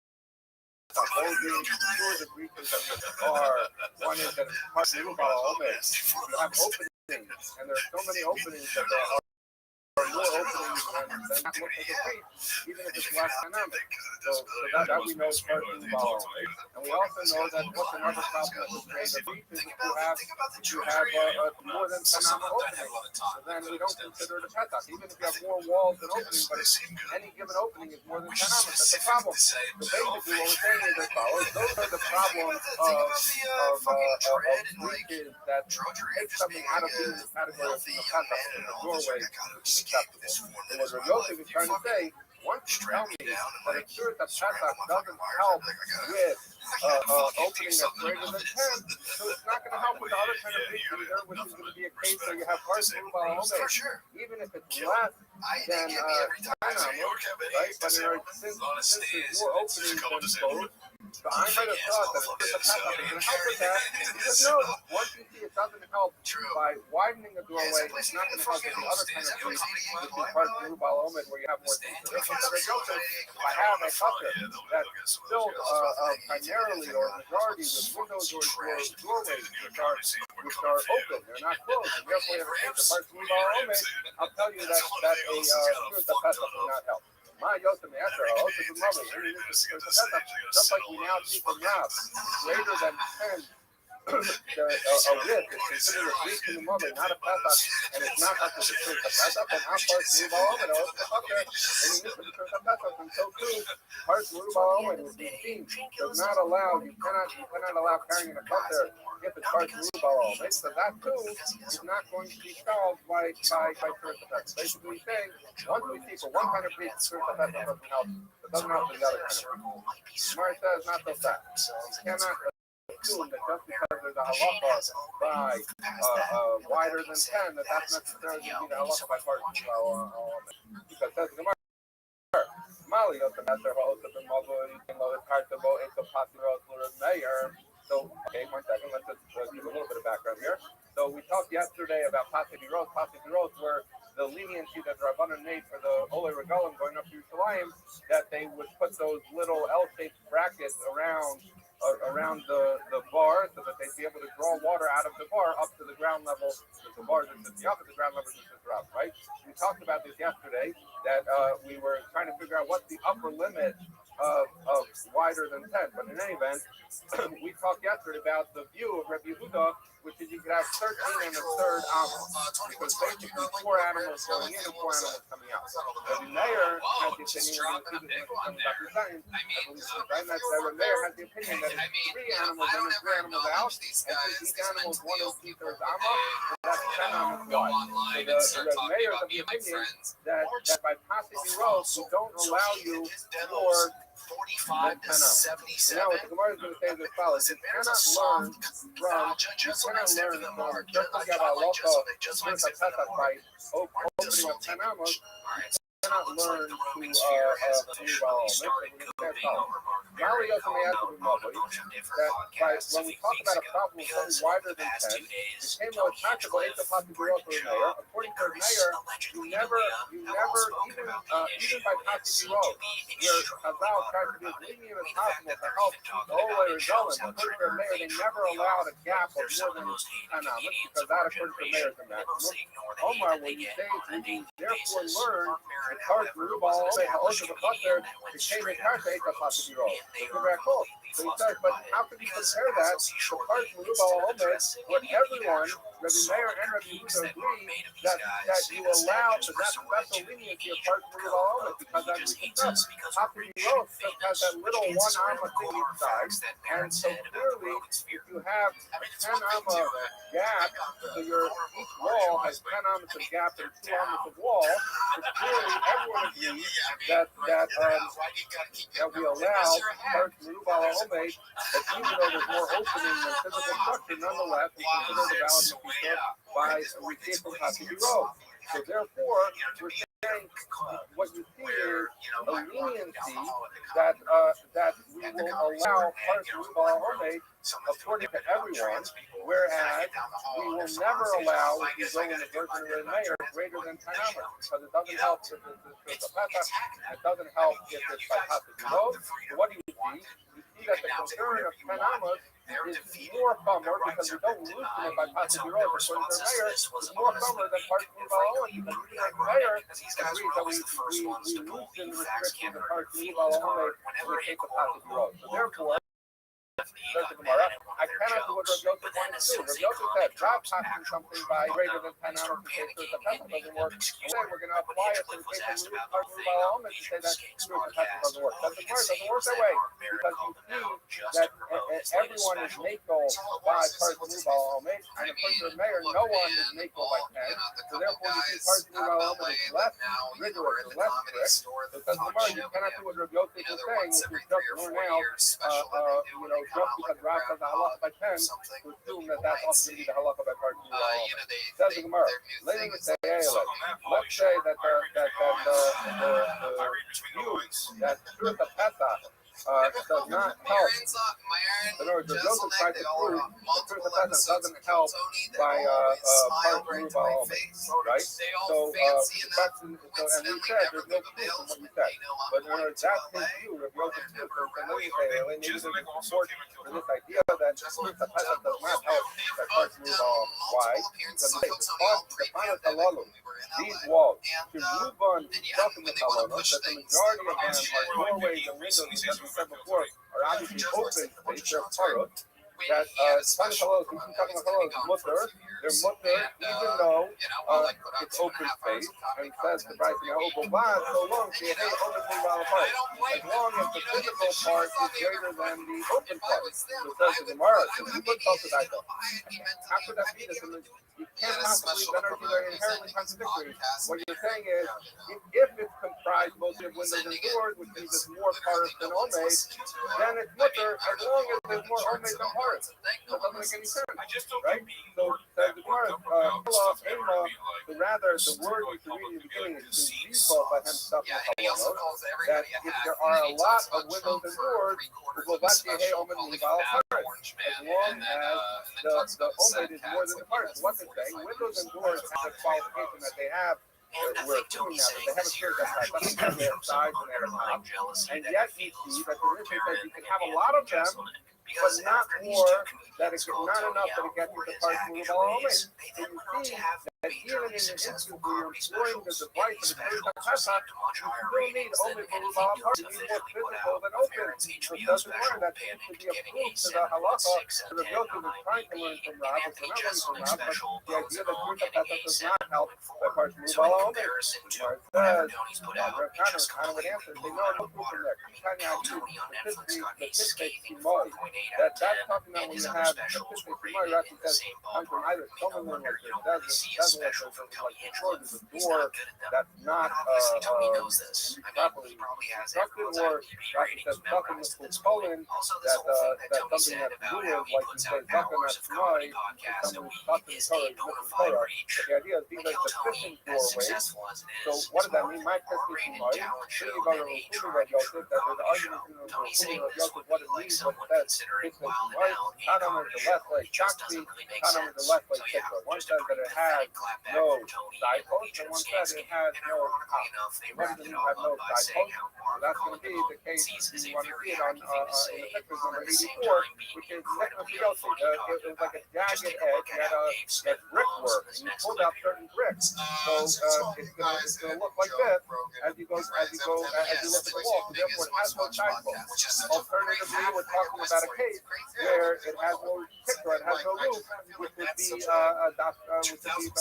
85. So the idea is you have stuff in the salonos, you have windows and doors that are open, but they have no roof above them. But if they would have one, if there would be a setup process, then maybe in fact you would be able to have part roof on.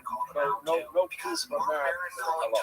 Okay, so now we're going back to Rob. Rob said that in our Mishnah we should learn that greater than 10 amos wide, a pure tapetas does not help. President Barab, but Yochanan Tabalo Hazarat. If Yochanan agrees with that halacha of Rob, that 10, that a pure tapetas doesn't help for wider than 10. Rabban Barab, Amr Yitzchak, Rabban and the son of Rabban, Mike about the matter of Rika based person.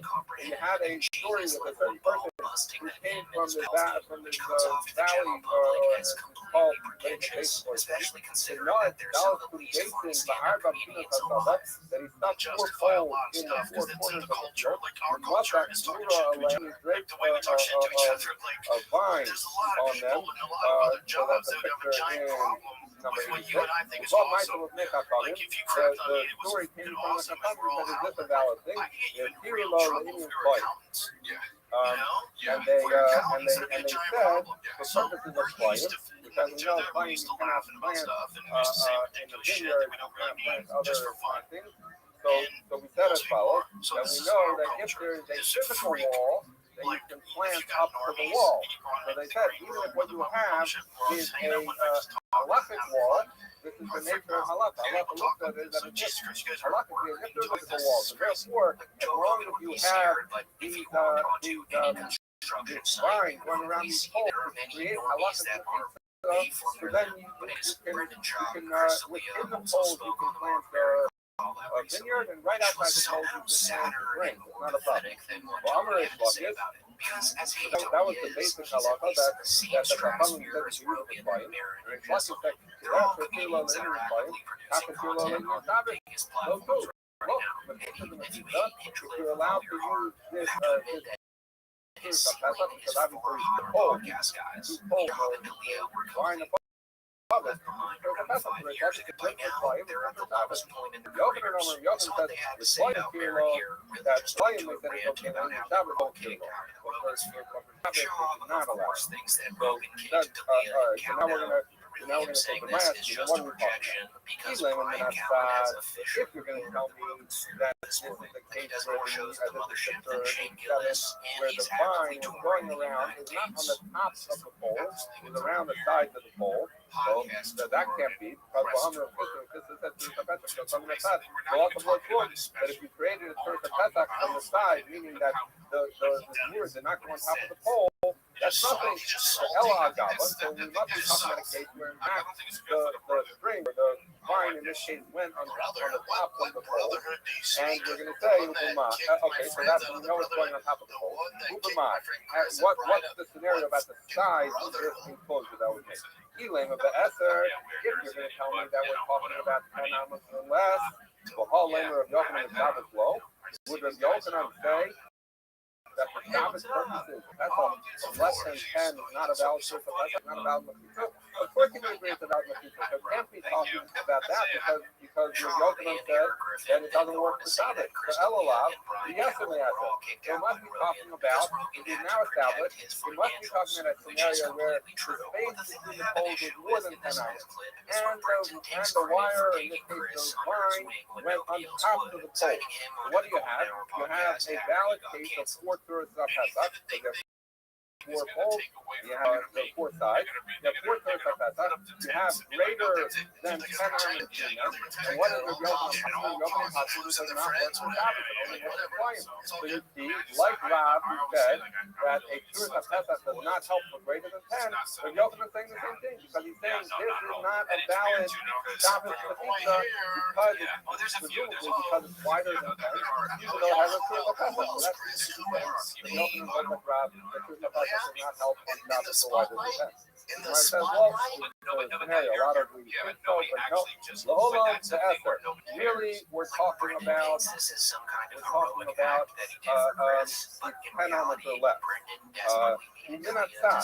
So before we said, well, if it's on top, we can't possibly be talking about 10, because why would the Yochanan not allow that for Shabbos?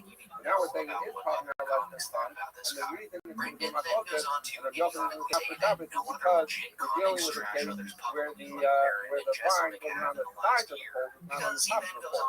And we asked before, wait a second, how can you say that? And this is the most good.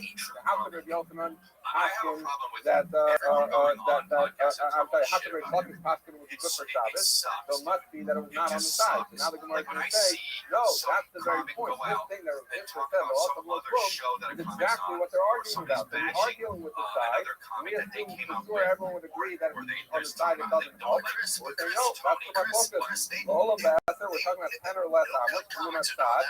And it's the vine went around the sides of the pole.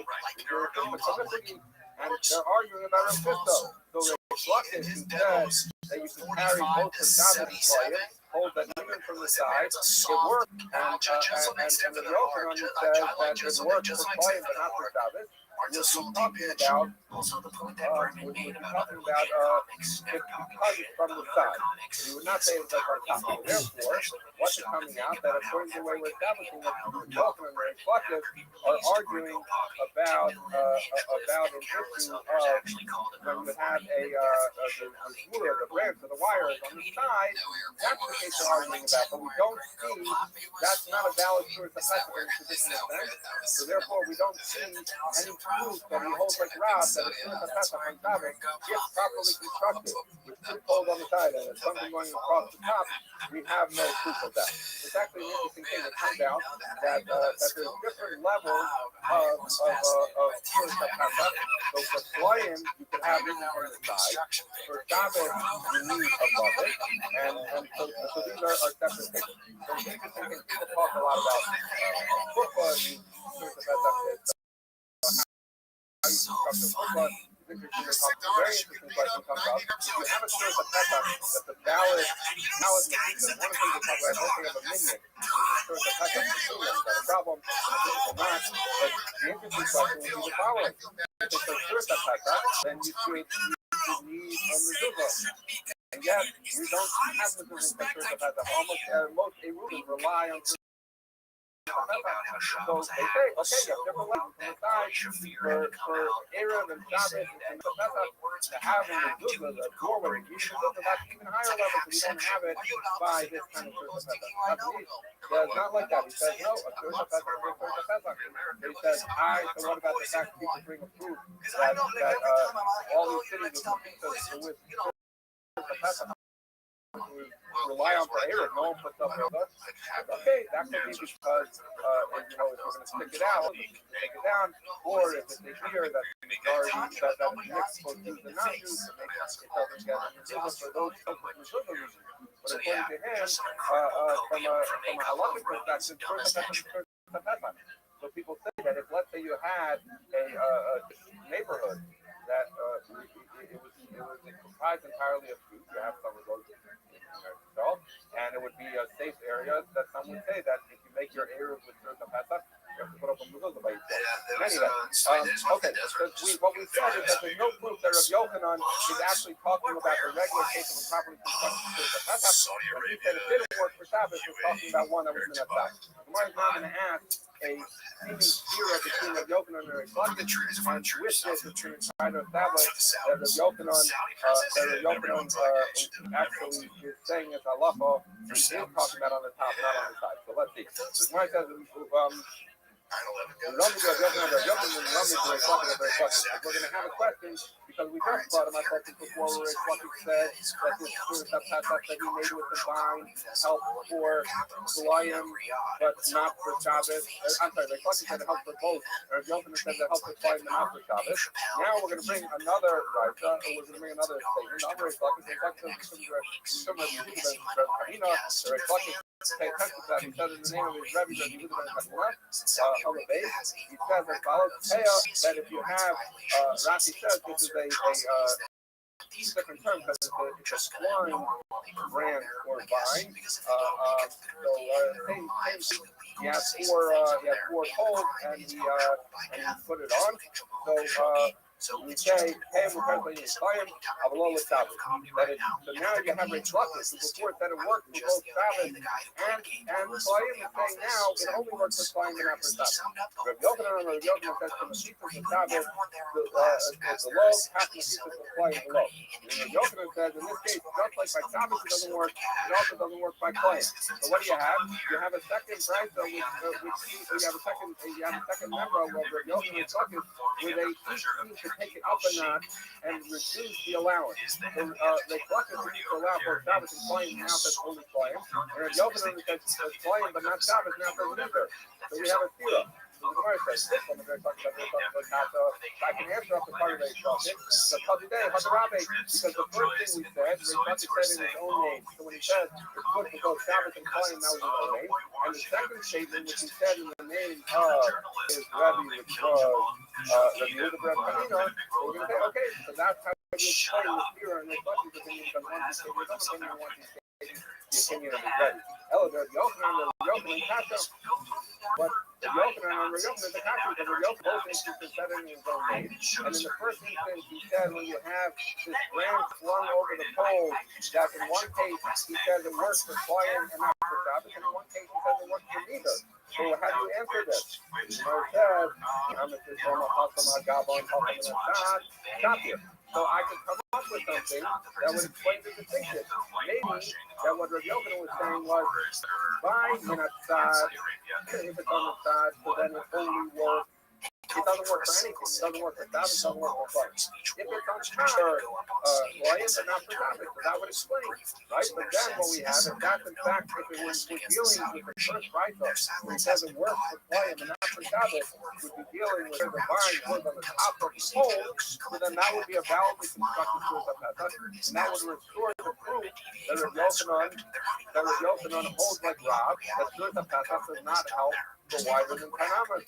So that's what the Gemara is saying. We should still be able to, or you tried to answer that it was Minatzad, and that's why they're not talking about a validly constructed source of Pesach, but we proved, or we're trying to prove, that because there's a theory of Yochanan, and the only way we know how to answer right now is to say that the one where he permitted the claim and not the Sabbath, must be talking when it's on top, and where Minatzad he says nothing works, but that would seem to restore the proof that it holds like Rav. The Gemara says, continues, and then the question of Yamis, if you're going to say you need Minatzad,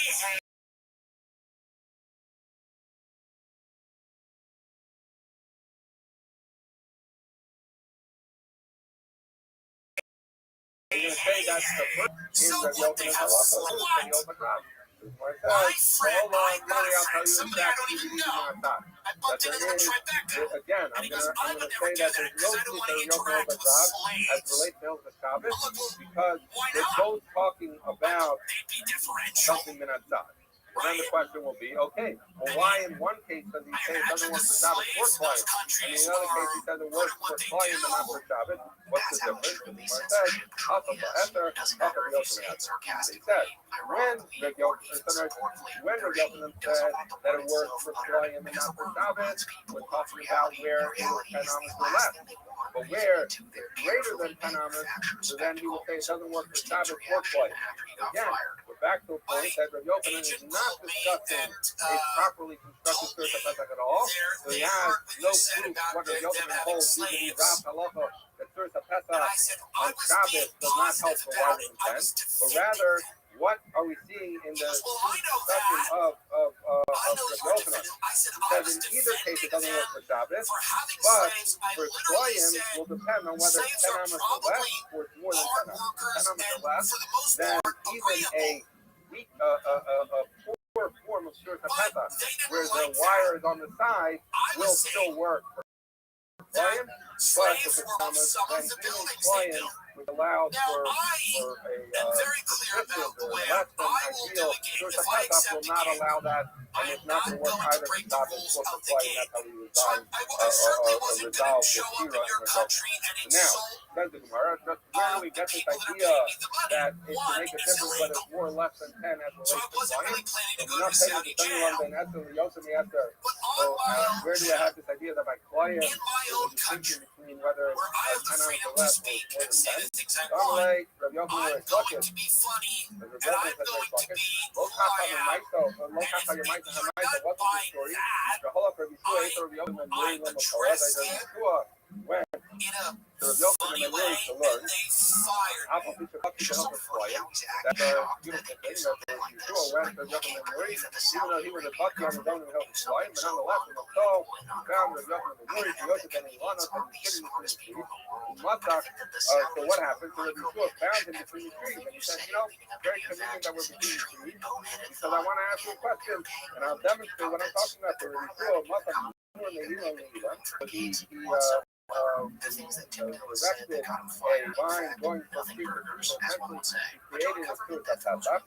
So Amar and he said, Rabbi, said to Yochanan Nuri, Rabbi, he could find him and Mal is right. Cut up this wire between the two. And he said to him, Rabbi, I'm standing on the side. If I were to plant a vineyard here, could I make a grain field right next door on the other side of this branch that I put up? So he asked him this question. Hello, and the Yochanan Nuri came back to him to ask him, that if it's 10 or less, if it's less than, if it's more than 10, it doesn't work. So it says the Gemara, the Mayach, what are we talking about? Elema, Gabon, if it's on top, Yochanan Nuri author. Could you say that, and if you're saying the price is talking about what's on top, and it's telling, and I'm sorry, that Yochanan Nuri is talking about what's on top, and it's telling you that more than 10 width is up to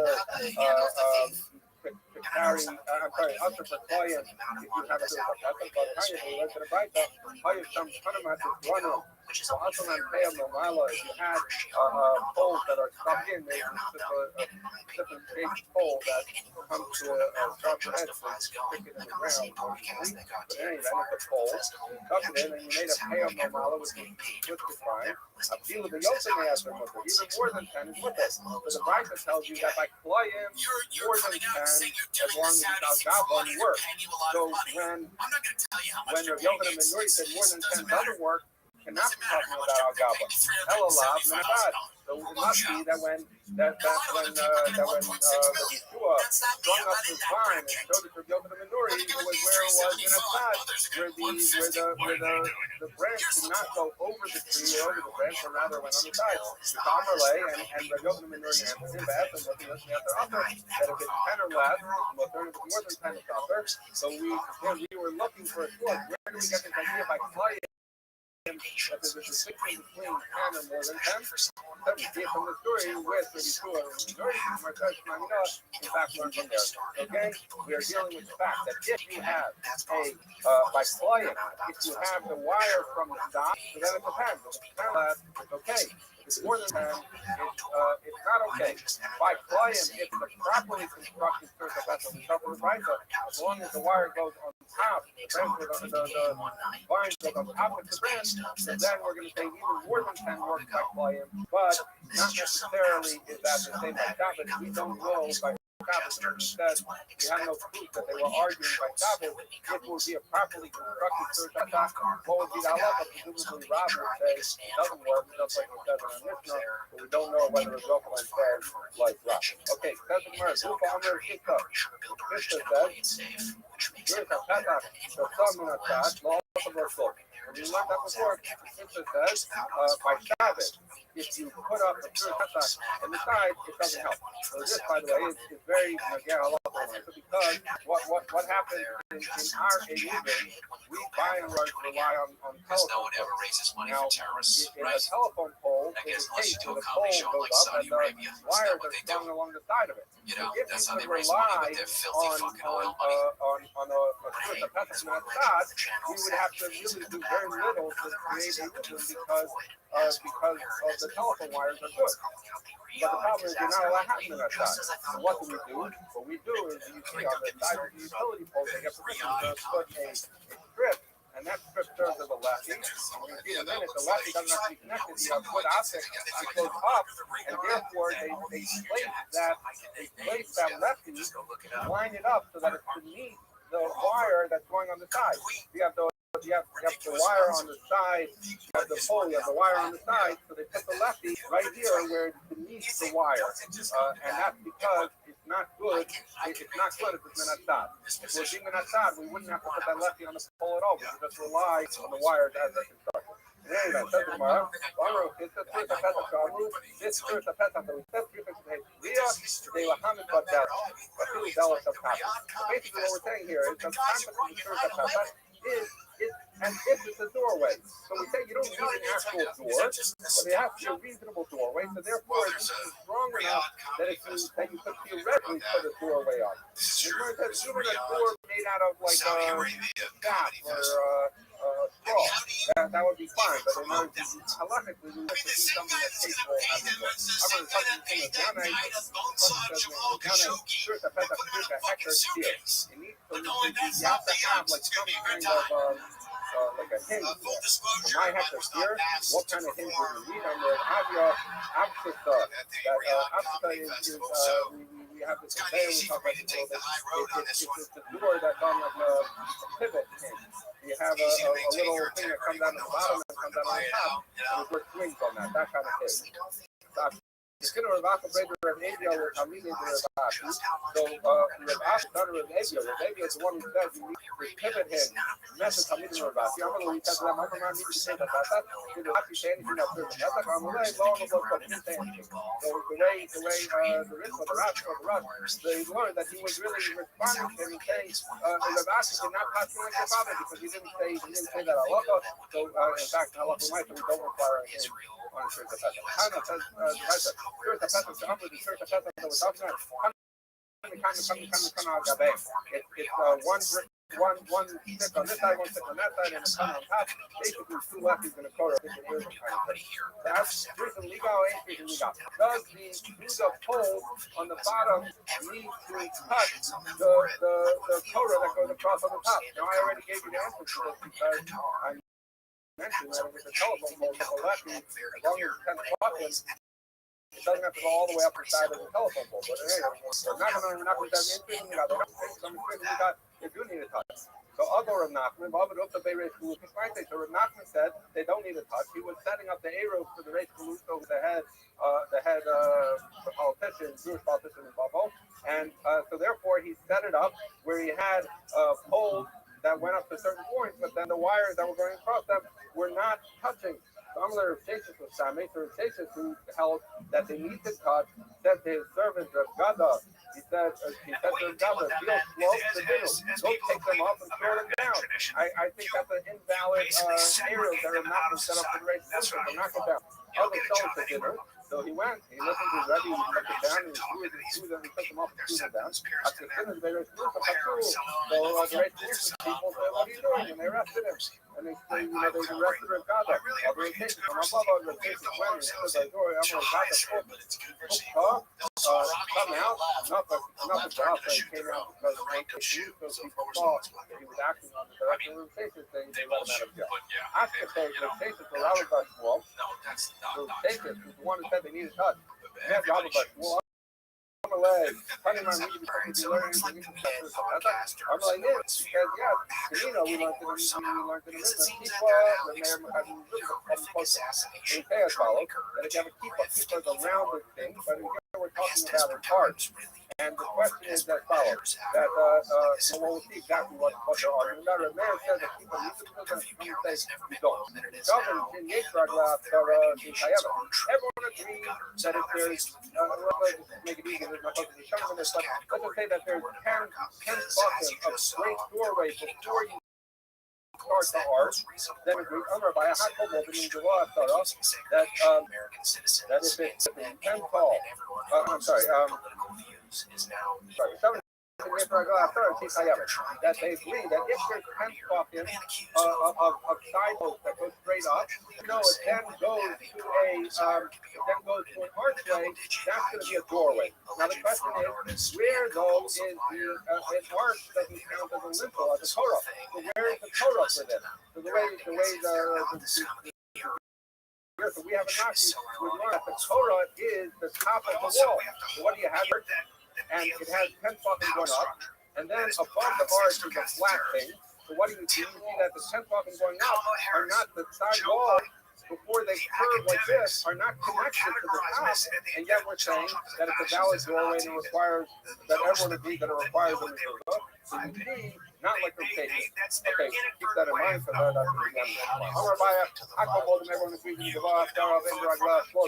Let's say you have an opening that's 10 tall, but it does not have 3 buttons before the curve starts.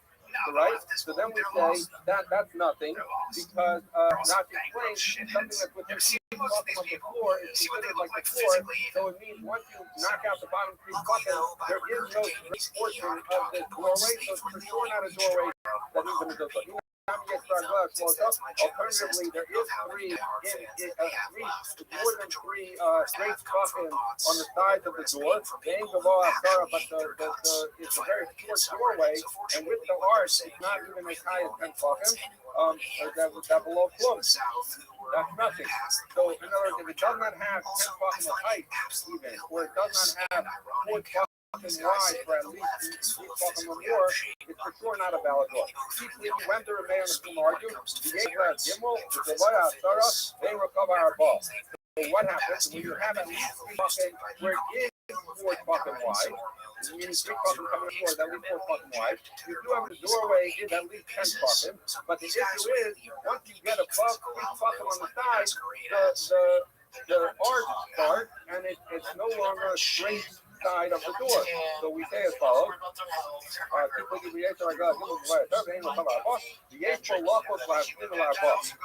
there's enough if this arch doorway is in a broader doorway that you could theoretically table an arch, it's in a broader doorway that you could cut outside of the doorway. So the idea would be the mayor's on the focus from the house that the mayor says we imagine we could cut out a rectangular doorway properly. So we're going to say therefore we're going to treat it as a proper doorway that's having the business. We don't do that. At the end of the day, you have a doorway that does not have 10 buttons going up straight or 10 buttons before the first starts, so it's no good. Underlay. So Restream heard this from him. That basically approves that the side connection is up. It says it's the rate solution to your what came a little bit so they are doing what we do how much to keep us. Don't let this business about the people because it's so wrong and that I couldn't come out of jail. Okay, says the most extra mothers, by the time I ever left the Torah, that if you have a mother with 3 sides and you have an opening into you need a left and a Torah. It's still only so like all left and Torah. Either one. Which is how we learned that mission. Rabbi 11 left the iron. You need 2 left on either side of a mother. Like he didn't I mean, that's all the Rabbi Akiva, and the name of Rabbi Yisrael, the first Rabbi Akiva, said it all, but look at the time they tell I'm talking about to live all the life of the Torah, that everyone agrees, even the time he agrees with the pillow, that a lefty work Torah is sufficient if the opening is less than 4 amas. I'm not looking for a roughly with that echo. That between 4 and 10, because even the pillow, that once you get past 10, a lefty or Torah doesn't work. It means it's a peta. So from 4 to 10 is where they come to argue. If we come around lefty or Torah, we come to the both the lefty and the Torah. And the pillow, when they tell us, oh, lefty or Torah, you need either or. I'll tell you, I've done that before. That they come, they tell argues even from 0 to 4 as well as 4 to 10, meaning in all cases of lovely, simultaneously lefty or Torah, they tell us you need one or the other. That's the Gemara. Command.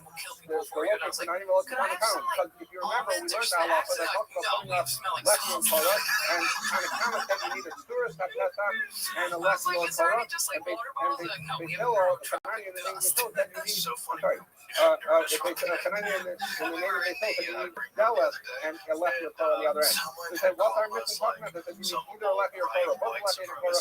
What happened to the need for Torah that has a word? Hey, Dallas, I'm going to use a husband coming. Extra mother custom case that. What's a mother custom? Because that halacha that we said, you need a Torah that has a lefty and Torah, or you need belly and a lefty and Torah was talking about a mother of bullet that opened on 2 ends to the rabbit. But here we're talking about a mother custom. We have 3 closed walls, and the 4th open versus the rabbit. They come out and left and Torah, they come to see both the lefty and the Torah, they feel only they say that whole lefty and Torah, they need one or the other. They come out and left and the Torah.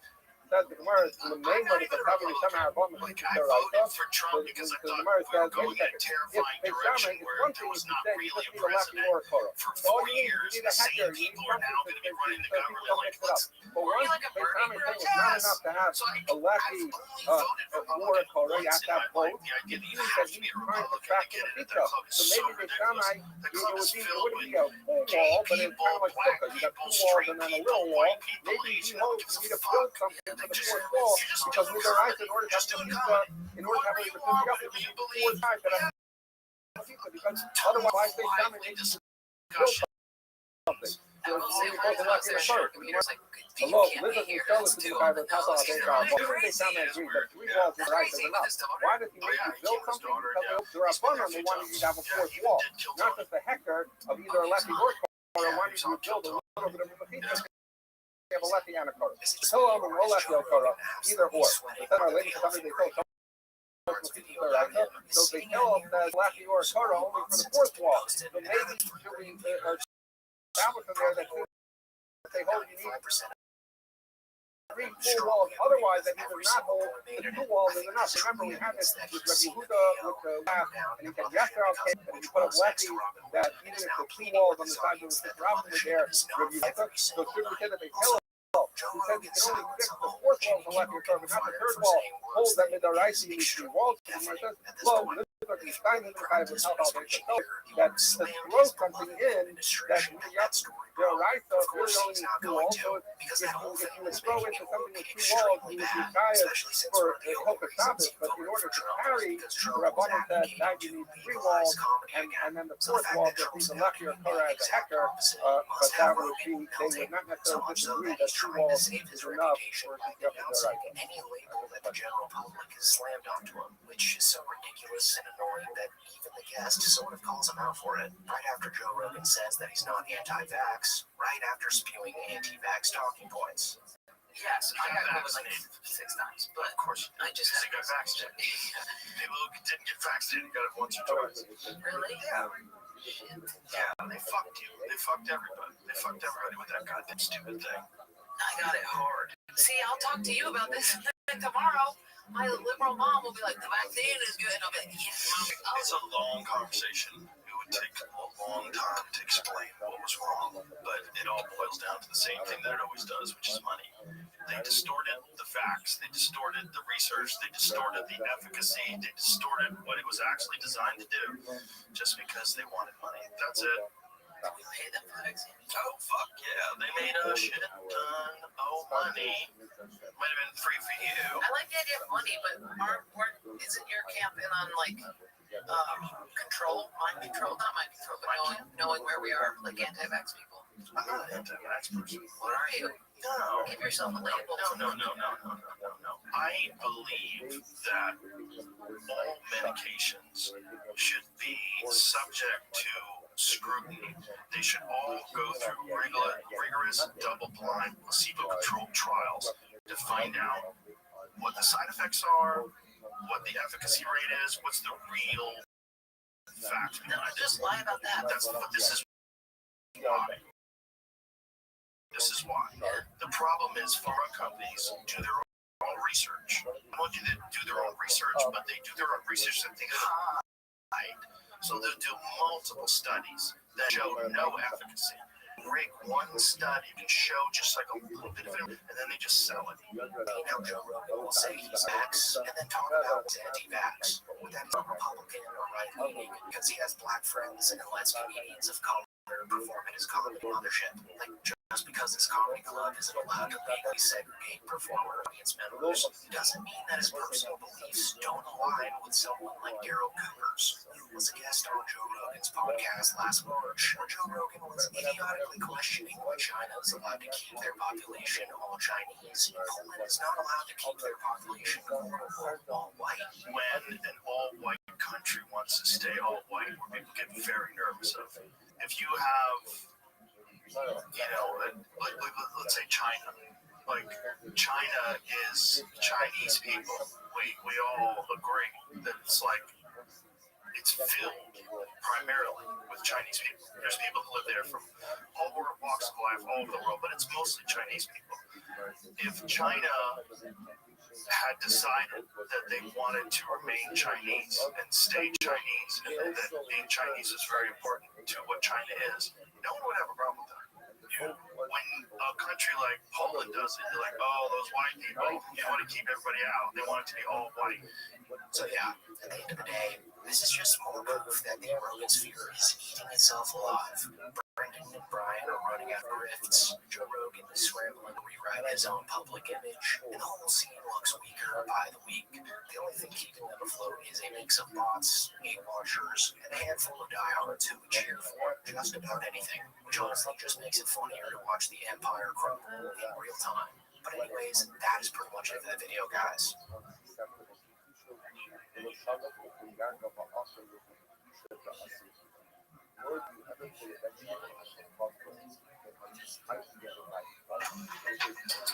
Eating buzzer? That's easy. But stress sweating on live TV? That stinks. Secret has 3 times the sweat protection versus ordinary antiperspirant. Not using Secret Clinical? Now that's original. Secret, fresh air under pressure. So let me ask you a question, Mr. Joe Rogan, Mr. Scientist. Like you say, that we shouldn't have it. Don't call me Mr. Scientist. I'll start mocking you. It's so much easier. No, I know you think this is a long conversation that we're not going to have on this podcast because I might get angry because I've researched this for years. Right. But you're not a scientist. I don't have to be a scientist to know this. You do. No, Brian, shut the fuck up. I don't have to be a scientist to read research. Brian, you don't know what the fuck I'm saying. You don't. Well, I know because you don't want to talk about it. Where's the guy from? From your mother's. That's out of line. Alright, so this past weekend, Joe Rogan was called out and exposed live on his podcast by none other than Brian, allegedly Cowan, who managed to enrage Joe by doing something incredibly rare, simply pushing back on Joe's horrible takes on vaccines. Part of the reason this got under Joe's skin so badly is because it almost never happens, especially from one of his own mothership underlings. You see, Joe Rogan getting any pushback on his podcast is basically like spotting a unicorn. It's almost mythical. For starters, his guests are usually just nodding along with anything he says because they're just happy to be breathing the same filtered air as Lord Rogan. The last thing they want is to make him look dumb in front of his millions of listeners. Another reason they don't challenge him is because Joe is possibly the most unbearable person on earth to get into an argument with. The moment somebody brings up even the tiniest shred of evidence that nonsense Rogan is spewing weak, he completely flips out, shouts over them, hurls random insults at them, and then abruptly ends the conversation just so he can crown himself the winner. He's been doing this for decades. Like, I'm sure you know of the time when an actual primatologist had to explain to him that the Bigfoot-like cryptid he believed in wasn't actually real, which of course sent Joe through the roof. Yeah, I'm a primatologist. There's no such thing as a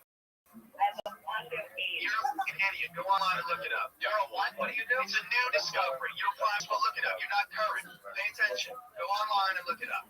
You've learned some shit from college. When did you graduate? When did you graduate? When? Yeah, when was the last time you got online and researched primates? He just couldn't accept being told he was wrong, and that happened like 20 years ago. But that's how bad Joe Rogan's debate style is. He argues in such an obnoxious, defensive way that he can actually make Brian Callen seem sympathetic in comparison. And trust me, that is not an easy trick to pull off. Well, the bottom line is, biology is real simple. Double X, X1. It's super fucking rare.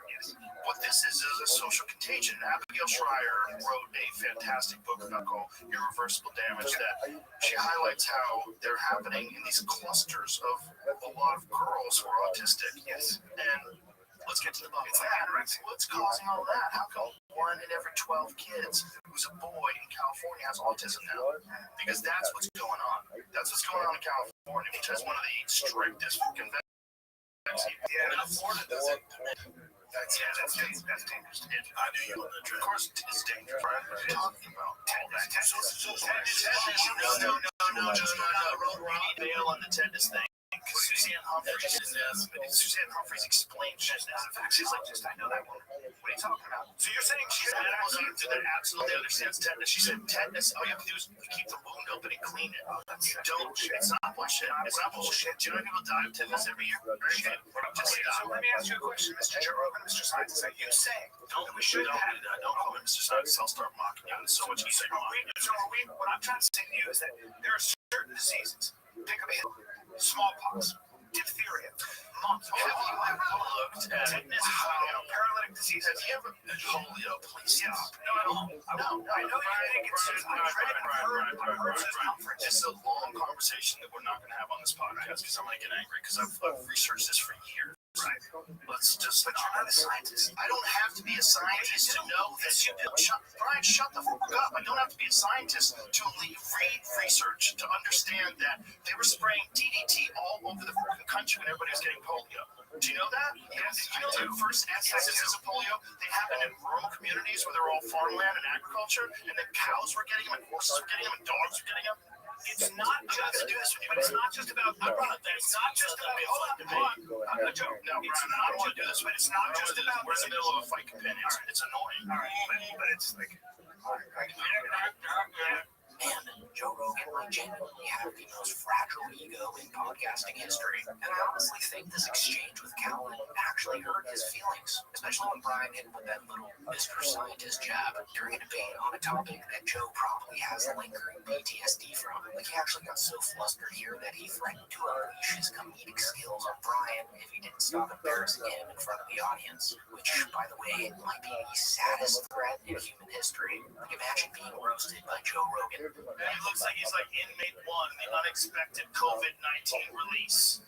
They sent a bunch of people back out in the streets. But the funniest part of all this is Rogan claiming he actually did research on vaccines, which is probably the best joke he has ever told. This man couldn't read a scientific graph to save his life. He's even been called out multiple times for misinterpreting data, sometimes by the actual researchers who collected and published the data he butchered on his podcast. His version of research is scrolling through the headlines on Twitter, cherry-picking whatever confirms his bias, and then regurgitating it to his listeners in a tone that makes some of them actually believe that he's smart. He's the definition of a jack of all trades, a master of none. And even saying that feels too generous. So even though Brian Callen is, the scum of the earth, at least he managed to call Joe out this time, especially after Joe once again pushed the debunked nonsense vaccines might somehow be linked to autism. So honestly, it was refreshing to see someone finally put it. And some people online are speculating that Callen did this on purpose as a way to move, because conveniently this was one of the rare episodes being broadcast live,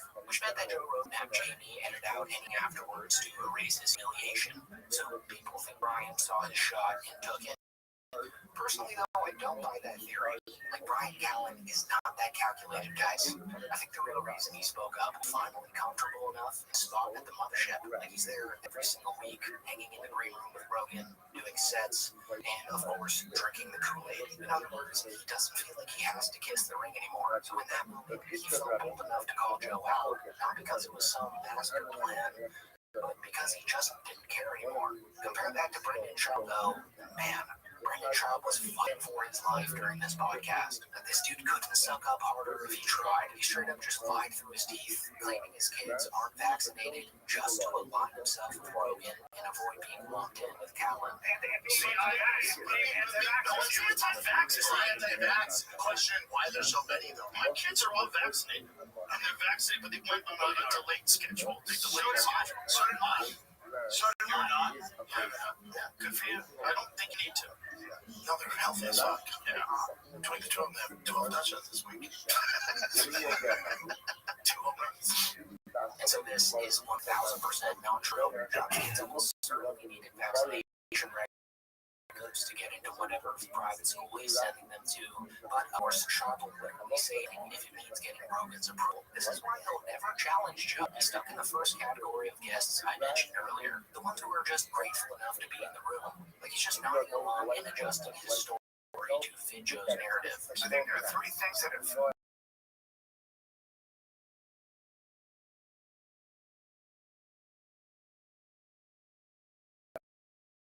pushed our muscle. I think it's crazy. Because I didn't say all vaccines. He's very worried, but he's not saying all vaccines. It sounds like he's... Brian, you don't know what the fuck I'm saying. You don't. Well, I know, because you don't want to talk about it. Brad, I don't want to talk about it in the middle of the podcast because it'll completely derail the podcast. And I'll start showing you statistics. If you look at when people stop getting all of these diseases and then when the introduction of vaccines happen, it's at the end. After the diseases had already gone through the population. Most of those diseases were eradicated by sanitation and nutrition. Also, there was a huge problem in this country. People were living in fucking squalor. And so, as soon as he sensed that Rogan was losing ground to Callen, Brendan immediately pulled the plug and shifted the conversation to smelling salts, desperate to steer things away from his hero looking dumb. That's the problem. Who wants to do some smelling salts? Okai's good. Let's go to the guy. Who wants to do some smelling salts? We got something. Hey, that's out of line. Hey, that bird is too far. John, I always have these arguments, Gordon. Yes. Oh, this one's weak. Is it? Yeah, it's a little old. It's a little old. Look at you going. What are they like? What do we got? Right? Like he is the ultimate non-rider. No one does it better. And the best part is that he's been doing this for years. He's been playing defense for Rogan, even more distance himself from him socially. So, yeah, I think this whole exchange was an absolute train wreck, but also kind of fascinating. Rogan, for once, got rattled. Callen, for once, his spine. And Schaub has reminded us why he's at the big point in his quote-unquote career. Now that I think of it, I think it's time to make another Brendan Schaub video. His performance in this episode alone just makes me want to do another deep dive. So stay tuned for that this week. And with that being said, thank you so much for watching.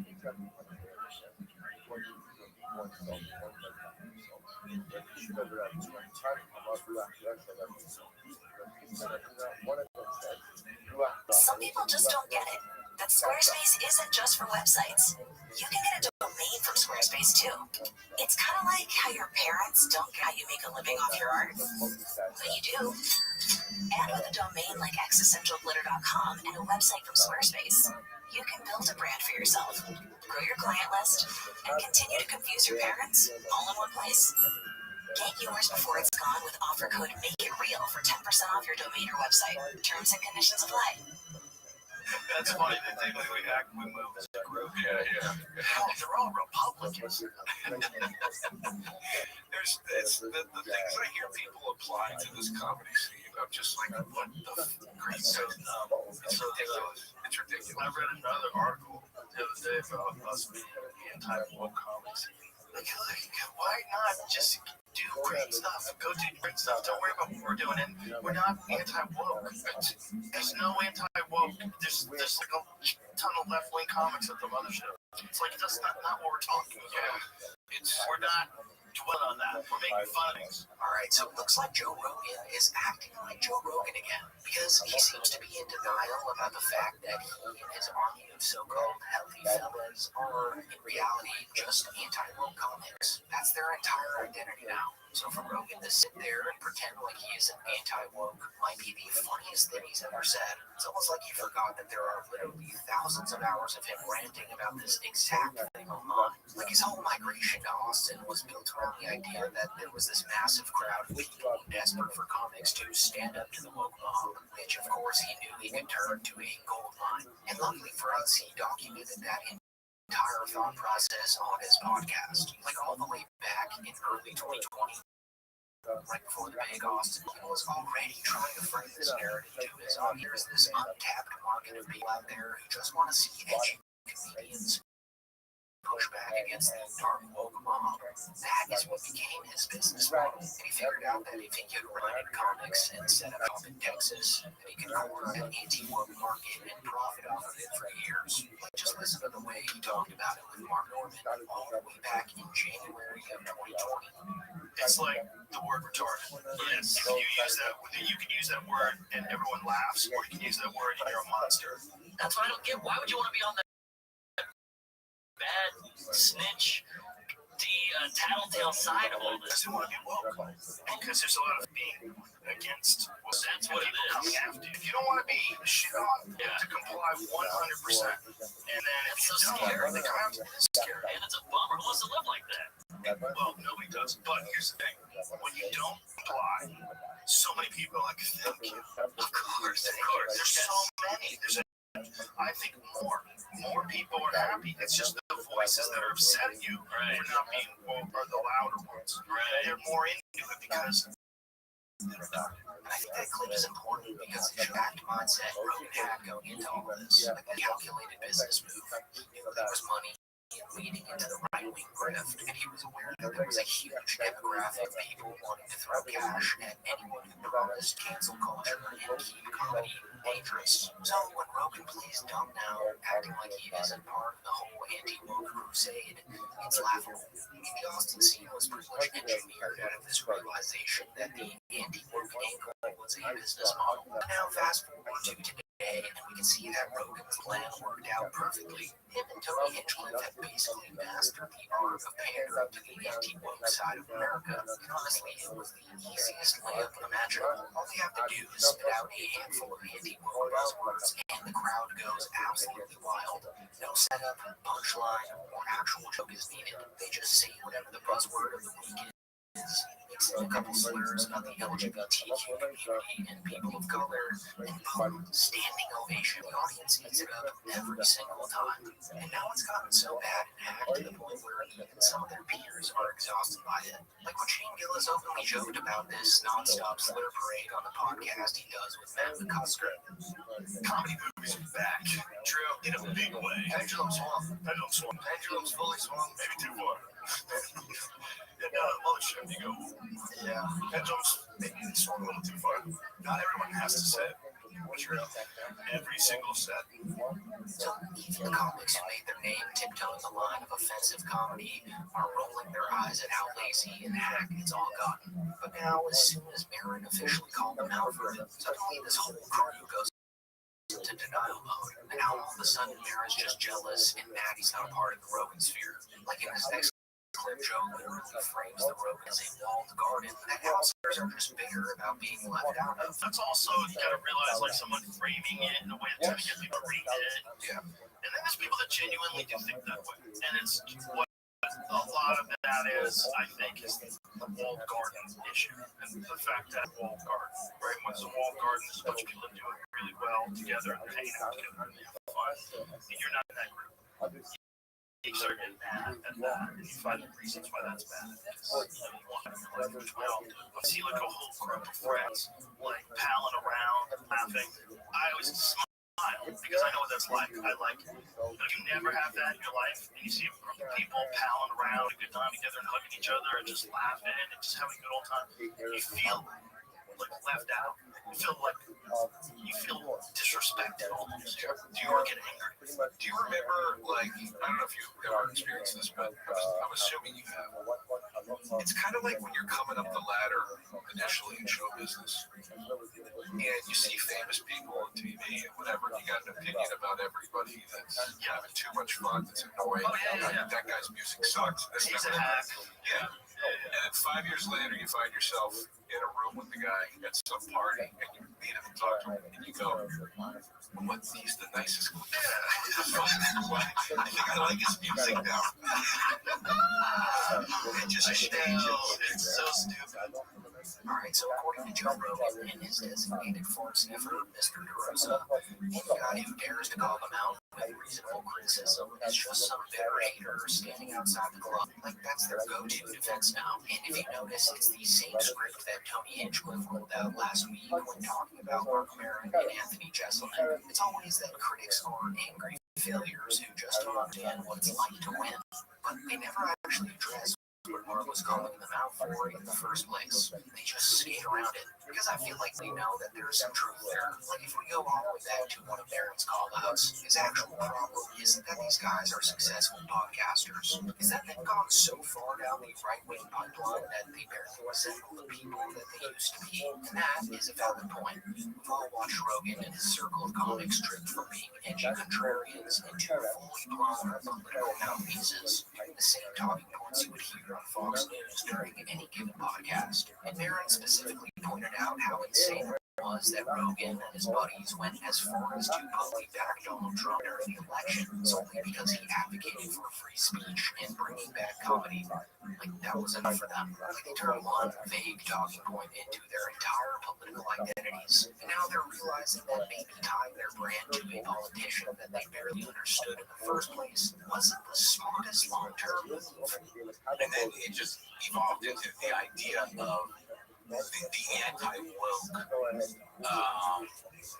angle of, I'm voting the way I'm going to vote because, I can't, I don't have freedom of speech, which is it's a false preface.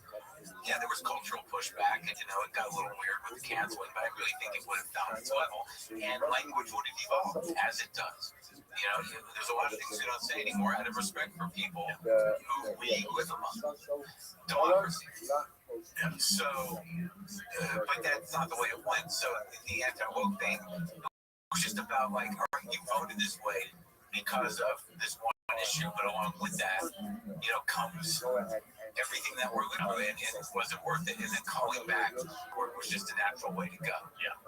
And, Rogan and Hinchcliffe and just a lot of these people just locked into this anti-woke thing. But now, the government, which is, for all practical, intents and purposes, is an authoritarian government. And we have a fairly dominant fascistic culture.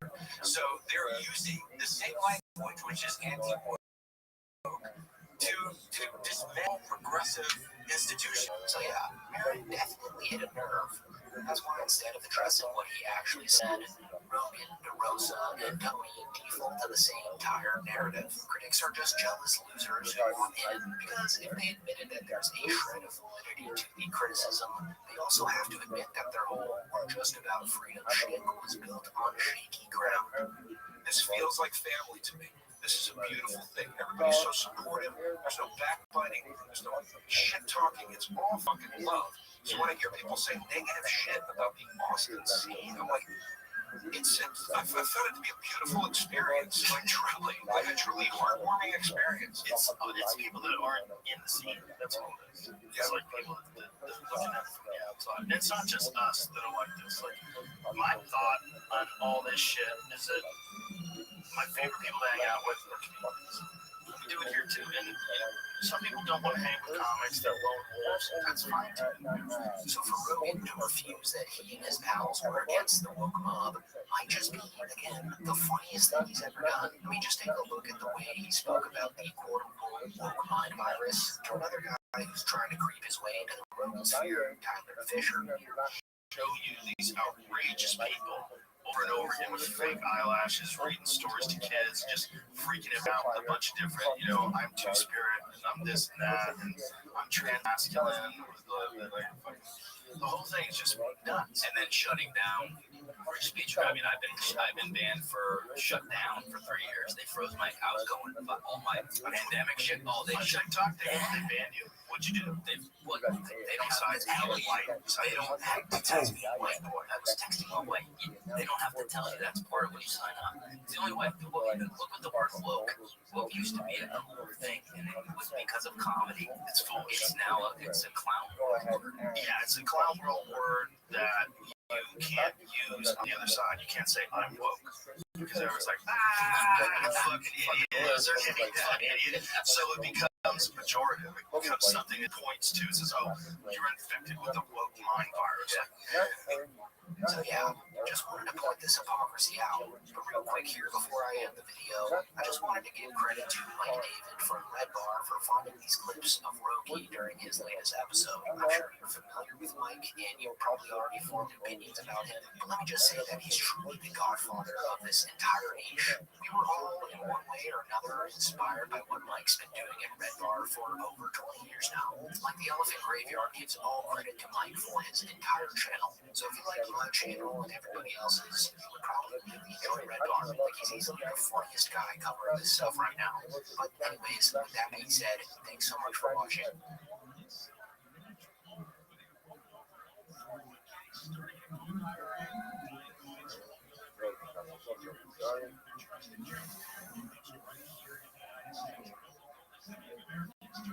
Can you save money and still get reliable phone service? With T-Mobile, the answer is yes. In an era of overpriced everything, T-Mobile comes with an excellent phone service that actually has the best prices. Super customizable phone plan options that start at just $5 a month and go up to only $25. And the best part, you're free to tailor your plan to fit your needs and budget. T-Mobile phone plans just the way you like. Visit T-Mobile.com to discover more. I used to be, I'm such a Bill Burr fan. They actually bought a ticket for me and my wife and two of our friends to go see Bill Burr at the Hard Rock Casino down here in Hollywood, Florida. And I have to say, it's one of the worst shows of my life because he got up there and woked. He's become woked, I assume, because his wife is very much on the left. Over time, I think he became embarrassed that many people on the right thought he was very funny, so he decided that he was going to start woking it up. Like that idiot Ben Shapiro. Oh, he's woke. It's like, I don't, at one point, the guy liked me. I'm supposed to look at that guy like he's an adult. Alright, so as you may know by now, Bill Burr recently made headlines after he called out a group of dude bro podcasters who platform corrupt politicians and world leaders without ever giving pushback. But another huge call out in that interview that you might have missed was when Bill Burr addressed his ongoing beef with Ben Shapiro. And so I touched on this briefly in my initial video about that podcast, but I actually think it deserves more attention because after learning about the history of this beef, I quickly realized that this was probably the biggest moment of little Ben Shapiro's career. Because, believe it or not, at one point in time, little Ben was actually Bill Burr's #1 fan. He promoted Bill's special on his Twitter account in 2019, calling it shocking and audacious, and he even made an entire YouTube video defending the comedian in 2021, titled "Leftists Outrage Over Bill Burr Jokes at the 2021 Grammys." Bill Burr said a thing, and the thing was unwoke, because our cultural Puritans can never allow Bill Burr to make a joke about his own inability to pronounce Latino names. You can never let Latinx names. So up until 7 months ago, Ben Shapiro thought that Bill Burr was on his team. You know, he thought Bill was one of these anti-woke mob heroes such as himself. But then in February of this year, Bill Burr vocalized his support for Luigi Mangio and criticized the evil practices of billionaire CEOs, which seemed to hurt little Ben's feelings. So much so that he made an hour-long podcast about Bill Burr, claiming that his stand-up's become weak, that he's become disconnected from his audience, and that he's turned into a woke a-hole ever since he married his current wife. So this brings us to Bill Burr. So I have to say, Bill Burr is Bill Burr, I used to really enjoy his work.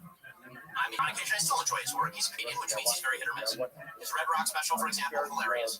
I used to be, I'm such a Bill Burr fan. I actually bought a ticket for me and my wife and two of our friends to go see Bill Burr at the Hard Rock Casino down here in Hollywood, Florida. And I have to say, it's one of the worst shows I ever saw in my life. Because he got up there, and Bill Burr has become woked. He's become woked, I assume, because his wife is very much on the left. Over time, I think he became embarrassed. And many people on the right thought he was very funny. And so he decided that he was going to start woking it up. So this entire show that he did in Hollywood, Florida, it was so bad that he got frustrated with the audience. The audience was not laughing at his jokes because his jokes were basically about how Floridians were a bunch of anti-gay racists. And Floridians were like, that's not true. A lot of gay people live down here, and a lot of Hispanics and black people live down here. And in fact, Rome is filled with Jews. And so he actually got so frustrated cutting his show early and walked off the stage. And the reason was he was totally disconnected from the audience. Well, that disconnect has continued. And now he is proclaiming that he is very happy that CEOs are walking around in fear for their lives. In any case, here is Bill Burr openly cheering the murder of a United Health executive because he says that live in fear if they don't act in the way that he would have them act in a system that he had no fixes for, by the way. I love to think that CEOs are afraid right now. You should be. By and large, you're all a bunch of selfish, greedy pieces of shit. And a lot of you are mass murderers. You just don't pull the trigger. That's why it looks clean. That's why these people look, oh my God, oh, he was just, walking into a hotel. It's like, okay, well, what was his job? What did he do? What was the results of it? Okay, Bill Burr isn't what he is saying here is truly evil. And what's so satisfying about this podcast was the golden irony of Shapiro stating that Bill Burr was disconnected from his audience. Because if you slowly scroll down, you'll quickly see that this video was ratioed into the ground with dislikes. And pretty much everyone in the comment section let Ben know just how idiotic he sounded. It seemed that they all came to the conclusion that Ben Shapiro would get on all fours and bark like a dog if a billionaire CEO told him to. I mean, absolutely no one agreed with what Ben was saying there. So this podcast was a overall pathetic attempt to rile up some kind of beef with Bill Burr, I guess. But the fact that Shapiro's own audience found this take to be brain dead says just about everything you need to know about the guy. And that was pretty much the end of the story, until Bill Burr responded a few weeks later, saying, I don't know who he is, but that guy is a jerk off. Which of course goes without saying, but it's still a perfect way to sum it all up. After that response, though, of course, there was radio silence from Burr. Since, according to Bill Burr, his whole feud that Shapiro was trying to drum up with him was completely driven by money, and then Shapiro continued making negative videos about him and his wife, sandwiched in between ads for ExpressVPN, the Daily Wire, you name it, the whole thing was a grift. So Bill Burr wisely took the higher road until a few weeks ago, and he was sort of put on the spot about the whole Ben Shapiro thing after the interviewer asked him directly about the situation. So to put the final nail in the coffin, Bill Burr aired out that he's bottled up over the last 7 months, exposing Shapiro for being a greasy slick talker. He's cultivated this toxic fan base of chronic line extremists who have also been harassing Bill and his wife for the last 7 months. Summarize for people who have been watching your career so closely. In this last few months, you've had a few things happen, which is Ben Shapiro talked about going to one of your shows and complaining about you becoming woke, which sort of then creates. He doesn't even know what that word means. His definition of woke is white liberals' definition of woke, and they didn't even know what it was. They just took the word from black people. That's the worst thing about our people is not only do we take from other cultures, we don't even take the time to understand the definition. He went there to be annoyed so he can then have something to talk about and that he can make money off of dividing his own country. Those people, it's treasonous what they do. Yes, but to be fair, or not to be fair, the fact is that it worked for what his goal is, which is that it became a thing online where then a certain portion of the right complain about how you're woke, Racist. and we're racist. They're racist. Yeah, they send pictures of monkeys to me and my wife. They're horrible people. And they never say it to your face. They never do that.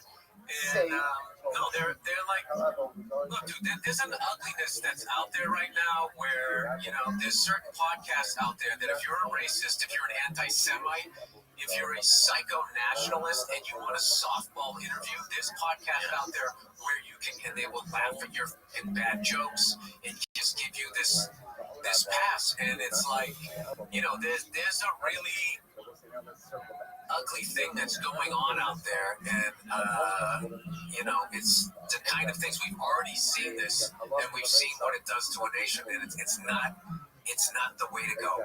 And real quick here, I just love that Bill spoke about how these guys hijacked the word woke and gave it an entirely new and negative meaning. Because what Bill Burr said was true. Like, people throw it around as an insult nowadays, but it wasn't ever supposed to take on that meaning. Bill saying that also shows you how Shapiro obviously just panders to his crowd and their buzzword of the day. As Shapiro is just in for money, which Bill wants zero part of. Later in this interview, Bill Burr details how silly it was of Ben to have him as his favorite comedian just because one of his jokes aligned with his worldview, just to then completely flip-flop on him as soon of something against that view. It was very childlike, which Bill summarizes in a perfect way. What I'm finding is that people keep trying to categorize what it is that you're doing.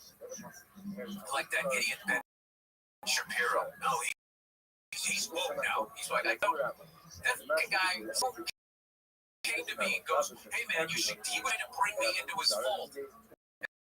At one point, the guy liked me.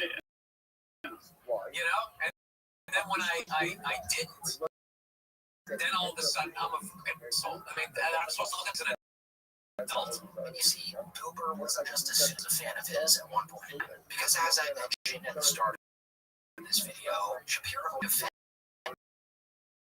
Bill Burr for making jokes about Latinos at the 2021 Grammy Awards. Oh. I won't accept behalf of her. If I butchered her name, I'm sorry. I have feminists like going, oh, why is this white male doing all this Latino stuff? Okay, and like, it's true. Why is that white male doing all this Latino stuff? And then, because our cultural Puritans can never allow her to make a joke about his own inability to pronounce Latino names. You can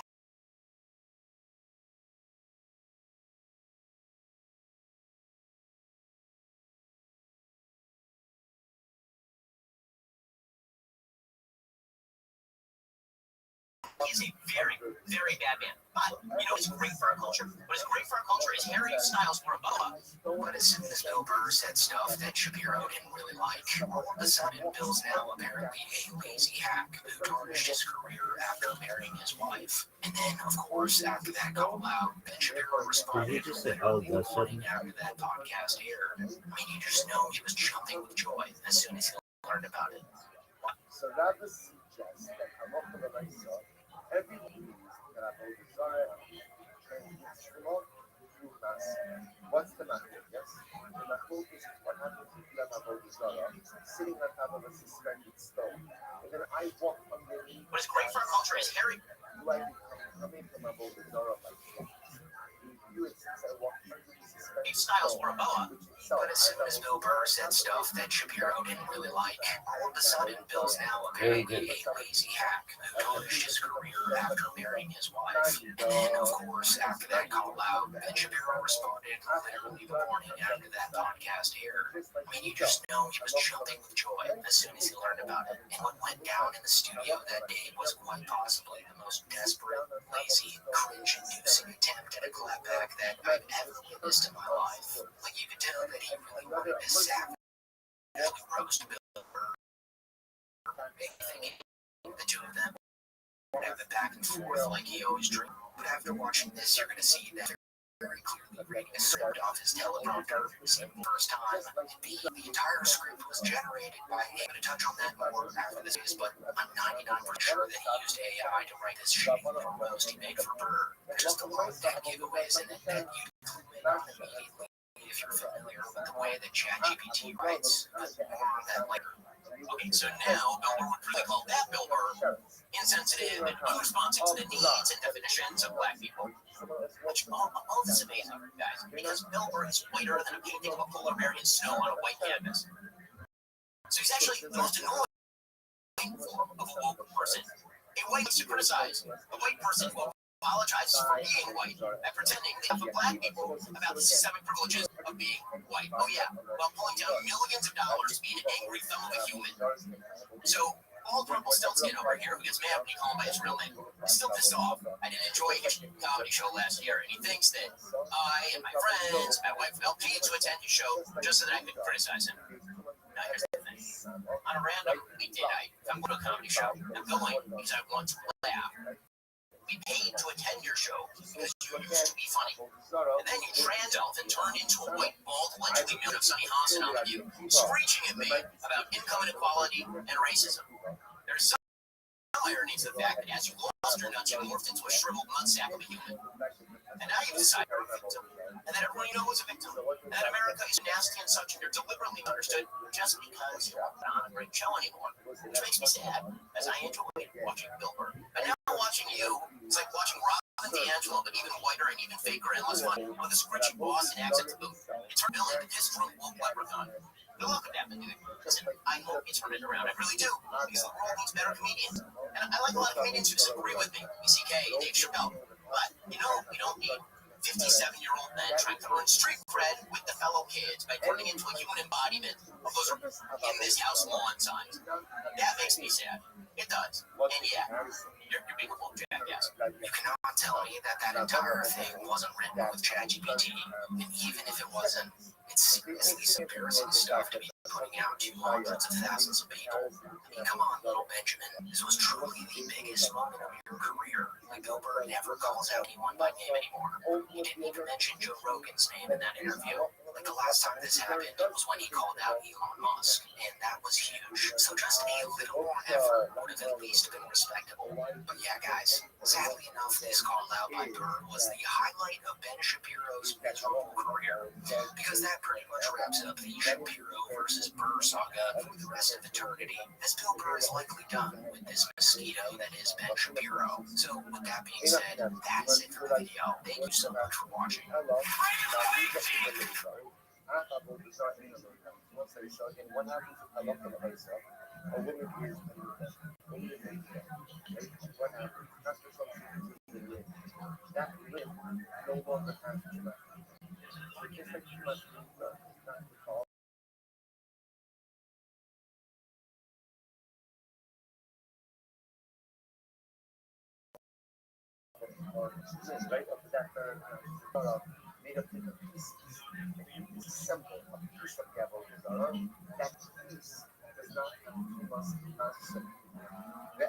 Trying to find just the right balance, because there's nothing really challenging you. Because you don't have any real problems, and you're not on the earth. You're not standing on the earth anymore. You're in a bubble where you sort of like, maybe I'll try this, maybe I'll just do protein now, and you know what I mean?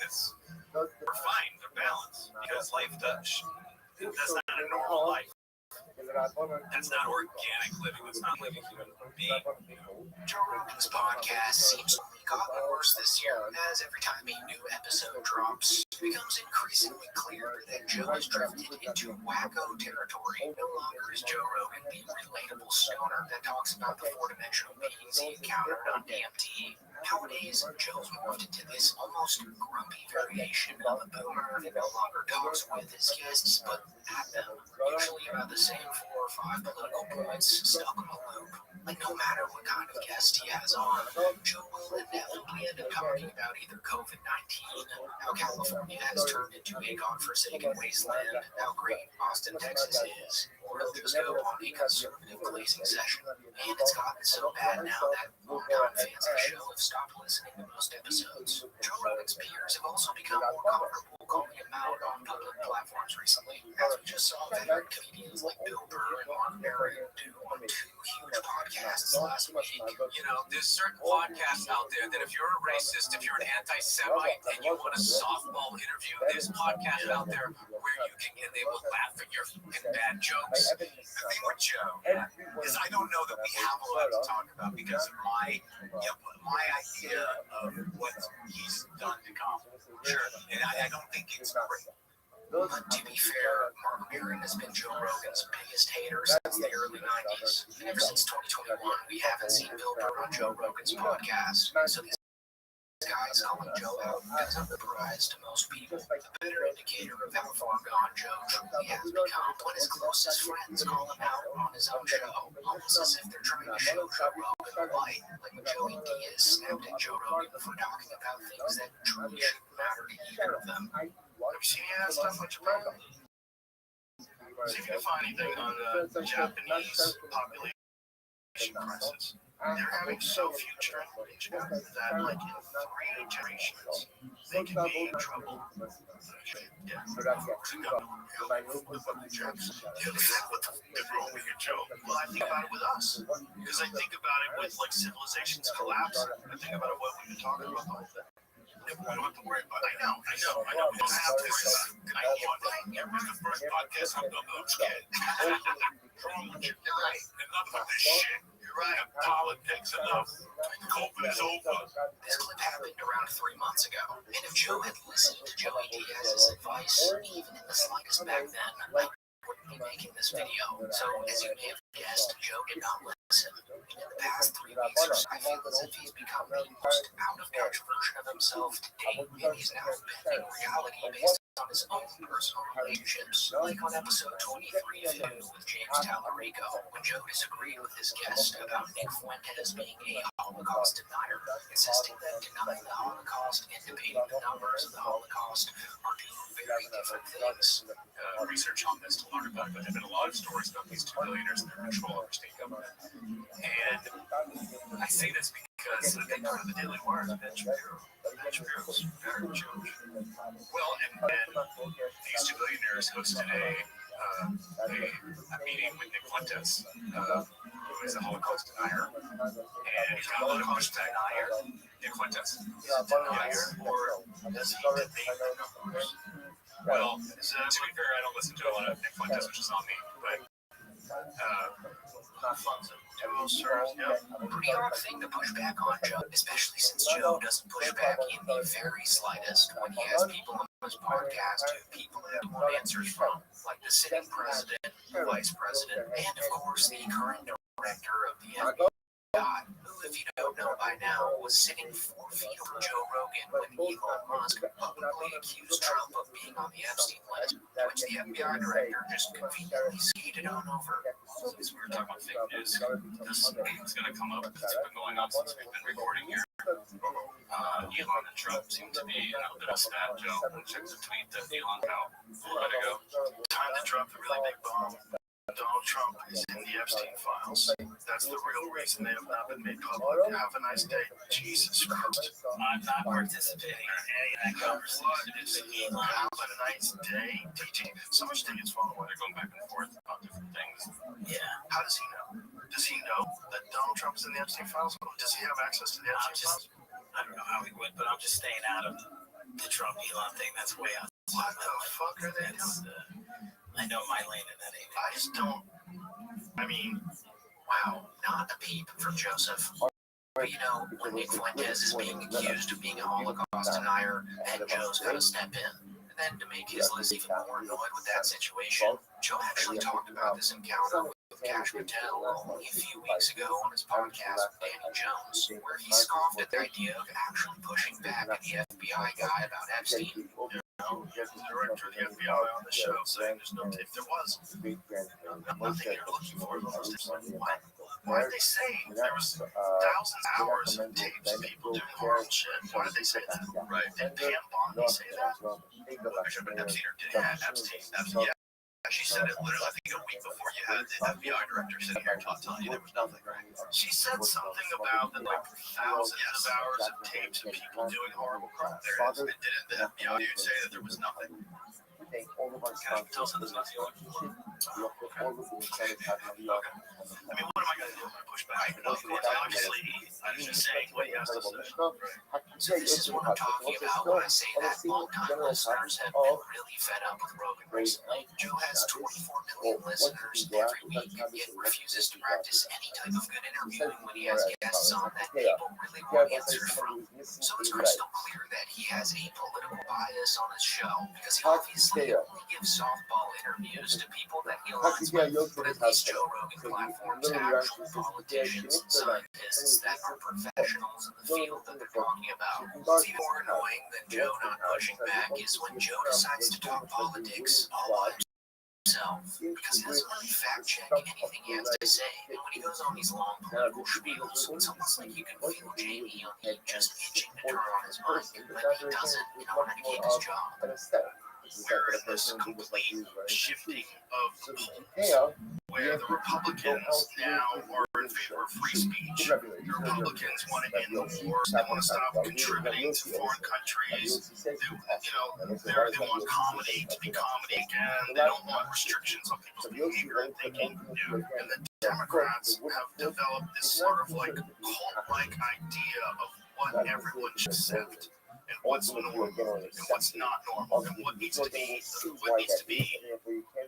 elevated in our population and what needs to be ignored. And it's just like, It's kind of insane of Joe to still push the idea that Republicans are anti-war and pro-free speech at this point. Come on, Joe. Even if you ignore the massive increases to the military budget, push the sort of war with Iran, and forcing students from speaking out, you'll still find plenty of evidence showing their pro-war and pro-censorship. A lot of people actually think that Joe is saying this on purpose. Like, people believe that Joe is probably aware of everything that I just listed, but subconsciously ignores it because if he didn't, it could threaten his new life in Austin.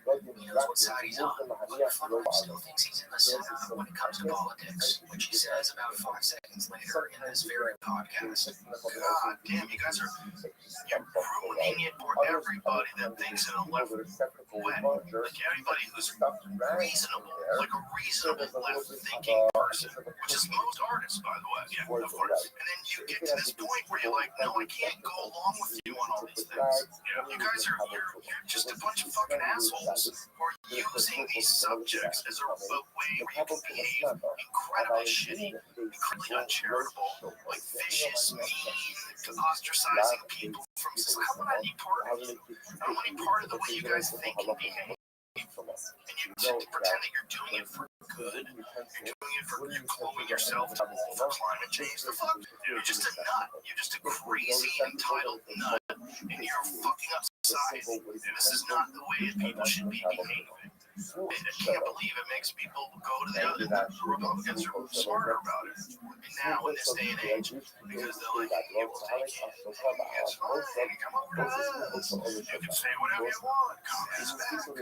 It's a big ebb and flow. To me, it's like some weird natural balance of like things shift a little bit to the left, shift a little bit to the right. And you gotta hold the center.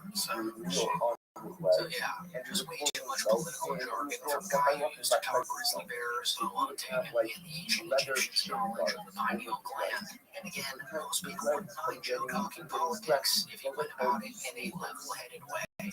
But it's almost like he's pandering to one side, like he's sold out, if you will.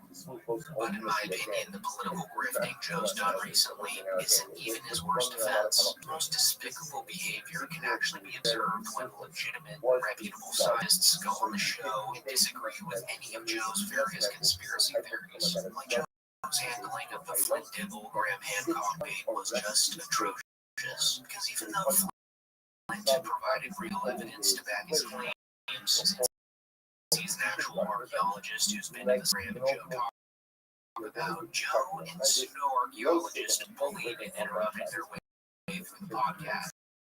And after that show, believe it or not, Joe actually blamed him for having cancer. If a guy embodies what you come out in academia, you see him physically embodies it. Like it's like that's what it is. It's these weak men, these weird, kind of bitchy weak men. Hey there, Joe. I found out yesterday that you're really experienced in front of millions of people on your podcast. Here I am, I have last 6 hours in the hospital to consider this while I get treated for my stage 4 cancer with an infusion. You know that I've been fighting cancer for the last 4 years. You've mentioned it to numerous people on your podcast. What a little man Joe Rogan truly is.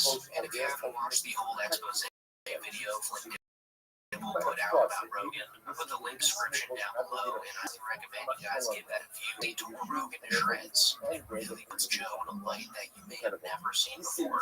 Joe Rogan, you're a coward. Calls a cancer fighter.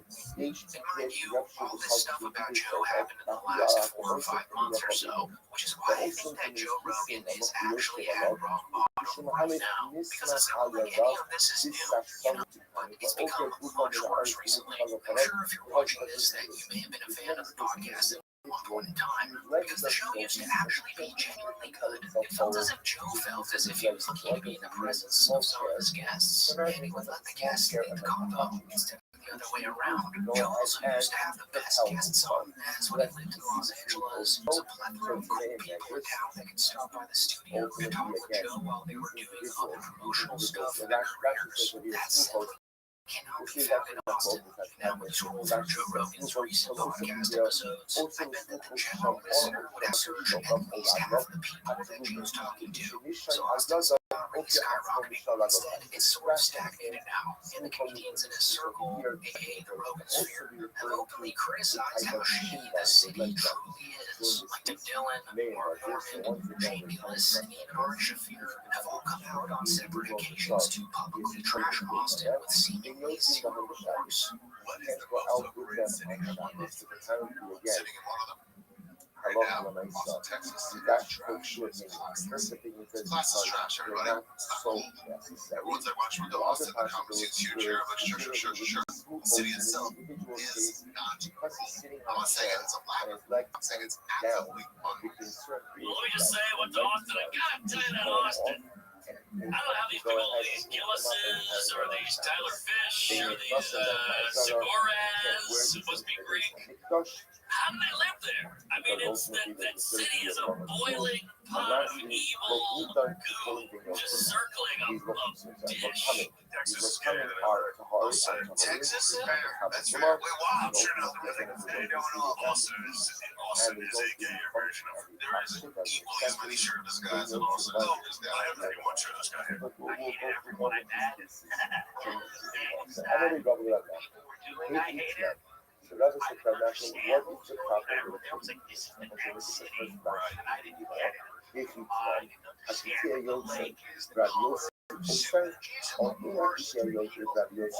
like if we got with an Antifa, got married, and had a city, nothing works, and the food is atrocious. It's some of the worst food in America. You have to be like a college pig, and you enjoy it. I should talk Austin for 3 years. Now, one is a pig. I should be the other person is in every It just seems to me that Joe Rogan and his once universally loved podcast have, in fact, face-planted into rock bottom recently.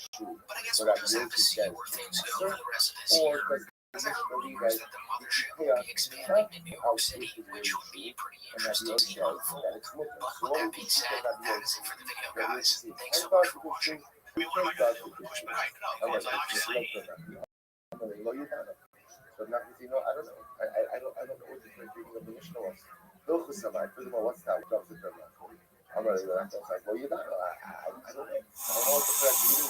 Sound familiar? In Mattress Firm, we understand there are many problems that can keep you up at night, like snoring, aches, and pains, or sleeping high. Our sleep experts have the unrivaled know-how to match you with a mattress that can help. And now at Mattress Firm, you can upgrade to a queen mattress at adjustable base for just $499.99. For great sleep you deserve, visit Mattress Firm. We make sleep easy. Restrictions apply. See store or website for details. The thing with Joe is I don't know that we have a lot to talk about because my idea of what he's done to comedy. Sure, I don't think it's great. I think that it's tribalized, and I think that he has created a sort of army of people that think they know comedy, but they only know a specific thing. And what they think is good is not necessarily good at maybe what they're like. So it seems that Mark Maron has reunited his decades-long beef with Joe Rogan and his group of competing assassins, as he just called them out on 2 separate podcasts in the span of a week. And Mark Maron is not just going after these guys because he doesn't like them. As he puts it, he has reasonable criticism for them. It's reasonable criticism. Like in his most recent special, Panicked, Mark She spends a good portion of time calling out the anti-woke comedy that Rogan's forged and often criticizing them for normalized slurs, punching down and normalized groups, and overall platforming dangerous ideas. Turn back the arms. You're supposed to put that nigga on the grid. He ain't supposed to live. And if you haven't seen it already, I highly recommend you go watch that entire special. But to give you an idea of what he talks about in that special, here's him going on the idea of Theo Vaughn having Adolf Hitler on his podcast. Hitler reliably appear on Theo Vaughn's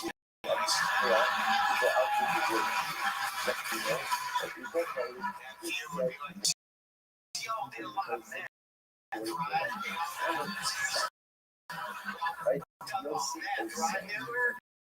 That shit make you crazy, dog. I spent once, I was up for 3 days, and then I ate a live bird. No shit, a live bird, bro. Hitler, you probably didn't even hate the Jews. You're crazy, dog. So now he's on a podcast press tour for that new special. He's sent shots left and right at the Rogan sphere. Look at his recent Friends episode. He goes Rogan in a pretty hilarious major way, roasting for leading an army of meatheads and predicting that they'll run out of material quickly, since the majority that they tell are pretty service-led marginalized groups that will be pinned to the ground. You think about this Rogan era comedy, you know that they do this quite frequently. Like to this day, they're probably seeing COVID-19 jokes. Mary considers this shtick to be hack. But yeah, look what you do, Joey. Joseph Rogan. Oh, Texas. Got it. I got it. Got it. You're the lost he's running half the planet out of Texas. He's got a tight hold on the Enlightenment. Marriage this day. It's not just saying, it's reasonable criticism. Reasonable criticism. Yeah. When was the last time you spoke? I don't know. That's a good question. I guess maybe at the store. I never talked to him in Austin. I don't go into the club. I don't really think I'm on his radar. So something tells me, oh yeah, something tells me too. I don't, it's weird that you get lumped into a certain thing, and maybe it's my assumption that, his army of healthy fellas. Is that their title? Army of Healthy Fellas is so good. You just gotta, keep the machine. Machine's gotta be good. Yeah, Shutterberg, go ahead. What do you think on the awesome self-funded? Well, I don't know, I think that it's so effectively tribe-wise at this point. It really comes down to material. I mean, at what point, it's like whatever they represent in terms of posts, sure, it's not a stretch. It's like they want trans people are afraid that they have their own ability to get health care anymore, and they're afraid of people who have no freedom and so forth. That's done. When do you stop with the jokes? Like immigrants, okay, well they're being ripped away from their homes, and they're all terrified. Okay, so that's done. When do you stop with the joke? It's one thing. Well, I'm marginalized. Yeah. Why do you gotta keep it number? Now there's a question. I'm pretty sure that Mark joke was one that Mark's had a problem since the early 90s, is that comedy is supposed to be for the quote sensitive weirdos, not necessarily for the high school locker room bullies that Joe Rogan's ushered in. And even though I don't fully agree with this stance, since to me, you're funny, it is a stance that I've seen others take. Like when Tim Dillon was calling out Brendan Shaw, who released his insult of the comedy special, Ringo Ball. When I watch Brendan do that, it's like I go, here's a big, tough guy. Why should you see in a Ferrari? He should be able to rip people's faces with his catcher mid-hands. See him running around the stage going, I go, you're gay now. You've become gay. Why are you gay? He was a fucking knight. I remember he was a knight. He's a knight. Now he's a jester. Now he's dead. He's a gay man. He's a funny gay man. When you watch his special, he's like, woo! So Mark's being issue with this is that the weirdo old comics have sort of been pushed to the side in recent times. And when Mark brings this point up to Bobby Lee, he actually gets him to join in on trashing Austin comics, which was just great to see. That's a problem. Yeah. So, in the bigger problem about what you're saying is, I think we all still do exist, but the nature of the comic book business is fragmented and some of it's tribalized. But there used to be a lot more weirdos around, who were kind of exciting and interesting and took it a different place. I would care with just talking comedy. There's not that many people bringing it to a different place, dude. Right. Well, there is some good ones. Like I think that kid Casey Rock is really entertaining and fun and different and unique. I think they're worth there, right? I think the problem is there's so much sludge, there's so much shit, there's way more noise than we've ever fucking seen. I care because all that's really being shown is kind of the concept like give it to him, give it to him, give it to him, give it to him. So I get it. I'm tired of the attitude. I thought you were going to have violence in this country. No. I'm tired of the one guy on one of the seemed like a thriving out of and I'm like, whoa, dude. We're going to live out because you can survive here. This is a It's an animal. It's an animal. I think the weirdos you're referring to, by the way, were birthed, and I defend this to fucking blue in the face, were birthed in the comics. And I think I always push, I was like, people don't know that about the store. They think they hear this like corporate bro, and that happens internally in LA a lot too, where they're like, the store is a fucking, whatever, sellout factory of fucking bro comics, because they need more. No, but there was a wash of it that came through, and I think that Joe, they were lost. Real quick here, just based on the voice inflection that Bobby was doing there, I'm almost certain that he was talking about Tony Hinchcliffe. And it's 100% something Tony would say too. Well, you seem like you're thriving and I'm killing it. So yeah, just an all-around hilarious episode of Bad Friends that I highly suggest you go watch the entire episode of. One thing that this podcast was missing though was the larger, more political reasons that Mark Maron called out right-wing podcasters in his special forum. But luckily for us, he actually explained it in detail in the Vulture podcast he did nearly 10 days ago, calling out Joe Rogan and Tony Hinchcliffe by name, which even if you don't agree with anything Maron says, you have to respect the fact that he calls them out by name here. As most comics are too afraid to seriously go after Joe Rogan in that sort of fashion. But anyways, in this podcast, Mark Maron explains that he's going after these guys because essentially siding with Trump solely because he was more pro-speech than the option. But now that he's in office and has acted on these policies, it's almost as if they're acting shocked that he's doing anything like that. I mean, just the other day, Andrew Schultz posted this screenshot to his reacting to Trump administration and not mandating IVF care. I mean, this sort of thing is happening every day in the Rogan verse to this point, and Mark touches on that in this test. Rogan and Cliff and just a lot of these people just locked in the government, which is for all practical good intents and purposes, is an authoritarian government, and we have a fairly dominant fascistic culture. So they're using this language, which is anti-woke, to dismantle all progressive institutions. And, whether you like it or not, or whether that's not what you signed up for, you tied yourself to that horse. Right? And, and that's, it's not even a matter of unforgivable. It just is what it is. So you can back that all you want, but this is the reality. Is that democracy was squashed because of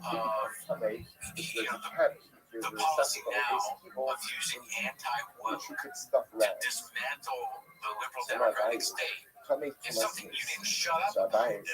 Maybe it wasn't to say, I just wanted to say the argument. So that's who I'm talking about. And I think a lot of them were just wanting to land on the side where they can earn a living. It's a challenge.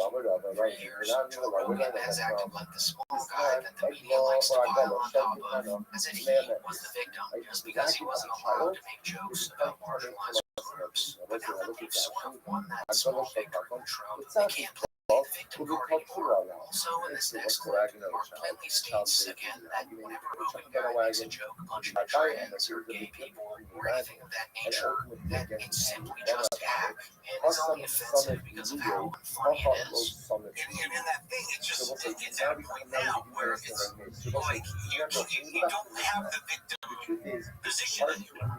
You have the dominant position. So why keep kicking? Because it's hackneyed. That you walk through a comedy club where you go to certain cities where it's like there's a prerequisite to do a trans joke. There's a prerequisite to do an R-word joke. There's a prerequisite to push the edge in a very non-risky way. Yeah. To not push a boundary, but act like you are. But just and act like your voice is somehow dangerous. There's nothing less dangerous. It's boring. Yeah. To say what people want you to say is not doing it. That's always particular. Yeah. So pretty much for years, everyone thought that Mark Maron hated Joe Rogan and was just jealous of him. Because up until now, most of his critiques for Rogan were pretty surface level. Like he resented Rogan's athletic background, his overwhelming success, had an ongoing podcast rivalry with him. Rogan was almost like the more popular version of Maron actually confronted Joe on these very issues all the way back to 2011, which at the time felt as if Mark was simply just jealous of Joe. When I first saw you, I had this problem with guys who were athletically oriented or had some sort of athletic nature about them before they came into comedy. And I remember that you and Kevin Flynn, he was like a soccer guy, and you were a kickboxing champion, and there was part of me that was like, this is not for them. This is not their world. Why are they here? Why don't they stay in a competitive world? Of course, it's silly. You were sort of a cocky fuck then, weren't you? I don't want to know. First of all, when you get around someone like that, and also you're around some guy who doesn't protect any martial arts champion, it's wood, and it's wood without a receptacle. And any wood without a receptacle is not your cover. In this podcast, Mark also admitted that he felt that Joe having Fear Factor disqualified him for being a comedy authority, implying that doing a show so out of sync with thoughtful or serious comedy should have knocked off any moral or artistic high ground that in your television career, not just for anything about Fear Factor, was anything that it goes to, who you are now.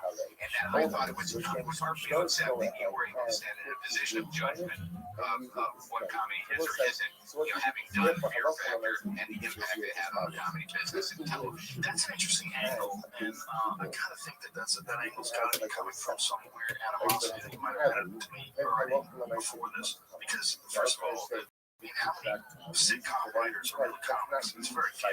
A lot of them started as comics. I'm just saying in general. You can't say that that's taking away jobs because it's an economic issue, and if I wasn't hosting it, someone else would host it. So after that 2011 interview, a lot of fans of the podcast came to the conclusion that Mark was just jealous of Joe. But now, fast forward to 2025, and it almost seems like Mark's criticisms of Joe are becoming more valid by the day. And now, instead of having animosity or disdain for Joe, Mark labels it as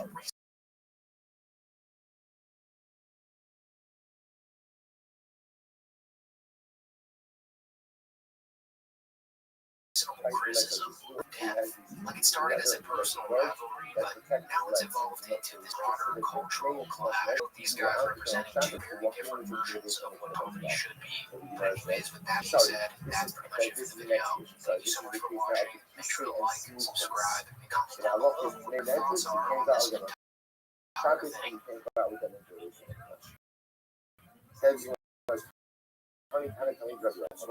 Niech nosem member bazara. Jak oglądasz weekend, play and show that two shot for that response. That on there, start on the nosem. How should it be? Little's Kitchen slow cooker lighters.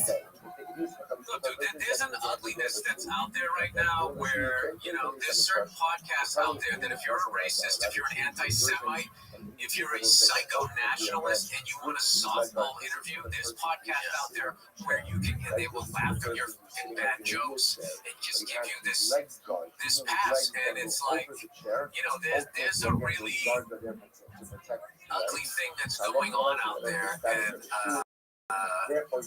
it's the kind of things we've already seen this, and we've seen what it does to a nation, and it's not the way to go. Like many people on Earth right now, Bill Burr seems to have reached his last nerve with this group of grifting podcast bros in the Rogan sphere and adjacent circles, as he just spent a good portion of this interview he did yesterday with Variety calling out the absurdity of what this whole thing has turned into. Because if you didn't know already, these podcasters Bill's referring to here have truly been playing with fire lately with the people that they platform, and it seems that they have zero clue about the actual impact these massive podcasts will have on the public for years to come. They're really just in it to make money. It is grifting at the highest level, and it seems to just be getting worse. Like why on God's green elk boys interviewing the Prime Minister of Israel. That sucks. Yeah. I disagree completely. And you know what's gotten bad when Bill Burr has to finally step in. Be the voice of reason, since he typically avoids these heated topics until he just can't take it anymore. So he really doesn't hold back here. Like he pretty much calls Joe Rogan and his whole crew a bunch of suitors who think they're genius because they read stuff online. When in reality, they're just dumb guys who don't realize that they're causing irreversible damage just by having these types of people on. We talk about the billionaires and politicians stuff. What do you feel, and podcasters, what do you feel about politicians and billionaires who appear on podcasts of your peers use leverage for their own goals? Oh, that it was before that. I remember the first time I saw him in the office. It's like they never did that. Now that everybody has a camera and blah, blah, blah, it's just so all over the place. I just think the landscape of it has changed. All I can say is personally, I would never do it. Never have somebody come on that's running for president with my intellect. I'm not going to sit there and be like, so, like, what is your, what's your foreign policy? Like, it would just, I would be like within 3 minutes, dude, what was your favorite Super Bowl? And then people be like watching it going, I like that Super Bowl too. I'm going to vote for this guy. It's just like, it's just so far beyond my wheelhouse. Like, I am just way, that's just way beyond. Like, this. And Burr really starts to go in on who people assume are Joe Rogan and Andrew Schultz, criticizing them for thinking they're some form of higher intellect, like they've ascended beyond the normal working class civilian just because they can regurgitate whatever they read online that in a somewhat coherent way. And Bill Burr explains here that this is all ego-driven, as they desperately want to appear like someone who's more valuable than who they really are. D-tier stand-ins at best, who have to get onto their tippy toes just to reach for the lowest hanging fruit. As Bill Burr puts it, at the end of the day, they're just dumb jocks who would only sound in a sports bar. There's a difference between the people that read and the people that are the subject of what you're reading. You know what I mean? There's people that like discover shit and figure shit out, and then there's the people that read it. Like the only people that can explain the theory of relativity. That's probably not a lot of people, but they can do it. But then there's this ego thing that because now I can explain it like I'm somehow Einstein adjacent. It's like, no, you're not. You just read some smart shit. That was a bit I used to do in my AdWords. It's like worse than when a dumb person reads, because now they think they're smart. It's just like, no, you're just a dumb guy that knows a lot of shit. Like, intellect, to me, is how to process information. It's not just reading a bunch of smart shit, putting it in your head, and then get out at people. And be like, you know what, that's torturing people. Yeah. So it's more like how you put stuff together. And like, somebody said me one time, really smart guy, and I go, yeah, you're a sports bar. You put me in a sports bar, you want me to talk about 70s and 80s sports? I am wildly. I'm scoring very high. All right, you put me in like that form too. have to interview somebody that is for president, and then as the sports bar guy, and go to summer school a lot. So, And Bill saying this is truly satisfying, as Joe Rogan and his offspring have been impersonating philosophers for way too long now. So even though he doesn't mention them by name, it's pretty clear who he's talking about here. And just so we're clear here, Bill Burr will probably never go back onto Jerry, as he A, would like to keep A, healthy blood pressure, and B, doesn't want to waste time trying to save Joe since he's already passed the point term, like he's truly compromised. And Bill knows this. So the next point Bill makes here is, in my opinion, the most important point that he makes in this interview, as he goes on to define the role of the stand-up comedian when talking about politics, which seems to have been lost in memory. So as you'll see shortly, Bill says that the comedian's job is to simply trash both sides of the political spectrum. Because, like many other people around the world, Bill Burr hates both the far left and the right. And if he doesn't trash both sides equally, idiots will think that he's on their side, which is the last thing he wants. And funnily enough, it's the thing that guys like Tony Hinchcliffe and Andrew Schultz want, which just goes to show how many light years ahead of them Bill is. Yeah, and ultimately, what do you, when you think you're talking about football in your act, what do you want to do, right? if I do it, I trash them both. Yeah. With what? Because that is my job. That is my job. I can't fix the political system, and I don't wish a lot of it. But, you know, when I do stand-up, you know, if I start trashing like Trump, I would either laugh to the ground like, yeah. I'd be like, the fuck you voted for a guy that, you know, is staring off into space. Like your guy literally should be at a fucking home. What are you patting yourself on the back for? X, Y, and Z. Go off. Your fucking party has not let you vote for, has not let you choose your candidate since Obama's second term. That's fucking insane. We want Bernie Sanders. Fuck Mr. Magoo. Mr. Magoo, fucking 2 weeks before. Oh yeah, it's vice president. That's what they're doing. So like, I get so that after I trash Trump, I then do that because my thing is like, I'm not flying either one of them flags that say now. That is the problem. And they're always distracting us with other stuff. So, like, CNN and Fox News are a fucking disease.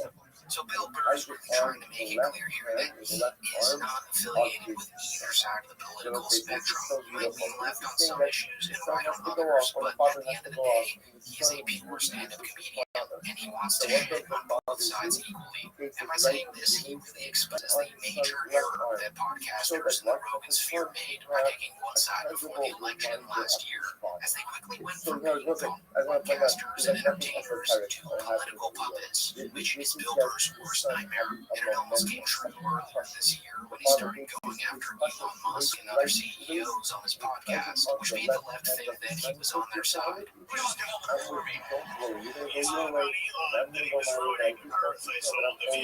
You're critical of him. What do you think of all the boycotts? Like, even though I don't watch the news.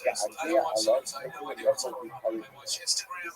I watch people fight out on motorcycles. I watch lions and hyenas fight each other.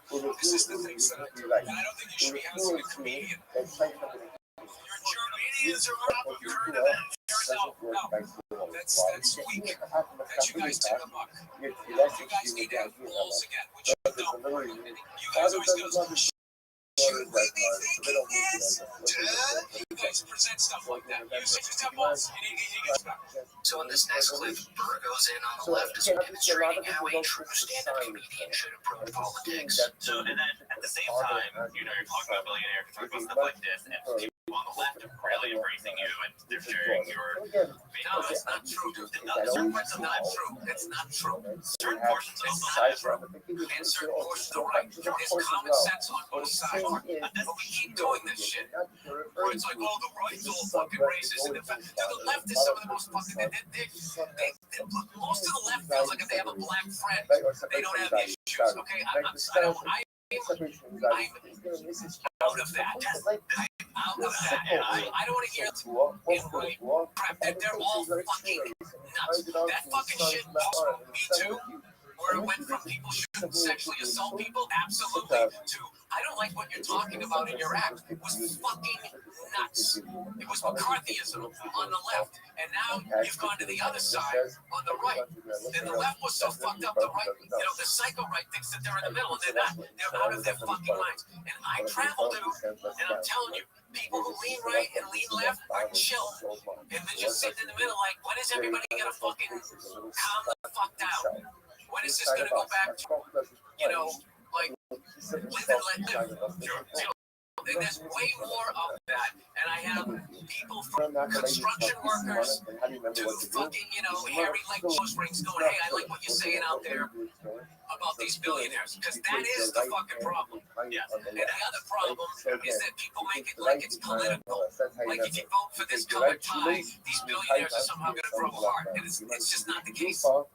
Then goes scorched earth on Ben Shapiro, who idiotically associated Bill with his politics until Bill said something that didn't align with Shapiro, to which he then criticized Brewer and called him blind with wokeness, which is just another why Bill tries his very best to stay far away from both sides of politics, since it's just an ideological joke if you dare say that they don't agree with. Is that people keep trying to categorize what it is that you're doing. Shapiro, no, he's no. He's like, I don't. That fucking guy, someone came to me and goes, hey man, he was trying to bring me into his fold. And what the guy liked me. Didn't. Then all of a sudden, I'm a fucking asshole. I mean, I'm supposed to look at that guy like he's an adult. He doesn't even know what that might mean. His definition of woke is white liberals' definition of woke, and they didn't even know what it was. They just took the word from black people. That's the worst thing about our people is not only do we take from other cultures, we don't even take the time to understand the definition. He went there to be annoyed, so he can then have something to talk about, and then he can make money off dividing his own country. Those people, it's treasonous what they do.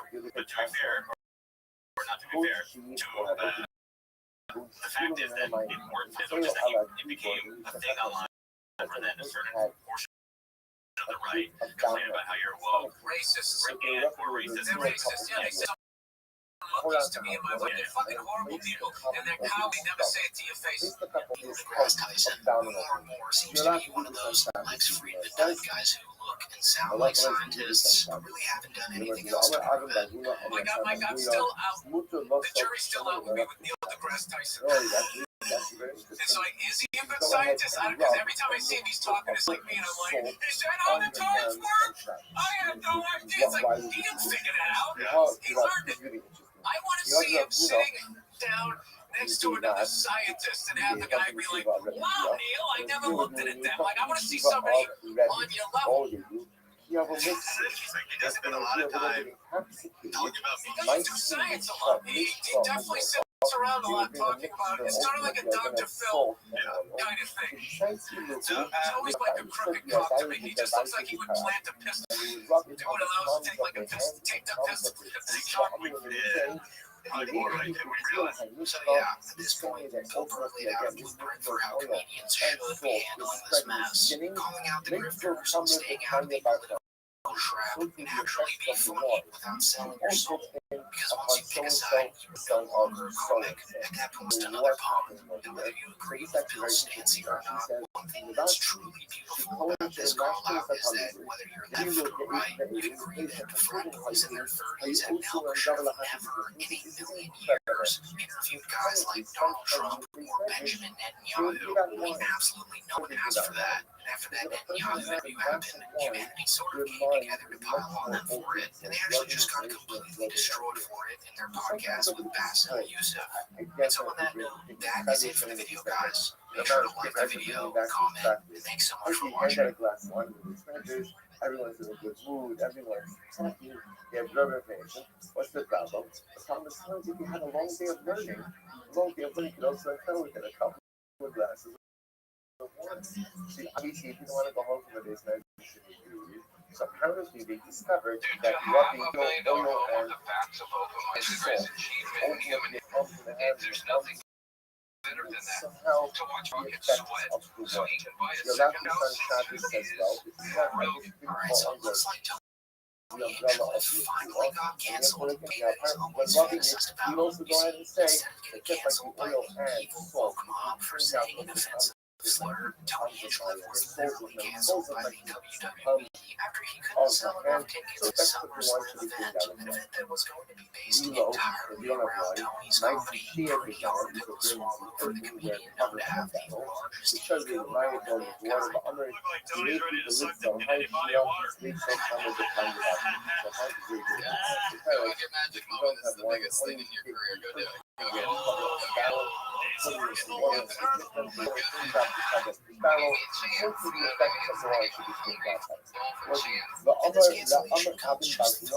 After Hinchcliffe bombed horrendously at the roast of WrestleMania, which was so awful and in bad taste that the WWE removed all existing audio and video of it from the internet. I mean, you know you're bad at stand-up comedy when the WWE and its fan base all come together to agree that you're a hack. Like these are the same guys that find Burt Kreischer to be one of the funniest men alive. So I think it's safe to say that this is now the biggest Tony's massive ego recent memory. The last time reality checked this back was when Donald Trump publicly announced that he's never heard of Tony Hinchcliffe. In fact, wanted absolutely nothing to do with him, especially after Tony's atom bomb at Trump's largest rally of the year. I have no idea who this.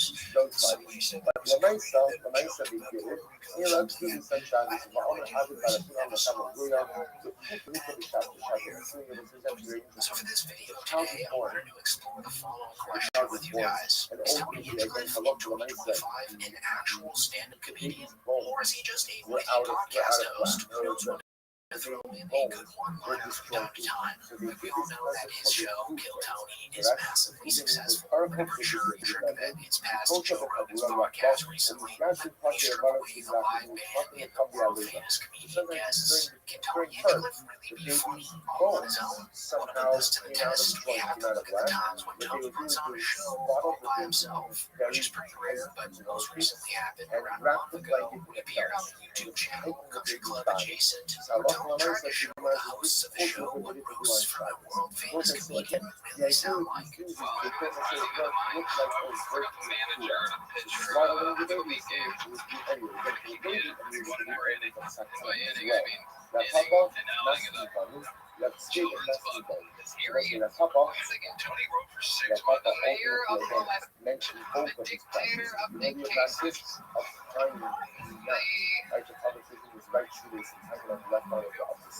And also the N-word. It's a big deal because this is a special word for him. Because the guys that his mom are on a billboard down there. I don't know if you can see that. You see the guys that my mom is in there. He also controls the weather. So this little gust coming from east to west might help him get far knocker. A little bit I have literally maybe words recorded back off. So they are Mark Knocker, Hibbity Bobbity. Remember Hibbity Bobbity? If we didn't edit, we would have. So he really tries his hardest to roast these guys here, but the jokes just never really land. And after a while, the guys he's with just start to belittle Tony right to his face.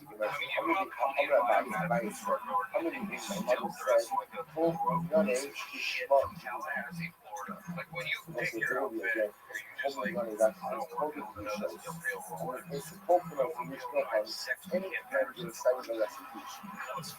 down too much, not sure. And the reason I'm labeling this as belittling instead of roasting is because you can really tell that Tony's not too happy at the guy suggesting that he's wearing a fake Rolex or that his outfit style doesn't scream that he's rich. Because if there's one thing that Tony would be genuinely offended by, it would be from someone suggesting that he's not high class. But you know, he just blends in, like, clearly a man of the people with his fake health and all, like, yeah. And it's not watching music with two these Jordans are down. He's so fucking mad at the guys are literally don't know anything about taste or class. The guy who has his shirt tucked in a picture.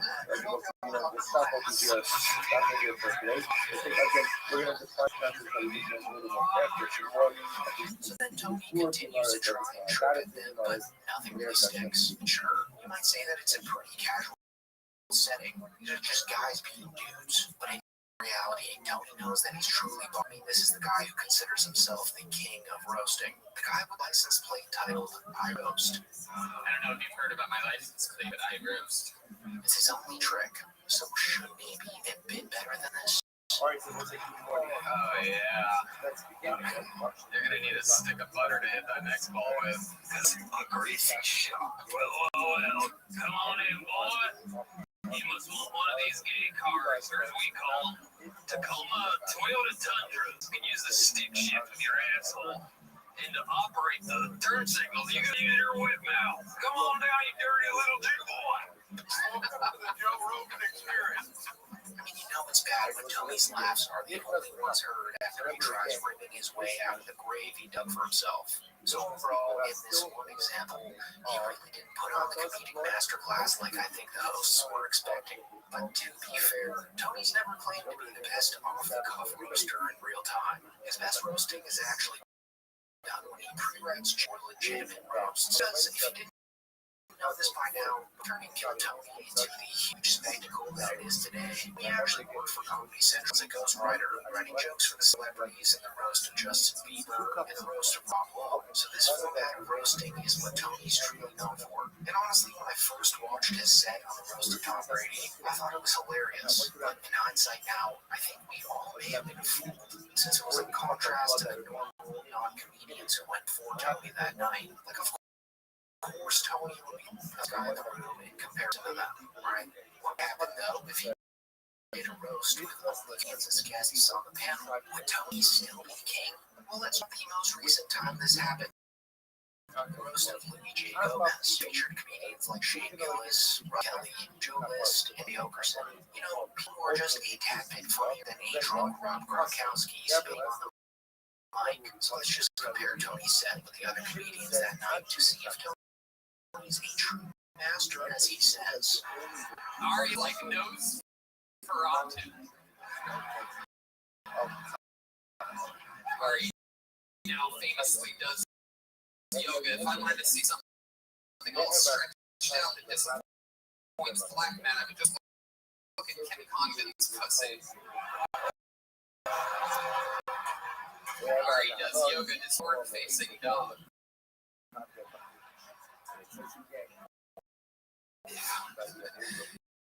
You got canceled for making fun of Kobe Bryant.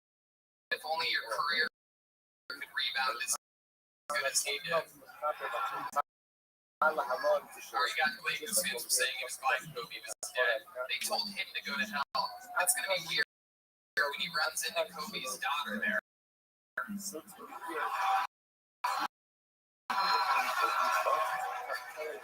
Joe List is here.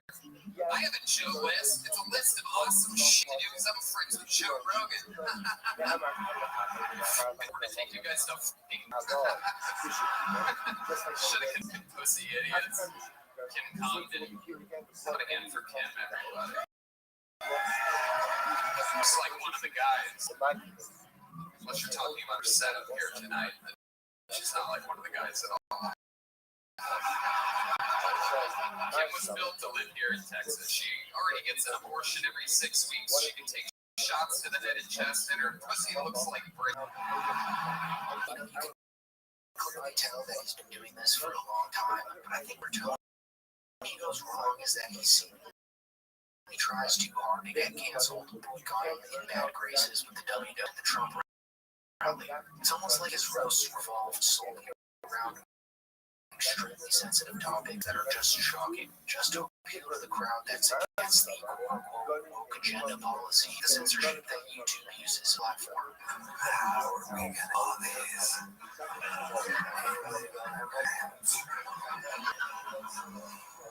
And I believe Tony's lost himself by being funny for being rude and off-putting. And don't get me wrong, I think we can all agree that when done right, jokes about sensitiveness material out there right now, like Shane Gillis' opening monologue at the ESPYs this year, he tackled a range of highly sensitive, polarizing topics. He absolutely killed it. But if Tony in Shane Gillis' shoes, that it would be very bad. I think something we can all agree on is Gillis, in this very role, he actually tore right into just came into oblivion without feeling the need to bring up things that the woke could cancel him for.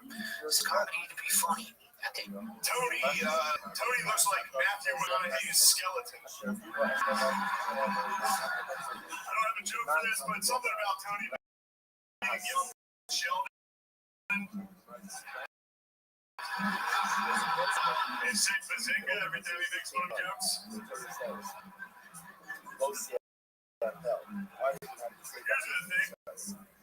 Tony for real thought he was going to be the Joker. You ever see the movie The Joker? It was a dream of his.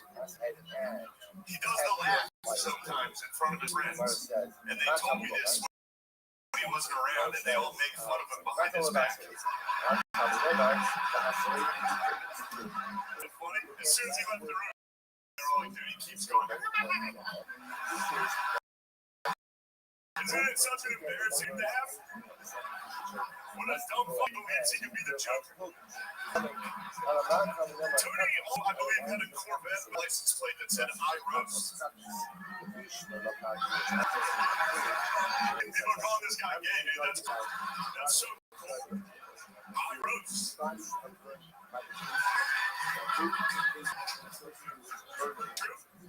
Dude, that sucks. Tony's father was a mafioso, and his mother was the horse that he woke up next to.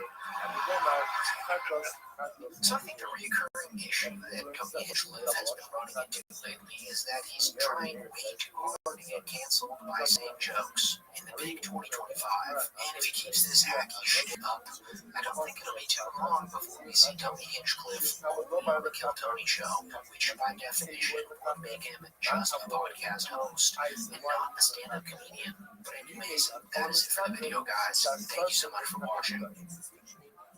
Anything that affects our products, he goes ahead and burns items, tracks to our Rabbi Buddha, he says he doesn't use the drasha of Haber, he doesn't learn it. My time, Mishum invited the Kirisham, why doesn't he learn out? From the drasha of the Haber, must be ultimately that he's using it for the Kirisham. But that's I want to talk about jail kids. Yeah. Is the whole podcast just this? What do you mean? Is it just like straight nonsense? But I would love to see you make a go of that. Yeah. Never bring in the gorillas, please. Oh no, we're gonna bring in gorilla twins. Here we go. So it seems that Harlan Williams has again trolled another comedian past the point of no return, as he just made Sam Hyde break out of character and completely destroy Harlan's podcast setup. All because he, and get this, said jokes. Yes, I know that might be hard for some of you to grasp, especially if you frequently go to the muck shit. But when a veteran comedian like Harlan Williams decides to troll you, it's game over, as he's been doing this for over 40 years now. And we first saw him do Gary when he exposed Joe Rogan for the novice comedian that he truly is. I have a tape for him. Bro, like it's about almost 4 feet. Have you ever had one? You really do. Yeah. And then he went on to dismantle David Lucas in front of a live audience twice, which was so brutal that a lot of people were ear-ender for Mr. Lucas. This is the only guy I know. Everyone else in the country has Lyme disease. It says you have key lime pie disease. Yo, this motherfucker could get fucked his own. But for whatever reason, this one with Sam Hyde felt a little more personal, as I actually believe that Harlan doesn't like Sam Hyde at all. A lot of people thought that this was staged, but when you scroll down to the comments, it that Harlan was liking a lot of the ones critical of Sam. He actually confirmed in one of the replies that this was coming from the friends that Sam brought along extremely uncomfortable when the whole crowd plays, which just further points to this being a genuine reaction from Sam Hyde.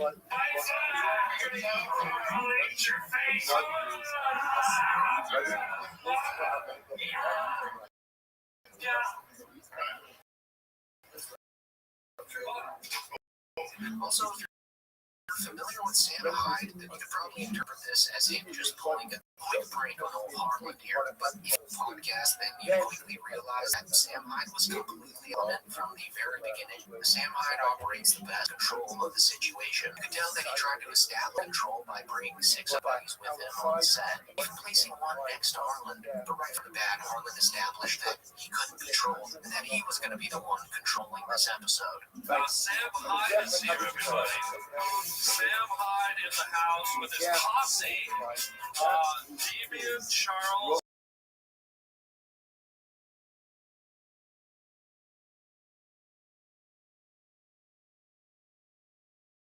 Michael, Karen. It's Cajun. Are you Jewish? Since when? I'm Oh, where? What temple? Well, it was actually the Scientology Center. Wow. Wait, so you just turned Jewish, what, 3 days ago? Once it comes up, Now, what were you before you became, as you call it, Jewish? so now we're going to It's a fish in a pond in Japan? yes, yes, sacrifice. And, boys, why don't we start off with a ham? Pardon me? It was Cajun. A Cajun.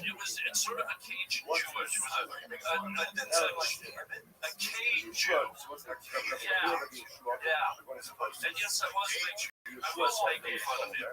Sam also attempted to riff for Harlan a lot during this podcast, but after getting outclassed by the veteran, he sort of broke out of character and questioned the premise of the entire show. What's your heritage? So everything. You know, you're legally allowed to open an IHOP with all those qualifications. International House of Pancakes. Nosy. If it goes up on his gas, Maybe I am, yeah. At my bar mitzvah when I was 13, Rabbi Papanari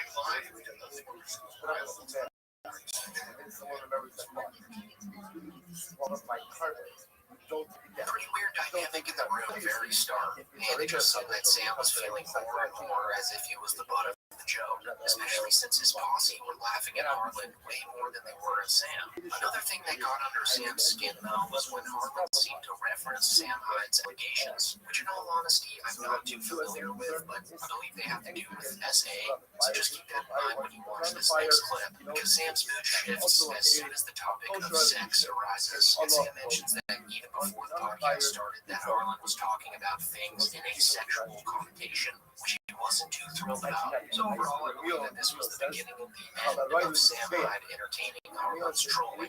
Sam is tight and right. Yeah.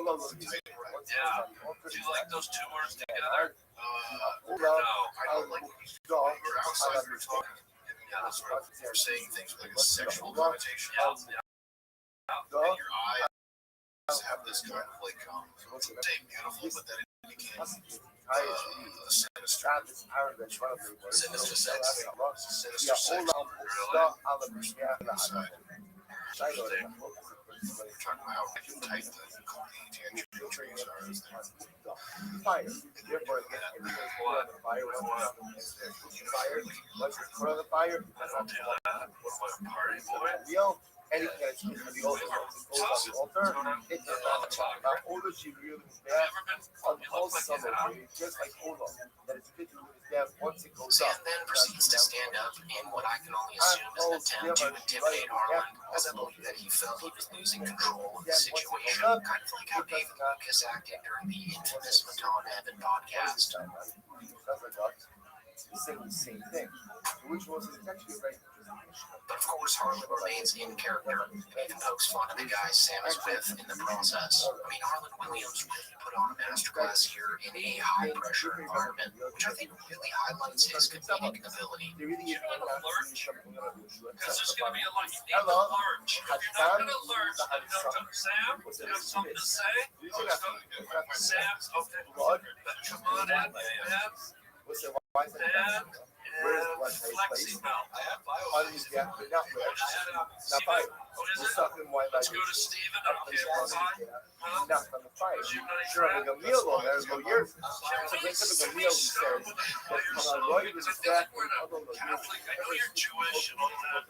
Jew, Oh, whatever. he's Can we the start blood with a Catholic? and I feel the like white. we're a choir guy. Once they are put on the I'd like you to lead it. You're the spiritual leader of the However, of your family. That's a good Then, right before Sam Hyde completely lost his mind and went apeshit on Harlan's entire podcast set, he dropped his whole act and questioned Harlan's show, whether he's ever going to be serious or not, and if the whole thing is just a joke, which I think was the trick for Harlan, since usually this is how people would react to Sam Hyde. It was impossible to read if he's ever joking or not. I want to talk about cunnilingus.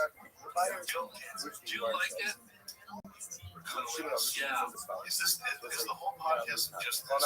What do you mean? Is it just like straight nonsense? Hell no. What's the serious? What is serious? So how do you feel about the situation in Cunnilingus County? Cunnilingus County's been up against it for many years.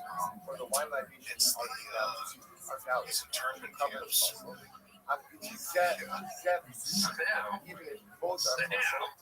Sam, I was gonna say, if any of the gang, or you even Sam, not you, if you have any cunnilingus techniques, we'd love to see them. If you each wanna give it a shot.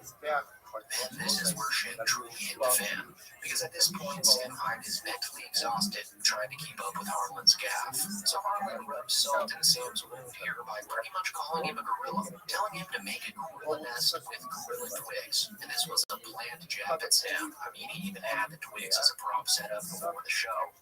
So Sam, in turn, completely wrecks the desk, which was absolutely planned and throws everyone off. While this clip's playing, just pay attention to Sam's henchmen here, because if there's one thing that points to this being unplanned, it's them and their reaction to this whole hissy fit. Are you a nature guy, Sam? You like nature? I would love to throw a nature thing by you. Okay, gorillas and orangutans make nests every night. Like every night they get twigs and they make a nest up in a tree. Sounds disgusting. I know, but I would love to see you make a gorilla nest. Right here.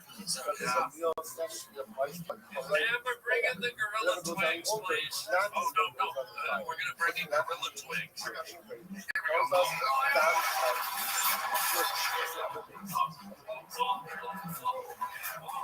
There we go.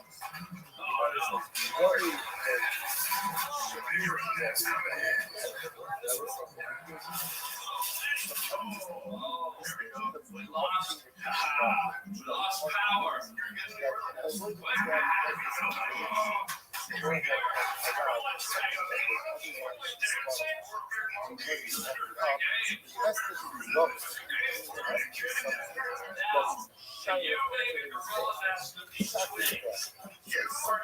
So not all of us this item,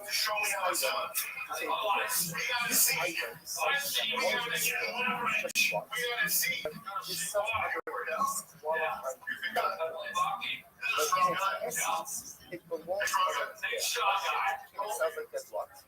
and if you were to put it in something that I think the funniest part of this whole breakdown is that Harlan seemed to enjoy it more than anyone else in the room. And if anything, it just made him turn up his trolling even more so. Because as Sam tries to manhandle him and make a fool out of him, Harlan doesn't break out of character even for a second. Instead, hilariously, he offers to feed Sam Hyde like a zookeeper feeding the apes at a zoo, which Sam again gets pretty pissed at and refuses to entertain, and actually threatens to slap the cookie out of Harlan's hand if he attempts to feed him.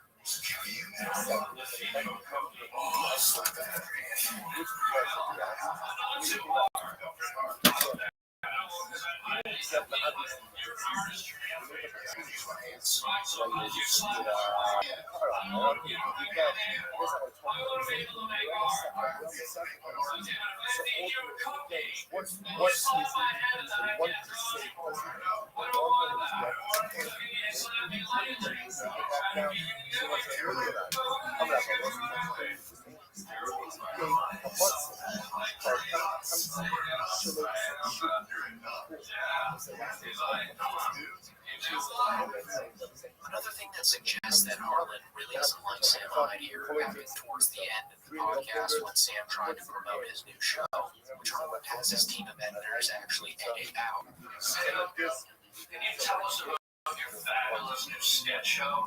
Of course, I love to hear about it. Tell the folks. Thanks for following. And a show called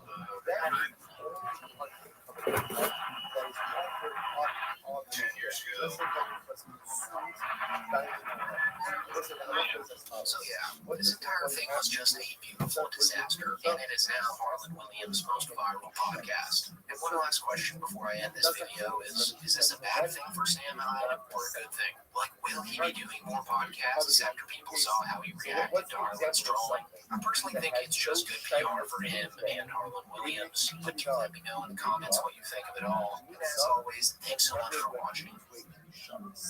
So point bypass three shards. And you put Uh-oh. so right on his back. What be the halacha? Be the halacha? Take down. Yeah, what up? Why is he just making software's founder? My first successful startup was in the basement of a factory. But prior to that, other businesses in my spare bedroom, the state of Ohio sent me a nice letter telling me that business out of my home. Thank you. That's why I created Patriot software. Entrepreneurs follow payroll regulations so they don't get shut down by the government. That's Patriot software. What's up? Why? To that point, like there'll be people that like they'll do everything. You see what your boy doing. You voted for this. I'm like, How are you? yes. Well, thank God. How are you? The exact opposite of everything I voted for. Yeah, all of it was not the words. He's funding them. I want him to shrink spending. How'd you find out about me? So I noticed you haven't changed that shirt in like 3 months.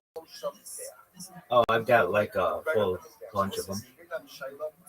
You do? Yeah, dog, I'm sponsored by cryptocurrency. I don't mean to sound mean at all, but like, Dog, I don't have time for you right now. So again, it's a because once you designate the animal while it's alive, so when you check that it's conduct.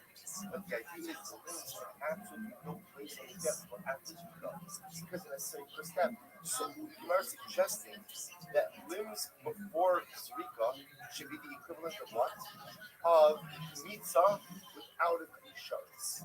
And what did we just say? What did Buddha say? That if you put the limbs before Zrika on his back, then what do you do with them? You leave them. So I would have said, therefore, what?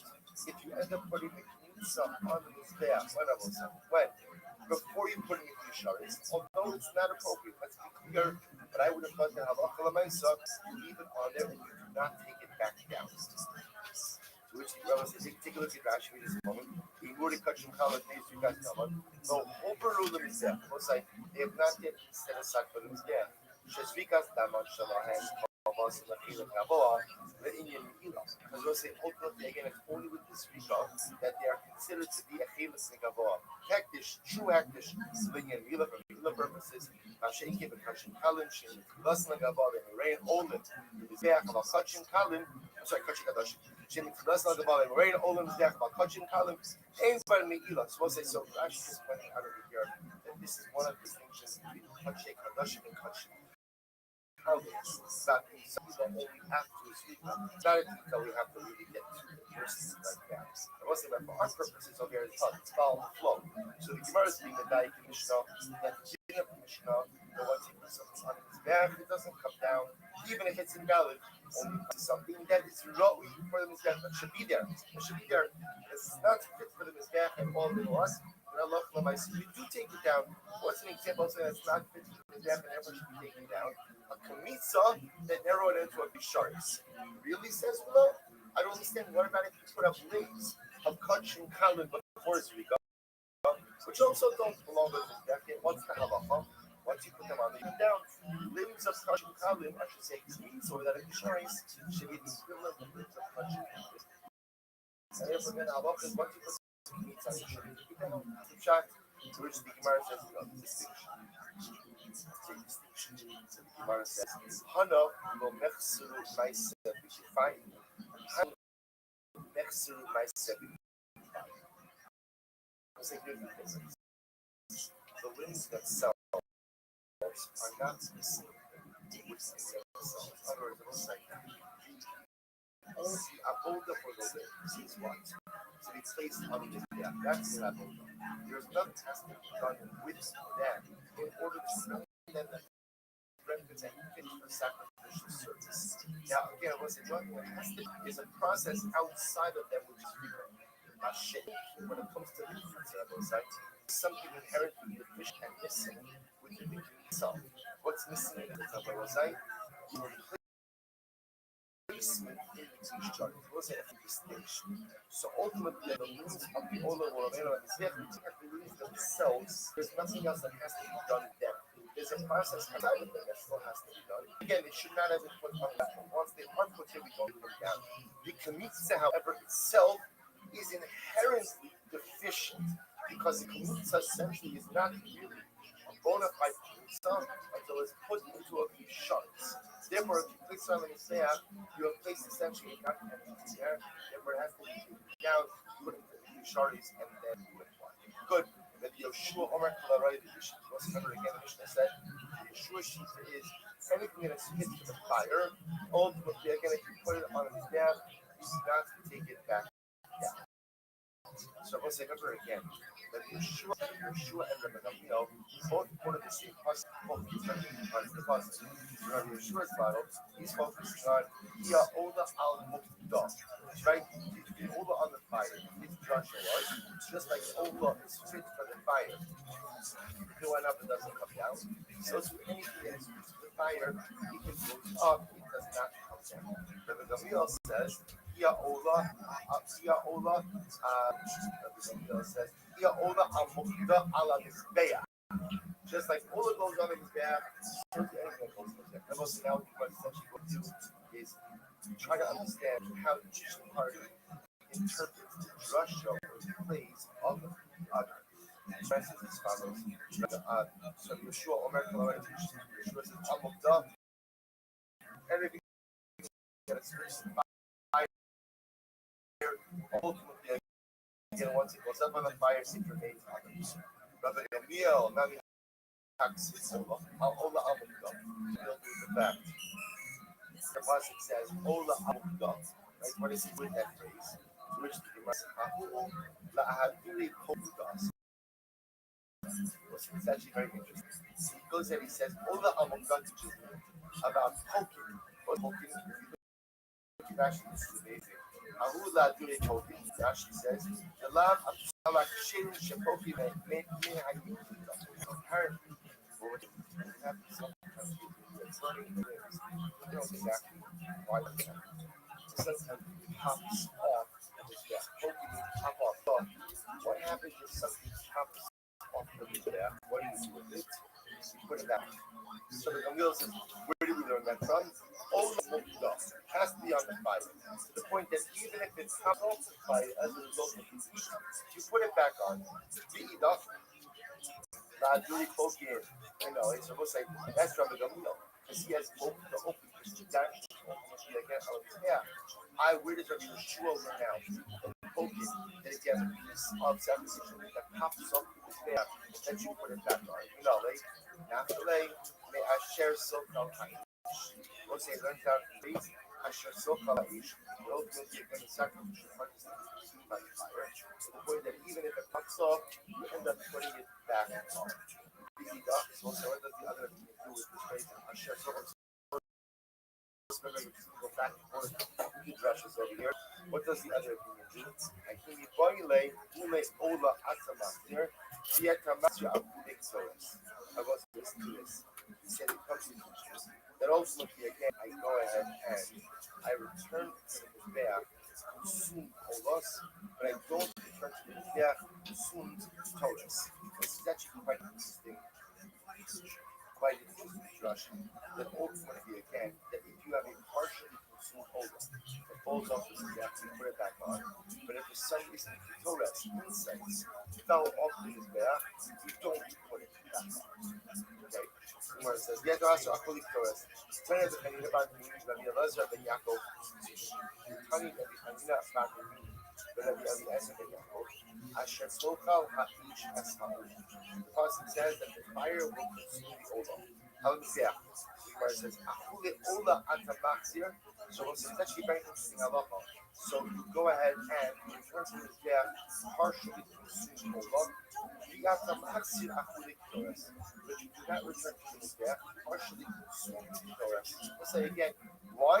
Zeres HaKasim. Zeres HaKasim. So the din, supposed to give it interesting. Just, this is fascinating because there are a number of halachos, second laws that we call that kind of pushed our way. So number one, I'm going to have the din that if a piece of sacrificial meat comes off in his there, ultimately, what do you do with it? You put it back on.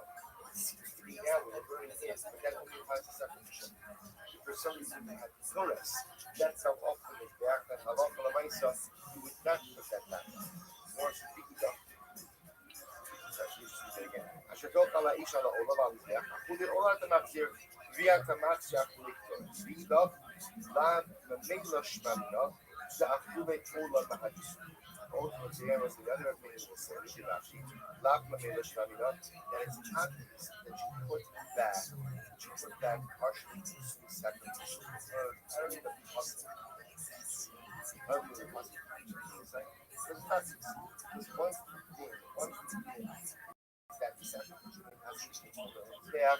But of course, even if it falls off, ultimately, again, I don't the puzzle. And every interaction says, Lava Milish, I mean, the whole talk, no boy cracks. And everybody looking at a puzzle. So it's like, what we've just done over here, this particular piece, is we just reveal and Yeshua both dash from the word that the other one uses for their private function. So remember, again, I have Rabbi Yeshua saying, whatever is fit for the fire, once it goes on the fire, it doesn't come down. Where does it get better? Now we just saw Rabbi Yeshua again does with the word fine. Rabbi Gamliel says, whatever is fit for the Mizbeach, once it goes on the Mizbeach, it does not come down. It says the Gemara, Rabbi Yeshua Namiak's Mizbeach, supposed to remember again. So Rabbi Gamliel's Josh is based on Ki Ha'olah Hamukta Al HaMizbeach. On the Mizbeach. If it's fit to the Mizbeach, it doesn't come down. What does Rabbi Yeshua do with the word Mizbeach? Which the Gemara says, Homi Boile, my time of Rachmana, Halaroi Lamukta, Nik Kaddish, Kaddish Mizbeach. So the Gemara says, just to keep the drushes. So the real one is Darshnik Alam is there. Alam Mizbeach teaches me that if the item is fit to the Mizbeach, it doesn't come down. Rabbi Yeshua Darshan is based on Mokdah. Now we're trying to figure out, according to Rabbi Yeshua, what does he do with the phrase Mizbeach? Which the Gemara says, only by the way, he needs it for the following. He must make Hamrachmana, Kamaroi Lamokdah, Nikadesh Mizbeach. So what is the Torah telling us? When it says that anything that is fit for the fire is definitely Nikadesh. V'idach is the side. Homi Boile, so my Kamarachmana, Kalarai Lamukta, Mikadish Mizbeach. So we'll say the way that Yeshua Darshan, that Yeshua, what the Pasuk is telling you, is that whatever is for the fire, that's what the Mizbeach is Mikadish. In other words, we'll say that Yeshua disagrees with Rabbi Gamliel's fundamental understanding of the Pasuk. Rabbi Gamliel understands Alam Mizbeach to be a qualifying term. So interestingly enough, Rabbi Yeshua says it's not a qualifying term, but rather it's a modifying term. Qualifying term is Amokdah. Whatever is fit for the fire, Alam is Be'ah. That's ultimately again accept. If it belongs under the Mizbeach, we'll accept it and it doesn't go down. But the Alam Mizbeach itself is not the qualifier, it's the modifier. The Ida. And what are Rabbi Gamliel say? Mizbeach HaKinekse. So we'll say, Gamliel says, here's the problem with that. It says Mizbeach twice. He's referring over here to the process. Shiva Sem Chava Ala Mizbeach. Yikidash knows. So we'll say there's another Mizbeach. So again, once there's another Mizbeach, ultimately again, that leaves the Mizbeach in our pasuk open for some type of drasha, which Rabbi Gamliel uses it to teach me anything that fits for the Mizbeach. Beidach Mizbeach HaKinekse. Beidach the other thing will say Rabbi Yishmael. Chad lehecha the haisel hashas hakosher, the chad lehecha the lo haisel hashas hakosher. What's that? Very interesting. Rabbi Yeshua says you need two mizbeachs, and I'll tell you why. To teach me about a sacrificial item that had a kosher, that had a window of kashrus, and the other mizbeach teaching about a sacrificial item that never had a window of kashrus. What is this referring to? Look at Rashi. Shas hakosher lahaktara b'tzei yisrael is known lon b'yotzei b'tamid.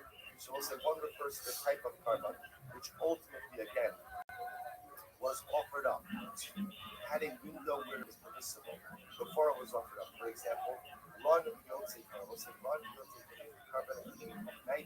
Yotze means a carbon that went out of its permitted boundaries, coming. In all of these cases, carbon had a time in which it was permitted, versus Lo Haiselo Shasa Kosher. Sacrifice that is never kosher, for example, Mishchat Chutz Bizmano B'chutz carbon that was offered up outside of a specific time or a specific place. So we'll say so. So the truth seems to be saying that ultimately, again, two mizbeachs are teaching that in both of these types of cases, if the carbon was fit to carbon technically used and therefore was placed on the mizbeach, you wouldn't take it back down. The Idach gave them swingle, but I think lo shna haisel shasa kosher, lo shna haisel lo haisel shasa kosher. The other thing it says that once talking about over here, the ability for the mizbeach also to be on us.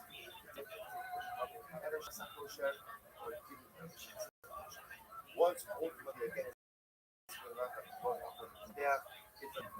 we'll say now we just did those. At this point in time, we can see this both what Rabbi Yeshua and Rabbi Gamliel both do with the drushos of the other. Rabbi Shimon Omer has also again. This is how Rabbi Shimon says that for every other situation of zevach kasher, sachem sulim, sachem sherin, zevach puzzle, both puzzle, a zevach a carbon every day, but the sachem too. So let's begin to analyze this. Kind of. Rabbi Shimon says, Ola, ma Ola haba'a biglar atzma. So the passage says Ola. Just like the owner will say, comes haba'a biglar atzma. Which will say, ultimately, the Ola is its own self-contained sacrificial item. Af kola ba'im biglar atzma. So they so too, this thing, that even if it's possible, his back doesn't come up with his back, is confined over to be a more inherently separate, I should say, independently separate. Which is items whose offering is not dependent on something else. Yatsu, Yisachim, Ba'in B'Nazim. It's different than Yisachim. Why is it? Because it was like, no one ever brings Yisachim on their own. Yisachim are always what? Are always in a, I guess that's the one location. Is always an accompaniment to something else. It is never brought on its own. It's always an accompaniment to something else. So the Gemara says, there was this is Rabbi Shimon. So Rabbi Shimon's whole idea is this ability for the carbons to accept something that is possible. We can tell you that once you put it up, now it means something that is an independent sacrificial.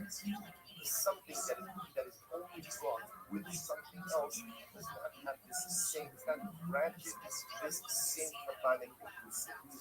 The Yossi and Levi Omer, the Tokshin and our calling Isaiah for his back, Yikdash. So when the Pasuk says, anything that touches the Mizbeach will be sanctified. Shomea Ani, being Roi, I would have heard that maybe this applies to something that is fit or something that is not. I will go back to crossing. Wherever the crossing says crossing, not crossing the weekend. So it's just like a pen that's so too much. Half Polo, half Poloi. So to was it refers to anything ultimately again that is schizophrenia. Rabbi Kiva says, Ola, we focus on the word Ola. Ola, just like in Ola. Absolutely. So special, we'll call it alter series. Once it goes up, it doesn't come back down. My opinion, because it was not all that all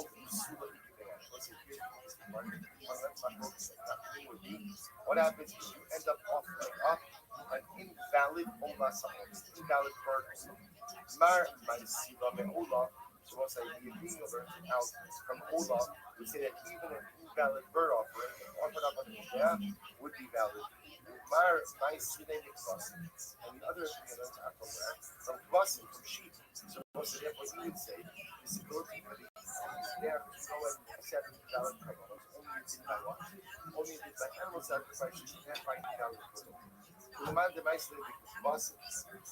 How to see Ola was the one word that ultimately again the word bus was the fact that it says Ola. Exit bus and both see Ola, if it would have just said bus and not Ola, how about Amina Binekayim? I might have thought that this applies even to the animal while it is still alive. Because of Rahmana Ola, therefore the Pasuk says ultimately Ola that it only applies once the animal is a shackle. Pasuk Ola would have just said Ola broke some Pasuk. How about Amina Binekayim? I'm at a thought ultimately again it applies to the coming. Therefore, cousin Rahman class. My Ikabin Hanita and Hanita. These terms that we just quoted above in the Raisa and the Tanam in our Mishnah, Amrapapa, Kimatsim Shekin Shekhin. Ultimately, it was the Rachmanim will be the case of a comet of Kimatsim that were sanctified in the Sharis, but then subsequently became awesome. The Tirai Gitar of Lawyer. According to the term that we just mentioned above, he brought this up on the death with that taken down. Rashi says, tonight, the middle Rabbi Shlomo here, the government Mukdal Mizbeach, Mahani B'nei Mizbeach, Mukdal Mino Achon Etzim. So ultimately, again, to Achon, ultimately, again, they were not taken down. Because whether you subscribe to the Mokdal Drasha or Mizbeach Drasha, these are fit for both Mizbeach as well as fire. However, the kind of the Masnisi here, but ultimately, again, the kind of Mishnah we just quoted above, Rabbi Yossi and Rabbi Akiva, you would take it down. Why? Because ultimately, again,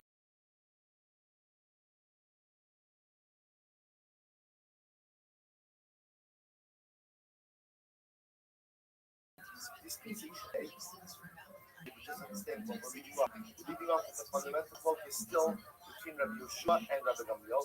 We just added a few more people into the mix just now. But the fundamental issue which we will in Hashem resolve tomorrow is this idea, what we know, this is what everybody agrees, is that there are certain times where even if the carbon isn't valid, if it's brought on the Mizbeach, then what? You need not to take it down. The carbon is said to be Mizbeach, in fact, accepted even of an invalid carbon. The machlokas is what is the scope of that altered lucidity or altered acceptance. Is it any item that comes up in there, or only items that are placed on the fire? Again, we started one masculinity with blood and wine libations. And again, we're now beginning to see other central masculinities as well. And there's a shift.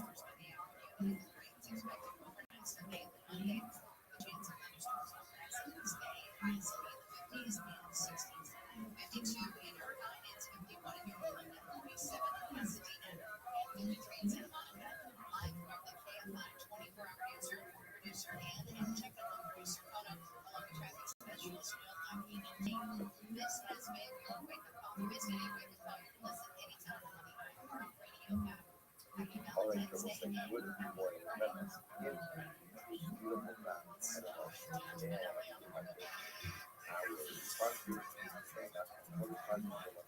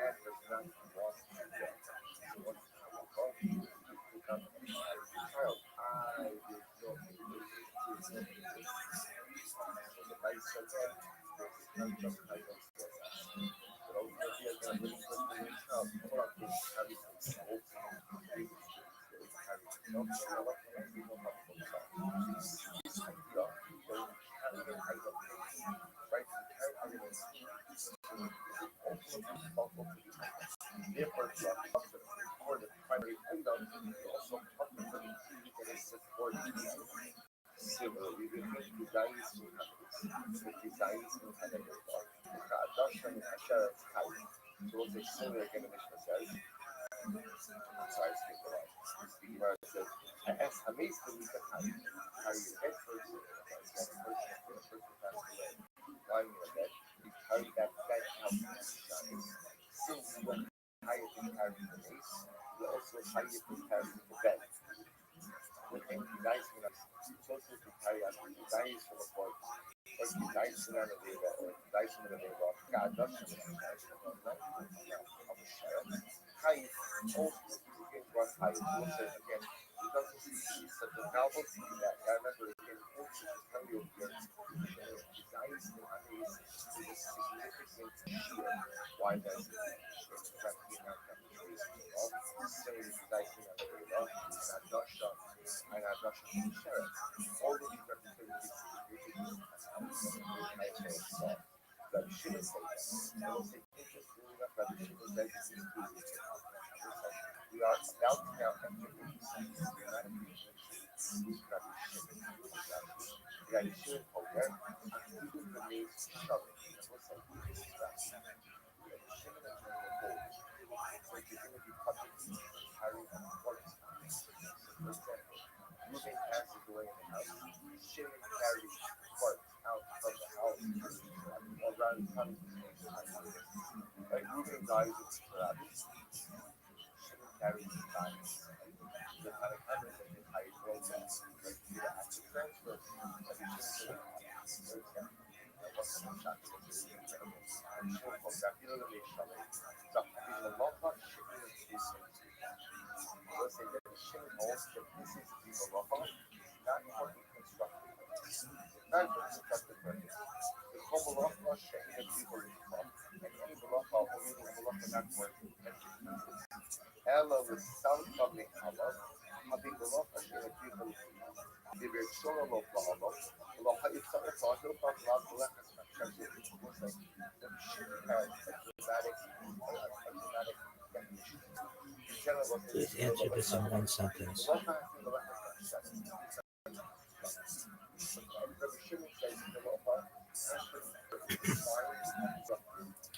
Please answer this in one sentence.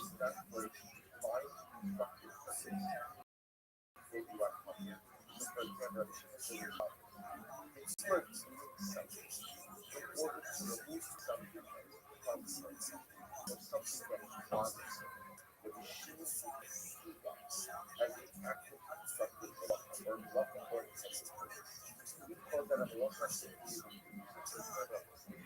say again go back to this one. Moving guys in the house, guys in the house.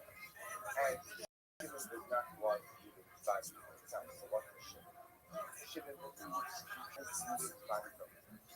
So Shimon says, Shimon will not hire someone. I am a transfer type of one building that's not holding the law from that is not controlled and constructed law. That is called the removal of something that bothers. The removal of something that bothers something not considered to be constructed law. So we'll define more. Hamosi hopefully this year, if you carry out one shot, you have to share the requisite amount to increase value follow with technology. It is carrying out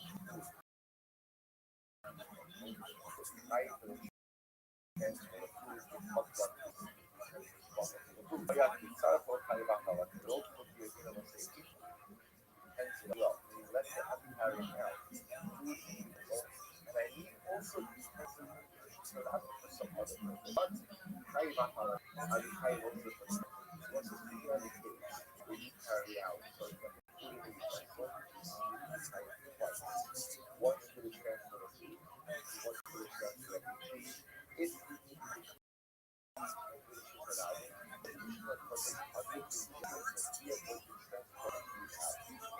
what do you see?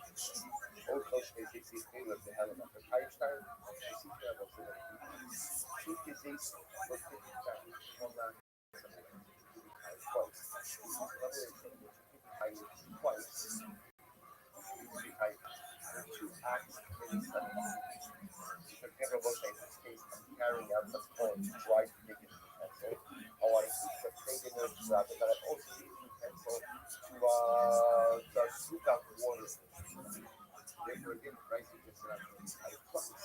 One of the transfer to one of the transfer to what you need is something like this. So you see from there that you can have twice. What is have a garage, you don't shut up, the interest level of the case of it is that I accidentally transferred out. In other words, I would do that transfer,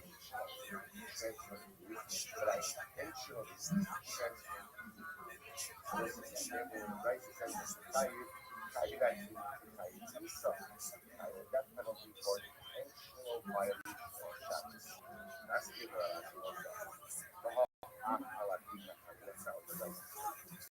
says that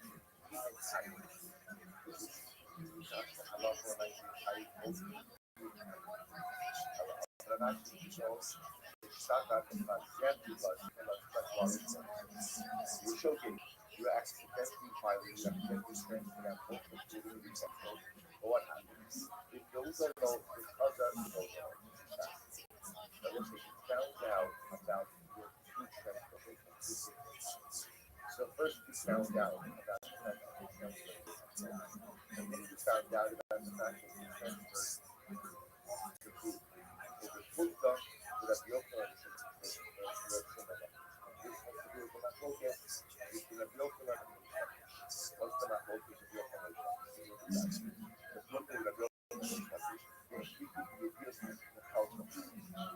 Although the food we have that change that actually up our application will make you the office instead of getting immediately helpful, that is how you change. Regarding again, when you have different awareness, different kinds of that generation separate by ability and or do we say that together, therefore it has to generate one that's a matter. Okay. So we'll say so again, just for our purposes, we're beginning to see it as follows. Is that Allah for the right God, pretty much so as the same thing itself. Always on the identity of the item. So items being transferred ultimately again and liability. And ultimately earth itself will be separate. That's what we said. Now, also, like stuff, the identity of the temple ultimately again is solidified by the item of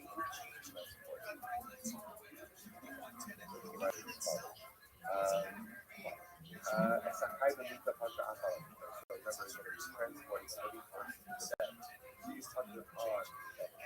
So remember, since I'm partner for carrying the person, right? Because time goes in and cuts all the person carries himself. Therefore, again, the bed is up on the second getting. Therefore, I'll be under the bed as well. Essentially, my own craving practice.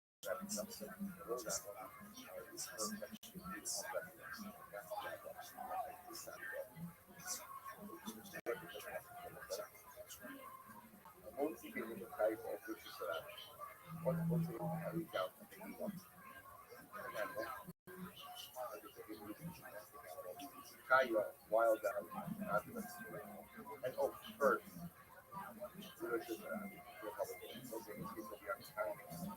from private domain to the public domain. They kind of whether they are alive or they are dead. Guys, ultimately, again, such a person such a person is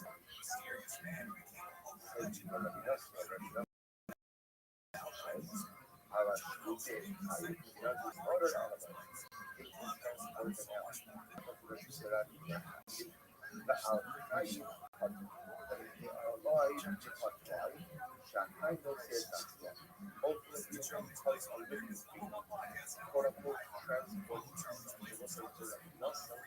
described this concept ultimately again of number again.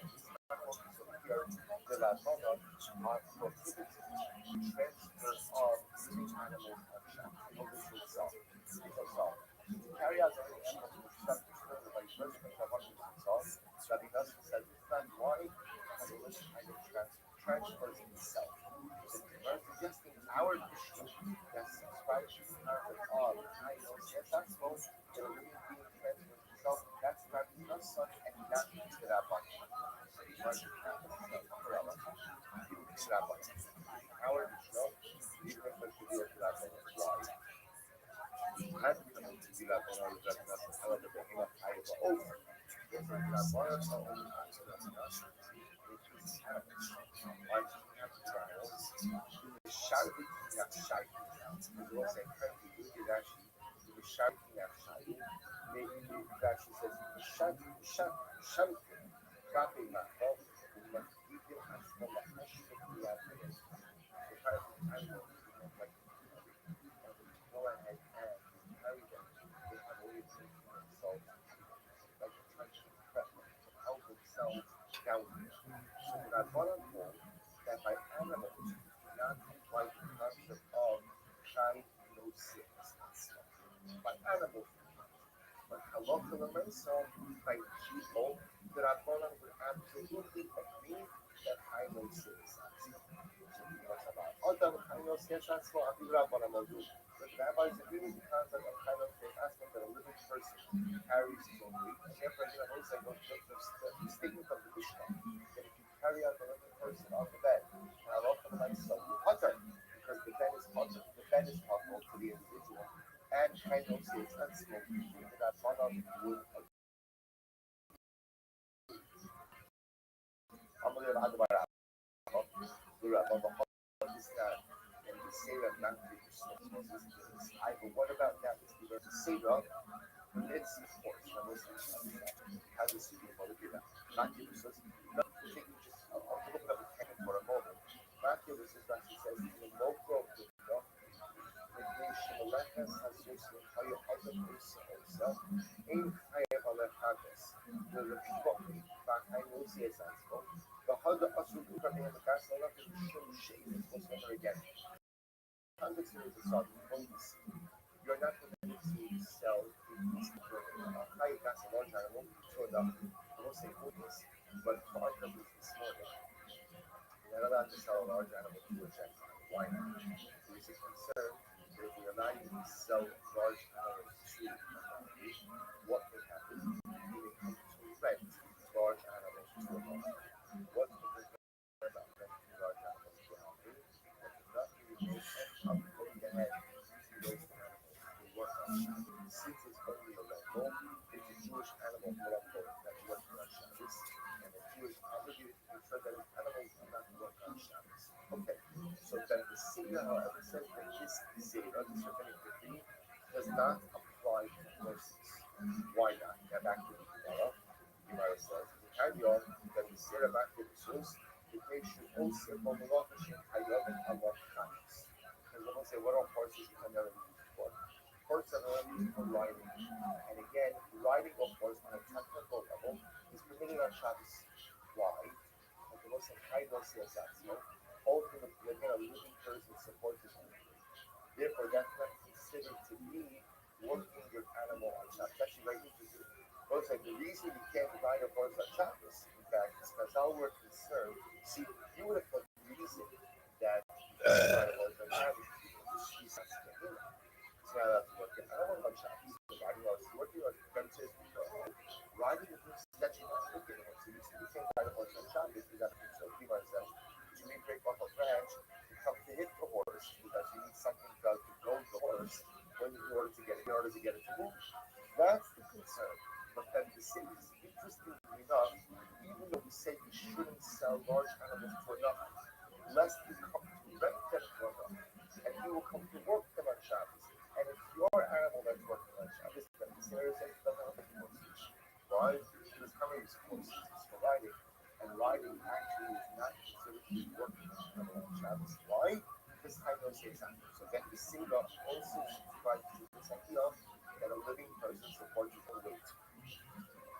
Rabbi Yochanan said, then the Sira, Rabbi Nasser comes over Echad.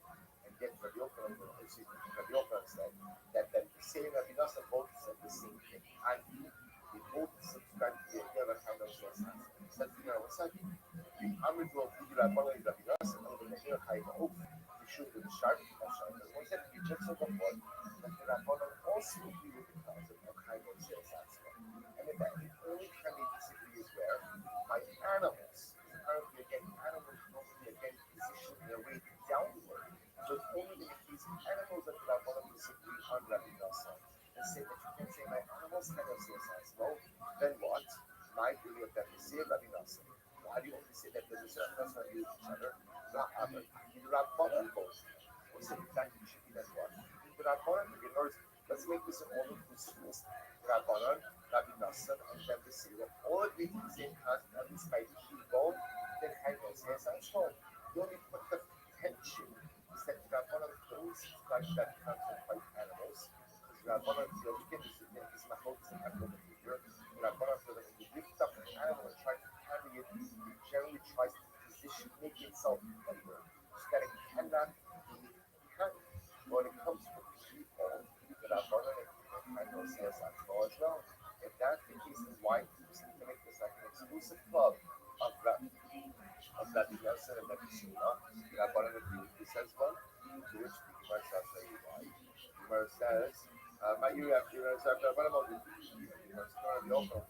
Yochanan talking about his place?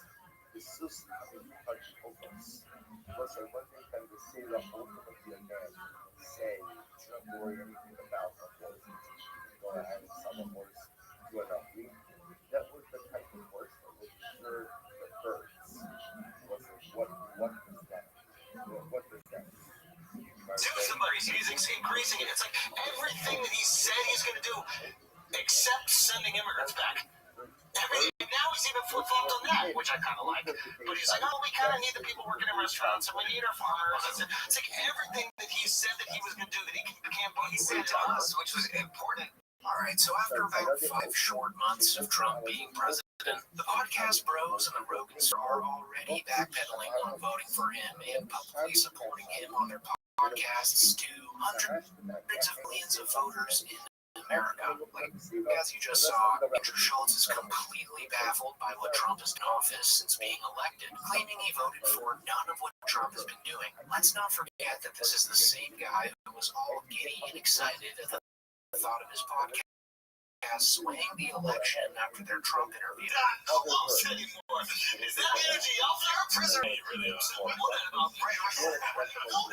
Before Trump came on, you're like, yeah, go either way, it's very close. Before he came on, I was like, I'm gonna cheat. I was like, he's coming on here. That's like, we gotta be down bad. He down me, no, we're the best. Yeah, bad. And then after the interview, obviously we saw the reaction, And you got 20 or 25 text messages, and you were like, this guy's winning. You know, listen to 20 or 25 text messages, you know what it was the looks on the street.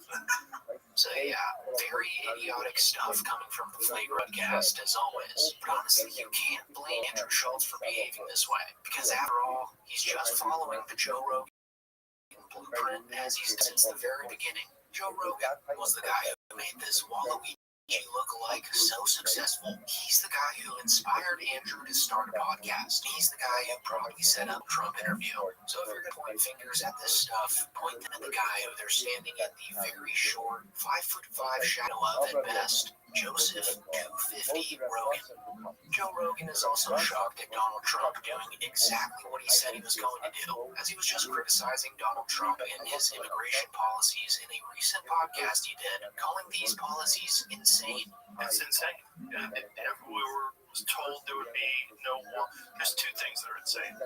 One is the targeting of migrant workers, not cartel members, not gang members, not drug dealers, just construction workers showing up at construction sites, raiding them, gardeners. Yeah, like really? And so the buffoonery has gotten so bad that even Hulk Smash himself, Mark Ruffalo, had to call Joe out for this in a tweet he made the other day, saying it's a little late now to pretend like Project 2025 didn't exist all along. You're either not that smart or not that dumb. It's hard to tell at this point.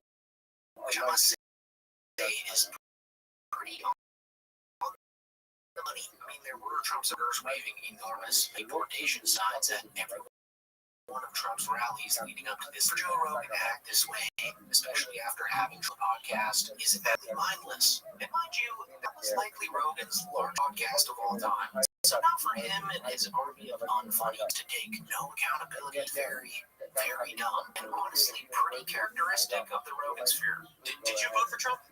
I did. Do you regret? A lot of people made a big deal.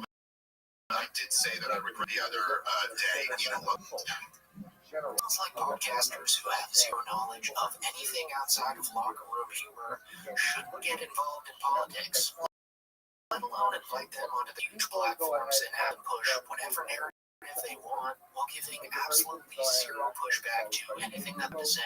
And the Rogan era has gotten so political now, some of the comedians inside of it are speaking out about it. Like when Andrew Santino, Bobby Lee, and Yanni Papa to the conclusion that comedy podcasts should have never turned political on a recent episode of Bad Friends. It makes me happy to know that this show is still as stupid as it's always been from the beginning, because I see a lot of our podcast pals or people in our sphere that are taking these shows to a level that we don't go to, which is why. Well, they're all having like politicians on. Tim got fucking interviewed by like CNN. Yeah. I was like, what the fuck is going on? Yeah, we stay here. Stay with hyenas. We stay right here. Yeah. And I saw that they had Bernie on Schultz's shit. Yeah. What the fuck is going on? Bernie? Yeah, we had David Madden. Yeah, Ben Affleck. Yeah, that's rad. We got people that they can't get. No, it's not that they can't get it, but they can't get it. Yeah, We got people. I still think we want politicians. No. It's getting a little muddled, right? It's getting a little.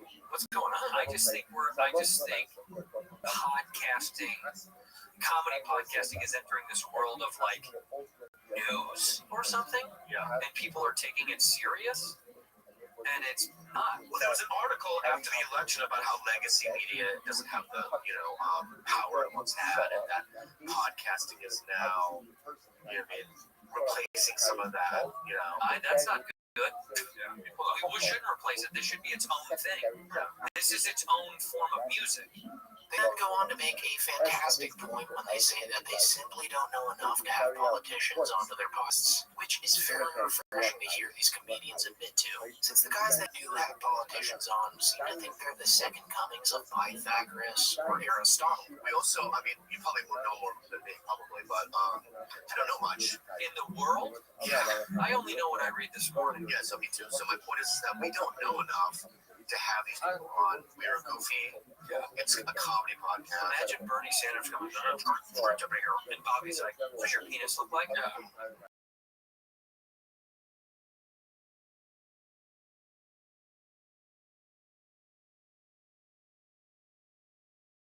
Yeah. Somehow. Okay, that'd be one of them. Yeah. Is it though? It brings big numbers, right? That's probably what people have, because everyone's like talking. It didn't used to be this way. It didn't used to be everyone was into politics. Now kids are into politics. Yeah. When I was like 12, I would just be like, smell my fingers. Very refreshing to hear a comedian in the orbit of Joe Rogan confess that they're just comedians and not knowledgeable enough to have the types of guys on their podcasts like Andrew Schultz, Joe Rogan, or even worse, Theo Vaughn. And speaking of Theo Vaughn, he now might just be the biggest political puppet in the Rogan sphere, larger than, dare I say it, Papa Doe.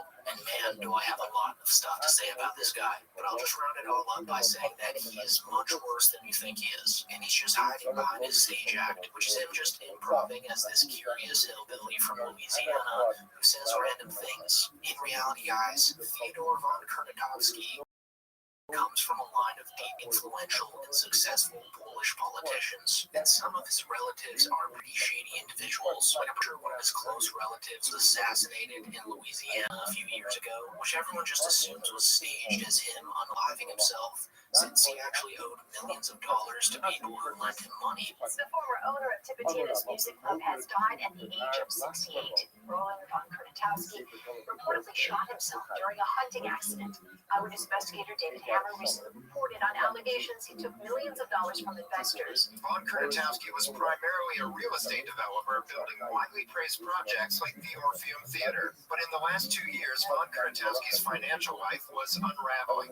He split with partner Eric George, bounced checks to performers, and was sued by investors who gave him millions of dollars for treasury bonds, only to learn the money was tied up in his real estate projects. And this year, the FBI began questioning the investors about where the money went. And so I have a lot to say about Theo Vaughn because I think that he tries his very hardest to stay away from any criticism. Like the reason you never see P Cringe, Too Lazy to Try, Comedy Enforcement, or anyone in this category make a video about him is because he has the strictest copyright bots out of all of the comedians we cover. I mean, they literally ban anyone from seeing even a clip from his show in another video, which is pretty much illegal since all these videos fall under fair use. So as innocent as he paints himself, he's actually terrified of any sort of negative review. I mean, just look at the way he scurries away from Andrew Tate and the Nelk Boys after the Nelk Boys ambushed Theo with the idea of having Tate on Theo's podcast.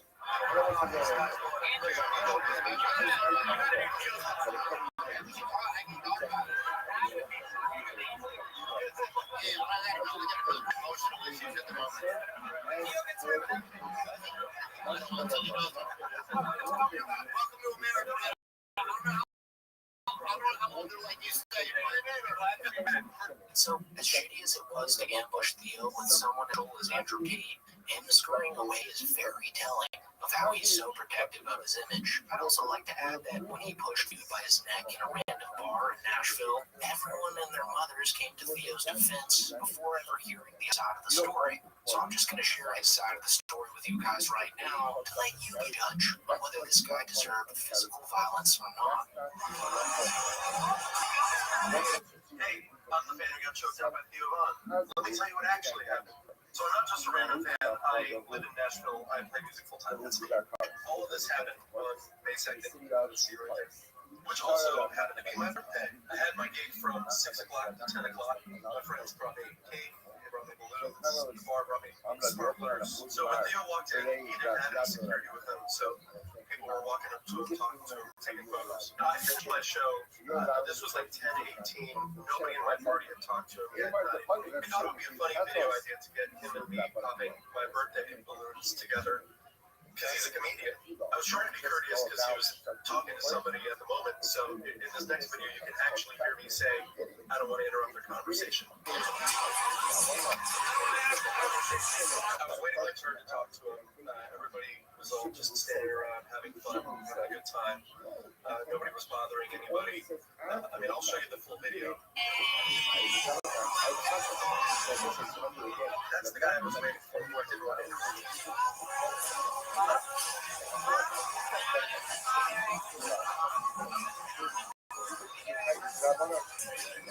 This is where the video that you've seen starts. I went up and I said, "We pop some balloons with me." He turned away and looked like I said something offensive. I leaned in and said, "Hey man, I'm a fan. I'm just messing with you."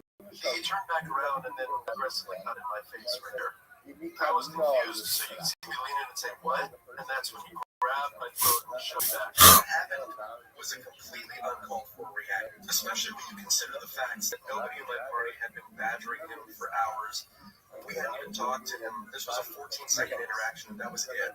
So I'm not entirely sure if I support this guy or not, as his story likely has a lot of holes in it. But I really don't think that what he did called for a shove to the throat. But do let me know what you guys think of that down below. Anyways, getting back to the point of this video, Theo Vaughn also reacted negatively to one of Trump's decisions after seeing the mass casualties in Palestine, where he then proceeded to cry about it on his podcast only a few days after being buddy-buddy with the entire family that sends Israel billions of blood money per year. It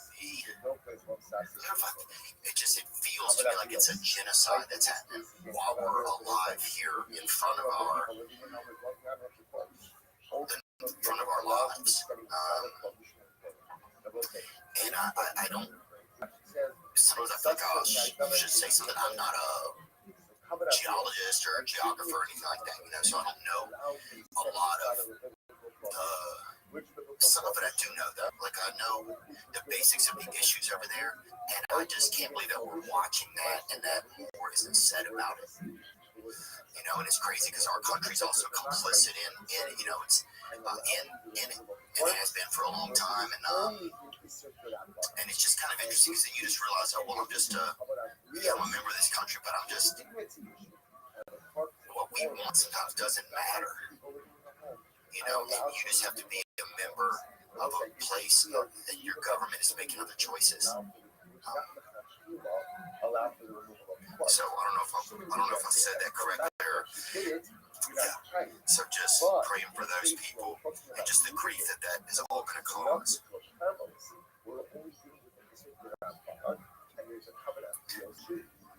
You notice, like, what are we doing? I just want to say that this was a completely human reaction by Theo here. It's good of him to say anything in order to make a dent and move the ball in the right direction. I just think saying this and then doing a complete 180, dining with Ivanka Trump and rubbing shoulders with the people who fund Israel is pretty contradicting of him.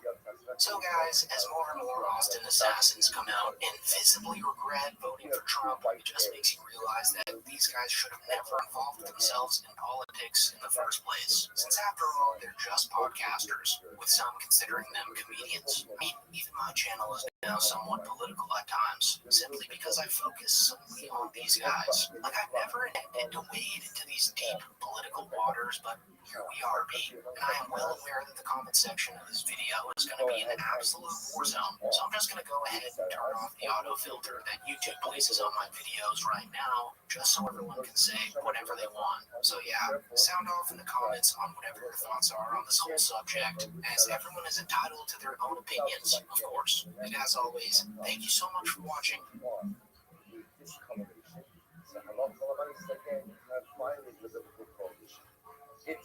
So we learned Achos, Mishnayim, Chayim, those are these things. Let's say 2 white hairs, so let's say 2 white hairs is the minimum. You gotta make a person Chayim. So let's say I go ahead, I pull out one of the white, like 2 white hairs on my us. I pull out 1 hair, what's the look of Chayim? You're Chayim. You say, obviously, in that case, what you've done is you essentially Sarah's now at this point, you're calling it back when Sarah's coming, but one white hair, and there's only one white hair because it's tempered with Sarah. So Sarah's tempering is biblically prohibited. So if you have 2 white hairs, you pull that one, you will be high. After Shalosh, if you have 3 white hairs, what's the number again? You pull that one. So remember, at this point, I've done 3 white hairs, you pull out one. At a technical level, you have not done anything to Sarah. Sarah will still be covered. But watch this. So you must not consider your height in that case. The sheshes are my partner. The sheshes are your partner. So let's analyze. You've already said, they're not going to look high. So you just got to have that. It's unbelievable. They're not because even though right now we only got a third hair, we still do that. Unless one more hair comes out, the Yanga will no longer be coming.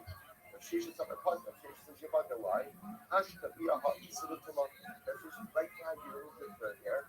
And you're actually giving the consequential. Right now, look at what you do right now. Right now, the action you perform has absolutely no consequence for you. I'm going to show you. Shesha says, from where do I know this? So Shesha says, from where do I know that even though right, when we look at right now, right now, at the end of the day, we pulled out that third hair, but nothing else is significant, and therefore you will be punished. Where are those? From Mishnah, Kistan, Kizayis, Kinamis. If you carry out the Kizayis of Shabbos and Shabbos, you're Chayim. So the Gemara says, they look Chayim. Looking in front of here. Called Kizayis, what's it? From here is that if you guys carried out half of the Kizayis from the or half of the Kizayis from the Potter, I got kind of Kizayis, but we will swear. But if you carry out the half of the Kizayis, you'll be Chayim. My love, what is Chayim Chayim? Of the Kizayis. Looks like we've got a major development in the current lawsuit Trump is facing right now, because just a few days ago, an official whistleblower in the picture and dropped an atom bomb of information that further implicates Brendan Shaw in this alleged CBD fraud scheme. But before we get into that, I just had that, according to Brady Bell, the one who filed the lawsuit, was actually just officially served with the lawsuit at his local. To think about, since he was probably mid-bite with his tongue all the way out when he was served with the lawsuit. So before we dive into this whistleblower affidavit, I just wanted to give a huge thank you to Brady Bell for keeping me up with little tidbits of information, because without his emails, I wouldn't be able to share bombshell developments like the one I'm about to share with you right now. So the official whistleblower in this case goes by the name of Jenna Ostenfeld.